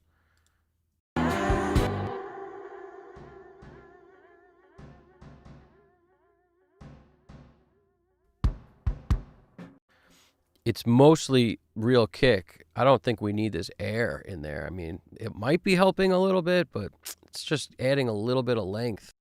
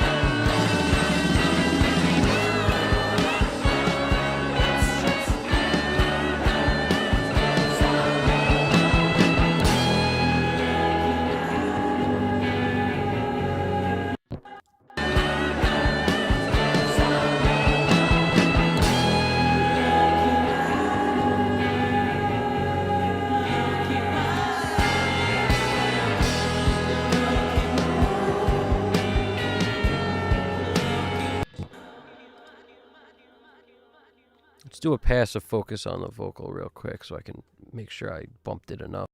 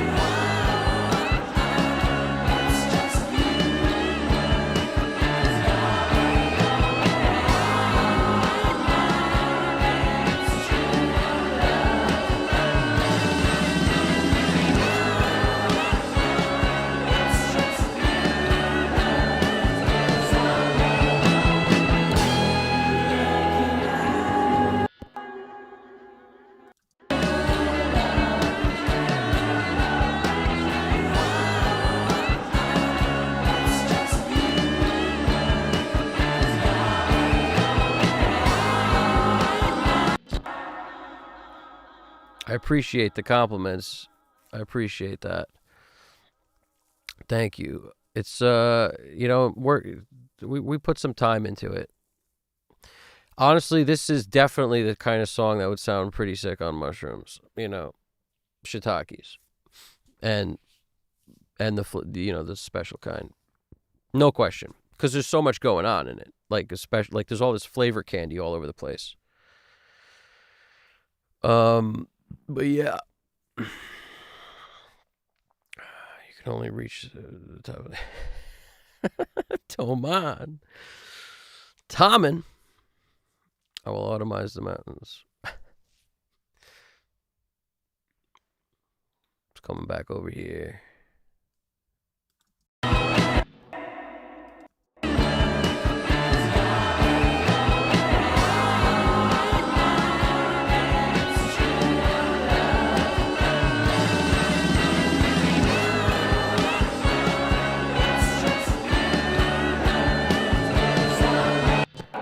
Where this guitar solo starts, we need more of it.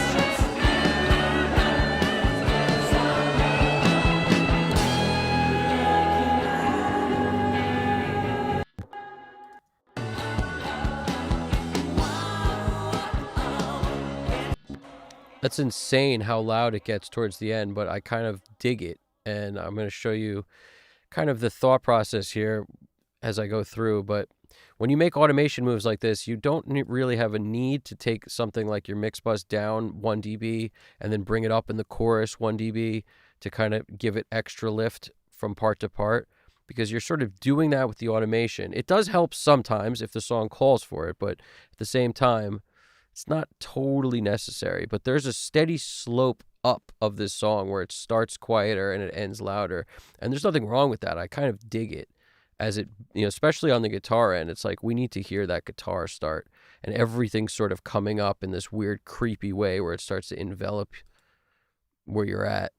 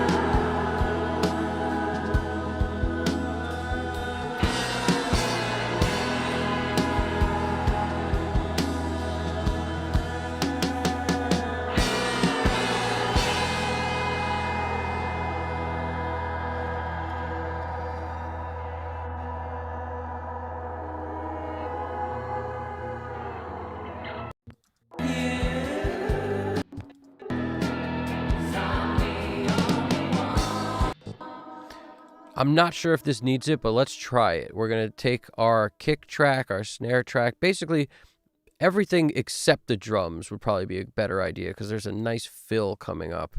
So let's just take bass. Let's take all this stuff here. Let's just take everything, including guitars. Let's just take all of them. Let's just take everything in sight. We'll leave the vocals. So just all this stuff. And I'll take out what I need in a second. So this, boom. Take out the buses we don't need. Just take all this at first. Let me listen to this spot one more time.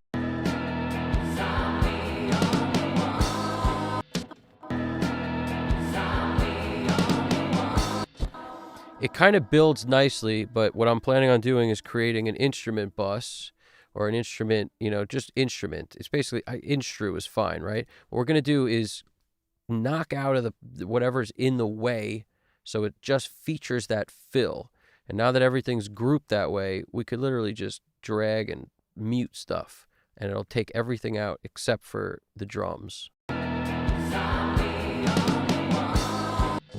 So I hit the down arrow when I want it to start and the up arrow when I want it to end, and then it'll grab a section. It helps if you go into it so you can get the timing right.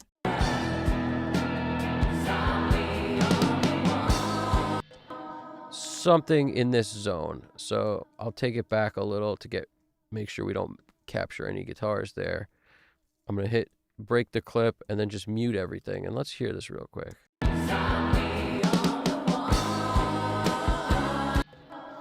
Now we may want to leave something there, like a lead or something to kind of hang over it. But it's basically a drop you're creating, a little drop before the chorus.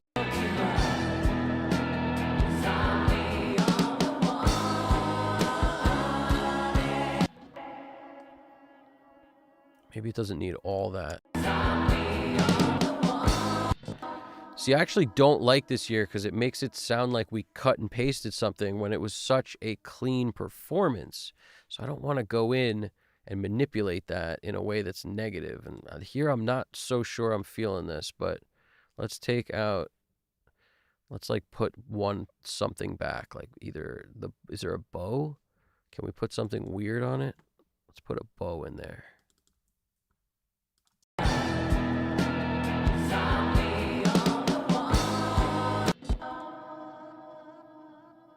That's not terrible. Let's see. Where's a lead? Give me a lead. Maybe this.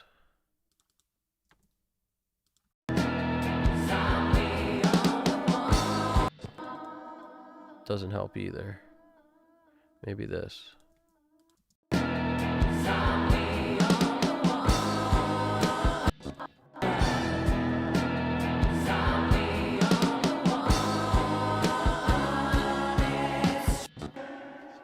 Yeah, the drop removes some mushroom effect. I agree. We need that mushroom back.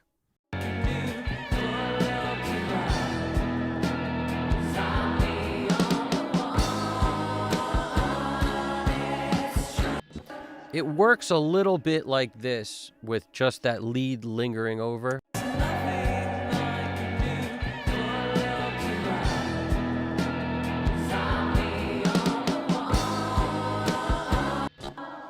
Let's try it the other way too, just so we can get it back to normal and see if we like that better instead.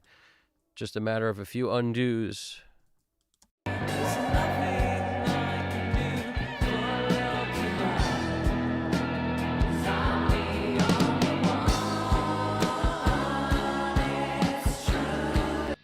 kind of like it going in smooth. It just feels like it makes more sense in this context.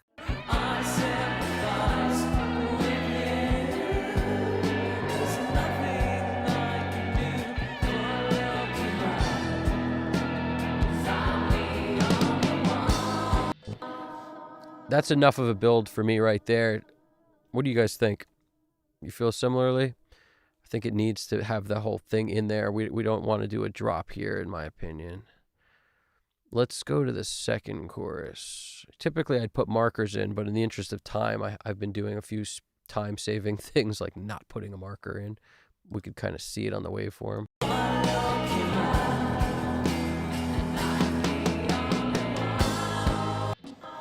It just sounds so seamless. Like, I don't think it needs drops, this song.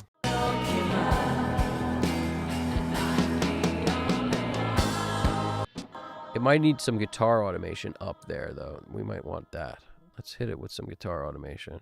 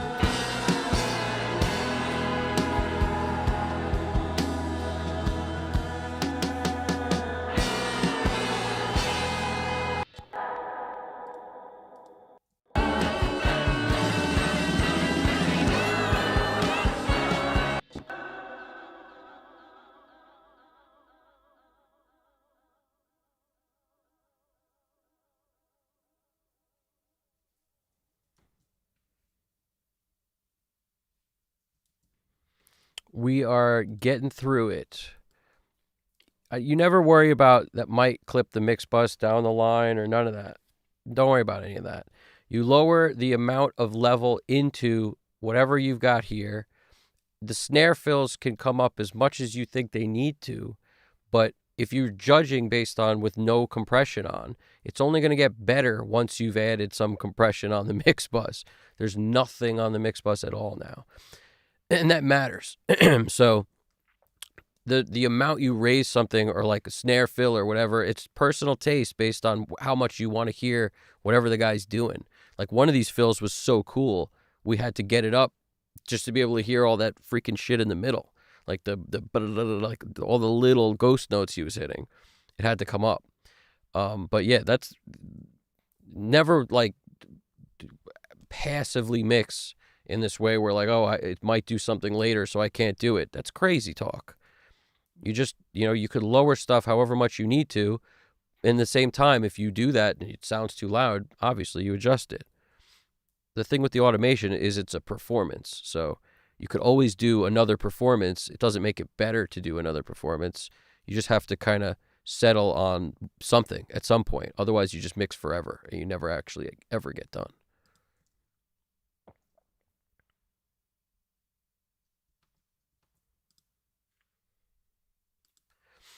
I've been liking this 3348 Mixland a lot lately. It just seems to be the go-to of the last few mixes.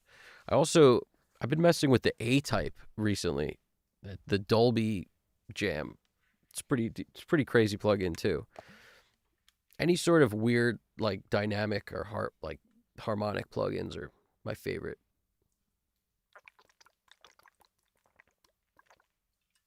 So any kind of tape saturators, we got plenty.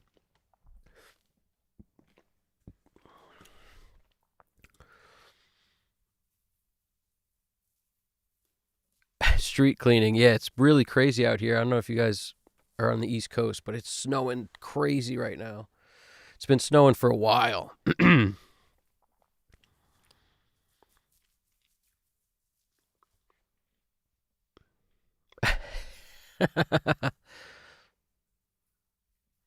I bet you there is. Dude, you work for Cube Tech. Don't lie. We know you just became a freaking... We know. We know. You joined just 4 days ago. We know you, man. We got your number over there, Audio Guy 1994. We know you work for Cube Tech. Who you trying to fool? Who you trying to fool, man? Just come clean with it.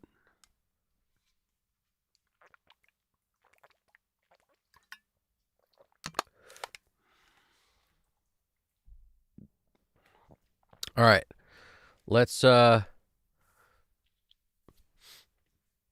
this here.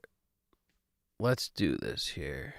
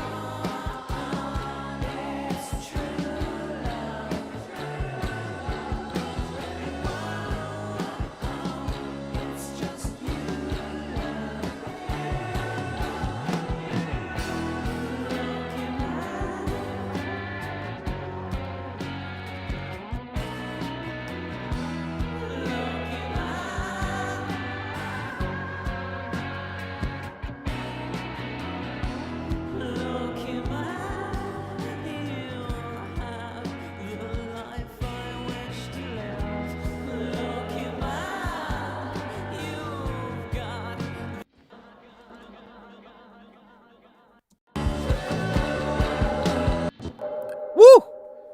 Once we kick that Mark Daniel Nelson in, it's like, watch out. We're coming.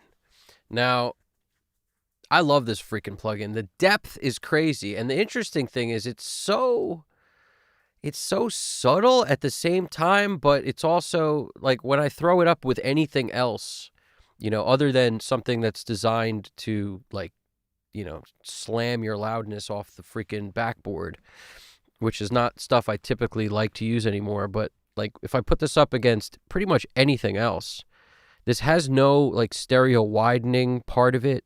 There's no control on it anyway. Who knows what's going on under the hood? This 8-channel, 2-channel thing does something pretty freaking cool, I'll tell you that. Because when I put this up against a 33609 and a curve bender, it doesn't like this wins. That loses. The curve bender was my go-to EQ for so long. I would use it in combination of a bunch of different compressors. I like the Unfairchild with it. I like the SSL bus comp with it. You name it. The API 2500, any compressor with that will do some magic. However, I've been recently just switching up and just using this.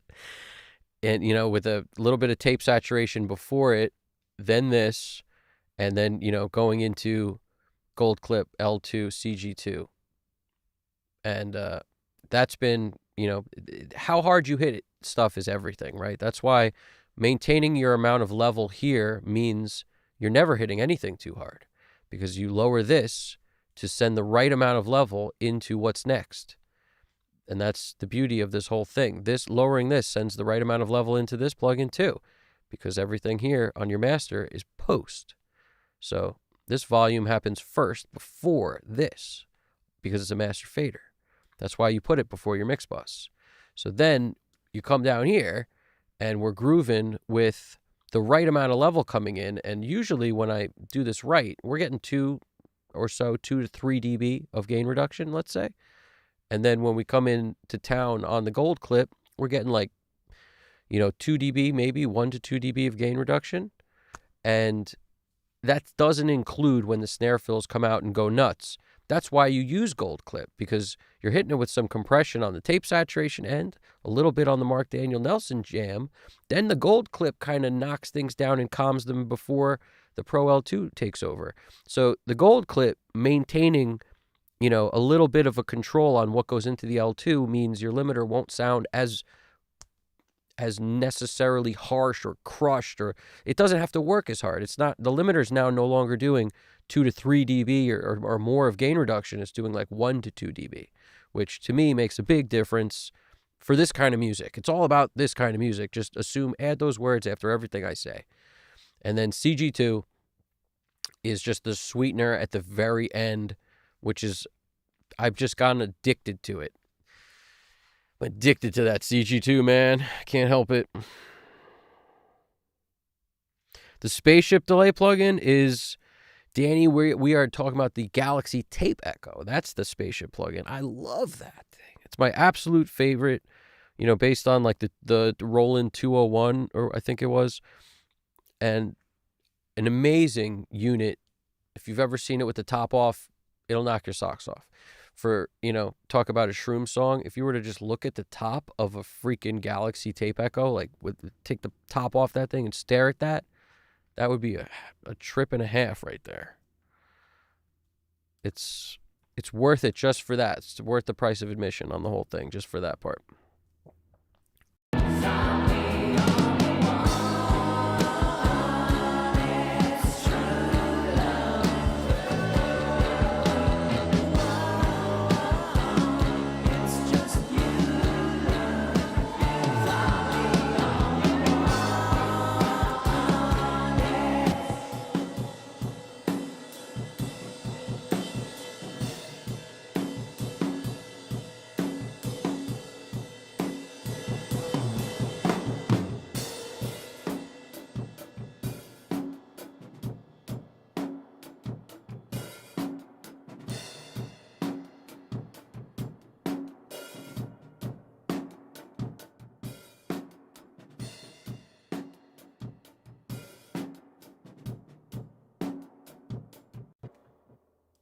I'm going to tame the cymbals a little bit by cutting a little more out of the middle.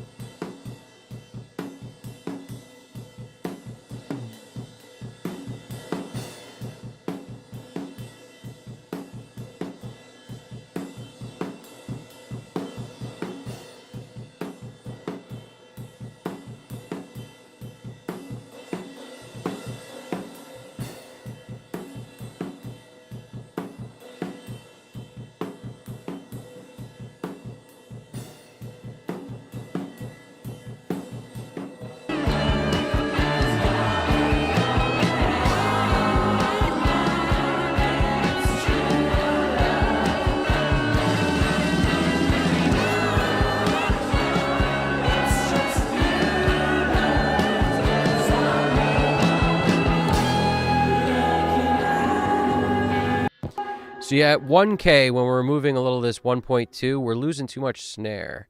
So like 5.6K, taking that down does do more for the cymbal destruction that I'm looking for. I'm looking to destroy the cymbals in a way that's, pleasing, because I don't like cymbals very much. I want to hear the overheads, but I don't want to be washed with cymbals. And if you notice, there's no compression on here or anything. And that's the battle always, is you bring up the overheads enough till you like it, and then the cymbals, man. The main source of cymbal love right now, like why we're hearing a lot of them, is because of the parallel. This Decapitator Echo Boy Galaxy thing. That's really what's doing it. So if I have to gut that from cymbals, I'll gut that. Get rid of 5.6K there. To me, that That's the play.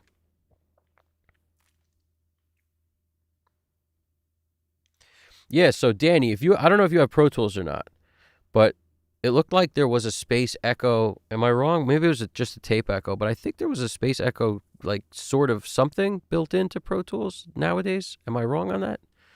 What did I find the other day accidentally? Was it a tape echo? Maybe it's just a tape echo.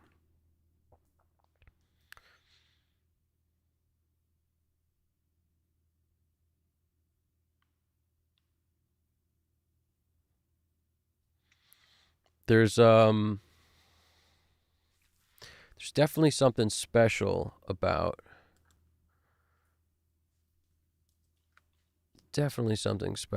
just like not using, don't oversaturate cymbals, don't overcompress, just use a little EQ and get rid of the harshness. I love doing that because it's harmless relatively to the other things. But we're gonna pop back here just to hear the difference.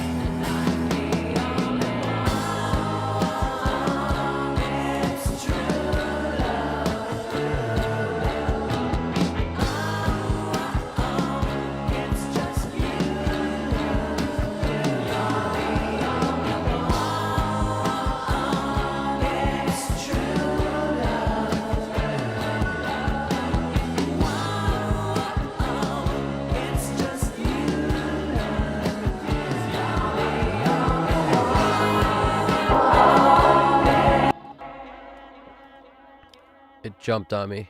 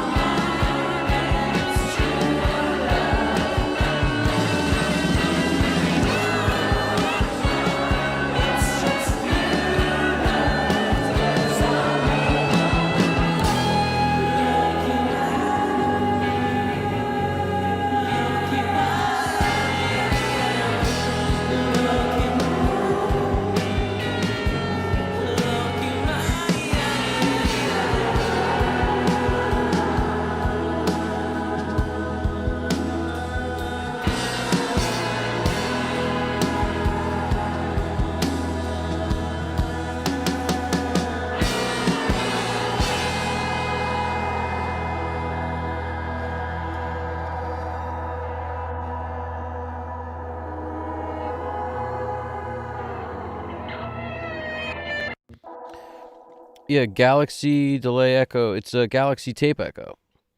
But it's it's Galaxy Space Echo. My bad. It looks like this. It's all over this mix. It's pretty much everywhere. It's on the bass this time too. We just decided we're going ham with it. It's here we go. Galaxy looks like this. It's has such a recognizable look. You've seen the hardware before, I guarantee it. It looks just like that. Um, they made one of these. It was like the Roland 201 also, SP 201 or something, but that was exactly the same thing. And I think that's what the hardware used to say. I think that's, that was who, like, Roland made these things, if I'm not mistaken. It was Roland SP 201. But yeah, this thing is just my absolute favorite for most things. You can just do so much with it.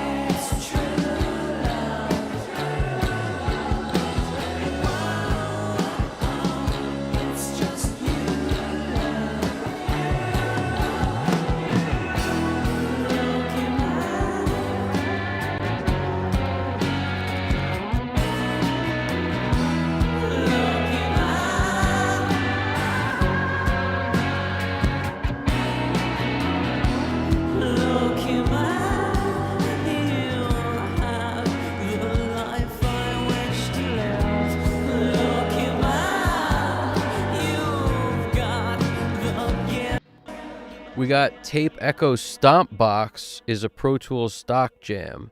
So Tape Echo Stomp Box, if anybody has Pro Tools, I think that's part of the Pro Tools ecosystem. Check that one out. That's pretty interesting. That's courtesy of GDP and his amazing research. That's what that is.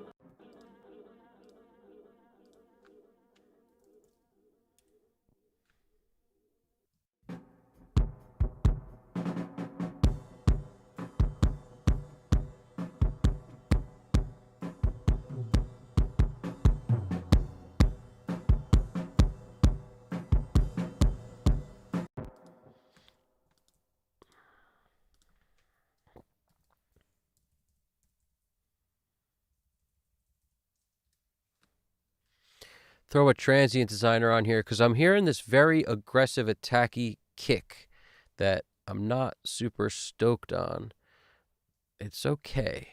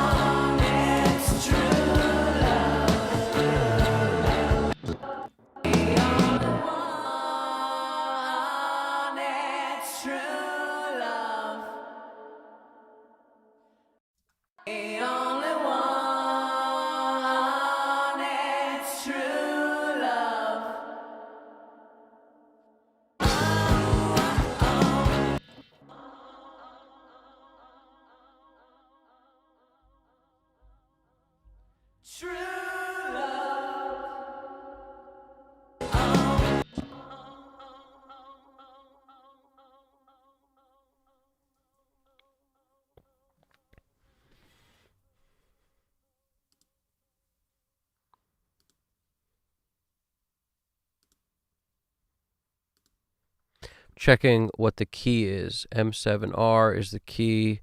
I just got to throw that on here, and it should duck more stuff out of the way.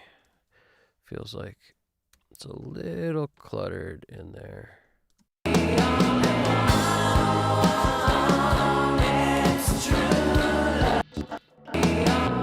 Oh, it's true love. Oh, oh,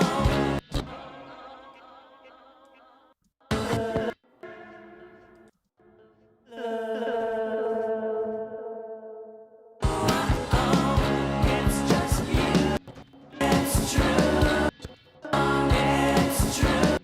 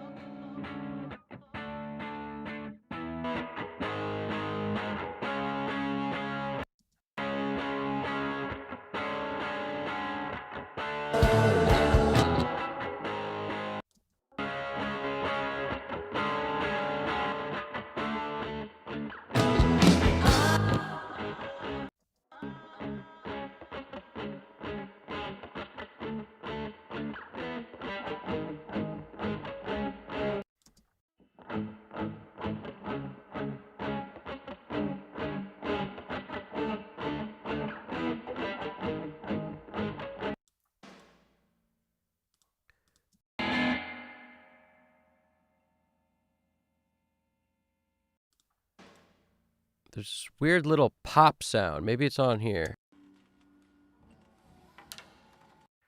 That's got to be what I've been hearing. This freaking stick. That's what I've been hearing. I was like, what is that?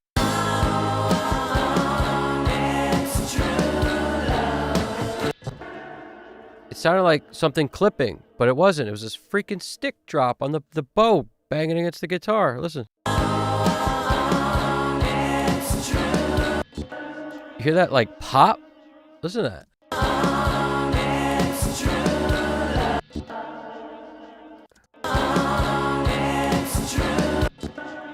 No thank you, pop. Gone.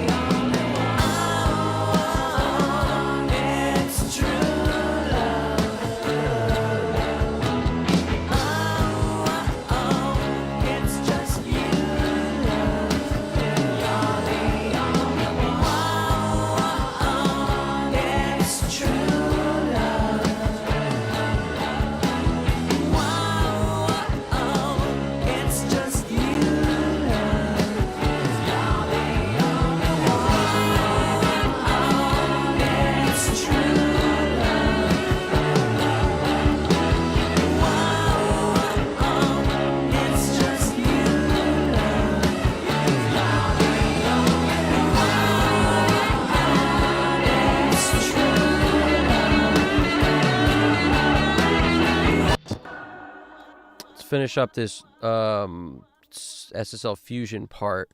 So when this comes on, when it's in the down position, the stereo imager is on. So we're getting a little extra width out of it. You'll have the life I wish to live. Lowkey Man, you've got the gifts I wish to give. Roll your eyes, there's nothing I can do. I sympathize with you. There's nothing I can do for Lowkey Man.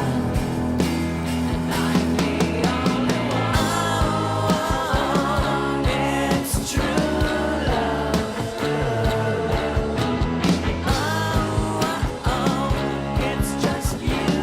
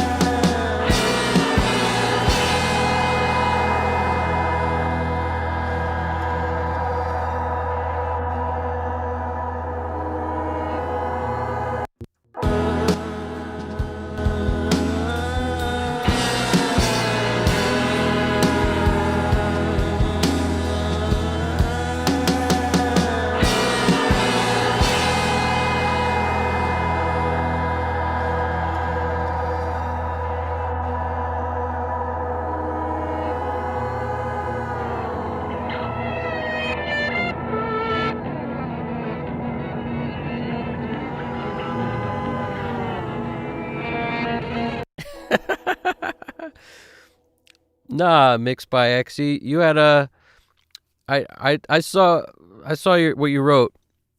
The thing is, there's no way that the harmony would be less in the way than being totally hard panned left and right. There's one down the center, but every other vocal on the harmony front is hard left and right. So they can't possibly get out of the way of cluttered more. Tightening them up,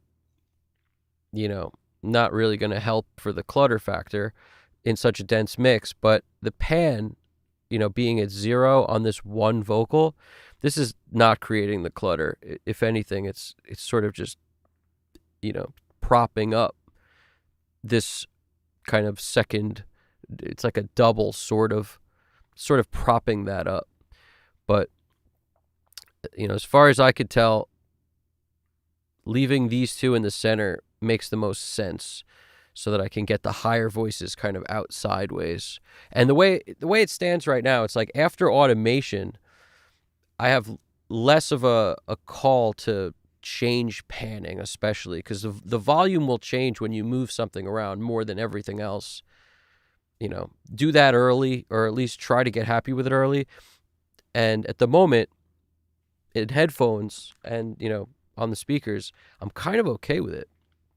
I'm kind of okay with where those sit. If I moved like one of these harmonies a little bit to the right, I would have to sort of move this one also, the second double, this one a little bit to the left, and then I'd have really like no support for the lead vocal in the center. So like potentially automating something like that on a chorus or something could work, but it's a valid idea. It's just, I don't think it needs it in this particular case, but it's a valid idea that to like automate panning. I had to do that on the song I did last time, I think, because of the way the vocals were structured. Like there wasn't anything on one of the sides, so I had to take a double and kind of throw it out to the sides. But in this case, I'm feeling like there's just this nice kind of seesaw happening between these one vocals in the background, the ones in the front. Like I kind of don't want to hear the background vocals as much as the lead. So I'm sort of liking where this is buried in a way. It doesn't feel cluttered, but yet the volume seems right between the backing and the lead. Like I don't want the backing to jump out at me because there's so many vocals in this song. So it's definitely a battle of personal taste of what you want to jump out at you. Let's see where we're at with this moment here. But that wasn't a bad call, though. It's a good call. Oh, ostrich. I love how it sounds really spacious, detailed, and cohesive at the same time. Thank you. I appreciate that. Ultimately, bringing down, it's all good. Mixed by Exy, that's all good, man. Don't worry about it. Like, it's a valid suggestion, But ultimately, bringing down the reverbs and delays was kind of necessary also to achieve a little less clutter. Because when I was listening, I was hearing clutter, but I wasn't hearing clutter anywhere other than these reverb tails and these delay tails and all this stuff that was sort of building up on itself, which is a downside to adding a bunch of stuff. But the beautiful thing is if you automate, the vocal to sound where you like it, and then the reverb is now too loud, just go in and adjust the reverb as much as you want. It's kind of a common theme in stuff that I do. So where like I'll put more than I want and then, try to live with it. And then I wind up at some point like splashing water on my face figuratively and taking down the freaking reverbs like a ton. Little interesting. Yowza indeed. How are you, Yowza? Yowza. It's one of those terms. It's one of those Brooklyn terms. Yowza. I've heard that a lot in Brooklyn, the Yowza. Yowza. I actually knew a guy whose nickname was Yowza. There's nothing I can do for Lowkey Man. Find me on the one, it's true love. Wow,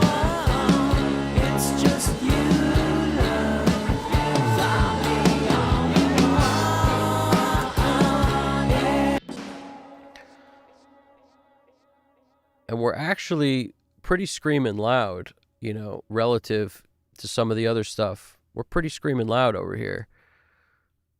It's like -8 LUFS at the loud part.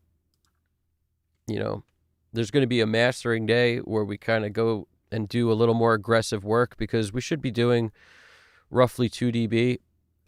I might want to take it down a little. Let's see what we're doing in the loudest parts here.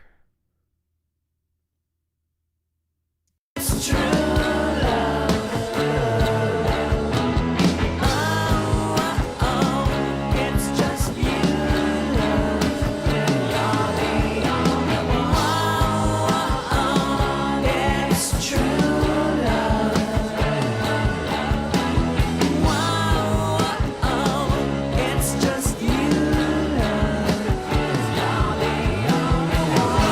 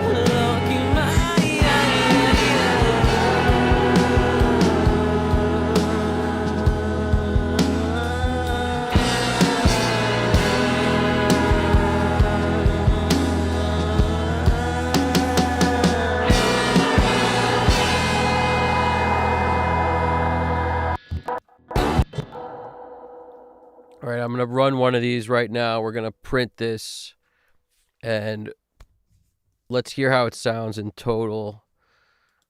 And then, like I said, tomorrow I'll probably go through, listen one more time. Fresh ears. Got to have the fresh ears after all this time.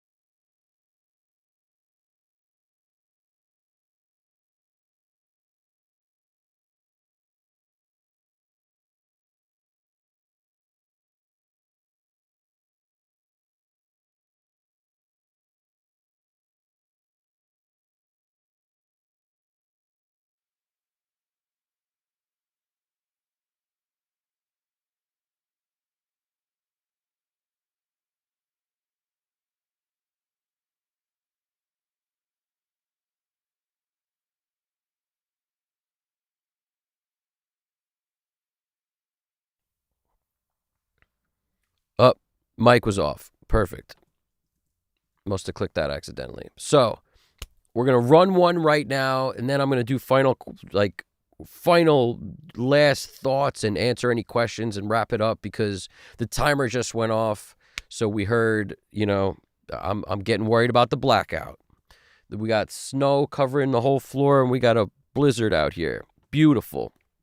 Let's run one, hear how it sounds, and then we will wrap it up after that, after I thank a bunch of people for being here and checking it out and doing the whole thing. I mean, you guys are awesome. I really appreciate you watching, being here, checking it out. It means a lot. All the questions, the chat, it's awesome.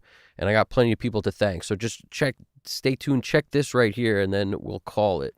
And we'll get back in the chat real quick. So give me 1 minute here.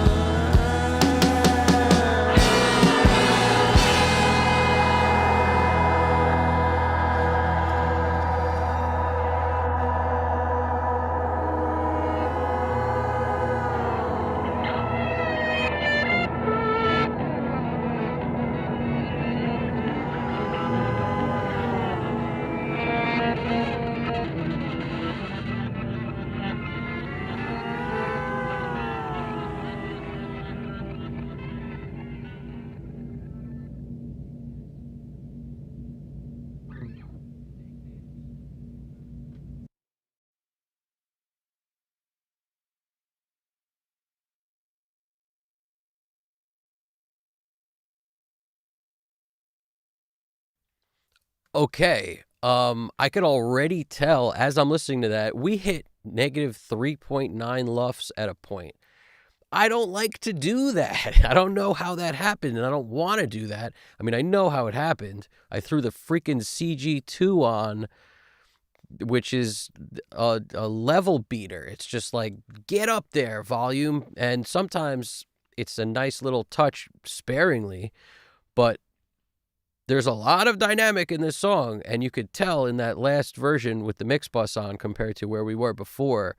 Like, it is now pretty smushed. I gotta say, I probably will print another one of these with fresh ears with a lot less, just lower the CG2 a bit. And, I was sitting in like peak zone for a significant portion of that on the true peaks.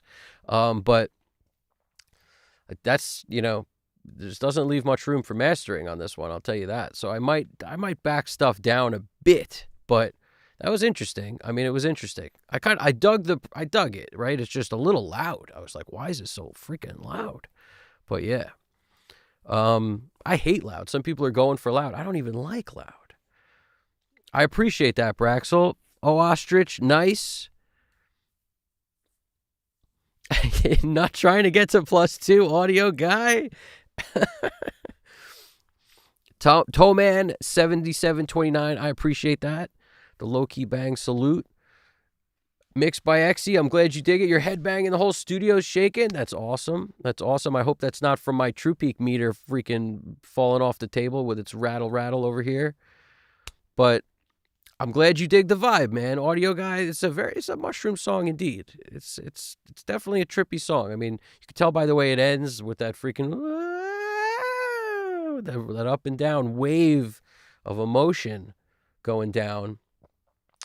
But yeah, I want to thank some people for checking this out, and I really appreciate it. So, Lil Interesting dropped by to say yowza. Amazing. I dig that. That's awesome. Mixed by Exy, Audio Guy 1994, Towman, O Ostrich, Braxel.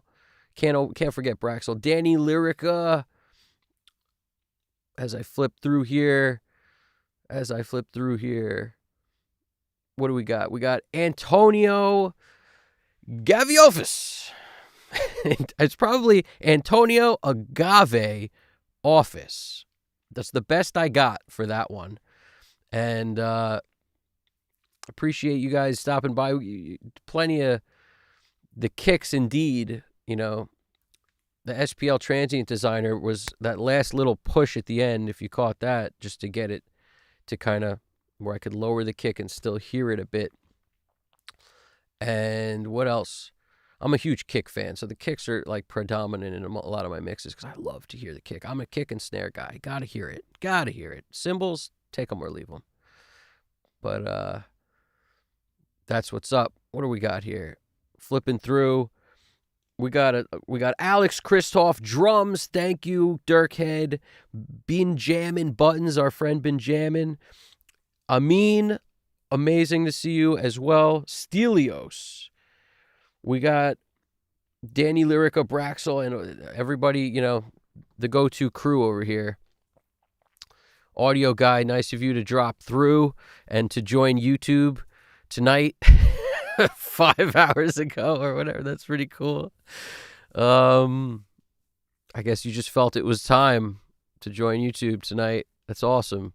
Stelios, it's amazing. This whole thing, it's amazing. What do we got going over here? Oh, can't forget about Shigiono music. Always, here we go. Reeve Official. Gotta throw some love to Reeve Official and CXQ5 the Man. That dude drops some good music too, man. I like his music. And what else we got? We got a big thanks, as always, can't forget about GDP Japan, holding this thing down, flying the plane all the way from Japan, the Japan to the East Coast connection, Pennsylvania to Japan. You just can't make this stuff up. I mean, could this thing be any more legit from Japan to over here? I don't think it's possible, but we are extremely dedicated to getting a mix done start to finish every time we sit down on these marathons. It's got to be the middle of the freaking night over there. It started the middle of the night on my end. Now it's the middle of the night on his end. Nobody wins. Everybody wins. You know the deal. We got some stuff at the bottom. I'm gonna wrap up. We got a couple more jams in the chat right there. And GDP, what do you think? Should I? You think I should save this mix and maybe lower stuff a little bit and print one more? Or you don't think we think we're playing with fire with the freaking 12-hour mark? What do you think over there? GDP, you're killing it. As always, you're the man. Always. As always. And what do we got here? Oh, Ostrich. By the way, your mixing lessons become more fun when you started streaming, or to achieve true creative flow, you feel like you still need some alone time with no distractions and clear headspace. Mixing sessions. Did your mixing sessions become more fun when?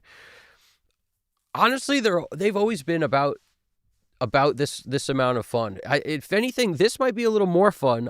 Because there's like the human interaction factor and getting to sort of talk. Getting to, I don't know. There's something about like instead of taking a break alone in your own head, take a break with others, and that's kind of what I'm doing when I jump over to the chat to talk a bit.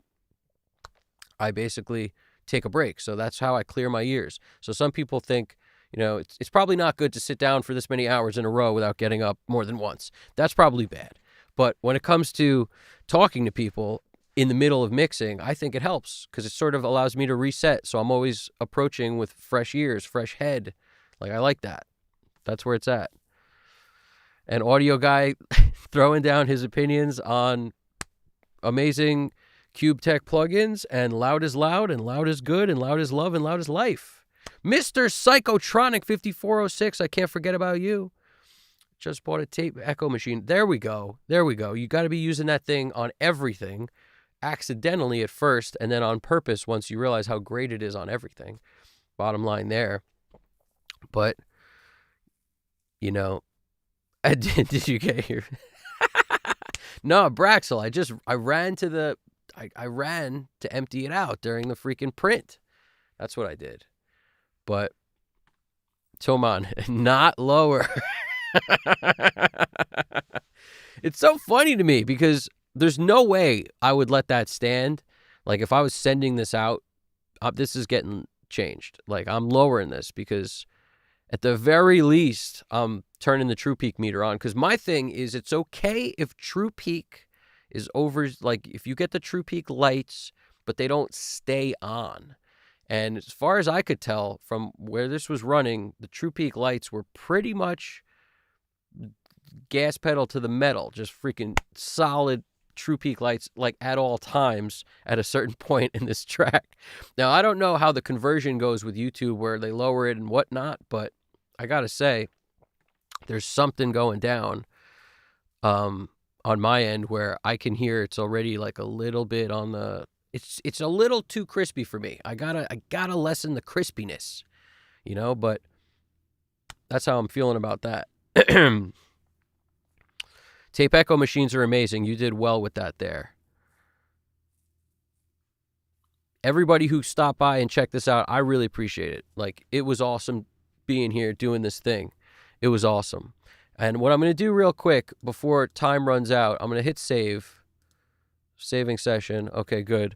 I'm going to come in here and I'm going to do, first of all, it's M2 version, so we got to do that. Now I'm going to come in here and make M3 real quick because I like to live on the edge for some crazy reason. For some crazy reason, I like to live on the edge. Live on the edge.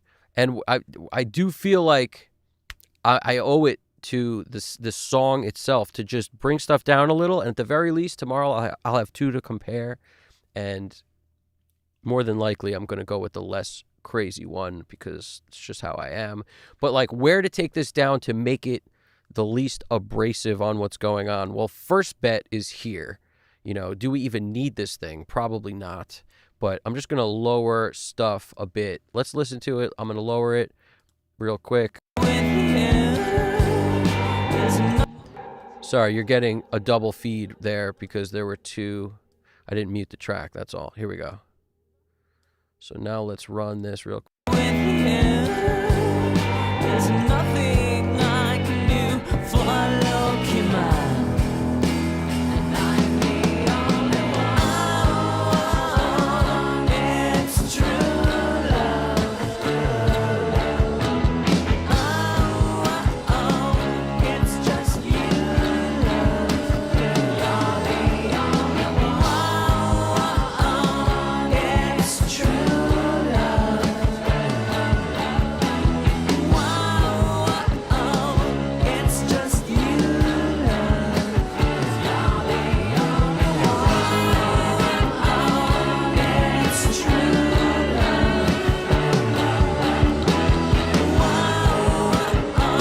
It's just you, love.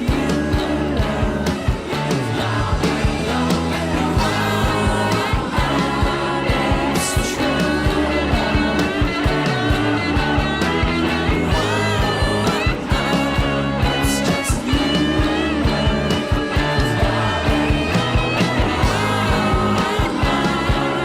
It's true love.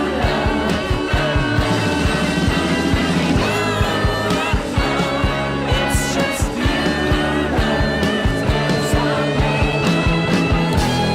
Lowkey Man,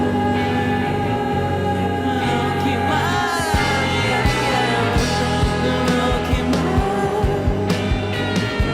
Lowkey Man,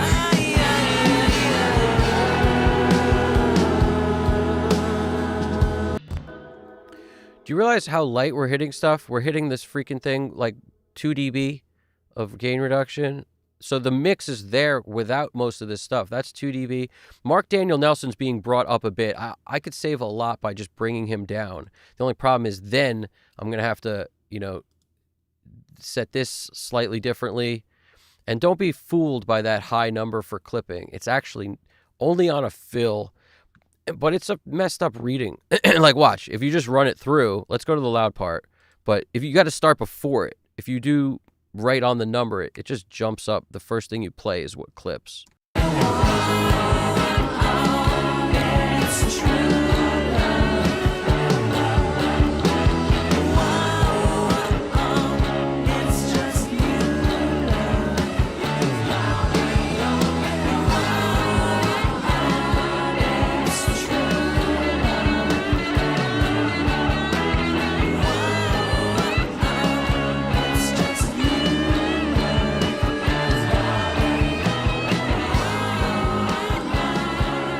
It's true love.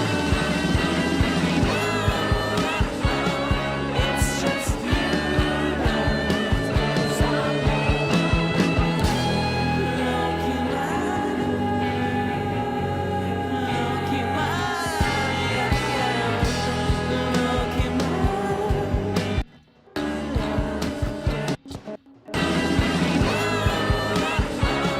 It's just you,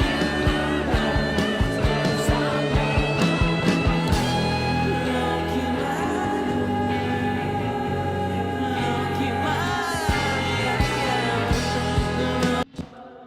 That's more like it. Now we're talking. It's going to be barely. This is the delicate one. My delicate baby.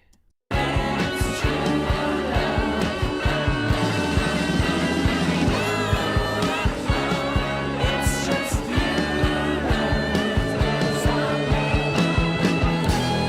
Lowkey Man, Lowkey Man, Lowkey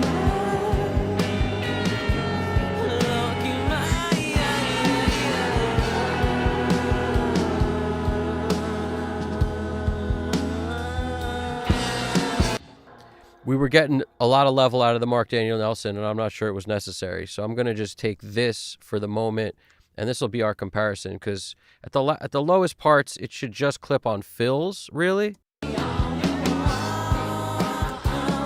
It's true love. It's just you, love. Lowkey Man,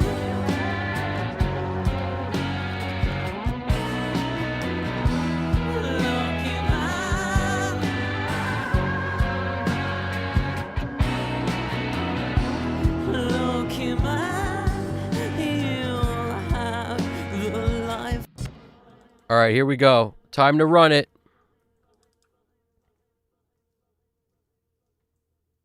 Here we go. This one is the low one for the money.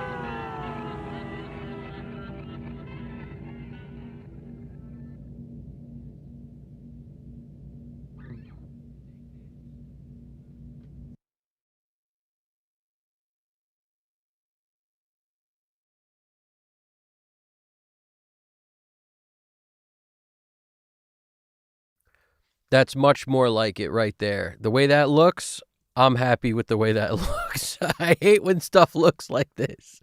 I just don't like it. Sure, we could change the view, we could zoom, we could make it whatever, but no, I just don't like it. So just to wrap up, I hope you guys dug this session, and there's going to be tons more of these to come, tons more of these.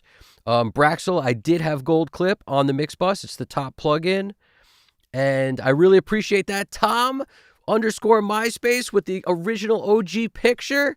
Can't forget that face. Awesome.